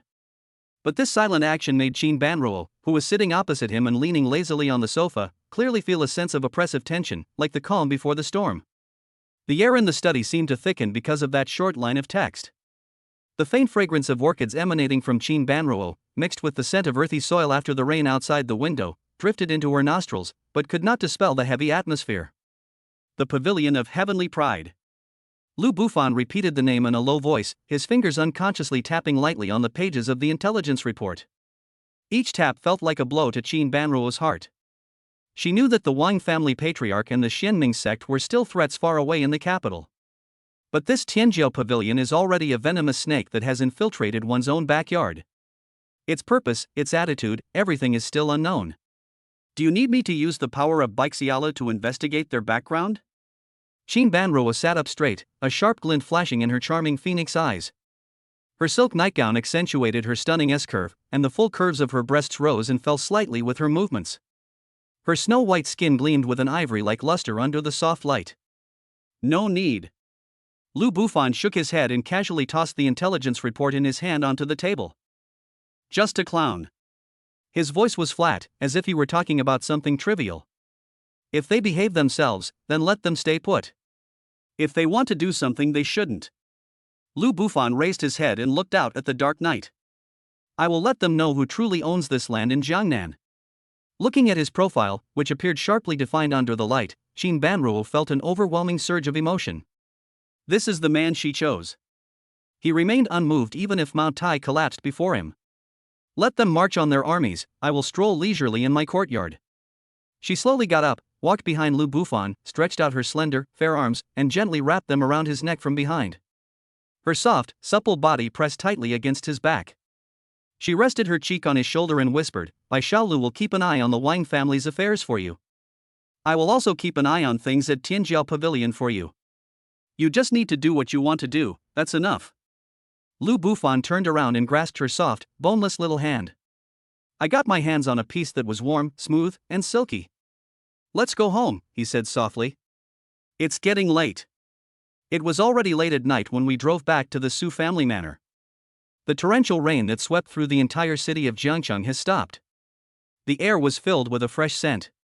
Along the way, Lu Bufan could clearly feel that there were several times more ice hidden in the shadows than before. There were members from martial arts associations, members of underground forces, and even several other auras that he found unfamiliar.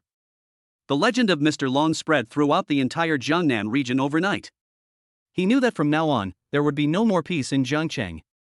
But his heart was unusually calm. Because he knew that there was a light in the house, shining for him. The car slowly drove into the manor. The light in the master bedroom was indeed still on. Lu Bufan pushed open the door and saw the scene he had expected.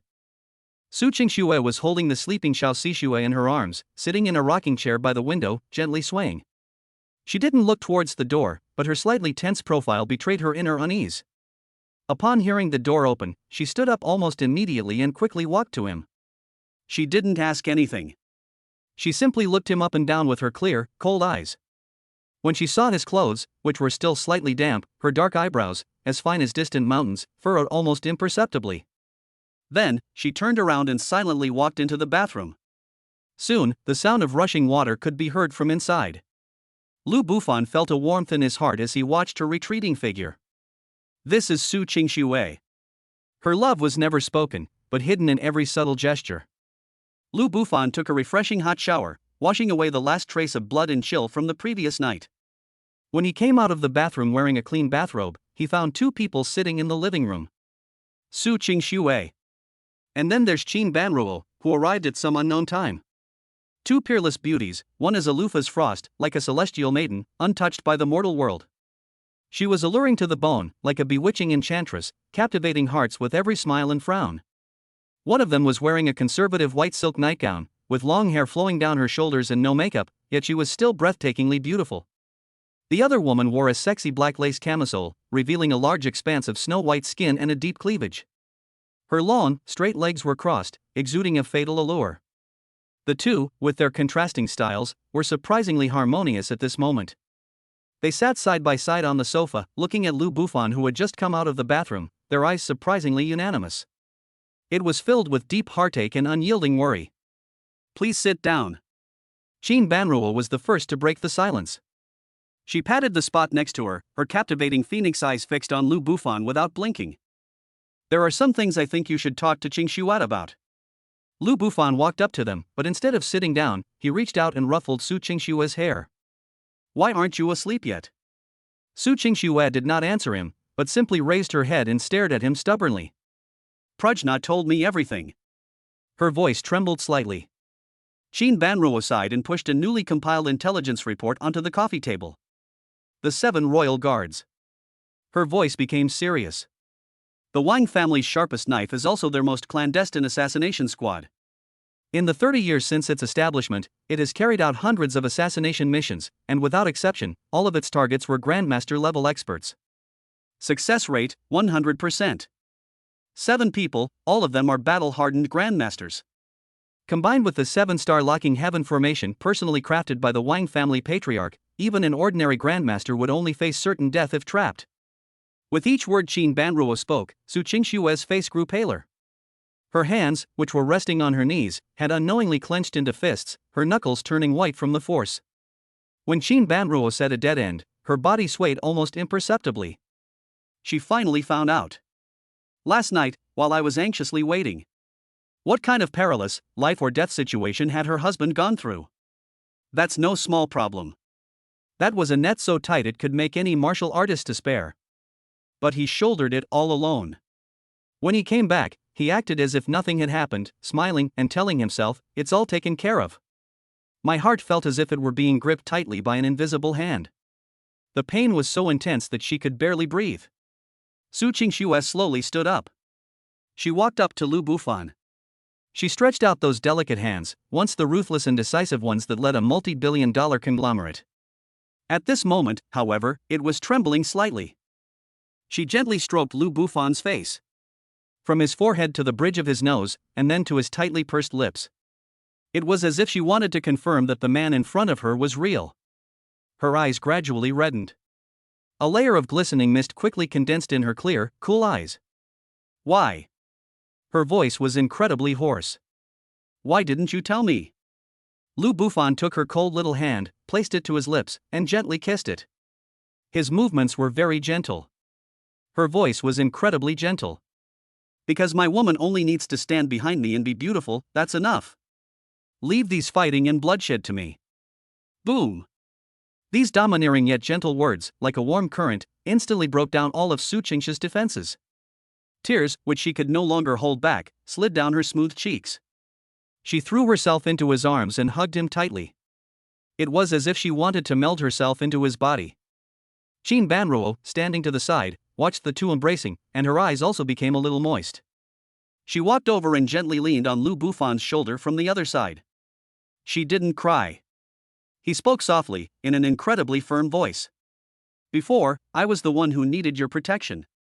But now, I have awakened the holy body of medicine spirit, and possess the power to protect myself, and even to fight. Lou Buffon, from now on, I don't want to be that kind of woman who can only hide under your wing anymore. She raised her head, and her alluring phoenix eyes shone with an unprecedented brilliance. I want to be the sharpest sword in your hand. I'll be with you, together, to vanquish all the enemies in this world. One, willing to be his most secure and warmest harbor. One, willing to be his sharpest and most reliable weapon. At this moment, the feelings of these two stunning beauties for Lou Buffon have transcended simple love and dependence. It's a kind of absolute trust where you can entrust your life, your future, and everything else to the other person. They are true soulmates. That night, Lou Buffon, unusually, did not choose anyone. After calming the two ladies down, he quietly and alone arrived at the highest point of the Su family manor. The top of that watchtower. The night wind whistled, fluttering the hem of his clothes. He sat cross-legged, gazing eastward.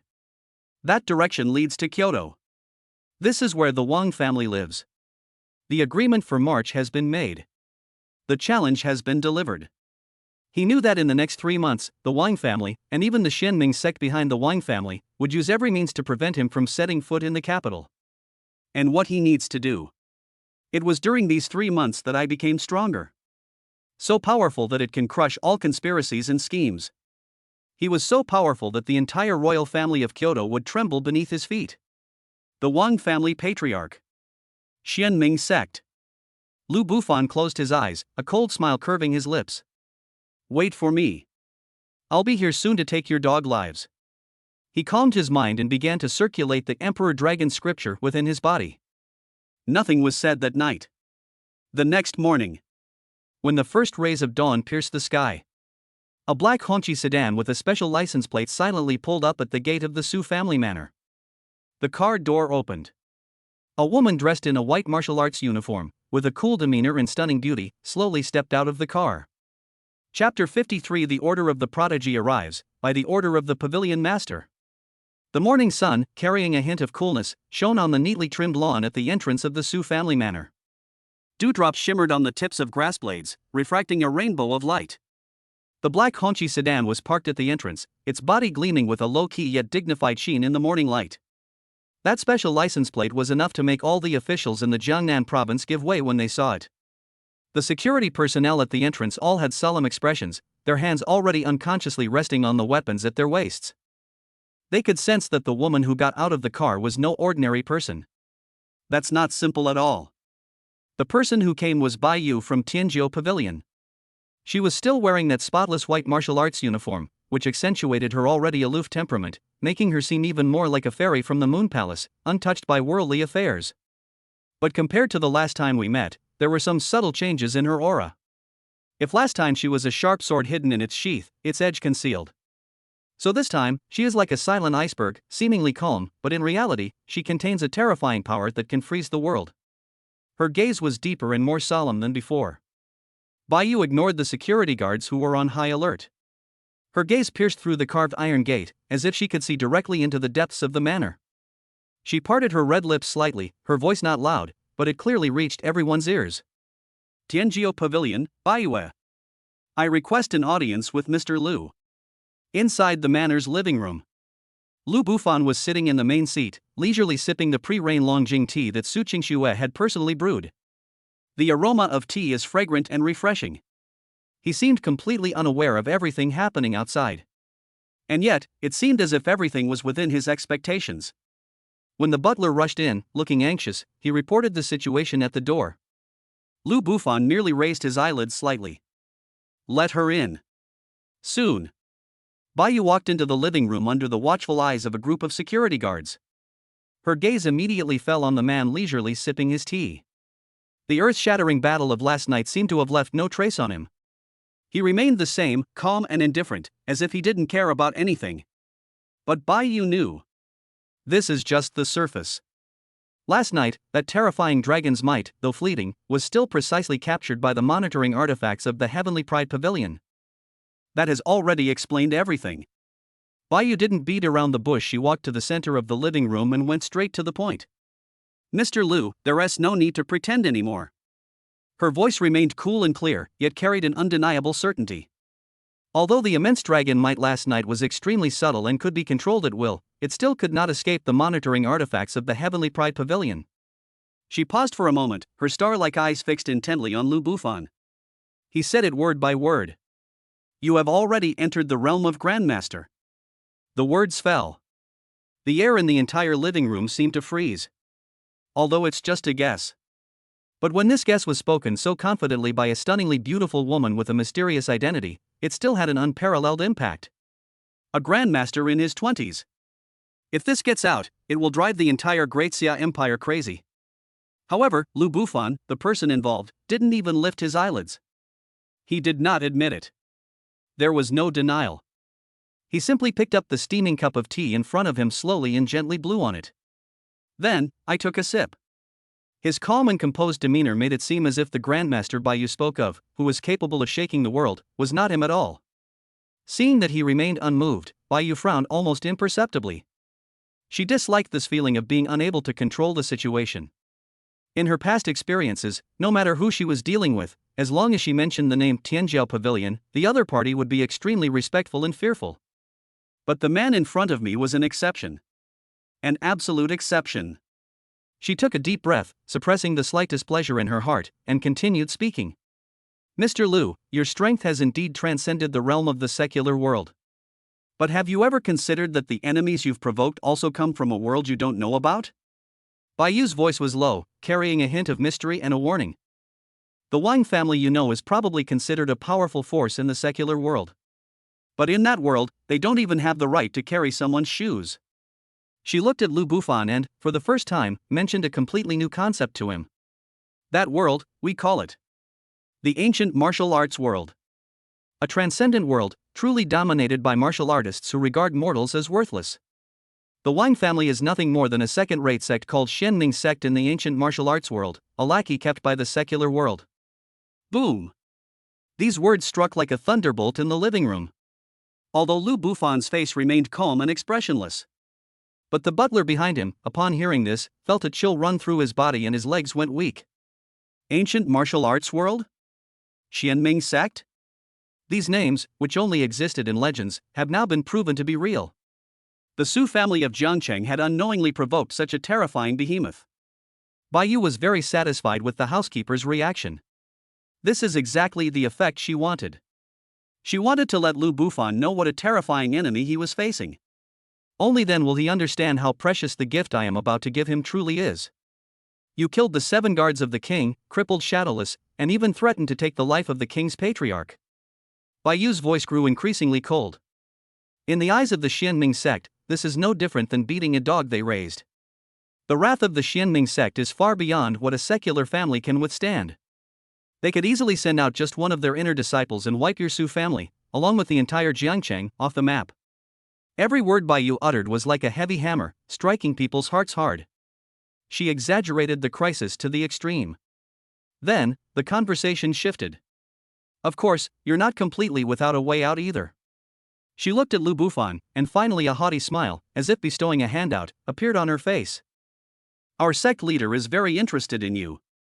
A young man who can break through to the Grandmaster realm in the mortal world where spiritual energy is so scarce has never appeared in the history of the Heavenly Pride Pavilion before. She admires you. Bai Yu slowly took out a token from her full bosom. The token was purplish gold in color and engraved with intricate dragon and phoenix patterns. The moment the token appeared, the temperature in the entire living room seemed to rise a few degrees. An aura of nobility, vastness, and antiquity emanated from the token. This token is hundreds of times stronger than the last one, both in terms of material and imposing presence. This is the purple gold pride token of the Pride Pavilion. Bai Yu held the token as if it were a supreme sacred object.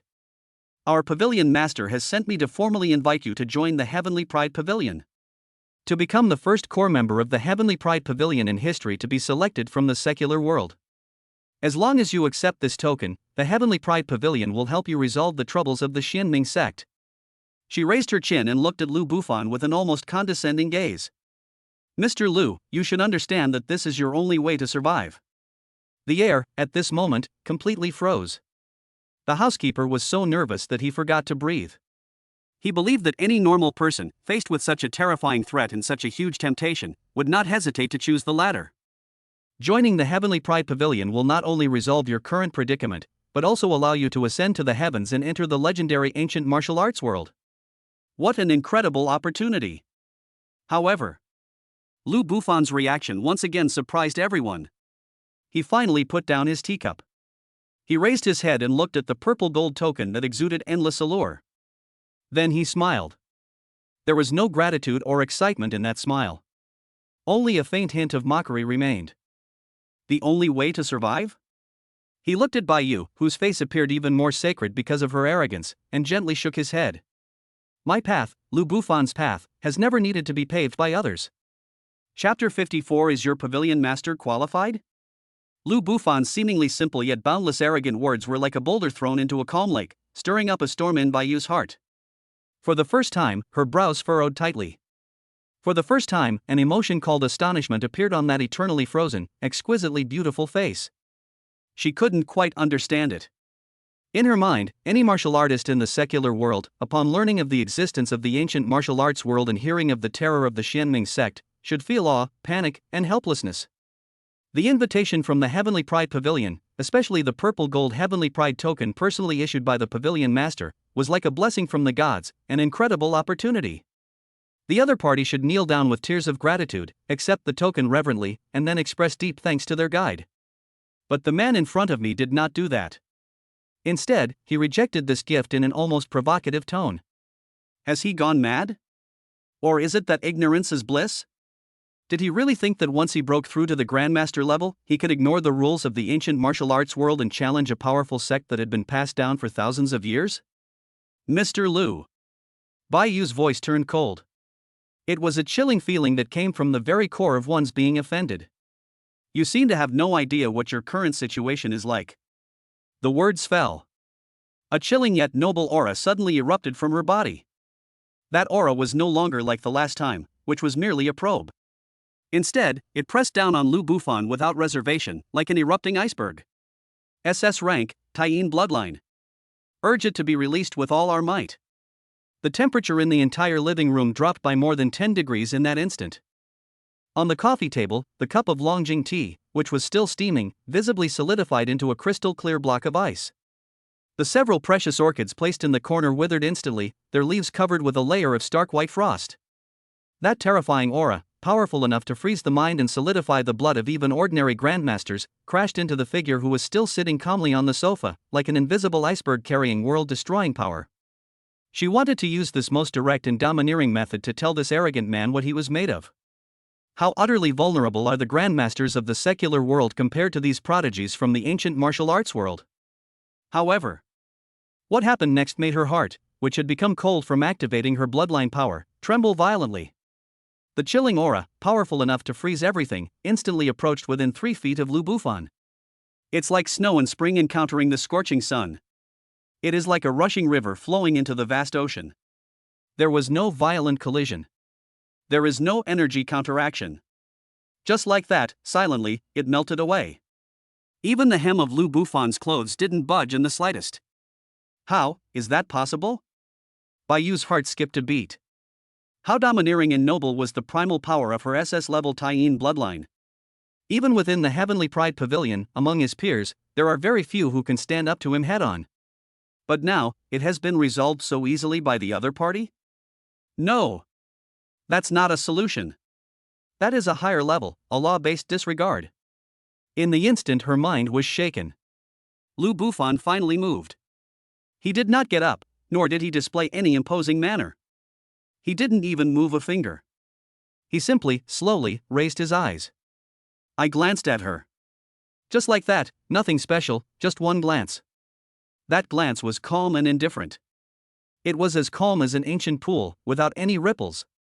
So indifferent, as if looking at an insignificant ant. But it was just that one glance. But Bai Yu saw a scene she would never forget in her life. She felt that what she was seeing was no longer a person. Instead, it is a vast and boundless universe. In the depths of that starry sky, the sun and moon revolve, and stars are born and die. At the very center of that universe, a colossal and imposing primordial dragon, whose magnificence defies description, slowly opened its golden eyes, brighter than the sun and deeper than the abyss. The moment those golden eyes met her gaze, buzz. Bai Yu's mind went completely blank. She felt that the noble and aloof SS-level Taiyin bloodline within her body, which she was so proud of, suddenly emitted a frantic scream, like a mouse seeing a cat. It is a surrender that originates from the most fundamental source of life. It is the trembling from the depths of the soul of those of inferior bloodlines when facing those of superior bloodlines. Her body, uncontrollably, took a step back. His face instantly turned deathly pale. A fine layer of cold sweat seeped from his forehead. I have always been very clear about my situation. Lu Bufan finally looked away. He picked up the cup of Longjing tea again, which had been transformed back into hot tea by his own breath, and took a small sip. His voice wasn't loud, but it was like a series of heavy hammer blows, striking Bai Yu's heart hard. I was just curious. He put down his teacup, a faint, ambiguous smile playing on his lips. Is your sect leader qualified enough to let me join? These words were like a thunderbolt from the heavens, striking Bai Yu hard on the head. Arrogant. This goes beyond mere arrogance. This is simply the most blatant provocation against the entire Heavenly Pride Pavilion. Master of Tingio Pavilion. Who is that person? He stands at the very top of the ancient martial arts world, a legendary figure whose every stomp shakes the entire world. It is a god whom countless geniuses yearn to meet even once in their entire lives. But now, this man is actually questioning whether she is qualified to let him join? Bayu's expression completely changed. It was a complex expression, a mixture of shock, humiliation, anger, and a hint of the fear, which she herself was unwilling to admit. She felt that her presence here today was a complete joke. She had always thought of herself as a superior benefactor. It was a divine messenger who came to drop a lifeline to a mortal about to drown.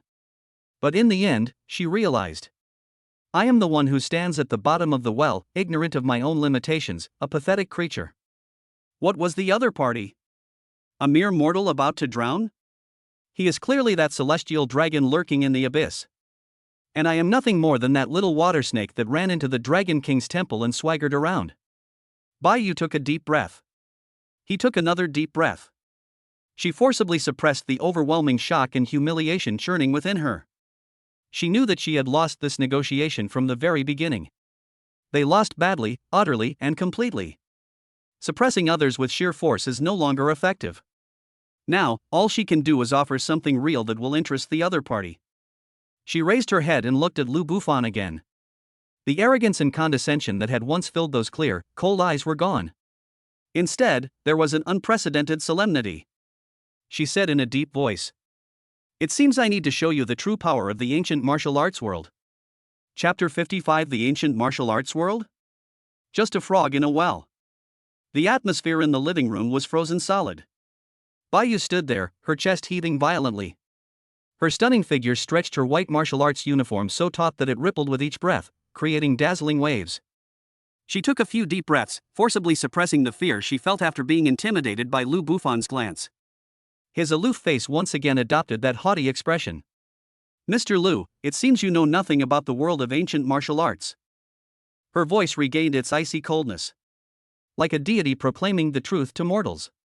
What I just demonstrated was merely the most basic bloodline pressure. True powerhouses in the ancient martial arts world are far beyond your imagination. Bayu walked slowly, each step extremely steady. Her long, straight legs, partially hidden beneath her martial arts uniform, exuded a deadly allure. The entire ancient martial arts world is divided into 9 ranks of sections.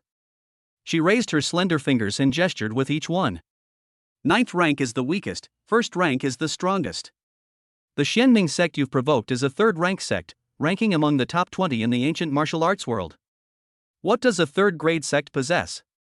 Bayu turned around, her cold eyes fixed on Lu Bufan.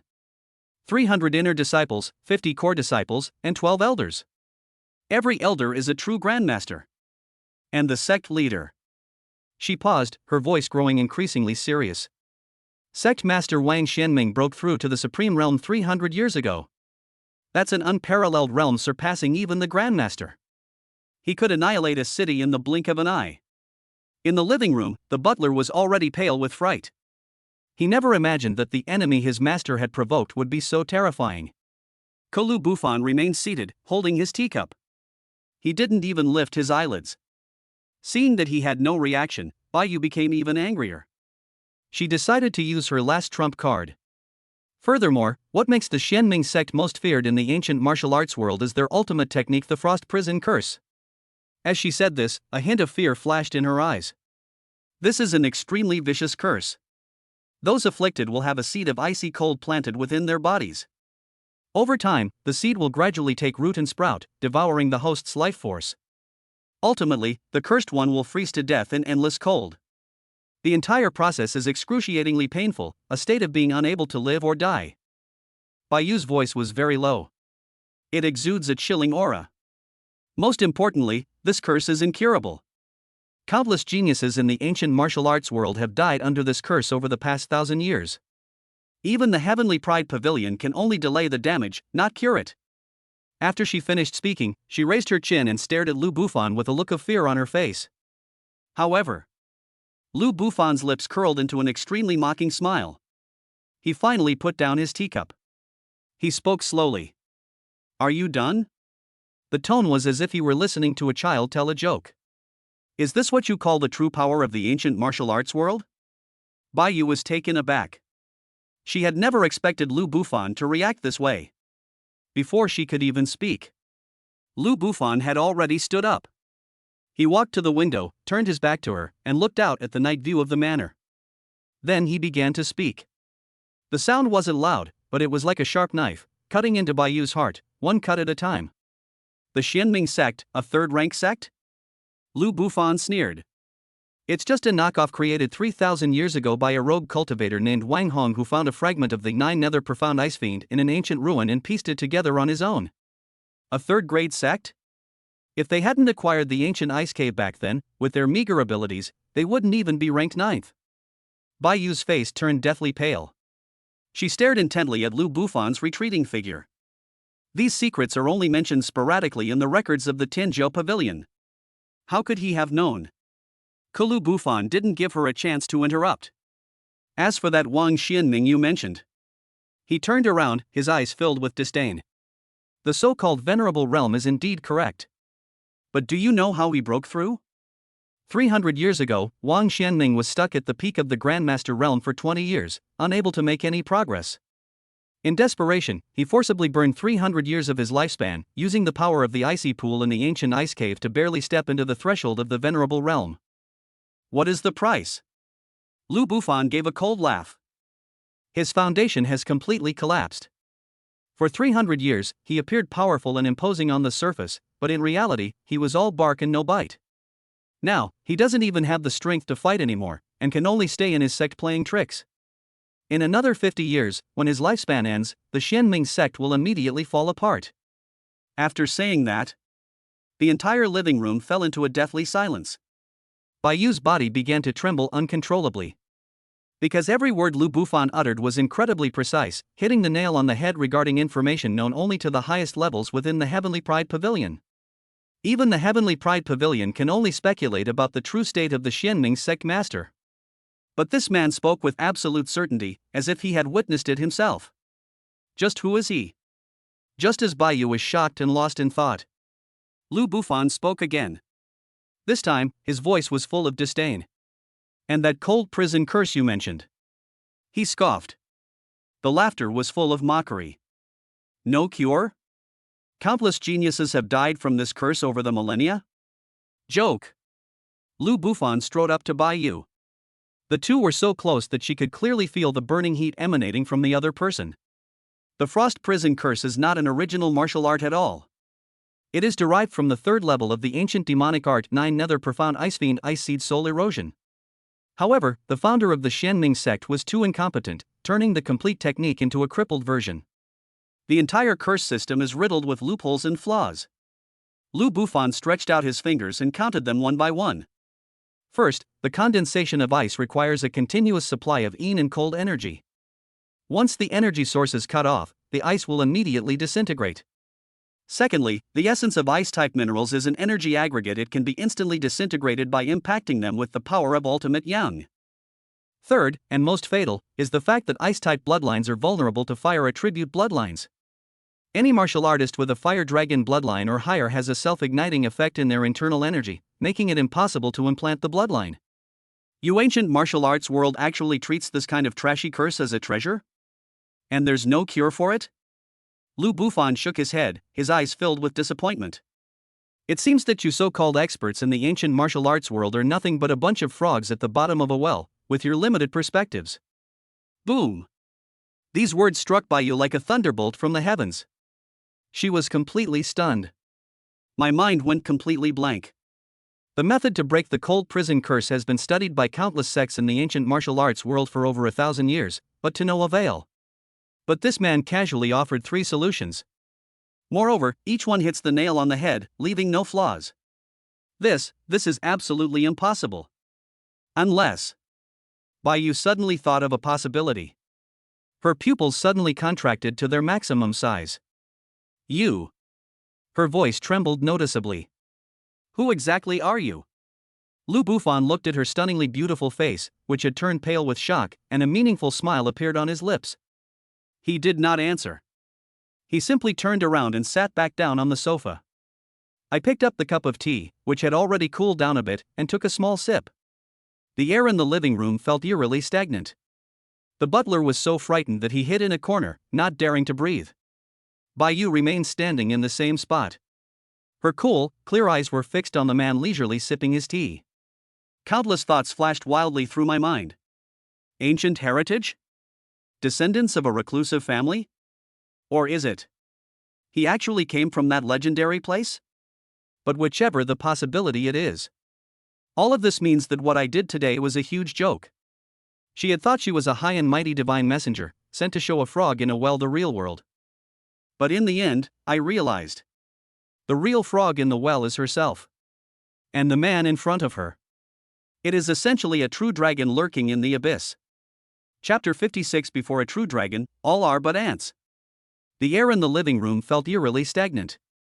The butler was so frightened that he hid in a corner, not daring to breathe.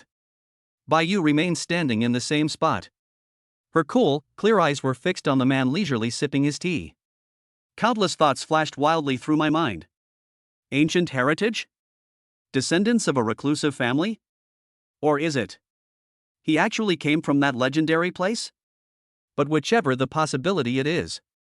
All of this means that what I did today was a huge joke.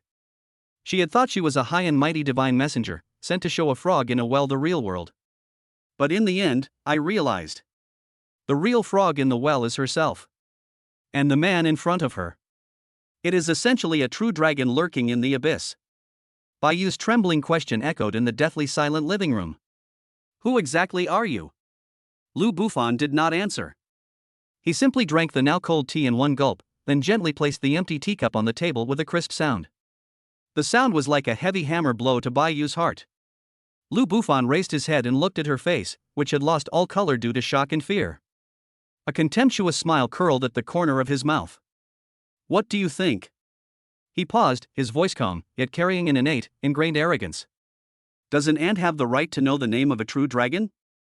Boom. This statement is more damaging than any of the previous ones. It is no longer a statement of facts, but a naked and extreme humiliation based on one's status and position. This directly nailed Bai to the shameful label of ant. You. Bai trembled with anger at those words. Her breathtakingly full breasts heaved violently with her rapid breathing, as if they were about to burst through her pristine white martial arts uniform. An unprecedented sense of humiliation surged straight to the top of my head. She is the pride of the Heavenly Pride Pavilion. He is an SS-level Taiyin bloodline possessor. She is the moon goddess, whom countless young people in the ancient martial arts world can only look up to. When have I ever suffered such humiliation? Very good. Bai gritted her teeth, and a frenzied rage and resentment ignited in her cold eyes. I'd like to see just how capable you are, you so-called true dragon. She decided to make one last desperate attempt. Buzz. A chilling aura erupted from her body once more. This time, it was even more violent and pure than before. A thin layer of frost began to form on the entire living room floor. She pushed the power of her SS-level Taiyin bloodline to its limit, prepared to risk damage to her own essence in order to make this man pay the price for his arrogance. However, Lu Bufan didn't even have the interest to glance at her. He just sat there, seemingly not taking her desperate attack seriously at all. Just as Bai's gathered momentum reached its peak and she was about to make her move, Lu Bufan moved. He did nothing. However, it released a wisp of its aura. It was just a wisp. A wisp of primordial aura emanating from the depths of his bloodline, belonging to the S-rank, 9 Heavens Inglong. That aura lacked Bai's chilling and domineering presence. It also lacked any earth-shattering power. It is ancient, noble, and vast, as if it came from the beginning of the universe and the birth of all things. The moment that wisp of scent appeared in the living room, time seemed to stand still. Bai, who was frantically gathering icy power, suddenly stiffened. Her eyes, which were burning with rage, were instantly replaced by endless fear. The SS-level Taiyin bloodline within her, that noble and aloof primal power that she was so proud of, came into contact with this aura the moment it touched. It's like encountering a natural enemy. No. More terrifying than their natural enemies. It is a kind of absolute surrender, etched deep within the genes of life, originating from the soul. It did not produce any resistance. Instead, it let out a mournful cry, like a servant seeing an emperor. The very source of their bloodline trembled wildly, retreated, and curled up into a ball, as if to pay homage to that supreme being. This backlash from the bloodline is far more terrifying than any external attack. Puff. Bayu felt a sweet taste in her throat, and her blood and chi completely went out of control due to the instantaneous reverse flow of blood in her veins. A mouthful of bright red blood gushed uncontrollably from her mouth. The snowflakes, scattered on the pristine white martial arts uniform, resembled red plum blossoms blooming in the snow, both poignant and dazzling. Her body instantly lost all strength. That momentum, which had been condensed to its peak, crumbled. My legs went weak. With a thump. In the corner, the butler, who was already terrified, stared in utter horror. This high and mighty envoy from the heavenly pride pavilion, who was as ethereal as a fairy descending to earth, suddenly felt his knees buckle and uncontrollably knelt down on one knee before Lu Bufan. Her head drooped limply. Her jet black hair fell loosely on either side of her face, obscuring her extremely humiliated expression. Her shapely body trembled slightly from exhaustion. This posture is incredibly humiliating. Utterly humble. She resembled a female slave awaiting her master's judgment. The living room was deathly silent. Only Bayu's heavy breathing, filled with suppressed pain and humiliation, could be heard. Lu Bufan looked down at her. Looking at the woman who had just been bossing him around and sentencing him to death, he saw her now kneeling humbly at his feet. There was not a ripple in his eyes. Indifferent, as if looking at a stone by the roadside. Now. He spoke slowly, his voice not loud, but it was like a heavy hammer, striking Bayu's heart hard. Do you still believe that your ancient martial arts world is the true source of power? This statement is the final declaration of the victor. It completely shattered the last shred of dignity and pride in Bayu's heart. The butler, sitting in the corner, was completely dumbfounded. His mouth was wide open, almost big enough to fit an egg.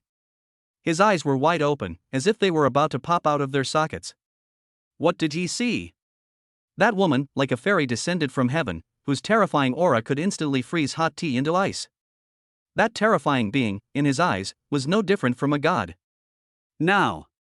She actually knelt before her master like a servant who had made a mistake?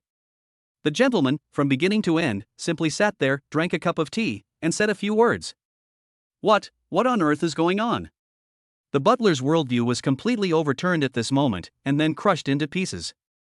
The look in his eyes when he looked at Lu Bufan was no longer one of awe. Rather, it was fear, like that of mortals looking up at gods. Bayu knelt on the ground, her body trembling violently. Tears of humiliation, mixed with blood at the corner of her mouth, welled up in her eyes, but she held them back with all her might. Everything she was so proud of, her identity in the Heavenly Pride Pavilion, her SS-level bloodline, her formidable strength, her beautiful appearance, crushed to pieces in front of this man. Completely battered and bruised. Lu Bufan withdrew that wisp of aura.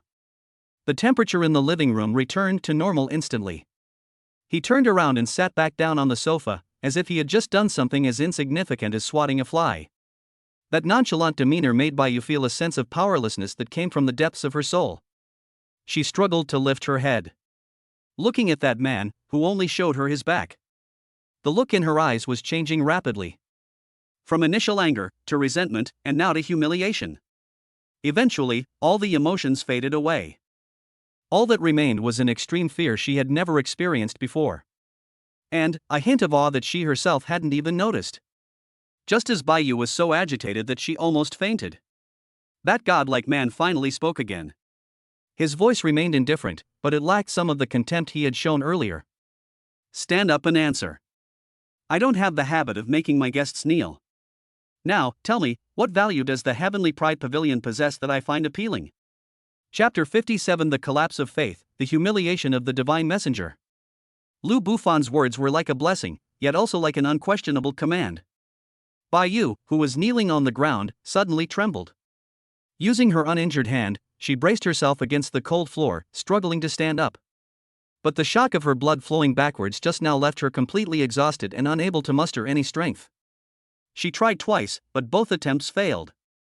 Her disheveled appearance caused a blush of humiliation to rise on her already pale face.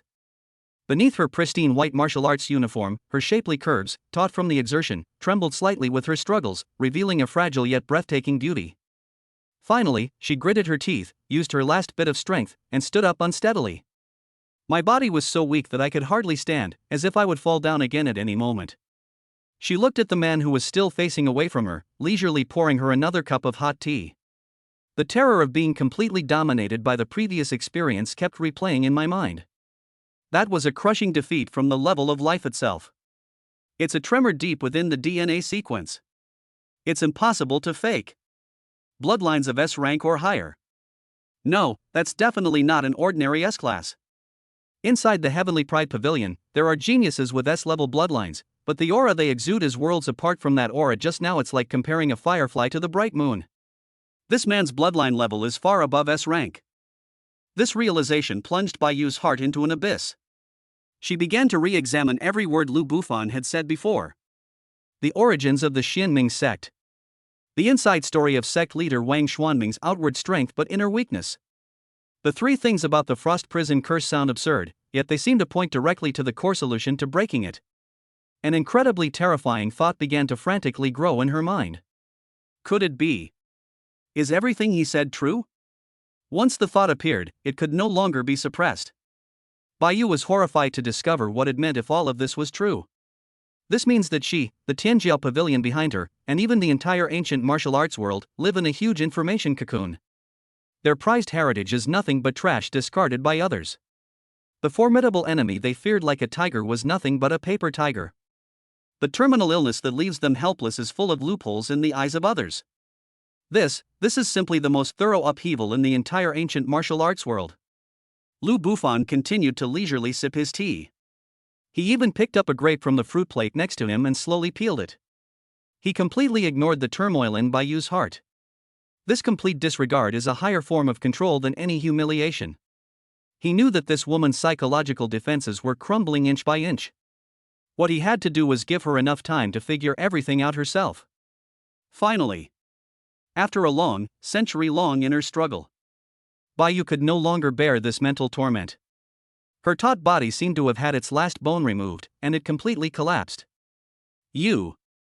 She spoke with difficulty, her voice hoarse from dryness and trembling uncontrollably. She herself was unaware of this change in address. What you said. Regarding the Xianming sect master, regarding the method to break the cold prison curse. Is it all true? She has completely lowered her stance. From the initial questioning to the threats, and now to this almost humble request for advice. Lu Bufan finally peeled the grape and popped the glistening flesh into his mouth. The sweet juice bursts in your mouth. He then slowly turned his head and glanced at Baiyu.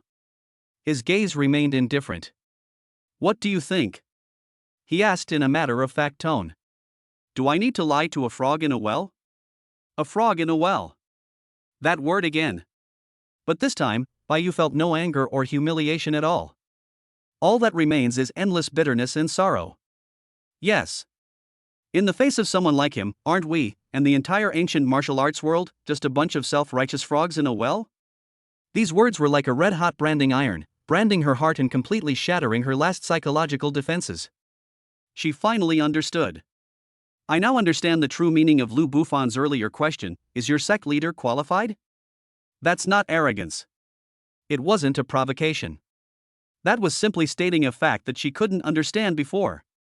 A sect leader who can't even break the cold prison curse, a sect leader who doesn't even know the secrets of the Xianming sect.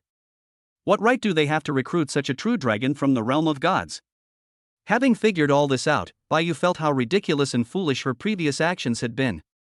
She took a deep breath and forcibly suppressed her surging blood in qi. Then, he straightened his blood-stained, disheveled martial arts uniform. She bowed deeply to Lu Bufan.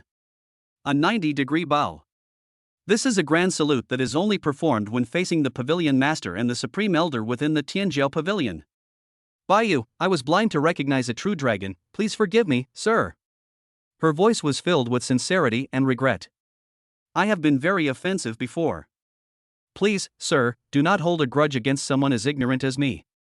She paused, raised her head, and her once clear and cold eyes were now filled with a yearning for the unknown truth. Please, sir, enlighten me. Attitude, a complete 180-degree turn. He went from being a high and mighty divine messenger to a devout seeker of the way. Lu Bufan looked at her respectful demeanor, at the curve of her buttocks that appeared even more pert from bowing, and at the glimpse of snow-white skin that was inadvertently revealed at her neckline. A playful smile finally appeared at the corner of his mouth. The fish has taken the bait. What he wanted was never to kill this woman. Instead, he wanted to completely conquer her. Let her, and the Tianjiao pavilion behind her, be used for our own purposes. It now appears that the first step has been perfectly accomplished.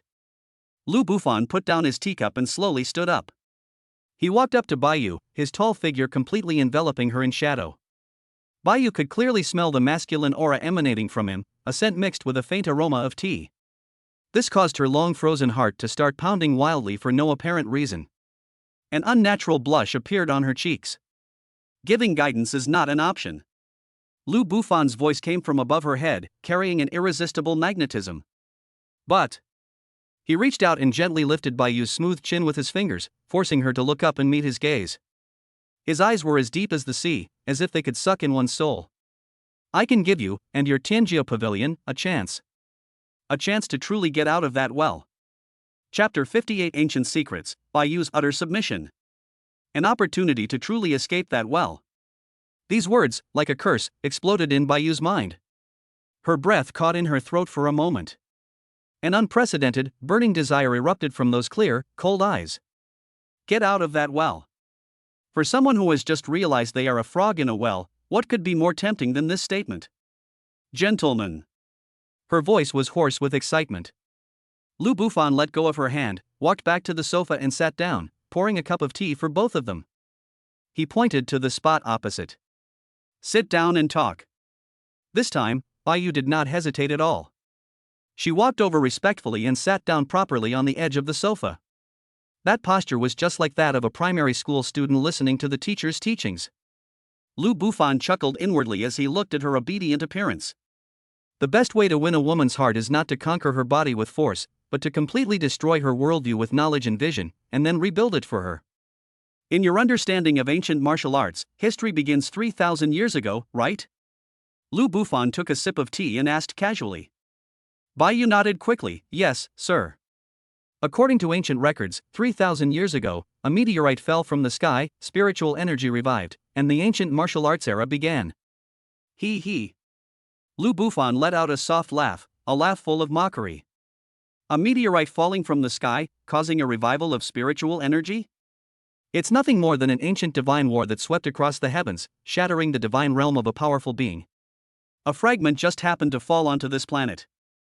Divine realm? A war of gods? Baiyu was completely confused, but she could sense that a door to a completely new world was slowly opening in front of her. What you call the ancient martial arts world, what you call inheritance, is nothing more than some remnants of second-rate techniques and bloodlines from that fragment of the divine realm. Lu Bufan's voice was full of disdain. It's like a group of beggars guarding the ruins of a gold mine, picking up some scraps of gold, and thinking they own the whole world. This metaphor, though crude, is incredibly vivid. Baiyu's stunningly beautiful face turned pale and then flushed. She opened her mouth, wanting to refute, but found that she couldn't find any reason to refute it at all. Lu Bufan ignored her embarrassment and continued to drop bombshells. You so-called bloodlines have a more accurate name in our land. Bloodline Nursery. They are artificially created by some ancient powerful beings in order to mass-produce warriors. They are quick-made products. The advantages are rapid growth and a high floor. But the disadvantages are equally fatal. At this point, Lu Bufan's gaze fell on Baiyu. That gaze seemed to see right through her, inside and out. He changed the subject, seemingly casually saying, for example, your SS-level Taiyin bloodline. Baiyu's heart leaped into her throat. The Taiyin bloodline was created in ancient times by a powerful woman named Moon Goddess in order to build her own personal guard. Its true core is not coldness, but purification and assimilation. But the inheritance that your Tianjiao pavilion received is obviously incomplete. You have only learned how to use its yin and cold power, but have completely ignored its core essence. Lu Bufan shook his head, his tone tinged with regret. Therefore, your cultivation has been on the wrong path from the very beginning. With every bit of power you gain, the coldness within your body will intensify. Over time, your body simply won't be able to withstand this extreme coldness. The end result will either be a chi deviation or being frozen into an ice sculpture by your own bloodline power. I'm guessing you've been stuck at some kind of bottleneck for a while now, haven't you? Whenever you try to force a breakthrough, do you feel as if you've fallen into an ice cave, your meridians are stinging, and even your soul feels like it's about to be frozen? Boom! Every word Lu Bufan uttered was like a thunderbolt from the heavens, striking Baiyu's heart with devastation. She was completely stunned. It was like being struck by lightning. Because the symptoms Lu Bufan described were exactly the same as what she had experienced over the past 3 years. Absolutely perfect. This bottleneck has been troubling her for 3 whole years. She consulted the pavilion master and consulted countless ancient texts, but could not find any reason. Everyone told her that this was normal, that the power of her bloodline was too strong and her body couldn't adapt to it for the time being. As long as you practice step by step, one day, success will come naturally. But now she realizes that it wasn't a normal phenomenon at all. Rather, it was a fatal flaw in cultivation that had gone down the wrong path from the very beginning. Even the pavilion master of the Heavenly Pride Pavilion failed to discover this secret. But the man in front of her only glanced at her and then revealed the secret in one sentence. At this moment, Baiyu's gaze towards Lu Bufan had completely changed. If before it was reverence, so now, it's all about frenzy. Like a traveler lost in the desert, on the verge of dying of thirst, who suddenly sees a vast oasis. Like the most devout believer who has seen with his own eyes the God he believes in. She no longer hesitated. She slid off her seat, knelt down, and held the purple gold pride token, which she had previously treasured, high above her head. Gentlemen! Her voice trembled with excitement, yet it was filled with an unprecedented firmness. This order represents the highest sincerity of the Heavenly Pride Pavilion. Baiyu is willing to follow you, sir. I humbly request that you guide me in the Tianjiao Pavilion on the path ahead. This time, she was completely willing and utterly devoted. It is complete surrender. Looking at her like this, Lu Bufan finally nodded in satisfaction. He reached out and took the purple gold pride token. It feels warm and smooth to the touch, and carries a hint of Baiyu's body temperature and fragrance. He held the token in his hand and tossed it around casually, as if he were playing with an ordinary toy. This action made Baiyu's heart leap into her throat. You should know that this token is enough to drive any sect crazy in the ancient martial arts world. I appreciate your sincerity. Lu Bufan tossed the token onto the coffee table, making a crisp sound. As for guiding the way forward, he looked at Baiyu's stunningly beautiful face, flushed with excitement and fervor, and a playful smile curved his lips. That depends on what price your Heavenly Pride Pavilion is willing to pay. Tianjiao Pavilion is willing to serve you, sir. Baiyu answered without hesitation, with unwavering certainty. She knew this was a once-in-a-lifetime opportunity. The only chance for Tianjiao Pavilion to truly escape its fate of being a frog in a well. No matter the cost, we must hold on tight. Very good. Lu Bufan looked at her beautiful face and her eyes, which were filled with determination and fervor, and smiled. So, our first deal.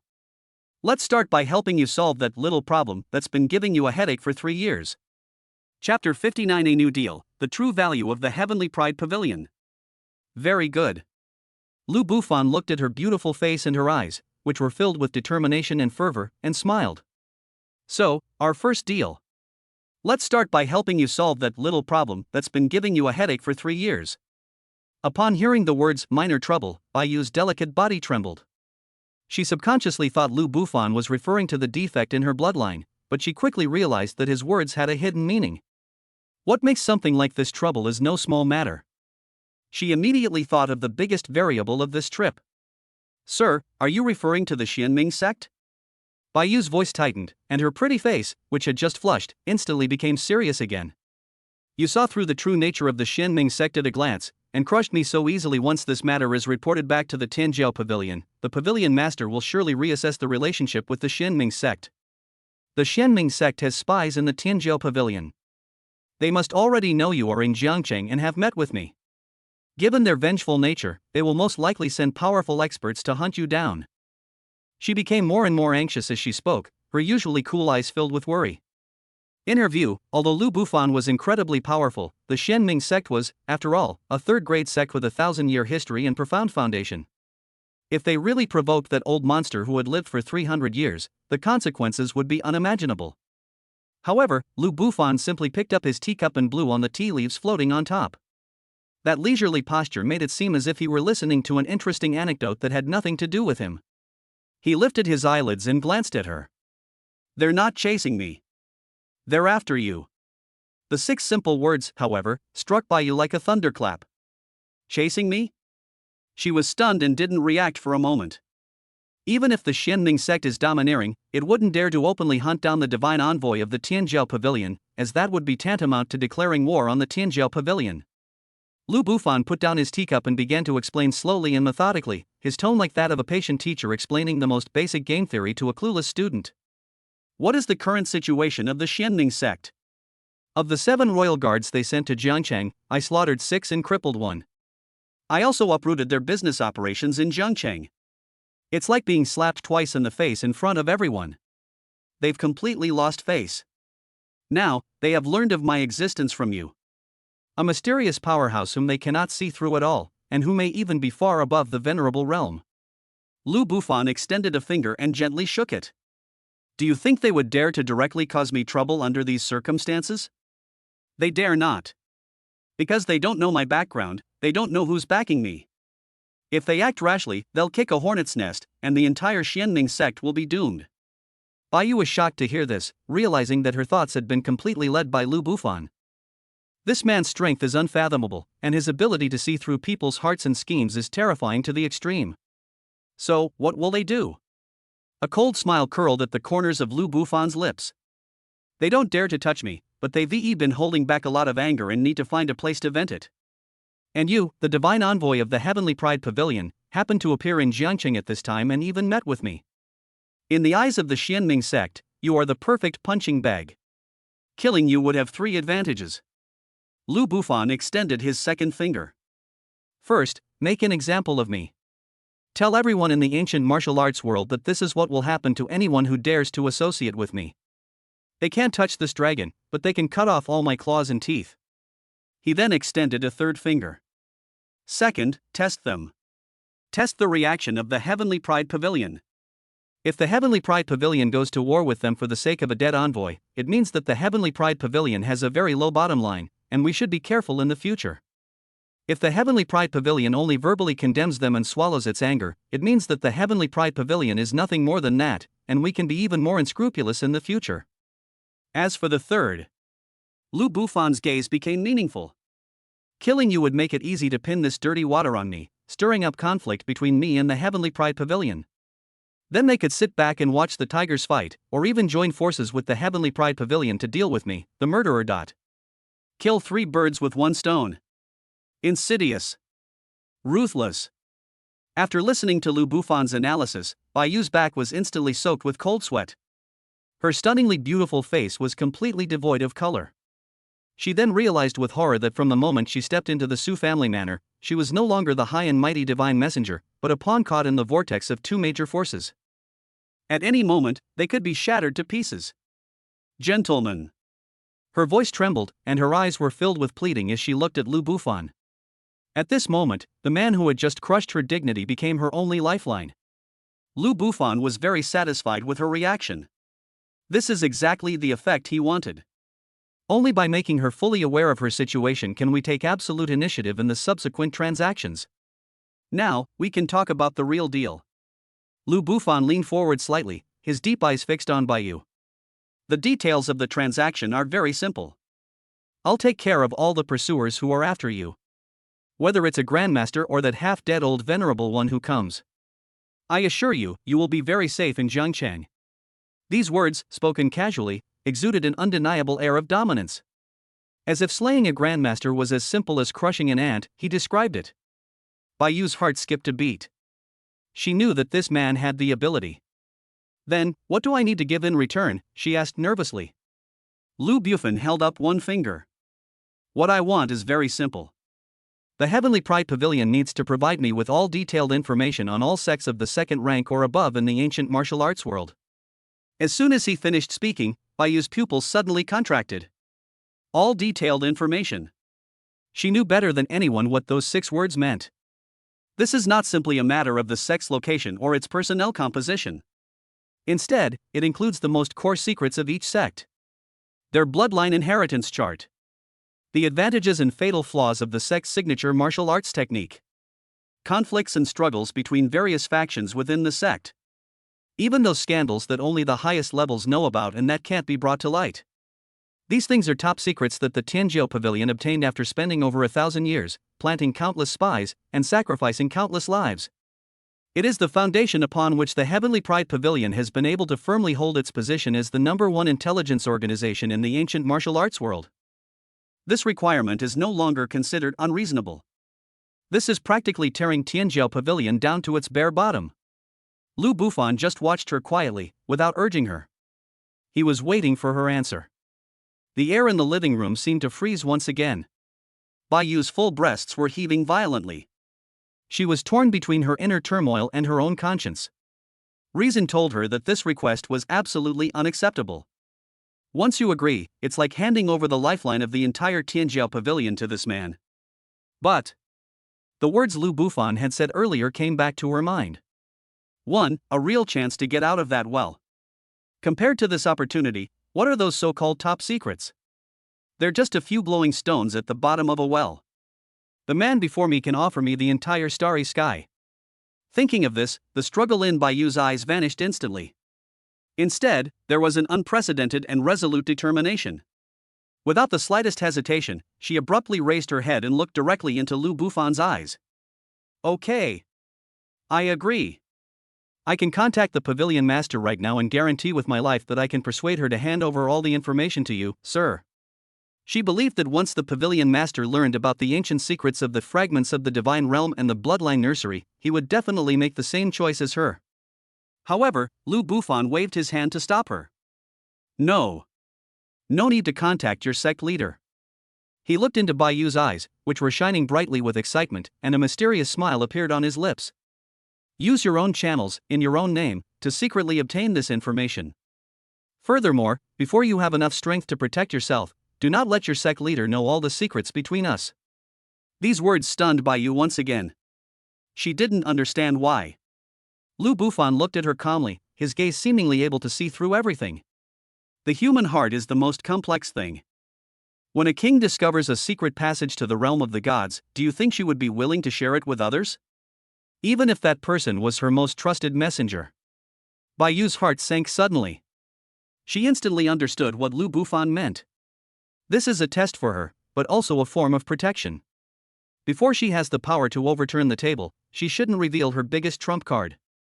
This foresight and precise understanding of human nature made her feel not only fervent admiration for the man before her, but also a deep, heartfelt respect. Bai Yu understands. She lowered her head in sincere admiration. Lu Bufan nodded in satisfaction. He slowly stood up, walked to Bai Yu's side, reached out and gently patted her delicate yet upright shoulder. The warm touch transmitted through the fabric sent a tingling sensation through Bai Yu's body for no apparent reason. All she heard was Lu Bufan's slightly ambiguous and magnetic voice ringing in her ear. Very good. Then, go and get ready. For your safety, and for the sake of our upcoming transaction. You can stay here tonight. Staying overnight, here? Boom. Bai Yu felt a surge of heat rush to the top of her head. Her once cool and serene face, which had just regained some color, was instantly flushed with two brilliant, burning red clouds. My heart was pounding wildly, as if being rammed by a fawn. She subconsciously looked up, only to see Lu Bufan's handsome profile with a hint of amusement. She quickly lowered her head again, nervously twisting the hem of her clothes with both hands. Her heart was in complete turmoil. An assassination crisis where death could be a matter of moments. How? How did it become an ambiguous, flirtatious scene in his mouth? Chapter 60 The Pavilion Master's Shock, the Pressure of a Drop of Blood. At the same time, thousands of miles away, in a secret realm unknown to the world, the sea of clouds churned, and purple mist rose. A magnificent white jade palace floats quietly above the sea of clouds. Around the palace, cranes circle and deer roam, just like the heavenly court in mythology. This is the headquarters of the most mysterious and transcendent force in the ancient martial arts world, the Heavenly Pride Pavilion. Inside the main hall, the Hall of Heavenly Secrets. A stunningly beautiful woman, dressed in magnificent palace attire, sat cross-legged in the center of a magic array, closing her eyes to meditate. She looked to be only in her early 30s, with skin as white as snow, eyebrows as dark as distant mountains, and a head of jet black hair tied up with a simple phoenix hairpin. Her elegance and nobility were tinged with an air of authority that commanded the world. She is Yu Yaoxue, the current head of the Tenjiu Pavilion. Before her floated rows of crystal clear life lamps. Each lamp represents a core member of the Tenjiu Pavilion. Sudden. The most powerfully burning life lamp in the front row suddenly began to shake violently without warning. The lights flickered, as if they might go out at any moment. Yu Yaoxue's butterfly wing-like eyelashes trembled slightly as she slowly opened her eyes. Those were eyes that seemed to hold the stars and the sea, deep and wise. Her brows furrowed almost imperceptibly. White moon. She parted her lips slightly, her voice clear and cold like jade striking each other. The violently shaking soul lamp represented her most prized disciple, Bai Yu. The unusual movement of the soul lamp indicates that Bai Yu is facing an unprecedented crisis, and even that her mind and spirit have been greatly impacted. Yu Yaoxue stretched out her slender fingers and gently tapped the air in front of her. An invisible ripple spread outwards. Buzz. The space in front of her distorted like the surface of water, quickly forming a mirror with flowing light. This is the unique secret technique of Tenjiu Pavilion, the heavenly heart mirror language. As long as both parties possess the heavenly pride token, they can communicate at the soul level, no matter how far apart they are. Soon, Bai Yu's image appeared in the mirror. However, the white moon in the mirror was pale, with a trace of blood at the corner of her mouth. Her expression was filled with excitement, fervor, and a deep sense of awe that she had never seen before. Sect Master. Bai Yu's voice resounded directly in Yu Yaoxue's mind through her divine soul. What's going on? Why is your life soul lamp acting strangely? Did you encounter trouble in Zhongcheng? Yu Yaoxue's voice was calm and authoritative. No, Master, it's an opportunity. An incredible opportunity. Bai Yu's voice trembled slightly with excitement. Following Lu Bufan's instructions, she concealed top-secret information about the fragments of the divine realm, the bloodline nursery, and her own bloodline defects. She simply conveyed the filtered information in an almost dreamlike tone. Sect Master, I encountered a mysterious and powerful figure in Zhongcheng. He might be a descendant of some reclusive god from ancient times. His bloodline level is far above SS level. I even feel that my Taiyin bloodline cannot even muster the slightest thought of resistance in the face of his aura. A hint of emotion finally appeared on Yu Yaoxue's usually impassive face. Far exceeding SS class? Even the Taiyin bloodline cannot resist it? How is that possible? Is this really true? Absolutely true. Pavilion Master, he saw through the Xianming sect's secrets at a glance, and even knew the inside story of Wang Xuanming's breakthrough to the venerable realm 300 years ago. He also said. Bai Yu paused for a moment, seemingly organizing her thoughts. He also said that our Tianjiao Pavilion is nothing more than a frog at the bottom of a well, looking at the sky from the bottom of a well. These words caused Yu Yaoxue's pupils to shrink sharply. Arrogant. How arrogant. But for some reason, she couldn't detect a trace of anger at being humiliated in Bai Yu's tone of awe. He offered me a deal. Bai Yu continued. He wants our Tianjiu Pavilion to provide detailed information on all sects of rank 2 and above. In return, he is willing to form an alliance with our Tianjiu Pavilion and give us a chance to get out of that well. Step out of that well. Yu Yaoxue's heart trembled violently. These words precisely struck at her deepest desire. How can you prove that he is qualified? Yu Yaoxue's voice became more serious. Master, please prepare yourself. Bai Yu took a deep breath. The next second, she used the secret technique of the heavenly heart mirror to send back a trace of the original aura of the 9 heavens Yinglong that Lu Bufan had previously transferred into her body in order to leave a mark on her. At that very moment, a faint, almost negligible aura pierced through space and appeared instantly in the heavenly mystery hall. An unexpected change occurred. Buzz. Buzz. Buzz. Throughout the entire heavenly mystery hall, there are ancient artifacts hanging on the walls and displayed on shelves, which have been silent for thousands of years, including armor, weapons, and magical implements. At that moment, they all let out a low, mournful cry. It was as if the servant had seen the king. It was as if Fan Tai had seen a divine weapon. They are trembling. They are terrified. They are surrendering. Yu Yaoxue, who was at the center of the magic array, felt it most clearly. The moment that aura appeared, she felt an absolute pressure from the source of her bloodline and the depths of her soul descend upon her. Within her body, the incomparably noble, Jade Rabbit of the Moon, bloodline, which had also reached SS level, was suppressed to the point that she couldn't even mobilize a single ounce of power. She felt as if she had fallen into an ice cave, as if facing a formidable enemy. For the first time, a look of utter horror appeared on that elegant and noble face. This is. She stared intently at the strand of hair before her, thinner than a strand of hair, radiating a faint golden glow. She could sense the ancient, noble, and vast power contained within that aura, a supreme divine might that seemed to transcend all things. It was a power she had never seen before, nor even recorded in the oldest texts. Its essence has completely transcended all the bloodlines she knows. Could it be? Yu Yaoshua's delicate body trembled uncontrollably as a vague legend, passed down through generations of pavilion masters, surfaced in her mind. The legend, is it true? Does the bloodline of gods truly exist in this world? She murmured to herself, and a raging storm brewed in her beautiful eyes. She finally understood why Baiyu had lost her composure. She finally understood how incisive and apt the phrase frog in a well truly was. Compared to beings with divine bloodlines, aren't these so-called ancient martial arts experts just a bunch of laughable frogs in a well? It took Yu Yaoshua a long while to recover from the tremendous shock. The look in her eyes was changing rapidly. Shock, horror, ecstasy, longing. Ultimately, all the emotions coalesced into an unprecedented decisiveness. This is an opportunity. This is the only opportunity that allows the Heavenly Pride Pavilion to truly transcend this world and reach a higher level. Absolutely. Don't miss it. She immediately gave Baiyu a command through the heavenly heart mirror, her voice trembling slightly with excitement. White Moon. At all costs. Fulfill all his demands. He wants information?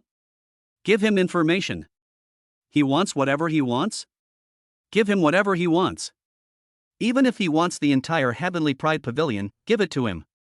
Furthermore, we will activate the highest level of Moon Goddess protection, sparing no expense to safeguard your safety. You are the only link between our Heavenly Pride Pavilion and that gentleman. However, she had barely finished speaking. Sect Master. A hurried voice transmission sounded from outside the hall. Elder Xing, who was in charge of intelligence, rushed in looking flustered. Master, urgent intelligence. The Xianming sect is making unusual movements. Just half an hour ago, the two Grandmaster Elders of the Xianming sect, the Xianin Elders, secretly slipped out of the sect, tore through the void, and disappeared without a trace. According to our intelligence network analysis, their target is... Elder Xing paused, his expression turning extremely grim. Indeed, Jiangnan, Jiangcheng. What? Yu Yaoshua's face instantly darkened. The two elders of Xianin. That's the strongest being in the Xianming sect besides the sect leader. Two renowned grandmasters, skilled in combined attacks, together are enough to rival a peak grandmaster. They actually took matters into their own hands. Yu Yaoshua glanced at the heavenly heart mirror in front of her, which was slowly dissipating as the soul communication ended. A deep sense of powerlessness welled up inside me. Too late. Even a grandmaster would need time to tear through the void to travel from the Xianming sect to Jiangcheng. But her order came even later. Given the speed of the Xianin elders, they are probably already close to arriving in Jiangcheng. Even if Baiyu were to activate Moon Goddess protection now, it would still require time to prepare. It's simply too late.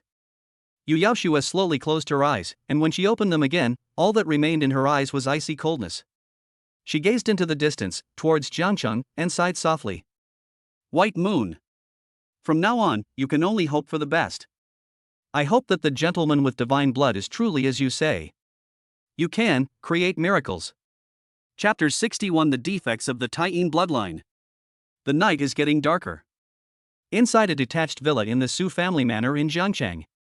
The lights were on full display. Baiyu sat cross-legged on a soft wool carpet, her hands forming a mudra and placed in front of her knees. She is practicing her internal energy. But her condition is not good. An unnatural, sickly pallor appeared on that cold and beautiful face. A fine layer of fragrant sweat appeared on his forehead. Wisps of visible, chilling white air emanated uncontrollably from her body, forming a faint icy mist around her. The temperature in the room thus dropped to freezing point. A thin layer of frost had formed on the expensive carpet. She was trying her best to suppress the increasingly restless energy within her body due to the bottleneck. She could feel the chilling power, like greedy venomous snakes, frantically tearing and gnawing at her meridians and internal organs. Each impact brought a stinging pain that went deep into the bone marrow. She knew she was about to lose control. Creak. Just then, the door to the guest room was gently pushed open. A tall and imposing figure walked in. It was Lou Buffon. He changed into casual home clothes and held a steaming cup of milk in his hand. As soon as he walked in, he felt the biting cold in the room. Seeing Bayu's painful struggle, he couldn't help but shake his head. He placed the milk on the table, walked over to Bayu, and looked down at her. That look was like looking at a disobedient child who evoked pity. "It's useless." He spoke softly, his voice low but clear, reaching Bayu's soul, which was almost frozen by the cold air. "Your Taiyin bloodline is extremely yin and cold. But your Tianjiao Pavilion's techniques only know the most basic methods of channeling and regulating, and you don't understand the way of yin and yang harmony at all. Right now, you're like a fool who's holding onto a block of ancient ice, trying to use it to keep warm. If this continues, within 10 years, your body will be completely frozen by the power of your own bloodline." In the end, it was transformed into a lifelike, human-shaped ice sculpture. Lou Buffon's voice was very calm. It was like the sharpest ice pick, piercing Bayu's heart fiercely. Boom! Bayu felt her mind go completely blank with a buzzing sound. Her delicate body, which had been trembling violently from exerting her internal energy, suddenly stiffened. The last trace of color drained from his face. 10 years. Ice sculpture. This outcome was even more cruel and terrifying than she had imagined. This is precisely the cryptic record in the Heavenly Pride Pavilion's ancient texts regarding the ultimate fate of successive generations of Taiyin bloodline possessors. It was also the cruelest truth that Pavilion Master Yu Yaoshua had been hiding from her all along. She harbored a fantasy that she was a chosen one of heaven and that she could break free from this fate. But now, this man, with the calmest tone, ruthlessly crushed her last illusions. Puff! With her mind in disarray, she could no longer suppress the chill within her body. He coughed up a mouthful of blood. The carpet in front of him was stained a bright, glaring crimson. Her entire aura instantly vanished. "If your body goes limp, you'll fall backward." A warm and strong hand caught her back just in time, pulling her into a broad and warm embrace. Could it be? Bayu leaned against Lou Buffon's chest, feeling the masculine aura emanating from him as hot as the sun, and muttered to herself in despair. Is there really no other way? Her voice was filled with helplessness and pleading. Faced with the fear of death, even the most powerful envoys of the Heavenly Pride Pavilion and the Fairy of the Moon Palace are incredibly fragile and vulnerable. Lou Buffon remained silent. He picked Bayu up horizontally.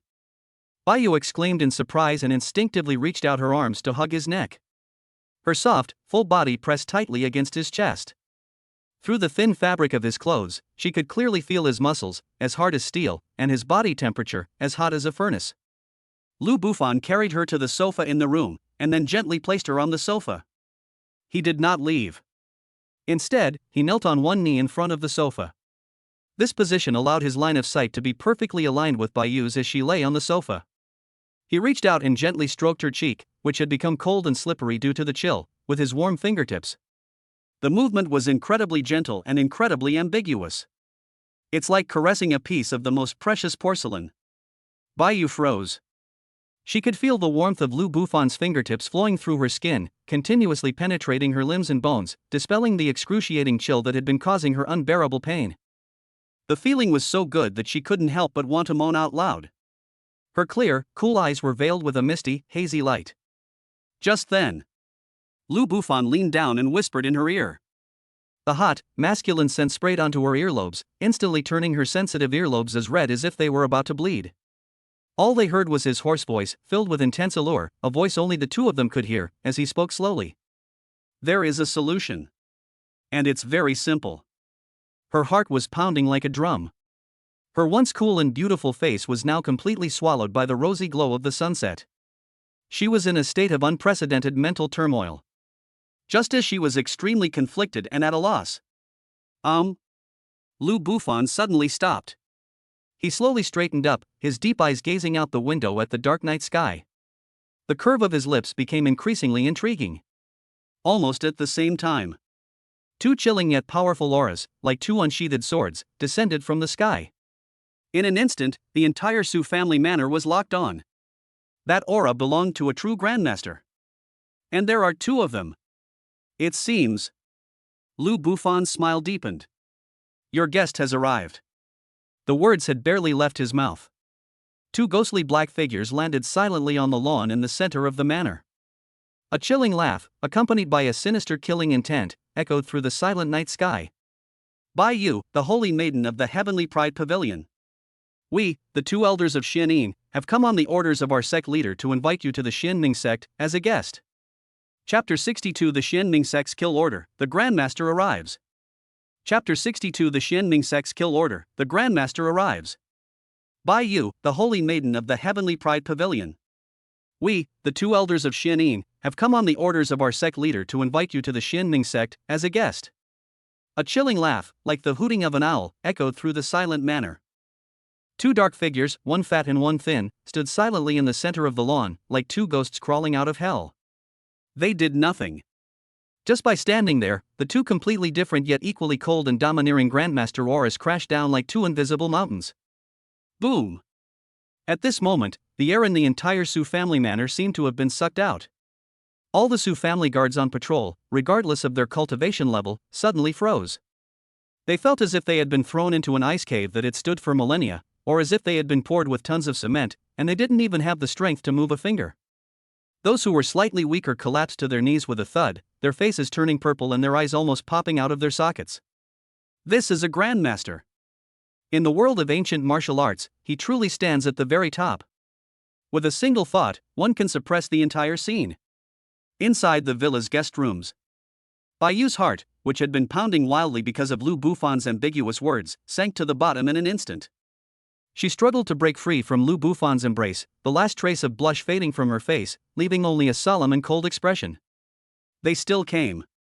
She gritted her teeth, her voice tinged with resentment. Lu Bufan simply released his grip, his face still bearing that playful smile, as if the two grandmasters outside the window, who could shake the entire Jiangnan martial arts world, were nothing more than two clowns. The two elders of Xianming, one specializes in Xianming Divine Palm and the other is proficient in Nine Yin Ghost Claw. Both are at the second level of Grandmaster. When they join forces, even ordinary peak Grandmasters will have to give way. Lu Bufan spoke as if he were commenting on wildflowers and weeds by the roadside, casually revealing the other party's background. This intelligence is so detailed that even the Heavenly Pride Pavilion might not have it. Baiyu's heart skipped a beat again, but at this moment, she had no time to think about these things. She took a deep breath, and with that movement, her full breasts traced a breathtaking arc. She straightened her martial arts uniform, which was slightly disheveled from her earlier outburst, and the pride and determination that belonged to the Holy Maiden of the Heavenly Pride Pavilion rekindled in her clear, cold eyes. The next second, with a swift movement, she transformed into a white bolt of lightning and rushed directly out of the room. The Xianming sect has some nerve. A clear shout, like an ice bead falling onto a jade plate, resounded through the night sky. Baiyu's graceful figure landed steadily at the villa's main entrance. She stood there, her delicate figure like an insurmountable snow-capped mountain. She looked at the two ominous-looking old men in black robes on the lawn and said coldly, "How dare you trespass on the residence of an ally of my Heavenly Pride Pavilion, and even try to harm the people of my Heavenly Pride Pavilion? Do you intend to wage a full-scale war against my Heavenly Pride Pavilion?" On the lawn, the two Xianyin elders, one fat and one thin, exchanged a glance upon seeing Baiyu appear, and both let out a series of lewd laughs that sent chills down one's spine. The fat elder, who was as bulky as a ball of flesh, had his small eyes that brazenly scanned Baiyu's exquisite, curvaceous body.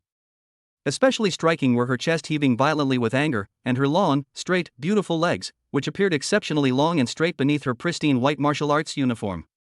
He. As expected of the Holy Maiden of the Heavenly Pride Pavilion, that figure, that face, TSK, even more stunning than the rumors suggest. The thin elder beside him was like a bamboo pole, and his voice was sharp and piercing. He stretched out his withered hand, which resembled a chicken claw, and licked his equally dry lips. Senior brother is right. If we could capture such a top-quality item and present it to the sect leader as a furnace, the sect leader would surely be overjoyed. As for that arrogant Mr. Long. The thin elder chuckled sinisterly, his gaze fixed on the villa behind Baiyu. Holy Maiden, don't be in such a hurry. Let us brothers treat you properly first, then we'll go and deal with him, chop him up, and feed him to the dogs. Shameless. Vulgar. The foul language made Baiyu's usually aloof face instantly turned bright red. I'm angry. An unprecedented killing intent surged wildly from the depths of her heart. Court death. She stopped talking nonsense. Buzz. A chilling aura, as white as snow, erupted from her body with a deafening roar. She unleashed the full power of the extreme bloodline to its limit. A pale, cold crescent moon rose slowly behind her. The temperature in the entire manor plummeted once again. The green grass on the lawn was visibly condensing into a thick layer of ice crystals. The moon's shadow in the moon palace. Bayu let out a sharp cry, her entire being seemingly merging with the crescent moon behind her. She took a step forward, and her figure instantly became elusive, like a ghost under the moon. With a palm strike, she struck the fat elder who had uttered such arrogant words. This palm strike contained all her power, as well as boundless rage. Before the palm even arrived, the chilling aura that could freeze steel into powder had already swept across the land. However, faced with this attack, which would make any grandmaster turn pale, the fat elder merely curled his lip in disdain. He was too lazy to even move. However, slowly, he raised his right hand, which was as fat as a bear's paw. Facing the white moon, he lightly struck out with his palm. Even a grain of rice can shine? Boom! Clasp your hands together. There was no earth-shattering noise. There was only one sound, a dull thud, like the sound of tattered leather being pierced. The next second, Bayu felt a palm force that was 1,000 times more insidious and domineering than her cold chi, like a flood breaking through a dam, sweeping away all her defenses. The crescent moon phantom behind her shattered instantly, inch by inch. Puff! Another mouthful of blood gushed out. Her delicate body, like a kite with a broken string, was violently thrown away. The difference in levels of understanding. A defect in the bloodline. In front of this renowned grandmaster, it was magnified infinitely. One move. Just one move. The holy maiden of the heavenly pride pavilion suffered a crushing defeat. Upon seeing this, the thin elder let out an even sharper burst of maniacal laughter. Senior brother is awesome. This little girl is already in your grasp. I'll go and kill that little mouse in the villa too, so it won't spoil our fun. Before he could finish speaking, his ghostly figure flashed past the flying white moon in a flash, and with one claw, he grabbed at the villa's door. He wanted to silence everyone inside. It's over. As Bayu flew backwards through the air, watching this scene, for the first time, a look of despair appeared in her clear, cold eyes. She's finished. The Su family is finished. She could even imagine the tragic scene of the entire Su family being slaughtered, with blood flowing like a river. She could even imagine the humiliating scene of herself being repeatedly violated by these two filthy and disgusting old devils. She was unwilling to accept it. She was truly unwilling to accept it. Just when she was heartbroken and thought that she was going to die today, a familiar voice, tinged with a hint of languor and a touch of amusement. Like a spring breeze, it brushes across the frozen lake surface. It slowly floated out from the second floor of the villa. 2 old dogs. They called for ages at my doorstep. Isn't it noisy? The sound wasn't loud, but it was clear and reached the ears of everyone in the room. The thin elder, who was rushing towards the villa, suddenly stopped. The fat elder, who was about to step forward to capture Bayu, also stopped in his tracks. Both of them looked in the direction of the sound at the same time. On the second floor balcony, one could see a tall and slender figure appeared out of nowhere. He had one hand in his pocket and the other holding a cup of steaming milk. A playful smile played on his lips. That's right, Lu Bufan. He looked down at the two elderly men, their faces filled with astonishment. I glanced again at that white-clad figure, falling helplessly from midair. He shook his head. He casually placed the milk in his hand on the balcony railing. The next second, his figure disappeared. When it reappears, already, like a ghost, it had arrived behind the white moon, which was about to fall to the ground. He stretched out his long arm.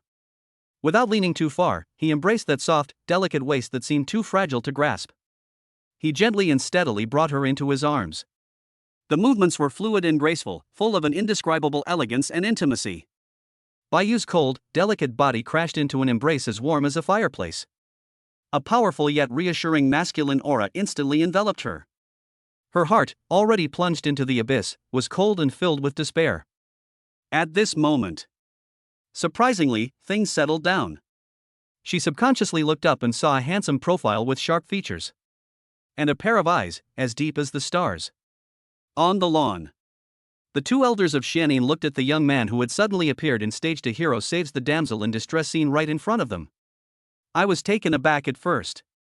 Then, a burst of even more unrestrained and maniacal laughter erupted. Ha ha ha ha. You're the so-called Mr. Long? The fat elder laughed so hard that his entire body of fat trembled. A mere brat dares to provoke my Xianming sect? They're really courting death. The thin elder, in particular, had a face full of disdain. I thought he was some kind of superhuman, but it turns out he's just a pretty boy. Kid, you've chosen the path to hell when there's one. Today, I'll make you and this little wench a pair of doomed lovers on the road to the underworld. I could hear that piercing, maniacal laughter in my ears. Lu Bufan ignored him. He simply lowered his head and looked at the exquisitely beautiful face in his arms, tear-streaked and pitiful.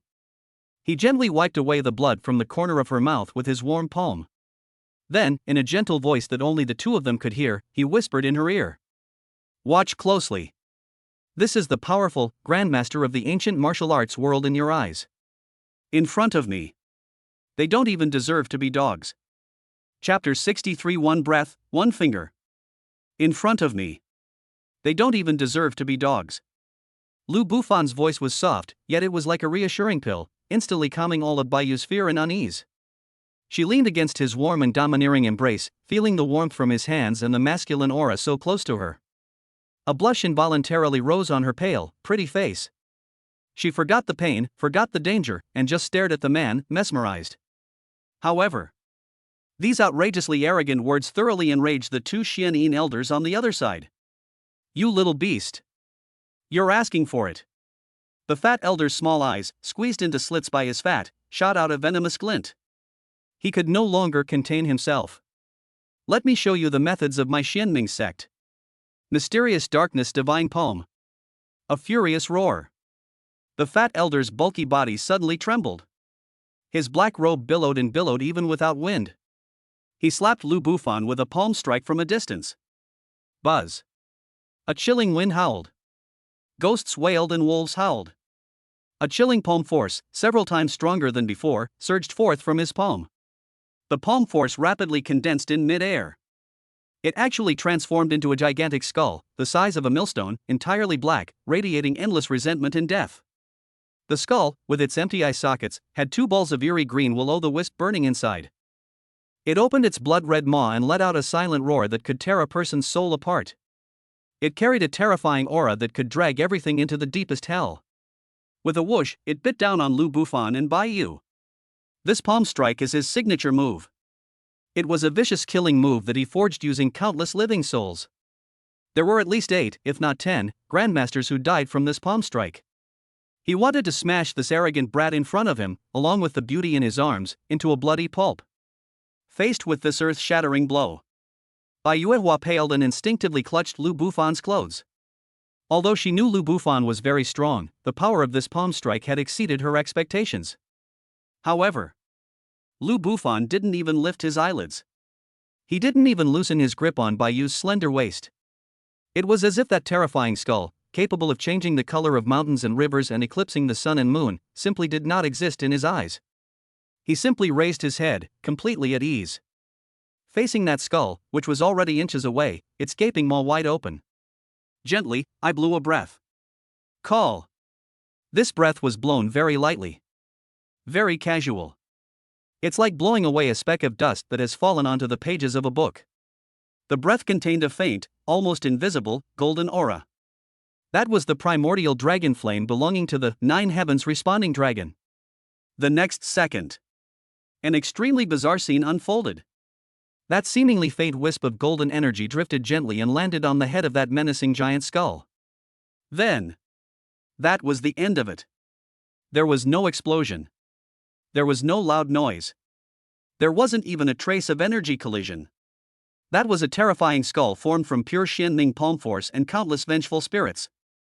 The moment it came into contact with that wisp of golden dragon flame, it's like dry firewood that's been lit.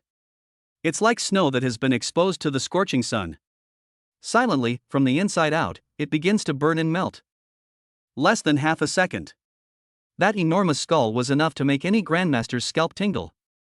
And just like that, it was completely burned to ashes in mid-air. Not even a wisp of black mist remained. It was as if it had never existed. The whole world fell silent. The wind stopped. The wailing and howling sounds disappeared. Only the cold, bright moon remained, quietly hanging in the sky. The sinister smiles on the faces of the two elders of Xianin froze. Their eyes, filled with resentment and greed, were wide open. His mouth was so open it was almost big enough to fit a fist. What did they see? Their prized, invincible Xianming divine poem. It turns out, incredibly, it was blown away in a single breath by the other party. Is this fucking a dream? The fat elder was even more struck dumb. He could clearly feel that the palm strike he unleashed, along with the vengeful spirits that had been refined for hundreds of years within it, was completely purified in that instant by a supremely powerful and yang force. Not even a trace of the origin could escape. How is this possible? Bai Yu was also stunned. She leaned against Lu Bufan's chest, her clear, beautiful eyes filled with disbelief. She had anticipated that Lu Bufan would be able to withstand this move. But she never expected it to happen in such a casual and unbelievable way. One breath. Just one breath left. This is no longer just powerful. This is simply a miracle. Just as the fat elder was shaken to his core and fell into a daze. The thin elder beside him, however, had a glint of extremely sinister ruthlessness in his eyes. Senior brother, be careful. This kid is strange. Watch this. 9 in Ghost Claw. A sharp shriek. The thin elder's figure, as thin as a bamboo pole, suddenly became blurry. His entire being transformed into a black phantom, almost invisible to the naked eye. In a bizarre angle that defied the laws of physics, it instantly circled around to Lu Bufan's back. Wow, so fast. Bai Yu was startled and was about to offer a reminder. But it was already too late. Then, the skinny elder's withered, claw-like right hand, carrying a vicious gust of wind capable of tearing through metal, reached straight for Lu Bufan's vital back. That claw strike was both swift and ruthless. But that's not even the most insidious part. His real killer move is his left hand. His equally withered left hand, in an even more cunning way, bypassed Lu Bufan's body, its target being Bai Yu's high, full breasts, which Lu Bufan was holding in his arms. He actually wanted to use such a despicable tactic to besiege Wei to rescue Zhou. This forced Lu Bufan into a panic, causing him to reveal his weaknesses. And then, right in front of Lu Bufan, he could humiliate the woman in his arms. Shameless. Bai Yu saw through the other party's intentions and was so angry that her face turned pale. She wanted to hide. But she had just been seriously injured and was being held in Lu Bufan's arms, so she couldn't move at all. She could only watch helplessly as the foul-smelling ghostly claw rapidly enlarged in her pupils. However, just as that ghostly claw was about to touch her pure white martial arts uniform, Lu Bufan snorted coldly. Snort. The sound wasn't loud, but it was like a heavy hammer, weighing 10,000 pounds, that slammed into the thin elder's heart. Immediately afterwards, Lu Bufan tightened his grip slightly on Bai Yu's slender waist. He didn't even turn his head. However, with the beauty in his arms, he gracefully spun half a circle in place. A graceful turn, like a waltz. Moment. The skinny elder's determined, fatal claw strike and his insidious, humiliating grab both fell into empty air. At the same time. Because of this rotation, Bai Yu's plump and soft body pressed even more tightly and seamlessly against Lu Bufan's firm and hot chest. That breathtaking softness and fullness, even through two thin layers of clothing, was squeezed and slightly deformed. That indescribable sensation made Lu Bufan's heart flutter. Bai Yu, on the other hand, was so ashamed that she wished she could disappear into a crack in the ground. But that's not all. Just as he turned around, Lu Bufan's left hand, which had been in his pocket, had somehow been pulled out. He casually pointed a finger behind him with his other hand. This finger was pointed very slowly. It was so slow, like an old man practicing Tai Chi in a park. But it is this seemingly slow single finger movement that is remarkable. However, they came from behind and overtook us. It struck with absolute precision the moment the skinny elder's ghostly claw had just missed its mark. Snap. A sharp, teeth-grinding sound, the cracking of bone, suddenly rang out in the silent night sky. The sound was so clear. So jarring. The thin elder's sinister and smug face froze instantly. Instead, there was endless pain and terror. He felt a terrifying force, which he could not understand or resist, suddenly erupt from the other party's fingertips. That power was utterly devastating. Unstoppable. Starting from his finger bones, he climbed upwards. Know the bones. Metacarpal bones. Wrist bone. Arm bone. In that instant, the bones in his entire right arm broke inch by inch. It was forcibly ground into powder. Ah! A shrill scream, inhuman and agonizing, burst forth from the thin elder's mouth. His ghostly figure was as if he had been hit head-on by a speeding train. It flew backward at a speed several times faster than when it came. With a loud bang, it slammed hard against the wall dozens of meters away. It smashed a human-shaped dent into the hard wall. Then, like a lump of mud, it slid to the ground. His once proud right arm now hangs limply, like a mushy noodle, twisted unnaturally. The fat elder looked at the miserable state of his companion. Looking at that arm, which was now completely useless. The arrogance and disdain on his face had long since vanished without a trace. Instead, he experienced an emotion he hadn't felt in centuries. Fear. Endless, terrifying fear. His small eyes, squeezed into slits by fat, were filled with horror and terror. He suddenly looked at the young man who, as always, calmly and nonchalantly stood there with his arm around the beautiful woman. The sound, because of fear, became sharp and distorted. You're not a grandmaster. A grandmaster? Absolutely not. Could he possibly possess such terrifying strength?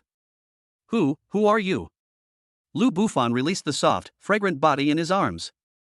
He stepped forward slowly. There was an icy chill in those deep eyes. Gone is the playfulness and languor from before. All that remained was a chilling, murderous intent.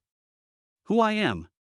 He looked at the two old men, who were completely dominated by fear, and his voice was like a death sentence from the deepest hell. I am. I've come to take your lives, you dogs people. Chapter 64 Hero saves the beauty? No, she's my prey. I've come to take your lives, you dogs people. The chilling words echoed in the night wind. The two elders of Xianin felt as if they had fallen into an ice cave. They finally realized that they had kicked a terrifying iron plate. One finger. Just one finger. He crippled his junior brother, who was at the second level of the Grandmaster realm. This strength has completely exceeded their comprehension. Even if the sect leader himself came, he absolutely could not do it so casually. Escape. We must escape. The two looked at each other and saw the same meaning in each other's eyes. If they don't escape now, they'll both die here today. However, will Lu Bufan give them a chance? Just as the two were about to use their secret technique, burning their life essence to forcibly escape. Lu Bufan, however, suddenly stopped making a move.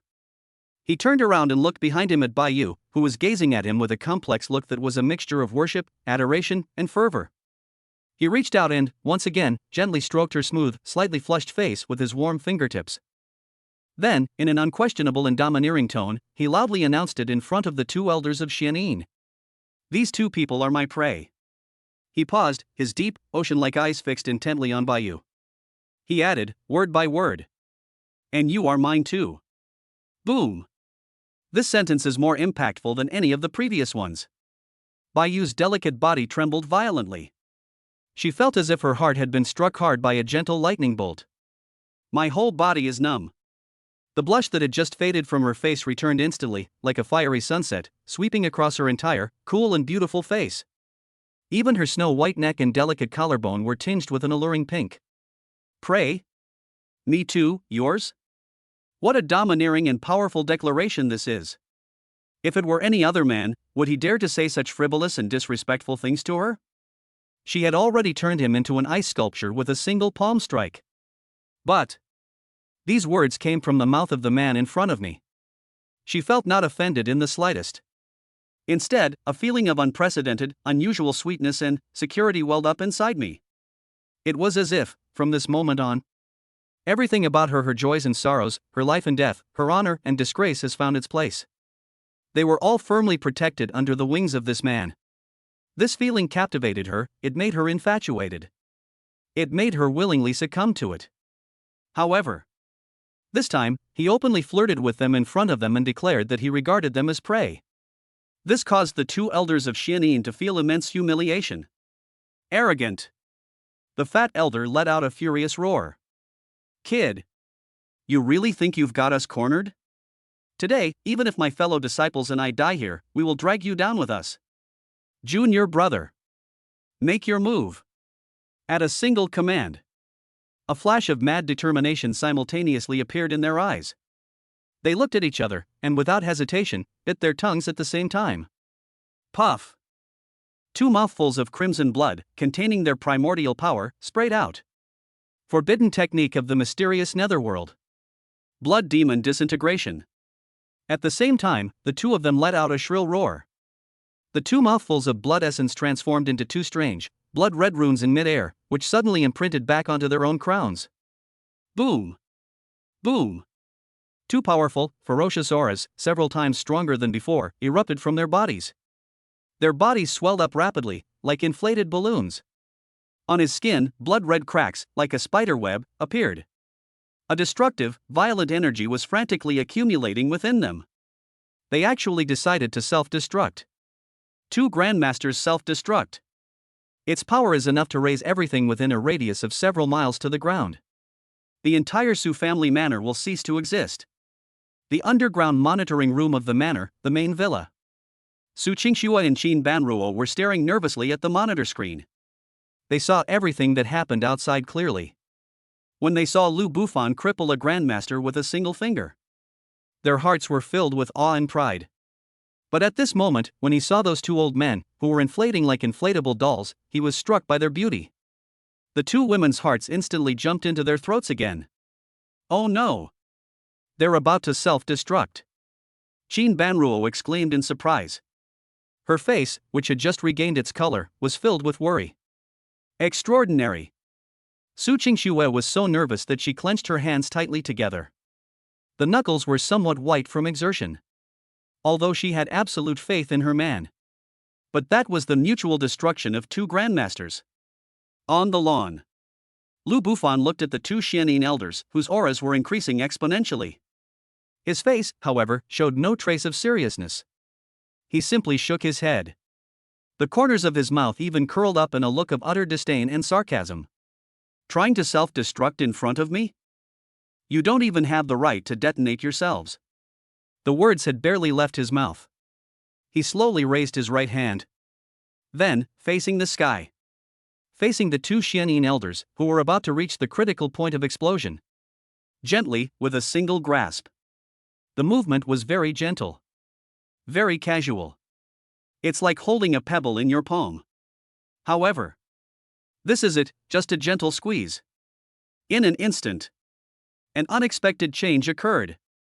The whole world seemed to have been put on pause. Within a radius of 100 meters. Space, as if, instantly, solidified from flowing liquid into indestructible, crystal-like glass. The wind stopped. The air froze. Even the cool moonlight falling from the sky seemed to be frozen in mid-air. Field. This is a supreme divine power that belongs to those above the Grandmaster level. Words become law. Control space. The 2 Xianyin elders, whose bodies had swelled to their limit and were about to explode. Their surging aura was instantly suppressed and brought to a standstill by a mighty force that they could not comprehend at all.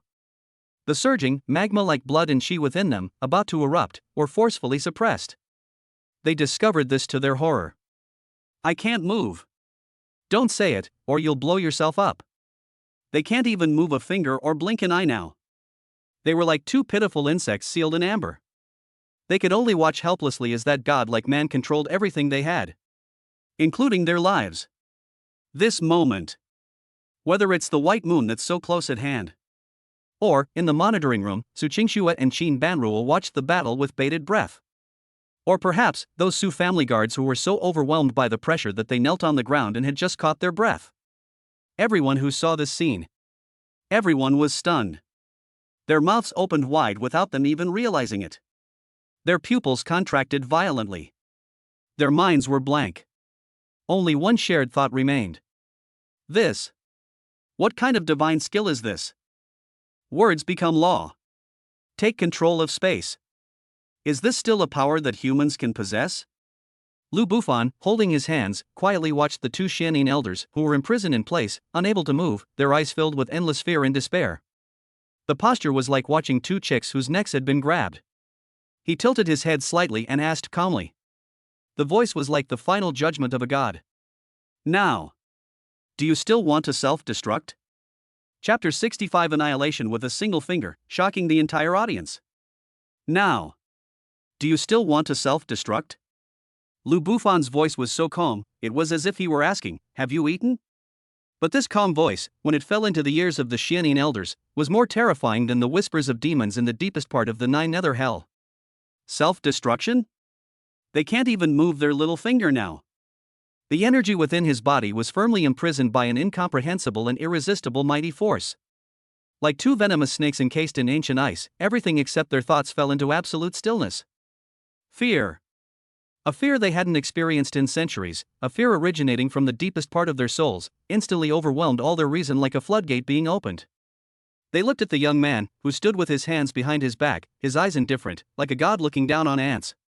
The resentment in his eyes had long since vanished. Instead, there was endless pleading and pleas. They wanted to beg for mercy. I want to kowtow. I want to tell everything in exchange for a chance to live. But they couldn't even move their lips, they couldn't utter a single syllable. They could only desperately convey their humble will to survive with their eyes that were almost bulging out of their sockets. However, Lu Bufan did not give them any more chances. Being merciful to the enemy is being cruel to oneself. He understands this principle better than anyone else. He slowly raised his left hand, which had just been in his pocket. Her slender fingers, fair and clean, resembled a perfect work of art. Then he turned to the two Xianin elders, who were imprisoned in place like statues. A point hovering in the air, far away. The movement was still very light.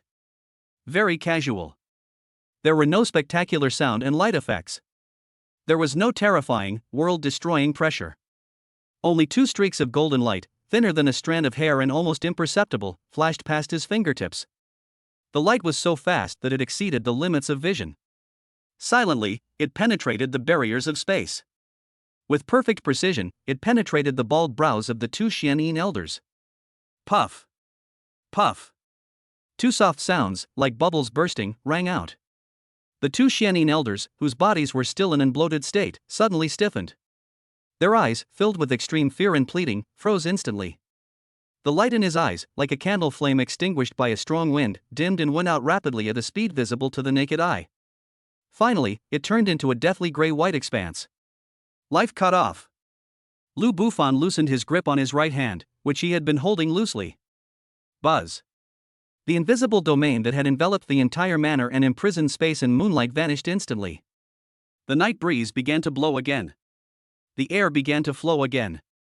The frozen moonlight then gently fell again. It was as if that scene, which had made time stand still, was just an absurd illusion. It's not an illusion.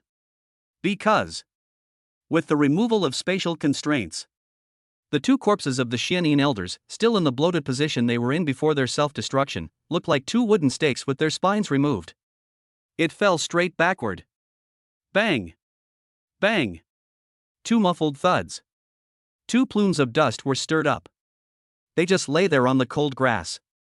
His eyes were wide open, and he died with his eyes wide open, unable to close them in peace. On the foreheads of both of them, there appeared a tiny, pinprick-sized blood hole. A trickle of bright red blood was slowly seeping from the wound. Besides, there were no more scars. From beginning to end, the two elders of Xianin descended arrogantly. At this point, they were both dead. The whole process took only a few minutes. These two are renowned figures in the ancient martial arts world, grandmasters at the second level of the heavenly realm, whose fear is enough to strike terror into the hearts of countless sects. They couldn't even put up a decent act of resistance. They were already utterly destroyed, body and soul. The entire Su family manor fell into a deathly silence. The Su family guards, who had just recovered from the pressure of the Grandmaster, gaped with their mouths agape and their eyes widened, as if they were mortals who had witnessed a miracle, and were completely petrified on the spot. Their minds were completely blank. What just happened? Field. Imprisonment. One finger. Sold out instantly. Every word was like a heavy hammer, slamming down on their fragile worldview. This shattered their understanding of the word powerful. Turn out to be So, the son-in-law, no, Master Fan, is actually this powerful? The main villa, inside the underground monitoring room. Su Qingxue and Qin Banruo were both stunned into silence. Although they had overestimated Lu Bufan's strength as much as possible. But what they saw before them far exceeded even their wildest imaginations. This is the power of a domain? Qin Banruo's sickly beauty was filled with shock as she murmured to herself. She controls the 100 Knowledge Tower and boasts that her understanding of the ancient martial arts world is unmatched. But she had only seen a few words about domains in the oldest books. That is the legendary divine authority that only those who have surpassed the Grandmaster level and reached the venerable realm can wield. And now, she witnessed a miracle with her own eyes. Su Qingxue was even more excited. Her beautiful, clear eyes, as cool as autumn water, sparkled with a strange light. She looked at the man on the screen, who seemed nonchalant, as if he had casually crushed 2 ants. What welled up in my heart was unparalleled pride and love. My man. This is my man. He stands tall and upright. He is unparalleled in the world. On the lawn. The one who was closest to Baiyu felt it the most clearly. She stood there, staring blankly at the 2 already cold corpses. She looked up blankly at the man standing with his hands behind his back, his clothes without a single wrinkle. On that cool and stunningly beautiful face, besides the undisguised immense shock, there was also, more than anything, it's a kind of fanaticism and obsession that's almost like rebuilding a faith after its collapse. Is this the power of God? Is this the real power that led me out of that well? It turns out that everything I had pursued and everything I was proud of before was truly laughable in his eyes. Just as she was overwhelmed with emotion and almost lost herself in this torrent called worship. Lu Bufan turned around. He walked up to her. Those deep eyes looked her up and down. Looking at her pale, bloodless face, he couldn't help but frown. You're scared by this little scene? He reached out and gently stroked her cool, smooth face with his warm fingertips, his tone carrying a hint of domineering teasing. From now on, follow me. These kinds of things happen all the time. These words were like a warm current, instantly dispelling the last trace of confusion and fear in Baiyu's heart. She came to her senses. Those clear, moon-like eyes stared blankly at the handsome face so close to hers. Looking into his eyes, I saw the undisguised concern and possessiveness. She felt as if the string of reason in her heart had snapped completely with a thud. What kind of holy maiden of the heavenly pride pavilion is this? What fairy of the moon palace? What's with the pretense of modesty? What pride? At that moment, she completely forgot about everything else. She only wants to do one thing right now. The next second. Under the shocked gaze of everyone, this lofty and aloof saintess of the heavenly pride pavilion, as pure and cold as a snow lotus on a snowy mountain. He took a sudden step forward. Then open your arms. She threw herself into the man's arms without hesitation. She hugged him tightly. Her full, soft body trembled violently with excitement. She buried her face deeply in his firm, burning chest. She greedily inhaled that masculine aura that made her feel incredibly safe. It was as if she wasn't hugging a person. Rather, it is her God. It's her whole world. A warm, soft body suddenly entered his arms. Lu Bufan was taken aback at first. He then felt the delicate body in his arms trembling violently with excitement. Feel that breathtaking softness and fullness. He couldn't help but laugh. He reached out and gently embraced her slender waist, which seemed too delicate to be grasped with one hand, while his other hand tenderly stroked her smooth, flowing black hair. The level of sophistication is instantly boosted. However, just as he was enjoying the enchanting moment of the beauty throwing herself into his arms, the white moon in his arms suddenly stiffened. A suppressed, painful groan escaped from his chest. Immediately afterwards, he then felt the delicate body in his arms go limp. It aggravated an old injury. A stream of bright red blood oozed from the corner of her mouth again. His aura rapidly diminished at an alarming rate. Chapter 66. The Moon Goddess is severely wounded, a cold kiss. The delicate body in his arms suddenly went limp. A strong smell of blood, mixed with the woman's fragrance that was as sweet as orchids and musk, entered Lu Bufan's nostrils. He frowned and immediately looked down. Baiyu's pretty face, which had just been flushed with excitement, was now as pale as paper. Those once clear and cold eyes were now veiled with a mist of pain, their expression lost. A streak of glaring crimson blood was slowly sliding down the corner of her mouth. Not good. Lu Bufan felt a chill run down his spine and immediately reached out and placed his hand on her wrist. A wisp of pure dragon energy entered her body. In an instant, he understood her current state. The injury is more serious than before. He was injured by the Fat Elder's palm strike before, which only caused his blood and chi to surge and his meridians to be damaged. But just now, I witnessed a miracle, which greatly shocked my mind and caused my emotions to fluctuate violently. Then, without hesitation, she threw herself into his arms, her blood rushing to her head. The combination of these two factors actually triggered the biggest time bomb inside her. The Taiyin bloodline has backfired. That extremely Yin and cold bloodline power has now completely spiraled out of control. Like a ferocious beast that has broken free of its shackles, it raged wildly inside her. Wherever it passed, the meridians froze, and the internal organs began to show signs of failure. If this continues, she will die within half an hour. Damn it! Lu Bufan cursed under his breath, no longer caring about enjoying the romantic atmosphere. Without the slightest hesitation, he exerted force with his arm. He simply scooped up the soft, delicate body in his arms, which was already a little cold, and carried it horizontally around the waist. Ah! Bai Yu let out a weak gasp. She felt a sudden dizziness, and then she fell into a more stable and warmer embrace. Instinctively, she reached out her still movable hand and grabbed his collar. Its posture resembled that of a helpless little bird that had found its only safe haven in a storm. Lu Bufan held her in his arms, ignoring the surroundings, including the astonished gazes of the Su family guards who were practically dropping their jaws to the ground. His face was ashen, and he strode back towards the villa's guest rooms. That figure was composed and resolute. Bang! The guest room door was gently kicked open. Lu Bufan, carrying Bai Yu, strode quickly to the soft, large bed in the room, which was covered with clean white sheets. He carefully laid her flat on the bed. Under the lights, her once cool and beautiful face appeared even paler due to extreme pain. A fine layer of cold sweat beaded on his forehead, dampening the dark hair at his temples and clinging tightly to his cheeks. Those eyes, usually so clear and cold like the moon, were now tightly closed, their long eyelashes trembling slightly like butterfly wings. This added to her vulnerability and brokenness, making her seem even more pitiful. Lu Bufan stood by the bed, looking at her like this, his brows furrowed into a deep frown. He reached out again, this time directly, and placed his hand on her flat, cool belly. Even through the thin layer of martial arts clothing, he could clearly feel the terrifying chill that almost froze his hands. The situation is worse than we thought, he muttered to himself in a low voice. The Yin energy within her body had completely gone berserk. Like an avalanche that swept over her entire body.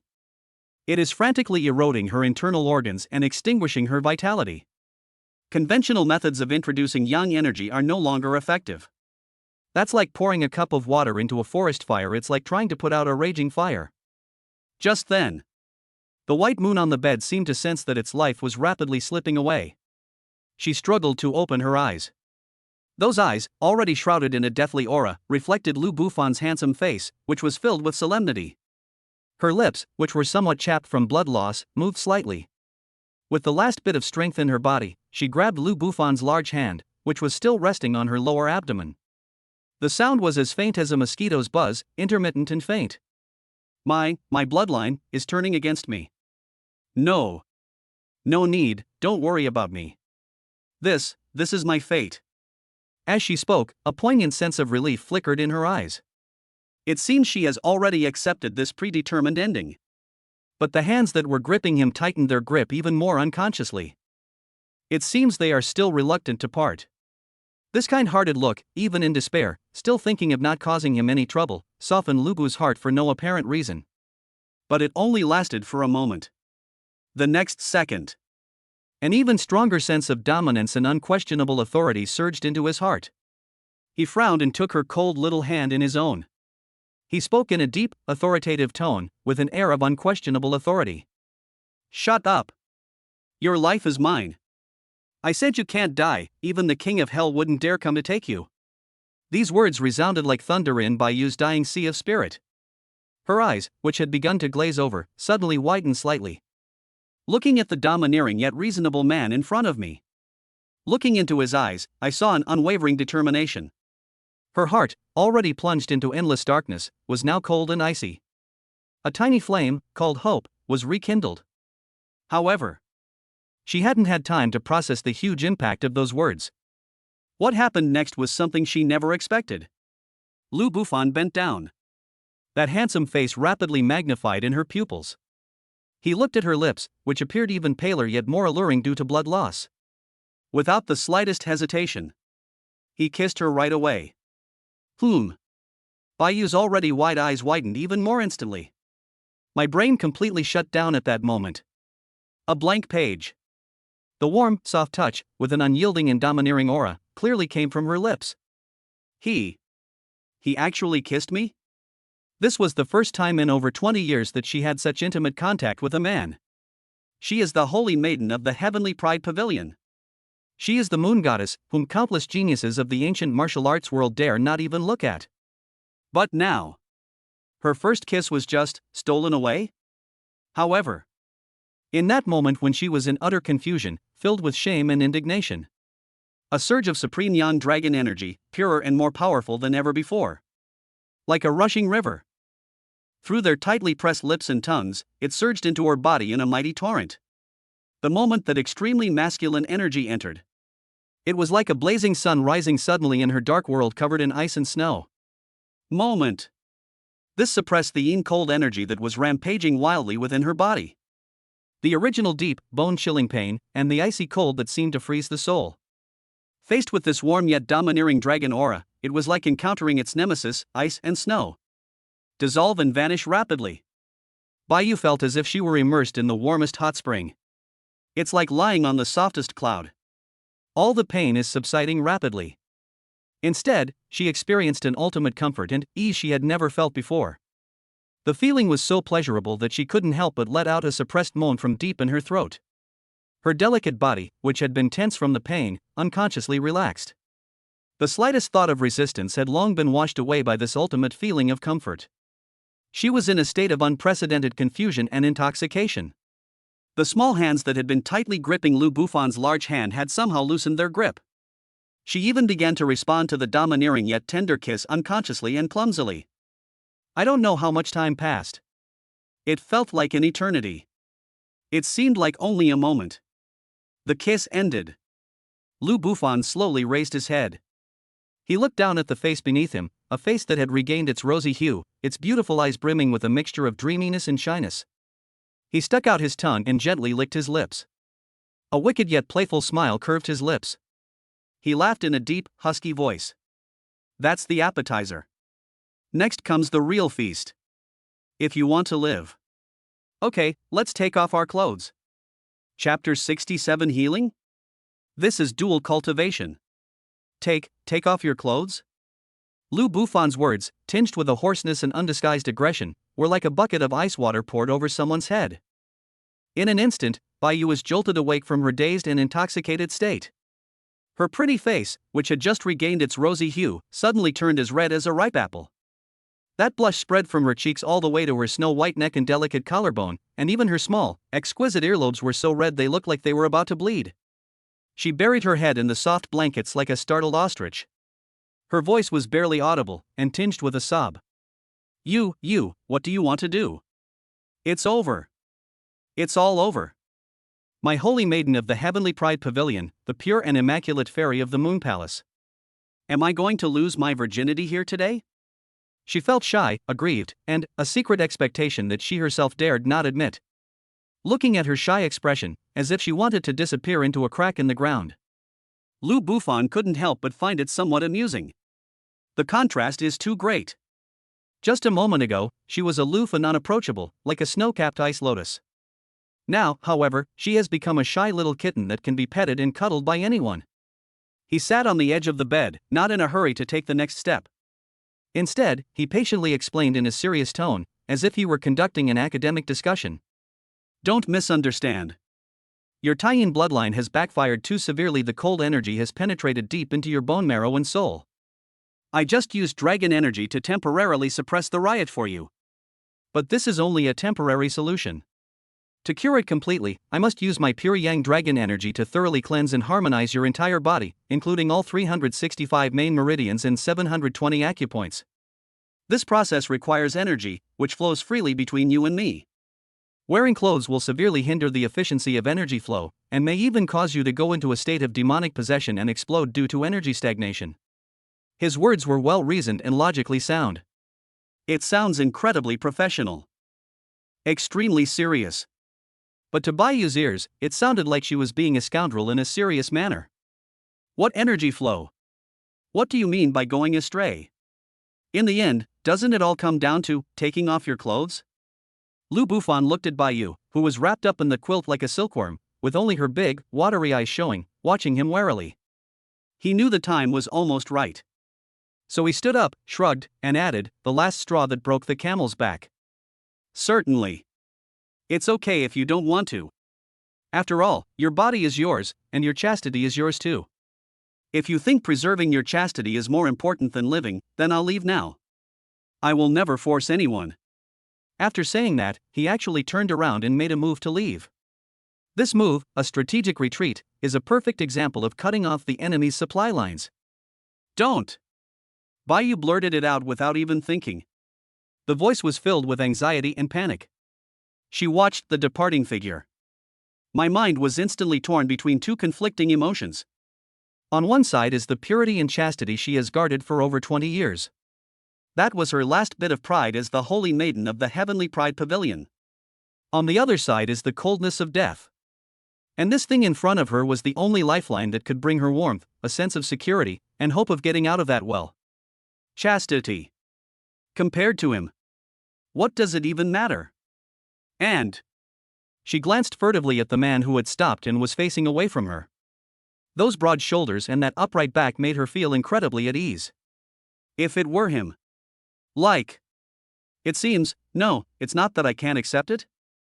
Once this thought popped into my head, it was like wild grass that grew uncontrollably. Final.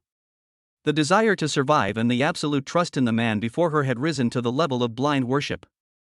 It completely overcame that so-called reserve and shyness.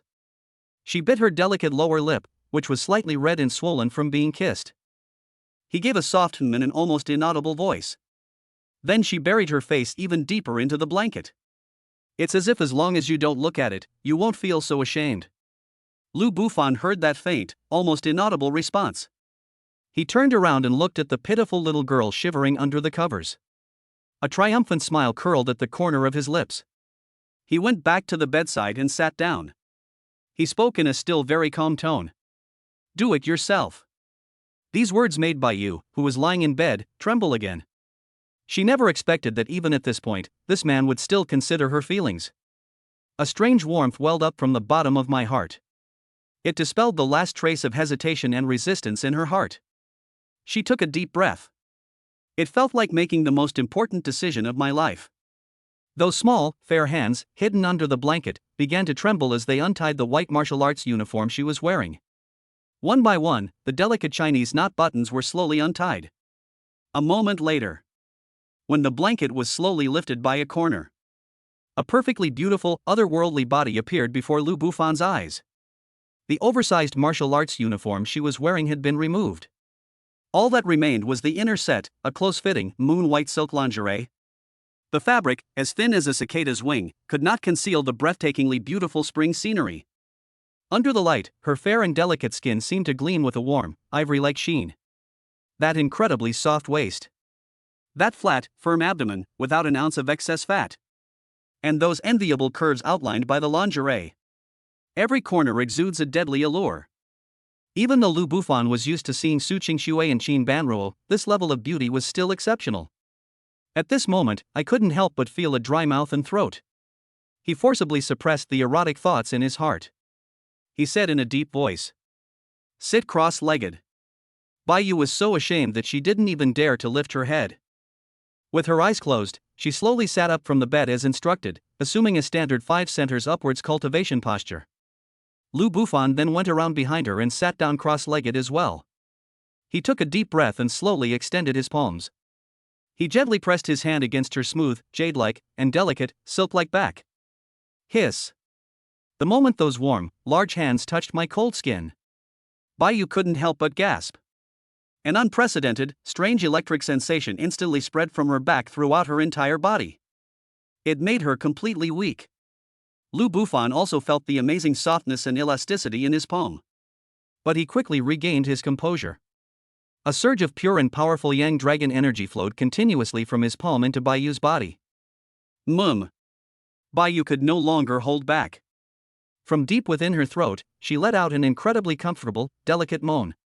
She felt as if her whole being was melting away. Just as she was about to succumb to this ultimate sense of comfort, Lu Bufan's solemn, magnetic voice rang clearly in her ear. Concentrate. Hold Yuan Shuqi. Activate it. I'm now transmitting the cultivation technique to you. Remember, this is not just about healing. It is also an unprecedented stroke of good fortune for you. The words had barely left his mouth. A profound and mysterious dual cultivation technique was directly imprinted into Baiyu's mind through divine sense. As the cultivation technique began to operate autonomously, the auras emanating from her and Lu Bufan began to blend and resonate in a wondrous rhythm. An unprecedented and profound realization welled up in my heart. Baiyu was shocked to discover this. That bottleneck that had been troubling her for 3 whole years, the Grandmaster bottleneck.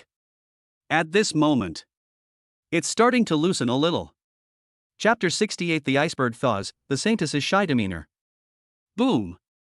An unprecedented and profound realization, like a flood bursting its banks, washed over Baiyu's soul. She could clearly feel that the Grandmaster bottleneck, which had been like ancient ice for thousands of years, had been blocking her cultivation, causing her unbearable pain and even despair. At this moment, there was an almost imperceptible loosening. Even if it's just a tiny bit. But for her, who had been trapped in this state for 3 whole years, this is no less than seeing a ray of dawn that tears the heavens and the earth apart in endless darkness. How is this possible? Baiyu's mind was stirred up by a monstrous wave. She tried countless methods, consumed countless rare and precious herbs, and even risked everything to forcefully break through by activating her bloodline power. What they got in return was repeated failures and increasingly severe backlash. But now, simply, back to back with him. It was merely a matter of circulating the unheard of dual cultivation technique that he had just been taught. This bottleneck, which seemed like an insurmountable chasm, actually moved on its own. This is no longer a matter of luck. This is simply a miracle. Just as her mind was wavering, Lu Bufan's steady and magnetic voice rang in her ears like a morning bell. Concentrate and calm your mind. Yin and Yang complement each other, and water and fire blend together. Your Taiyin bloodline is extremely yin and cold. Although it is domineering, it is biased and like a rootless duckweed, which is very easy to backfire. And my bloodline is extremely strong and masculine. When the two of us are one, we are the most perfect harmony in the world. Open your mind and feel the flow of my dragon energy, and draw the yin cold energy in your body into it. Don't resist, just let nature take its course. Lu Bufan's voice possessed an irresistible magic. Baiyu's restless heart miraculously calmed down.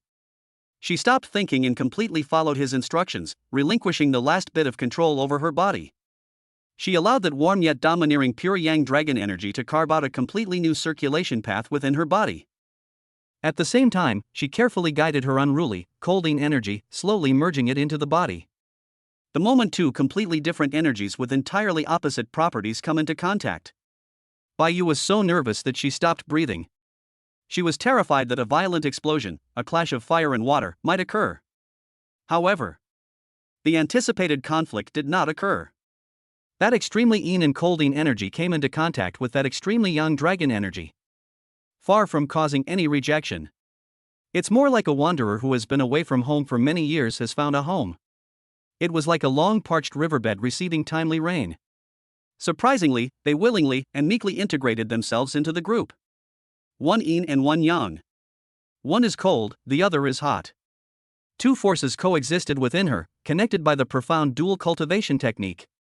It began with a near-perfect rhythm, slowly merging and swirling. This forms a Tai Chi cycle, where black and white are clearly distinct yet interdependent. Baiyu felt an indescribable sense of comfort surging wildly from every part of her body. The injuries inside her body were healing at a speed visible to the naked eye. Her meridians, which had become cold and stiff due to the backlash from her bloodline, were being rapidly repaired and widened, becoming more resilient and expansive than ever before. Lu Bufan, too, felt the immense benefits. That pure Yin energy was simply the most top-tier tonic in the world for his 9 heavens Yinglong bloodline. His bloodline was originally extremely yang, but now it was harmonized by this extremely yin power. With the balance of yin and yang, things become increasingly harmonious and profound. His control over his own power has also reached a new level. This is the true essence of dual cultivation: mutual benefit and mutual success. As the exercise progressed, the temperature in the room began to rise uncontrollably. Baiyu felt as if she had been thrown into a hot spring. A warm current rose from her lower abdomen and flowed throughout her body. Her already fair and delicate skin now had a layer of incredibly alluring light pink hue. That aloof and stunningly beautiful face was even more captivating, with alluring eyes and a beauty as lovely as peach blossoms. That aloof, unapproachable demeanor has long since vanished without a trace. Instead, there is an ultimate allure that can drive any man crazy. She could no longer suppress it, and from deep in her throat, she let out a sound tinged with pain, yet mixed with more of a joyful and seductive moan. The sound, like a feather, gently tickled Lu Bufan's heart. "Don't get distracted," Lu Bufan whispered in her ear. The warm breath sprayed onto Baiyu's sensitive earlobe, causing her delicate body to tremble again. "Sink your left shoulder down 3/10 of an inch, direct the chi to the Zigong acupoint." As he gave her instructions, he reached out his other hand and gently placed it on her shoulder to help her adjust her posture. That unintentional physical contact.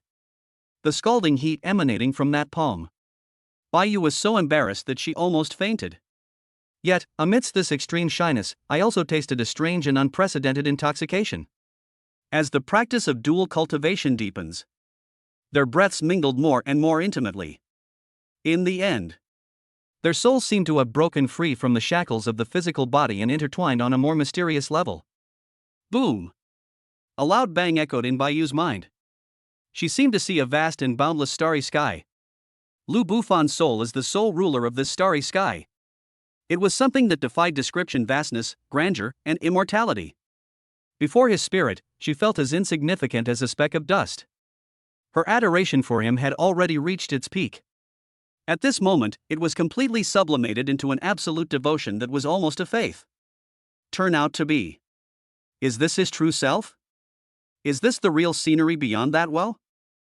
Just as she was immersed in this immense shock that originated from the depths of her soul, the energy within her body had also accumulated to an unprecedented peak. That path, the bottleneck of the Grandmaster realm, has already loosened. There was nothing that could stop this unstoppable torrent of yin and yang in perfect harmony. Now, Lu Bufan's voice, like a divine decree, resounded loudly within her soul. Break through it.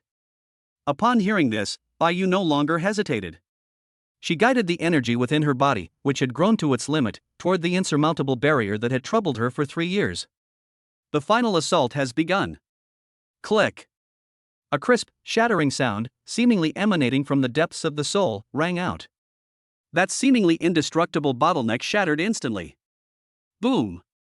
A terrifying aura, more than 10 times stronger than before, suddenly erupted from Baiyu's body. She seemed to have been elevated. The spiritual energy of heaven and earth surged wildly towards her body. Grandmaster! She finally stepped into this long-awaited realm. In the moment of breakthrough, the frustration that had been building up for 3 years intertwined with the immense joy of new life.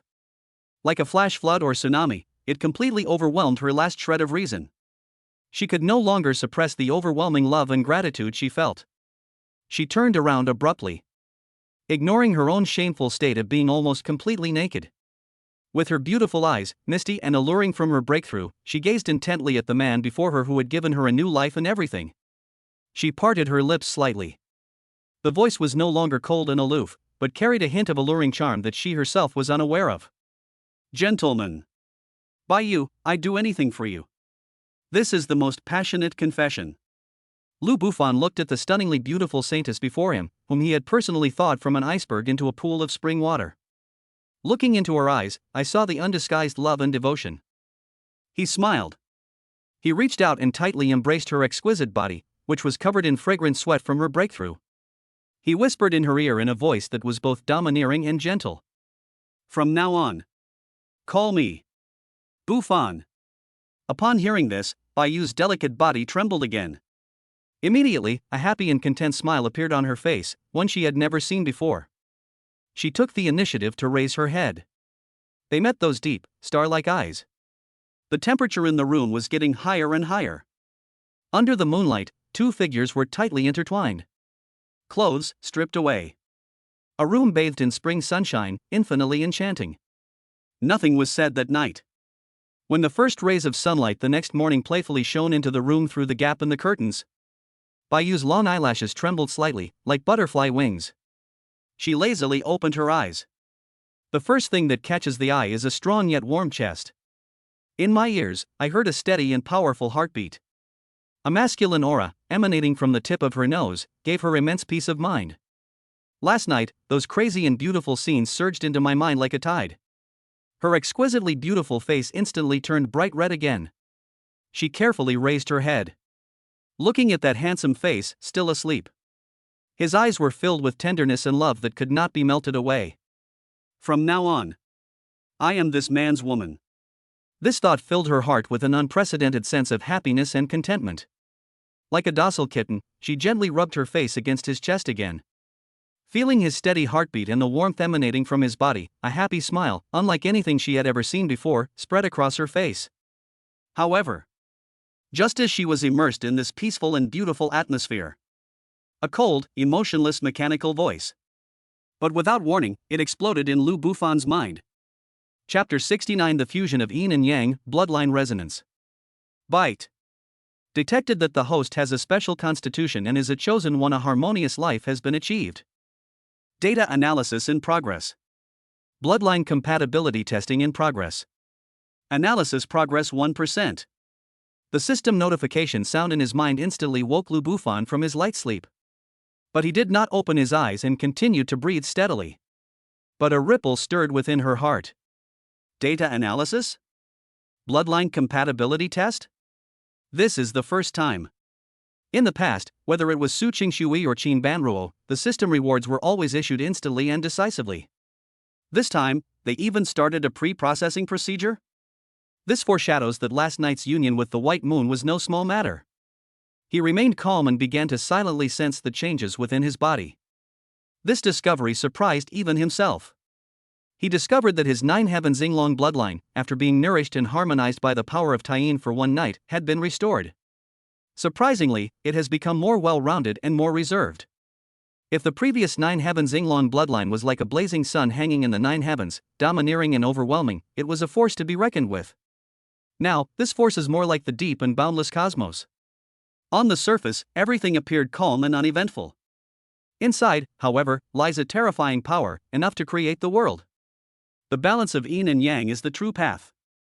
It seems that this dual cultivation was an unexpected and huge gain for him. Just as he was secretly delighted, the white moon in her arms slowly awoke. She seemed to sense the tremendous changes in her own body as well. Her beautiful, watery eyes were filled with unbelievable surprise. To her surprise, she discovered that the Taiyin bloodline within her body was no longer as cold, lifeless, and filled with an aura of destruction as it had been before. Within that source, which is extremely yin and extremely cold, surprisingly, it gained a touch of gentle, ever-renewing yang energy. It was this wisp of yang energy that, like a seed, took root in her originally barren world of bloodline. It made her bloodline, which had a fatal flaw, become nearly perfect. The hidden danger of bloodline backlash that had plagued her for more than 20 years was actually mostly eliminated overnight. This is simply a complete transformation, a tremendous metamorphosis. She suddenly raised her head and stared blankly at Lu Bufan. Those eyes, once cool yet alluring, now held only endless infatuation and adoration. She could no longer control her emotions and took the initiative to lean forward and gently peck that handsome face with its sharp features. Then, she spoke in a sweet, nasal tone. Extraordinary. You are the best gift God has given me. Feeling the soft touch on my cheek. And, in my arms, the beauty, with heartfelt and sincere feelings. Lu Bufan's heart couldn't help but feel a warmth. He opened his eyes and looked at her face, which was flushed with shyness. He reached out and affectionately stroked her delicate, upturned nose. He said with a smile, "Fool. We are each other's gifts." This simple sentence is full of warmth. It completely melted Bayou's heart. She stopped talking and simply buried her head happily in his arms again. Hold him tightly. It was as if she wanted to meld herself into his body. The two of them simply embraced each other quietly. enjoying the rare tranquility and warmth after the storm. After a brief moment of tenderness, Lu Bufan's hands began to get restless. He felt its amazing softness and elasticity. Meanwhile, he once again sent a wisp of dragon energy into Baiyu's body. This time, it's not about healing. Rather, it was for the purpose of conducting a more detailed and comprehensive inspection. During this examination, Lu Bufan made a new discovery. He discovered that Baiyu's physique had improved after the yin-yang balance and the breakthrough to the Grandmaster realm the previous night. The world has undergone tremendous changes. If she was once a frigid land sealed by millennia-old ice, devoid of life, so now she is the most fertile spiritual field after the thaw. It's brimming with vibrant life. This kind of constitution, you become extremely fertile.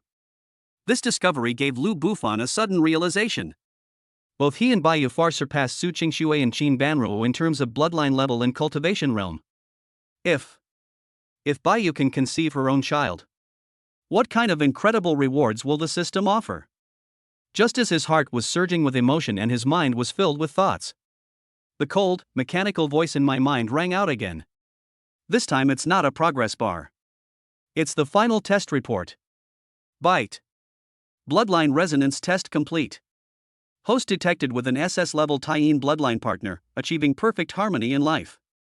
Bloodline compatibility test result, 99%. Match rating, a match made in heaven. Generating special rewards based on rating. A 99% match. A match made in heaven. Lu Bufan's heart skipped a beat. He knew the weight of those 4 words.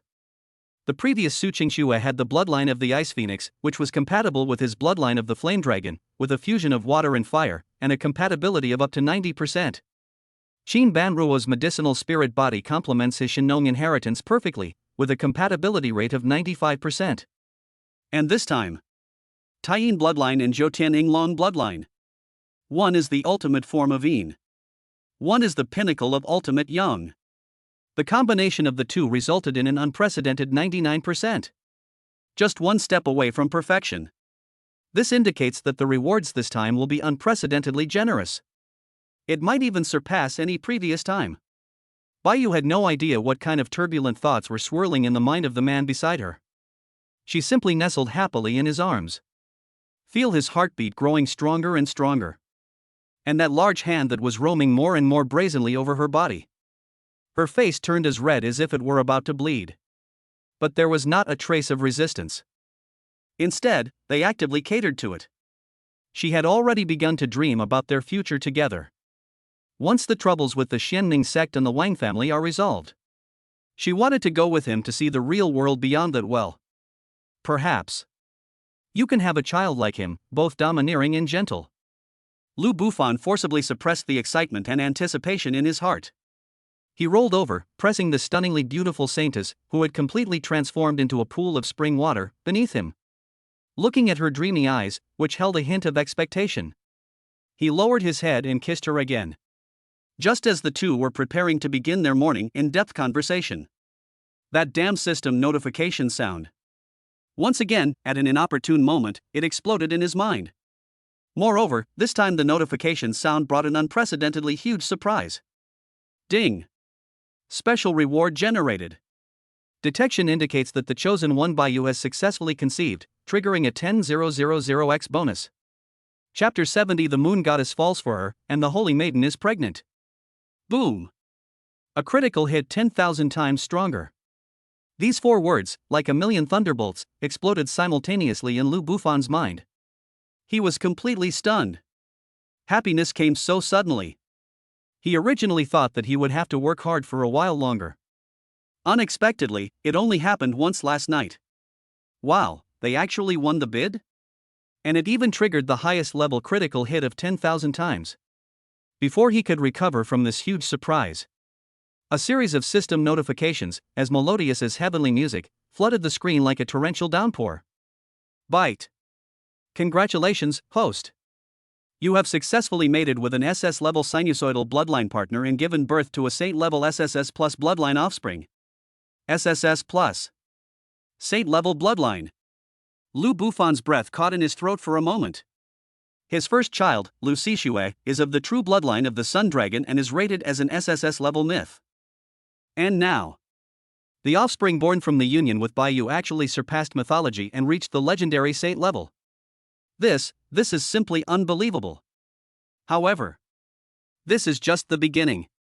Byte 10,000X critical hit reward settlement in progress. The host is rewarded with a breakthrough in their cultivation realm. Congratulations, host. You have successfully advanced to the first level of the venerable realm. Click. Lu Bufan felt that the bottleneck of the Grandmaster level 3 within his body, which had just been stabilized, was now in place.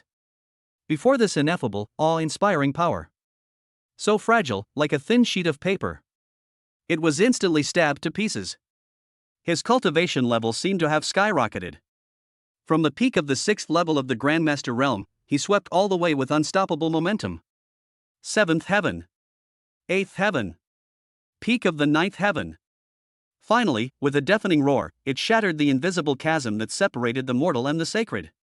With one step, he entered the realm of the venerable, a realm that exists only in legends and ancient martial arts texts. Byte. Host reward, bloodline level evolves once again. Congratulations, host. Your S-rank 9 Heaven Xinglong bloodline has successfully evolved into SS-rank Chaos Ancestral Dragon bloodline. Roar. A roar, seemingly from the primordial chaos, resounded loudly within Lu Bufan's soul. He felt that at this moment, his bloodline underwent a tremendous, qualitative change. If the previous 9 Heaven Xinglong was the darling of heaven and earth, controlling wind, rain, thunder, and lightning, so now, this Chaos Ancestral Dragon is the beginning of all things, the beginning of the universe. It is a supreme being that transcends time and space, and holds sway over chaos and order. Byte. Host is rewarded with a brand new domain-specific divine power dragon descending through the 9 heavens. Dragon descends upon the 9 heavens, unleashing my domain, all laws are forbidden, my words become law, within my domain, I am the will of heaven.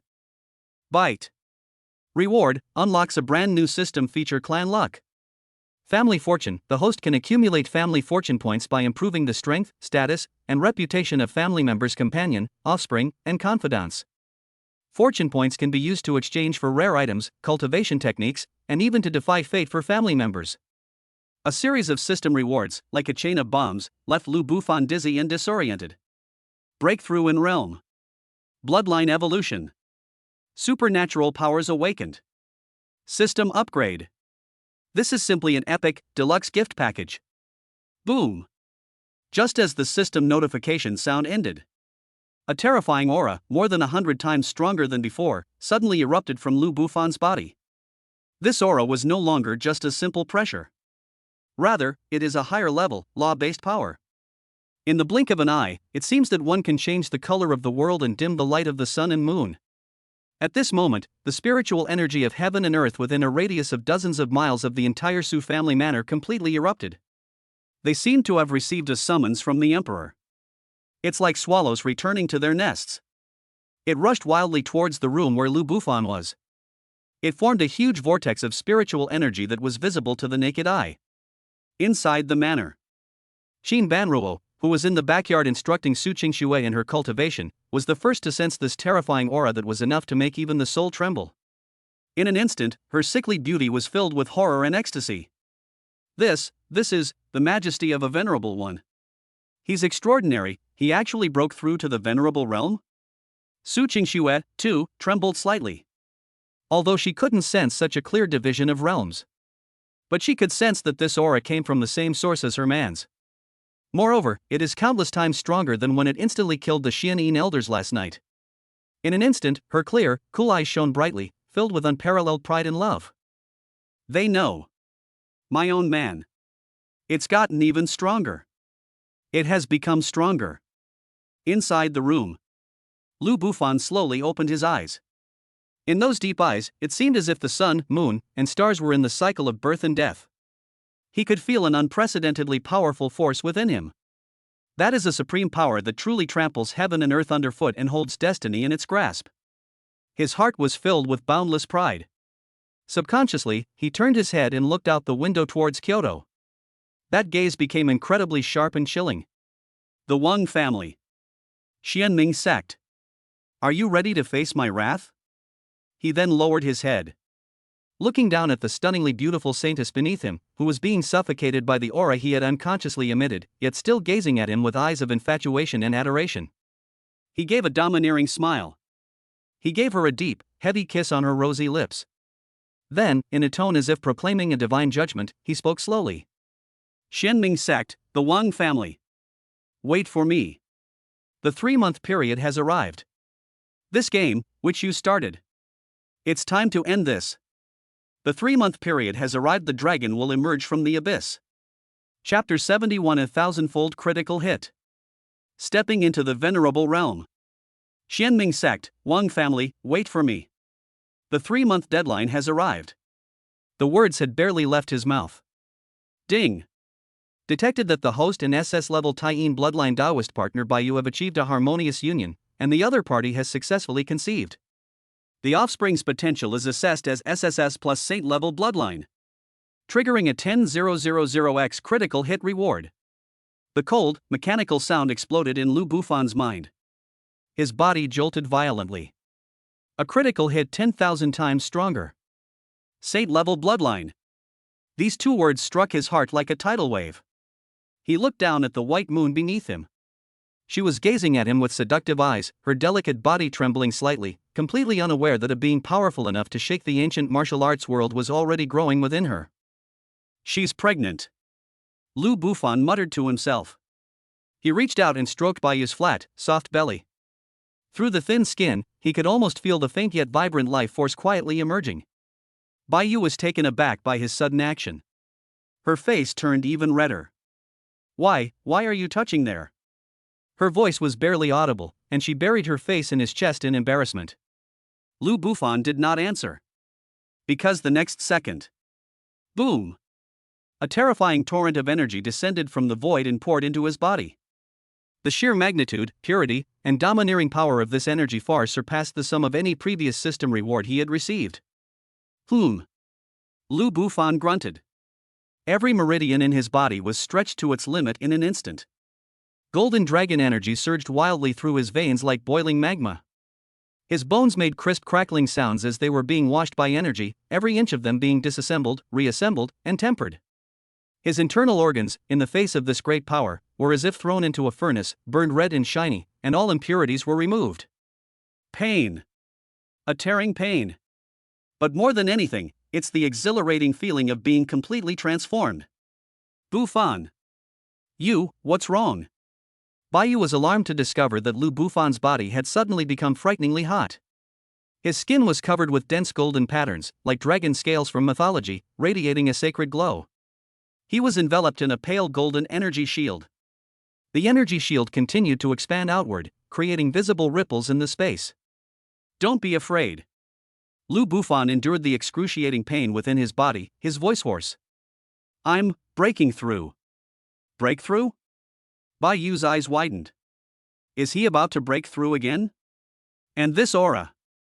She suddenly remembered something, and her delicate body trembled violently. This is the majesty of a venerable one? Her voice even changed tone. As the holy maiden of the Heavenly Pride Pavilion, she certainly knew what the word venerable one represented. That's the true ceiling of the ancient martial arts world. It's something that only exists in legends. In the entire ancient martial arts world, there are no more than 10 venerable realm experts in total. Each of them is a powerful figure, capable of shaking half of the ancient martial arts world with a stomp of their foot. And now, her man is about to reach this level? How is that possible? He was clearly only at the 3rd level of the Grandmaster realm just now. Just as she was too shocked to speak. Click. A sound as if it came from the depths of heaven and earth shattered, echoing through the void. That was the sound of the shackles of realm being broken. Lu Bufan's cultivation power surged like a flood bursting its banks, unstoppable. Grandmaster 7th Heaven. Grandmaster 8th Heaven. Grandmaster, peak of the 9th level. At last. Boom. He shattered an invisible chasm with a single step. The 1st level of the venerable realm. It's done. He opened his eyes. A golden glint flashed in his eyes. That was the radiance of the power of rules flowing through the universe. The air in the entire room seemed to freeze at that moment. No, it's not just the room. The spiritual energy of heaven and earth within a 10-mile radius of the entire Su family manor has all surged. As if they had heard the Emperor's summons, they frantically converged on the villa. In the sky, a huge golden vortex was rapidly taking shape, visible to the naked eye. The moonlight and starlight were dimmed by this oppressive force. At the center of the vortex, countless golden points of light fell like a meteor shower, all disappearing into Lu Bufan's body. This scene, it shocked everyone. Main villa. Su Qingxue was discussing Baiyu's matter with Qin Banruo. Sudden. This aura. Qin Banruo suddenly stood up, her expression changing drastically. She rushed to the window and looked towards the guest room. There, golden light soared into the sky. A terrifying pressure that made her soul tremble was spreading outwards with unstoppable force. The venerable realm. Qin Banruo cried out in surprise. He's extraordinary, he's broken through to the venerable realm. Su Qingxue also rushed over. Although her senses were not as sharp as Qin Banruo's, that familiar yet unfamiliar supreme aura still made her understand everything in an instant. I knew it. Her eyes sparkled with wonder. My man will never let me down. The two women exchanged a glance. His eyes were filled with undisguised pride and joy. Inside the guest room, Baiyu was completely dumbfounded. She stared blankly at the man radiating divine light. The oppressive aura made it hard for her to breathe, yet it also made her willingly prostrate herself. She felt like she wasn't marrying someone. Instead, he was having intercourse with a god. This is the venerable realm. She murmured to herself. The adoration and love in his eyes were so intense that they couldn't be dissolved. Lu Bufan concealed his aura. The golden light gradually faded away. He looked down at Baiyu, who was trembling beneath him, and couldn't help but laugh. Were you scared? He reached out and gently stroked her delicate nose. Baiyu snapped out of her daze and shook her head violently. No. I just. She couldn't speak. Because she discovered that her admiration for the man in front of her had transcended the realm of any emotion. It was something akin to a faith. I told you, this is your destiny. Lu Bufan gave a domineering smile. He lowered his head and kissed her rosy lips deeply. From this day forward, you are my woman. He rolled over and got out of bed. I stretched my muscles a bit. Amidst the crisp crackling sounds, he felt the terrifying power within his body that seemed capable of crushing a planet. The realm of the Venerable One. It truly lives up to its reputation. This power is more than 10 times stronger than that of a grandmaster. He clenched his fist. The air itself seemed to crackle and pop. Right now, even if I faced the Wang family patriarch, a half-step venerable, I could crush him with a single finger. A cold glint flashed in his eyes. And the Xianming sect. Ha, the 3-month deadline has arrived. I will show you what despair truly means. Just as he was brimming with pride. Ding. Rewards being processed. Bloodline begins to evolve. The system notification sounded again. Lu Bufan's heart stirred. Besides? He closed his eyes and looked inward. Really? The 9 Heaven Xinglong bloodline within him is undergoing some indescribable transformation.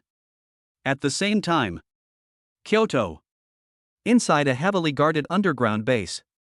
This is the headquarters of the Dragon Guard, the highest military institution in the empire. It is responsible for monitoring all abnormal energy fluctuations nationwide. Now, inside the monitoring hall, dozens of soldiers in military uniforms are intently watching their respective screens. Sudden. The piercing alarm blared throughout the entire hall.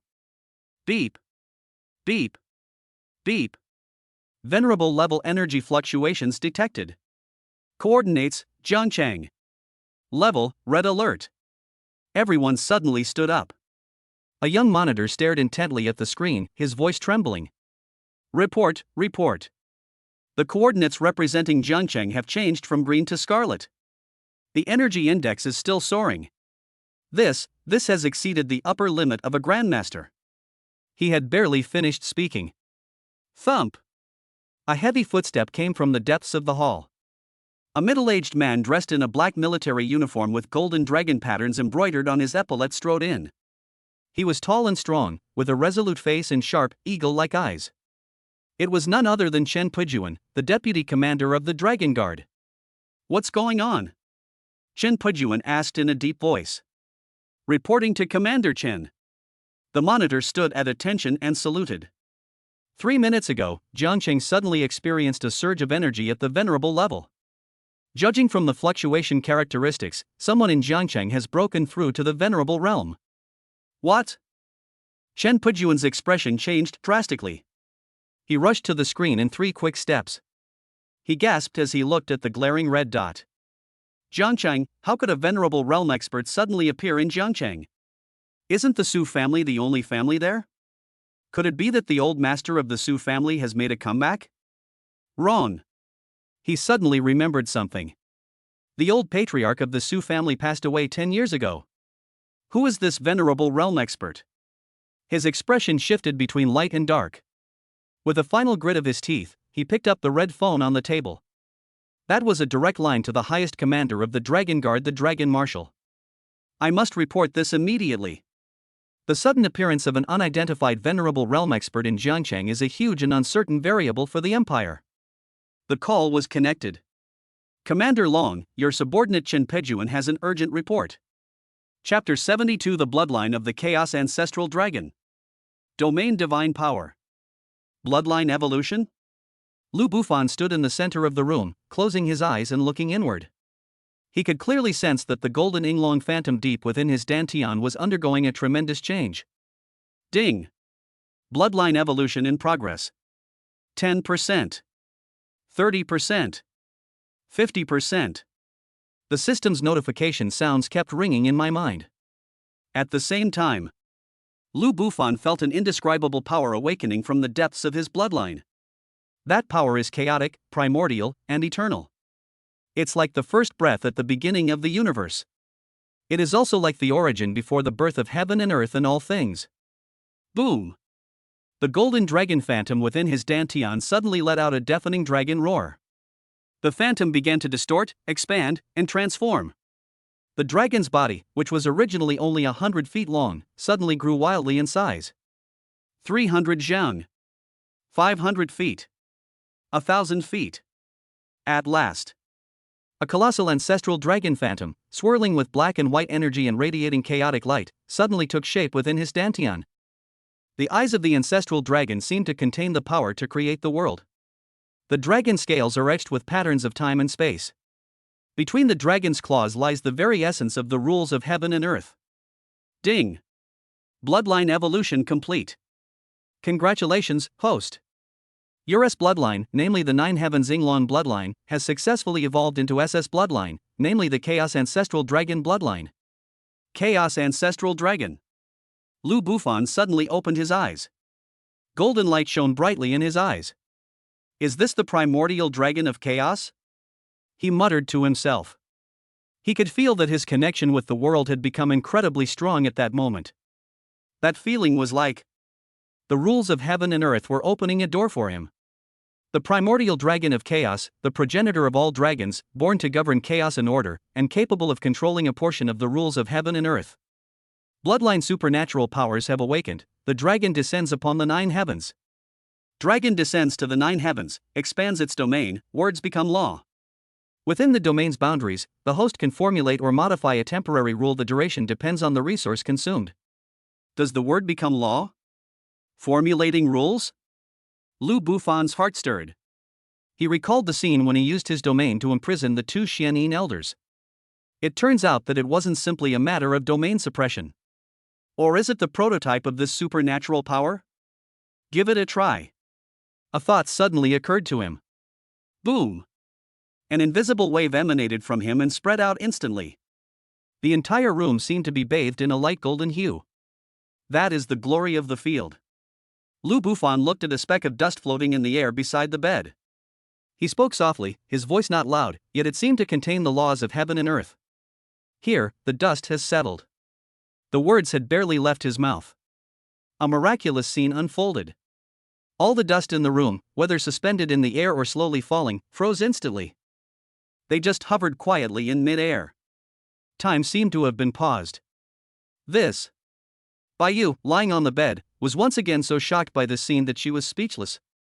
This is no longer about force. This is a miracle. It is a direct interference with the rules of heaven and earth. Lu Bufan nodded in satisfaction. He spoke again. Release. All the solidified dust instantly returned to normal and continued to drift down slowly. So, this is the power of the venerable realm? Able to directly interfere with the rules. Lu Bufan clenched his fist. With this supernatural power, his advantage in battle will be unimaginably great. For example, the opponent is prohibited from using spiritual power. Prevent the opponent's movement techniques. It can even forcibly modify physical rules such as gravity and temperature. Within his domain, he is a god. Ding! Congratulations, host, you have received a special reward, a divine level building the Hall of Enlightenment. Enlightenment Hall can be placed in the clan's territory. Those who enter will have their comprehension increased tenfold and their cultivation speed increased threefold. Here we go again? Lu Bufan's eyes lit up. The Hall of Enlightenment? A tenfold increase in comprehension? If Su Qingshuan and the others were to use this, wouldn't they be able to break through their bottlenecks quickly? A thought suddenly occurred to him. Sure enough, a palm-sized golden token appeared in the storage space. The token is engraved with the words Enlightenment. Simply place this token in the family's residence, and it will automatically unfold and transform into a true Enlightenment Hall. Nice one. Lu Bufan put away the token. Ding! Congratulations, host, you have unlocked a brand new system feature module Family Fortune. Family fortune points can be accumulated through actions such as producing offspring, eliminating rival forces, and enhancing family prestige. Fortune points can be used to improve the strength of family members or to exchange for rare items and cultivation techniques. Family fortune? Lu Bufan raised an eyebrow. This feature is interesting. It seems the system wants him to build a truly top-tier family power. All right. No matter how strong I am, I can't be in two places at once. If we could raise Su Qingshui and the others, as well as our future children, then my Lu family will one day become a top-tier force in this world. A glint of ambition flashed in his eyes. Just then, Baiyu finally snapped out of her shock. She got out of bed, ignoring her disheveled appearance, and threw herself into Lu Bufan's arms. Oh nar! She looked up, her eyes filled with adoration and love. Baiyu finally understands what it means to be a frog in a well. Your strength has surpassed my imagination. From this day forward, Baiyu is willing to follow her master for all eternity.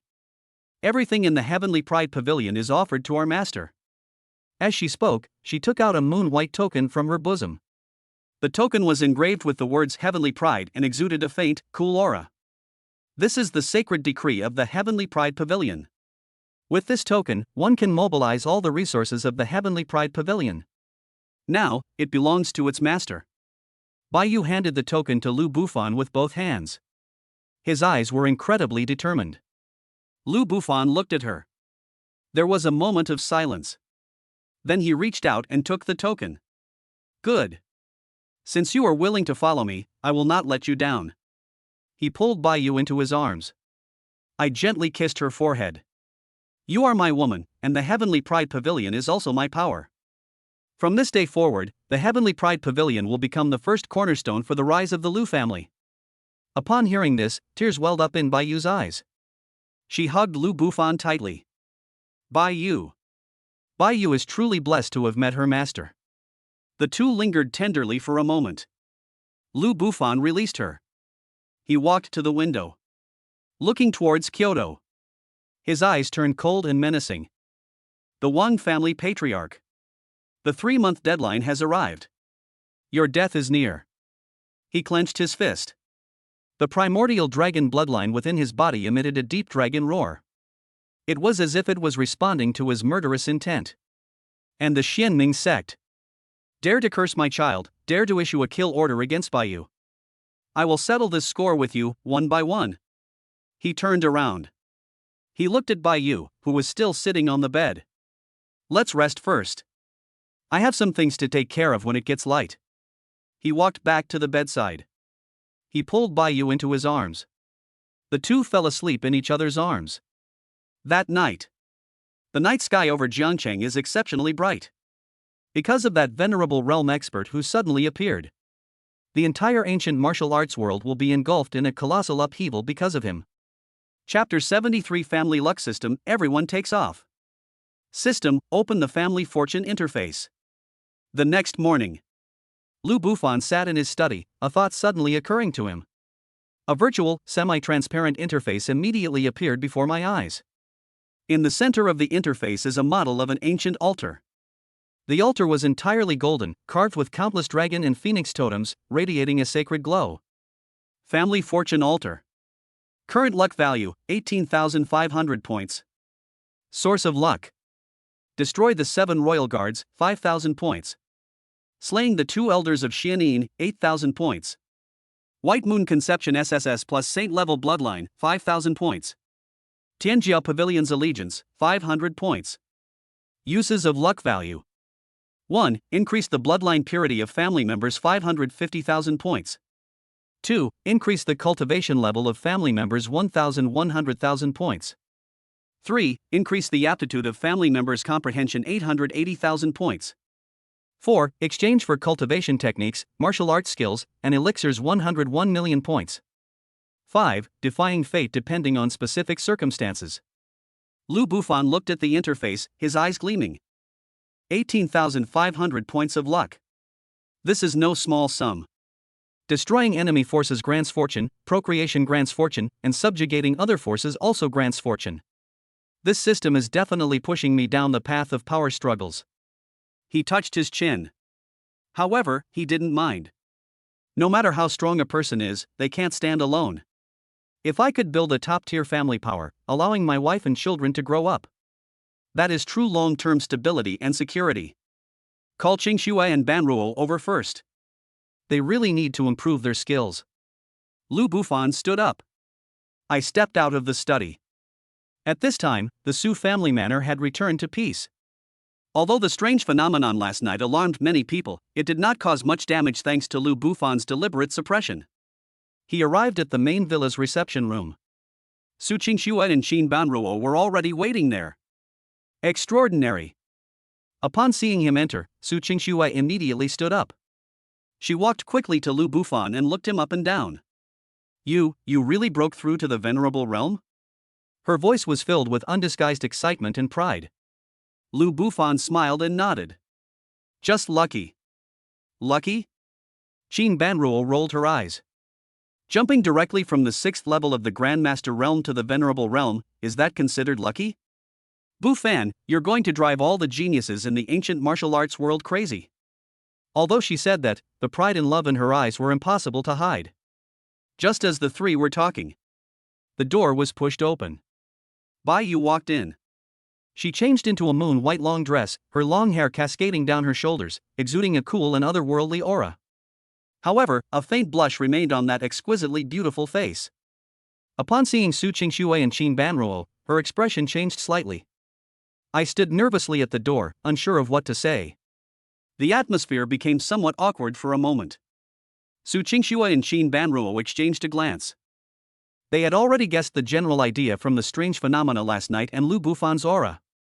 However, when he actually met this holy maiden of the Heavenly Pride Pavilion, he still felt somewhat complicated. After all, she is widely recognized as the most beautiful woman in the ancient martial arts world. Even they had to admit that Bai Yu's beauty and temperament were truly stunning. But Su Qingxue quickly adjusted her mindset. She walked up to Bai Yu. He reached out his hand. Welcome to join us, Miss Bai Yu. She had a gentle smile on her face. Bai Yu was taken aback. She hadn't expected Su Qingxue to be so generous.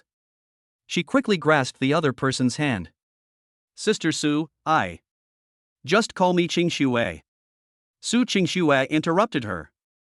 Since you've chosen Bufan, then you're our sister. From now on, we will support him together and protect this family together. She spoke calmly, but her eyes were incredibly firm. Qin Banruo also came over. She said with a smile. Qingxue is right. He's so outstanding, the three of us taking care of him together won't be tired. She said it in a playful way. The atmosphere immediately lightened considerably. Bai Yu's eyes reddened. She hadn't expected that Su Qingxue and Qin Banruo would accept her so readily. Thank you all. Her voice choked with emotion. I will definitely treat my master well from now on. No, I will treat Buffon well. Lu Buffon felt a warmth in his heart as he watched this scene. He walked over. He pulled all three women into his arms. Having the three of you is my blessing. Don't worry, I will definitely protect each and every one of you. The four embraced for a moment. Lu Buffon released them. His expression turned serious. All right, let's get down to business. I called you all here today because I have something important to discuss. A thought suddenly occurred to him. Suddenly, the golden phantom of the altar of destiny appeared in the air in front of them. The three women were all taken aback. This is. Su Qingxue looked at the illusory figure in front of her with a puzzled expression. Lu Buffon explained. This is one of my abilities. It's called the Family Fortune Altar. Through this altar, I can consume luck points to enhance your strength. He explained in detail the origin and use of the luck value. The three women were all shocked after hearing this. You mean, you can directly enhance our bloodline and cultivation level? Qin Banruo's eyes widened. This is just too incredible. That's right. Lu Buffon nodded. I now have 18,500 points of luck. I plan to promote each of you three once. He looked at Su Qingxue first. Qingxue, although your S-rank Ice Phoenix bloodline has been cured by the divine healing pill, its purity is still not high enough. I'll purify it for you once. A thought suddenly occurred to him. Consuming 5,000 points of luck to purify Su Qingxue's S-rank and Ice Phoenix bloodline. Boom! A golden beam of light shot out from the altar and instantly enveloped Su Qingxue. Ah! Su Qingxue exclaimed in surprise. She felt a warm current flow into her body, rushing straight to the depths of her blood vessels. That warm current was both gentle and domineering, expelling all the impurities and flaws from her bloodline. A faint black mist began to emanate from her body. That's a sign that impurities in the blood are being expelled. A moment later, the golden light dissipated. Su Qingxue opened her eyes. She could clearly feel that the Ice Phoenix bloodline within her body had become incredibly pure. That supreme power of ice was more than twice as strong as before. This is too amazing. She murmured to herself. Lu Buffon smiled and nodded. Then he looked at Qin Banruo. Prajna, your medicine spirit saint body is already extraordinary, but your comprehension still needs improvement. I'll give you an opportunity to improve your comprehension.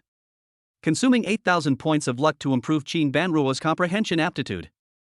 Another golden light appeared. Qin Banruo was enveloped in it. She felt her mind suddenly become incredibly clear. Things that I couldn't understand before, I suddenly understand in an instant. Those complex alchemy techniques now seem incredibly simple. This feeling. A glint of light flashed in Qin Banruo's eyes. I feel like I can now deduce even more advanced elixir formulas. Lu Buffon nodded in satisfaction. Finally, he looked at Baiyu. Baiyu, you've just broken through to the Grandmaster level, and your foundation isn't solid enough yet. I'll help you stabilize your cultivation level. Consuming 5,000 points of luck to stabilize Baiyu's realm and increase her cultivation. The golden light shone brightly once more. Baiyu felt her newly attained Grandmaster realm rapidly stabilizing under the golden light. It's even continuing to improve. Grandmaster level 2. Triple heaven. Finally, it stopped at the 4th level of the Grandmaster realm. This. Baiyu looked at her hands in disbelief. She never dreamed that her cultivation level could improve so quickly. Looking at the shock and joy on the faces of the three women, Lu Buffon was also very satisfied. He stretched out his arms. His voice was loud and ambitious. Remember, my strength is not my strength alone. It's the strength of our entire family. From this day forward, you will reign with me, ruling the world. The Lu family will surely become one of the world's most powerful families. These words were spoken with boundless pride and enthusiasm. The three women were thrilled. They exchanged a glance. Then they all knelt down on one knee. We are willing to follow our patriarch and create a prosperous era together. Lu Buffon looked at them. His eyes were full of tenderness. He was about to speak. Sudden. The communicator in Baiyu's arms started vibrating wildly. She took it out and looked at it. His expression changed instantly. It's a message from the pavilion master. She said she had arrived on the outskirts of Jiangcheng and requested an audience. Chapter 74 The Shock of the Heavenly Pride Pavilion. The pavilion master arrives in person? Baiyu's voice trembled slightly, almost uncontrollably. She said she has arrived on the outskirts of Jiangcheng and requests an audience. The pavilion master himself has arrived. These 4 words instantly made Su Qingxue and Qin Banruo, who were just immersed in joy and warmth, stiffen. The pavilion master of Tianjiu Pavilion, Yu Yaoxue. He was a figure at the very top of the ancient martial arts world, rarely seen, and rumored to have already reached the half-step venerable realm, a being on par with the Wang family patriarch. Such a person actually came to Jiangcheng in person? Moreover, the phrase requesting an audience was used, which is quite humble. A storm raged in the hearts of the 2 women. They all turned their inquiring gazes toward Lu Bufan. All of this was clearly related to her man. Lu Bufan showed no surprise whatsoever. He released the 3 women from his arms, sat back down on the sofa, picked up the cup of tea that had long since gone cold, and leisurely took a sip. It was as if the newcomer was not some giant in the ancient martial arts world, but an insignificant nobody. He put down his teacup, his voice calm. Let her come over. The location is right here. Baiyu was taken aback, then nodded in agreement and immediately used a secret method to send a message. Her admiration for Lu Bufan reached a new peak. That's the pavilion master of the Heavenly Pride Pavilion. A god in the hearts of countless young martial artists in the ancient martial arts world. But in front of her own man, she even needs permission to visit his home. Is this the majesty of a venerable realm expert? No, this goes beyond mere dignity. This is an absolute crushing force originating from the level of life itself. Qin Banruo and Su Qingxue exchanged a glance, both seeing the same emotion in each other's eyes. Shock and a sense of pride. Her man had already reached a height that even they had to look up to. Half an hour later, a barely perceptible ripple appeared in the sky above the Su family manor. A flying machine, made entirely of an unknown white metal and resembling the legendary phoenix, silently tore through the clouds and hovered above the manor's lawn. The aircraft bore no trace of worldly technology. Its surface shimmered with a faint spiritual light, exuding a rustic yet mysterious beauty. The hatch slid open silently. A figure slowly emerged from within. She was a woman dressed in magnificent palace attire. She appeared to be in her early 30s, with a graceful and elegant demeanor. On her nearly perfect oval face, her features were so exquisite that she looked like the most outstanding work of art by God. Time seems to have left no trace on her. Instead, it has endowed her with a mature charm that young girls lack. She was tall and voluptuous, and even her long palace dress couldn't hide her breathtaking S-shaped curves. As she walked, she exuded a noble aura, like an empress ruling the world. She is Yu Yaoxue, the head of the Tianjiu Pavilion. At this moment, this legendary woman from the ancient martial arts world showed no trace of arrogance on her face. Her expression was extremely solemn. Those phoenix eyes, which should have looked down upon all living beings, carried a hint of tension and anticipation that even she herself was unaware of. She moved gracefully down the suspended stairs, followed by 2 equally powerful maids. However, they wisely stopped 100 meters away, not daring to approach any closer. Yu Yaoxue walked slowly towards the main villa alone. When she saw Baiyu, who was already waiting at the door, her pupils suddenly contracted. She recognized it immediately. Baiyu has changed. It has undergone a complete transformation. The deathly stillness and coldness brought about by the backlash of the Taiyin bloodline that had troubled her for many years vanished without a trace. Instead, there is a perfect aura of yin and yang harmony, and flawless harmony. What shocked her even more was Baiyu's cultivation level has actually broken through the insurmountable barrier that has trapped her for 3 whole years.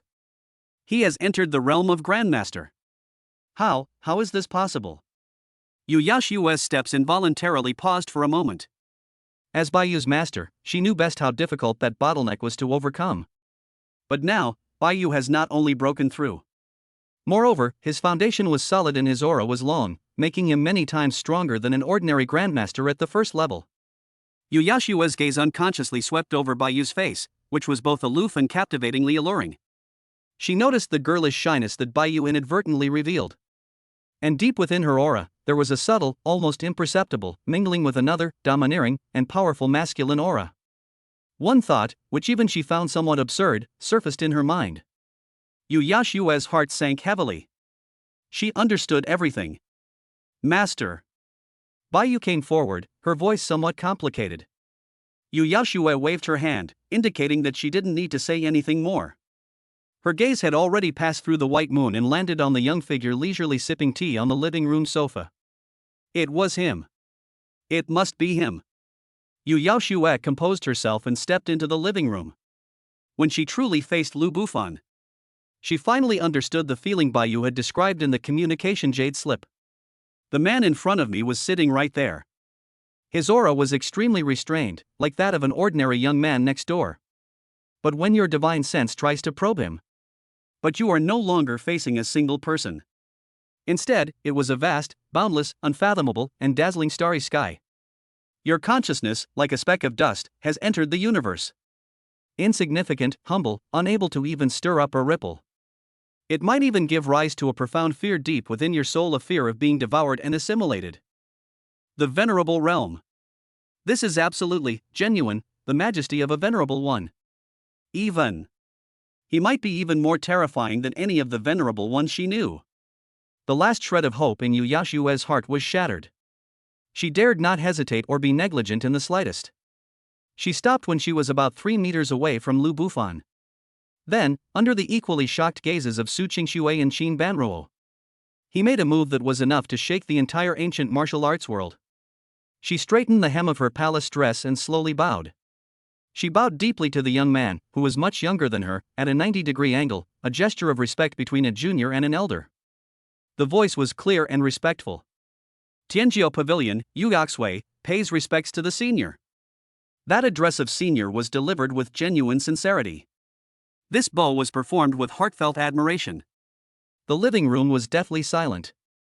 Although Su Qingxue and Qin Banruo were mentally prepared, they were still shocked to see this legendary figure perform such a grand ceremony for their man.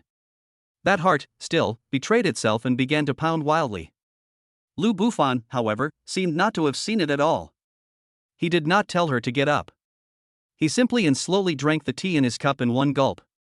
Then, he gently placed the teacup on the table. It makes a soft click sound. The sound wasn't loud, but it was like a heavy hammer, striking Yu Yaoshue's heart hard. This made her heart, which was already hanging in suspense, leap into her throat. She remained bowed, not daring to move an inch, and fine beads of sweat had already seeped from her forehead. Finally, Lu Bufan's calm yet supremely authoritative voice slowly rang out. What brings you here? Boom! These words, like a thunderclap, exploded in Yu Yaoshue's mind. Mad. That's insane.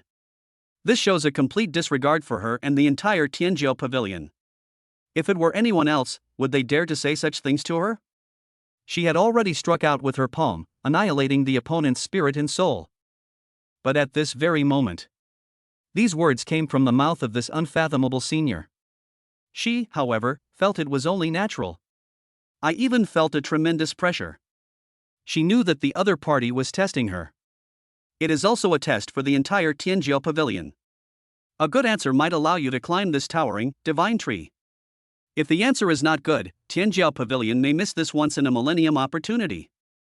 The moon invites snow, thoughts racing through her mind. She forced down her nervousness and replied respectfully in an even more humble tone. Replying to your question, Senior. Our Heavenly Pride Pavilion is willing to serve you as our master. Here is my pavilion's intelligence network, passed down for 1,000 years and spanning the entire ancient martial arts world, and even the secular world. I hereby present you all the rare and precious materials, and divine weapons stored in my collection. I only beg you, Senior, to give our Heavenly Pride Pavilion a chance. An opportunity to follow in your footsteps, step out of this well, and see the real world beyond. After saying that, she lowered her head even further. This is a high-stakes gamble. She bet that this senior figure needed a spokesperson in the world of ancient martial arts. She bet that this senior would even consider the meager value of the Heavenly Pride Pavilion. Silence fell over the living room once again. For Yu Yaoshue, every second felt like an eternity. Just when she was about to give up, Lu Bufan's voice rang out again. Get up. Upon hearing this, Yu Yaoshue felt as if she had been granted a pardon and slowly straightened up. She didn't dare to look up, but secretly glanced at the man in front of her out of the corner of her eye. Lu Bufan looked at her exquisitely beautiful face, which was slightly pale from nervousness, and spoke softly. The supreme record of forgetfulness, though a top-level cultivation technique, has an excessive amount of yin energy, which is against the harmony of heaven. Your cultivation has progressed to this point, and in reality, you have already left indelible Dao injuries within your body. Do you experience a sharp, needle-like pain in the Zigong and Shinting acupoints on the night of a full moon? To go further and enter the true venerable realm is nothing but a pipe dream. Boom! Boom! Boom! Every word Lu Bufan uttered was like a heavy hammer blow, striking Yu Yaoshua's heart with devastation. Her once elegant and dignified face instantly lost all color. All that remained was endless horror and fear. How could he have known? The flaw in the record of supreme forgetfulness is the highest core secret of the Heavenly Pride Pavilion. Only the successive leaders of the pavilion know this. The stinging pain in those 2 acupoints was her deepest, most personal secret. I've never mentioned it to anyone. But now, the other party has seen through it all in one sentence. This is no longer just a matter of having excellent eyesight. This is simply divine insight. Just as she lost her composure and was utterly horrified, Lu Bufan's voice came again. When practicing, the qi should flow from the chest to the back of the head, then back to the lower abdomen, and then be slowed down for a while. A single, understated remark. But Yu Yaoshua was struck dumb. She froze on the spot. Qi flows to the chest, then turns to the jade pillow. This mantra completely overturns the practice method of the supreme record of forgetfulness. This is simply heretical. But for some reason, when she mentally rehearsed this route. But it turns out that it actually works. Moreover, the bottleneck of being a half-step venerable had troubled her for a full 10 years. Surprisingly, at this moment, there was a faint sign of a loosening. Suddenly I understood. A sudden enlightenment. At this moment, Yu Yaoshua's gaze towards Lu Bufan completely changed. If before it was out of awe, now it's pure fanaticism. It's like the most devout believer meeting the only God they worship. She made a plop sound. Surprisingly, he knelt down again. This time, it's kneeling on both knees. A single word from a senior is worth more than 100 years of arduous cultivation. I will never forget this life-saving grace. From this day forward, I, Yu Yaoshua, and I, Tianjia Pavilion, am willing to go through fire and water for our seniors. Lu Bufan looked at the stunningly beautiful woman kneeling on the ground, her body trembling slightly with excitement. He knew. Tianjia Pavilion, the strongest intelligence organization in the ancient martial arts world. It has already been completely taken into his possession. He stood up, walked to Yu Yaoshua, and offered her a helping hand. Get up. Since you have submitted to me as your master, I will give you my first command. Upon hearing this, Yu Yaoshua immediately stood up, her expression solemn as she listened attentively. I need all the information on the Wang family of Kyoto and the Xianming sect. Lu Bufan's voice was icy cold. From the patriarch to the servants, everyone's information, cultivation techniques, weaknesses, and interpersonal relationships. I need the most detailed and complete version. Also, arrange an identity for me to enter Kyoto, without attracting anyone's attention. Yu Yaoshua felt a chill run down her spine. She knew that this senior was finally going to take action against those 2 blind forces. She immediately bowed and accepted the order. Please rest assured, senior. All the materials will be delivered to you within half a day. As for your identity, Tianjia Pavilion has some businesses in the capital, and we can definitely arrange a foolproof identity for you. After saying that, she took her leave. But as soon as she turned around, she remembered something, hesitated for a moment, and took out a scroll sealed with special jade from her storage ring. Senior, this is information about the Wang family that we just obtained through a special channel. Perhaps it will be of some use to you. Lu Bufan took the scroll. A sweep of divine sense. His eyebrows twitched slightly. The Wang family's archenemy, the Lin family? Chapter 75. The 3-month deadline has arrived, and turmoil is brewing in Kyoto. The Wang family's archenemy, the Lin family? Lu Bufan looked at the line of words marked with cinnabar on the jade scroll, and a playful smile appeared on his lips. This is indeed a pleasant surprise. The enemy of my enemy is my friend. Perhaps, the Lin family could become the first lever he uses to pry open the towering Wang family. He put away the scroll and glanced at the calendar on the wall. The numbers above clearly indicate today's date. Lu Bufan's eyes suddenly narrowed. A chilling killing intent flashed across those deep eyes. He reached out and gently brushed his hand over the number. He murmured to himself in a voice that only he could hear. The 3-month deadline. Today. At the same time. Thousands of miles away. The imperial capital of the Dragon Kingdom, Kyoto. The Wang family ancestral home. Within a magnificent estate spanning thousands of acres, with pavilions, towers, carved beams, and painted rafters, resembling an ancient imperial palace. The family council hall. The atmosphere was so oppressive that it was almost suffocating. Dozens of core members of the Wang family, dressed in tang suits and exuding a solemn aura, sat on both sides. Each of them had a solemn expression and remained silent. In the main seat, Wang Tianlong, the current head of the Wang family, had a face so gloomy it was almost as if water could drip from it. His eyes, which were usually filled with authority and arrogance, now revealed an undisguised anxiety and unease. On that day, the 7 royal guards sent to Jiangcheng were completely wiped out. 89 days have passed. Just 1 day away is the March deadline. But that mysterious and powerful man who called himself Mr. Long seemed to have vanished into thin air. In these 3 months, the Wang family has mobilized all available resources. Whether it's worldly power or relationships within the ancient martial arts world. We've exhausted every means possible. But they couldn't find a single trace of the other party. All they knew was that a peerless expert of unknown origin had emerged in Jiangcheng.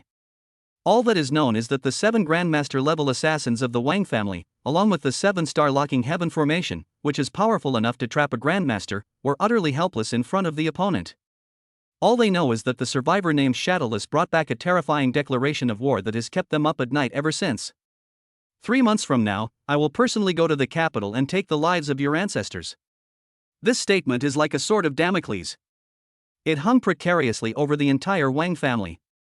This made them lose their appetite and sleep. Master. Finally, an elderly man with white hair couldn't help but break the silence. Tomorrow marks the end of March. We can no longer sit idly by and wait for our demise. Mr. Long, since you dare to utter such arrogant words, you must have something to rely on. We must be on guard. Upon hearing this, Wang Tianlong's expression turned even uglier. He was well aware of this principle. The problem is, how do we prevent it? Whether the other party is friend or foe, what their background is, or what their cultivation level is completely unknown. This feeling of being watched by a venomous snake in the dark drove him almost mad. Then, according to the 3rd elder's opinion, what should we do? Wang Tianlong suppressed his irritation and asked in a cold voice.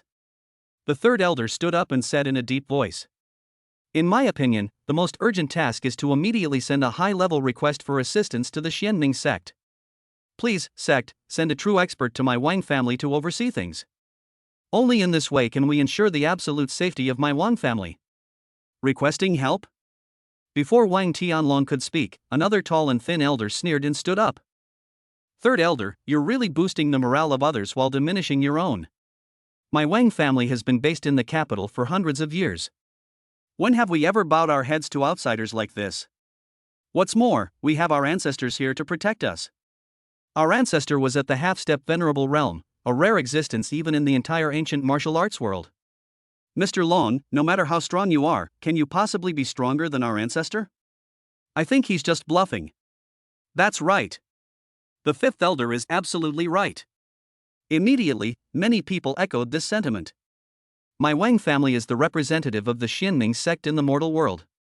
How can we let ourselves be thrown into disarray because of some unknown nobody? If this gets out, where will the Wang family's reputation be? The 3rd elder was so angry that he blew his beard and glared. Foolish. Utterly foolish. Is saving face more important, or the survival of the family?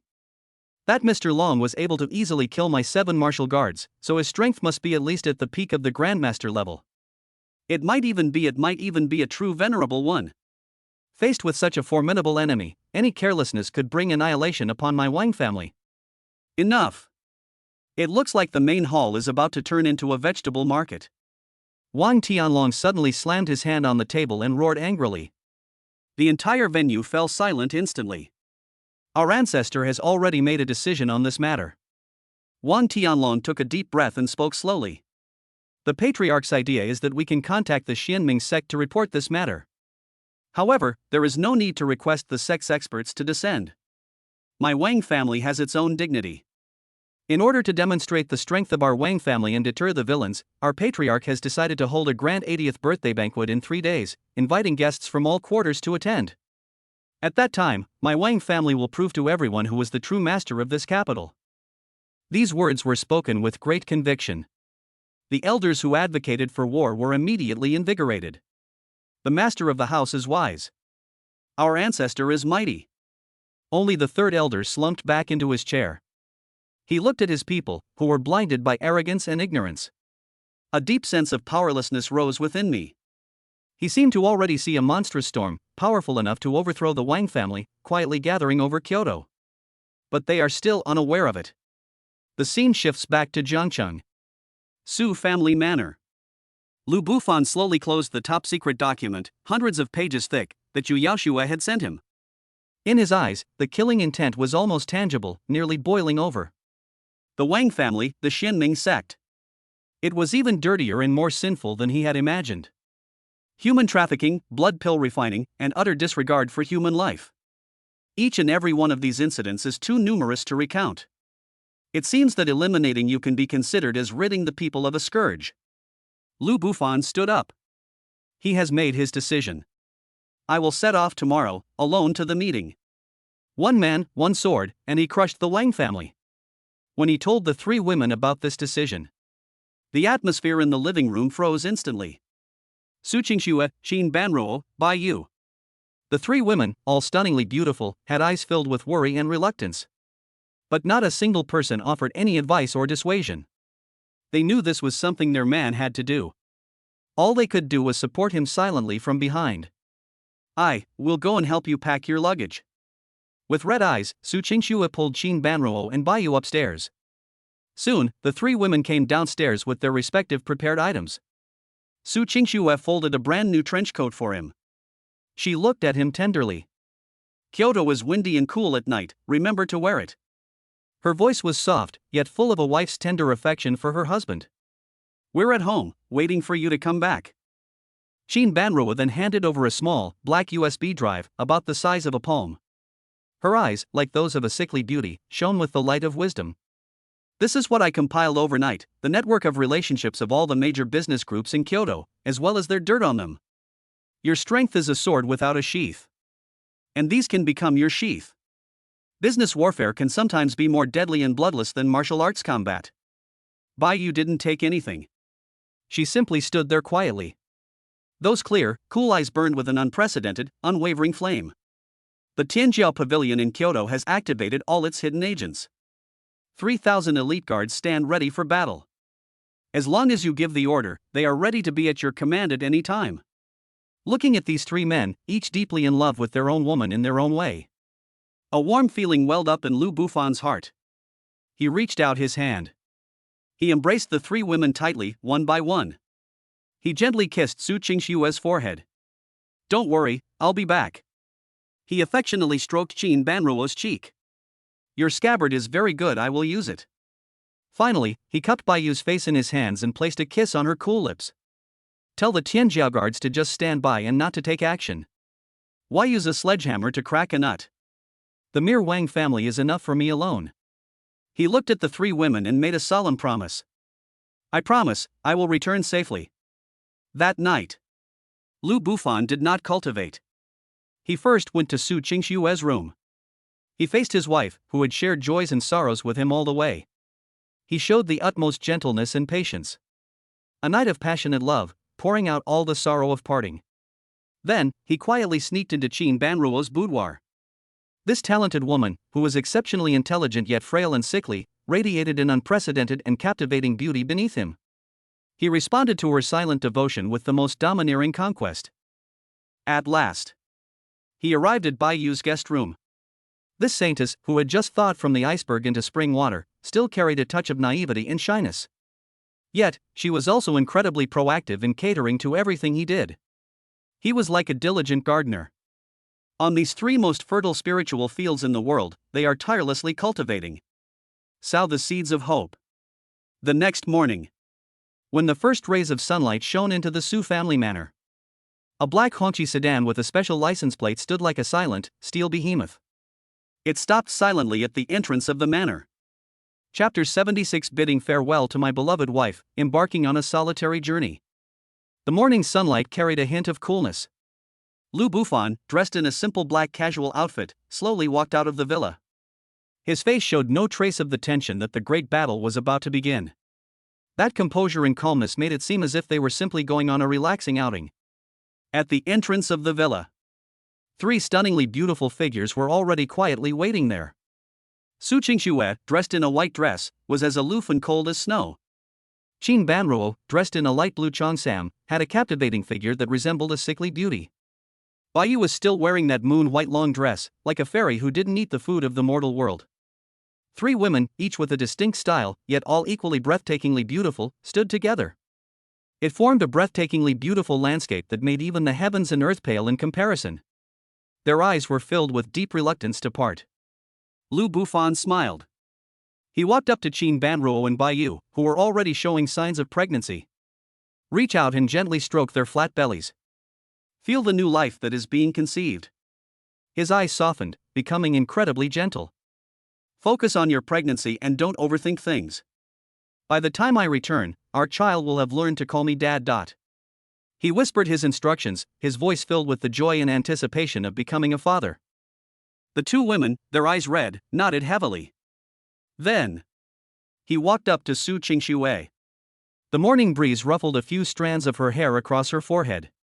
Lu Bufan reached out and naturally tucked a few strands of her hair behind her ear. Unintentionally, his fingertips brushed across her warm, jade-like cheek. The 2 looked at each other. He didn't speak. But the emotion conveyed in those eyes surpassed 1,000 words. That is the absolute trust and tacit understanding between husband and wife. A long time. Lu Bufan then slowly spoke. The tone was so calm, as if he were talking about something trivial. Yet, it is also filled with an invincible confidence that can convince anyone. Don't worry, the mere Wang family can be wiped out with a flick of the finger. After saying that, he turned around and walked toward the black Hongqi sedan parked not far away. He didn't bring anyone with him. In fact, the day before, he had explicitly rejected Yu Yaoshua's suggestion to send experts from the Tianjiao Pavilion to escort him. He wanted to single-handedly crush the Wang family. He wanted the entire capital city and the entire ancient martial arts world to witness this firsthand. Those who offend him and his family will suffer the consequences. This is his supreme dignity as a respected person, a husband, and a father.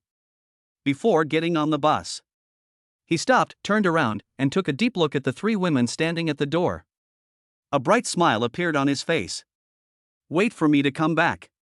Our child should be born soon. This is a promise.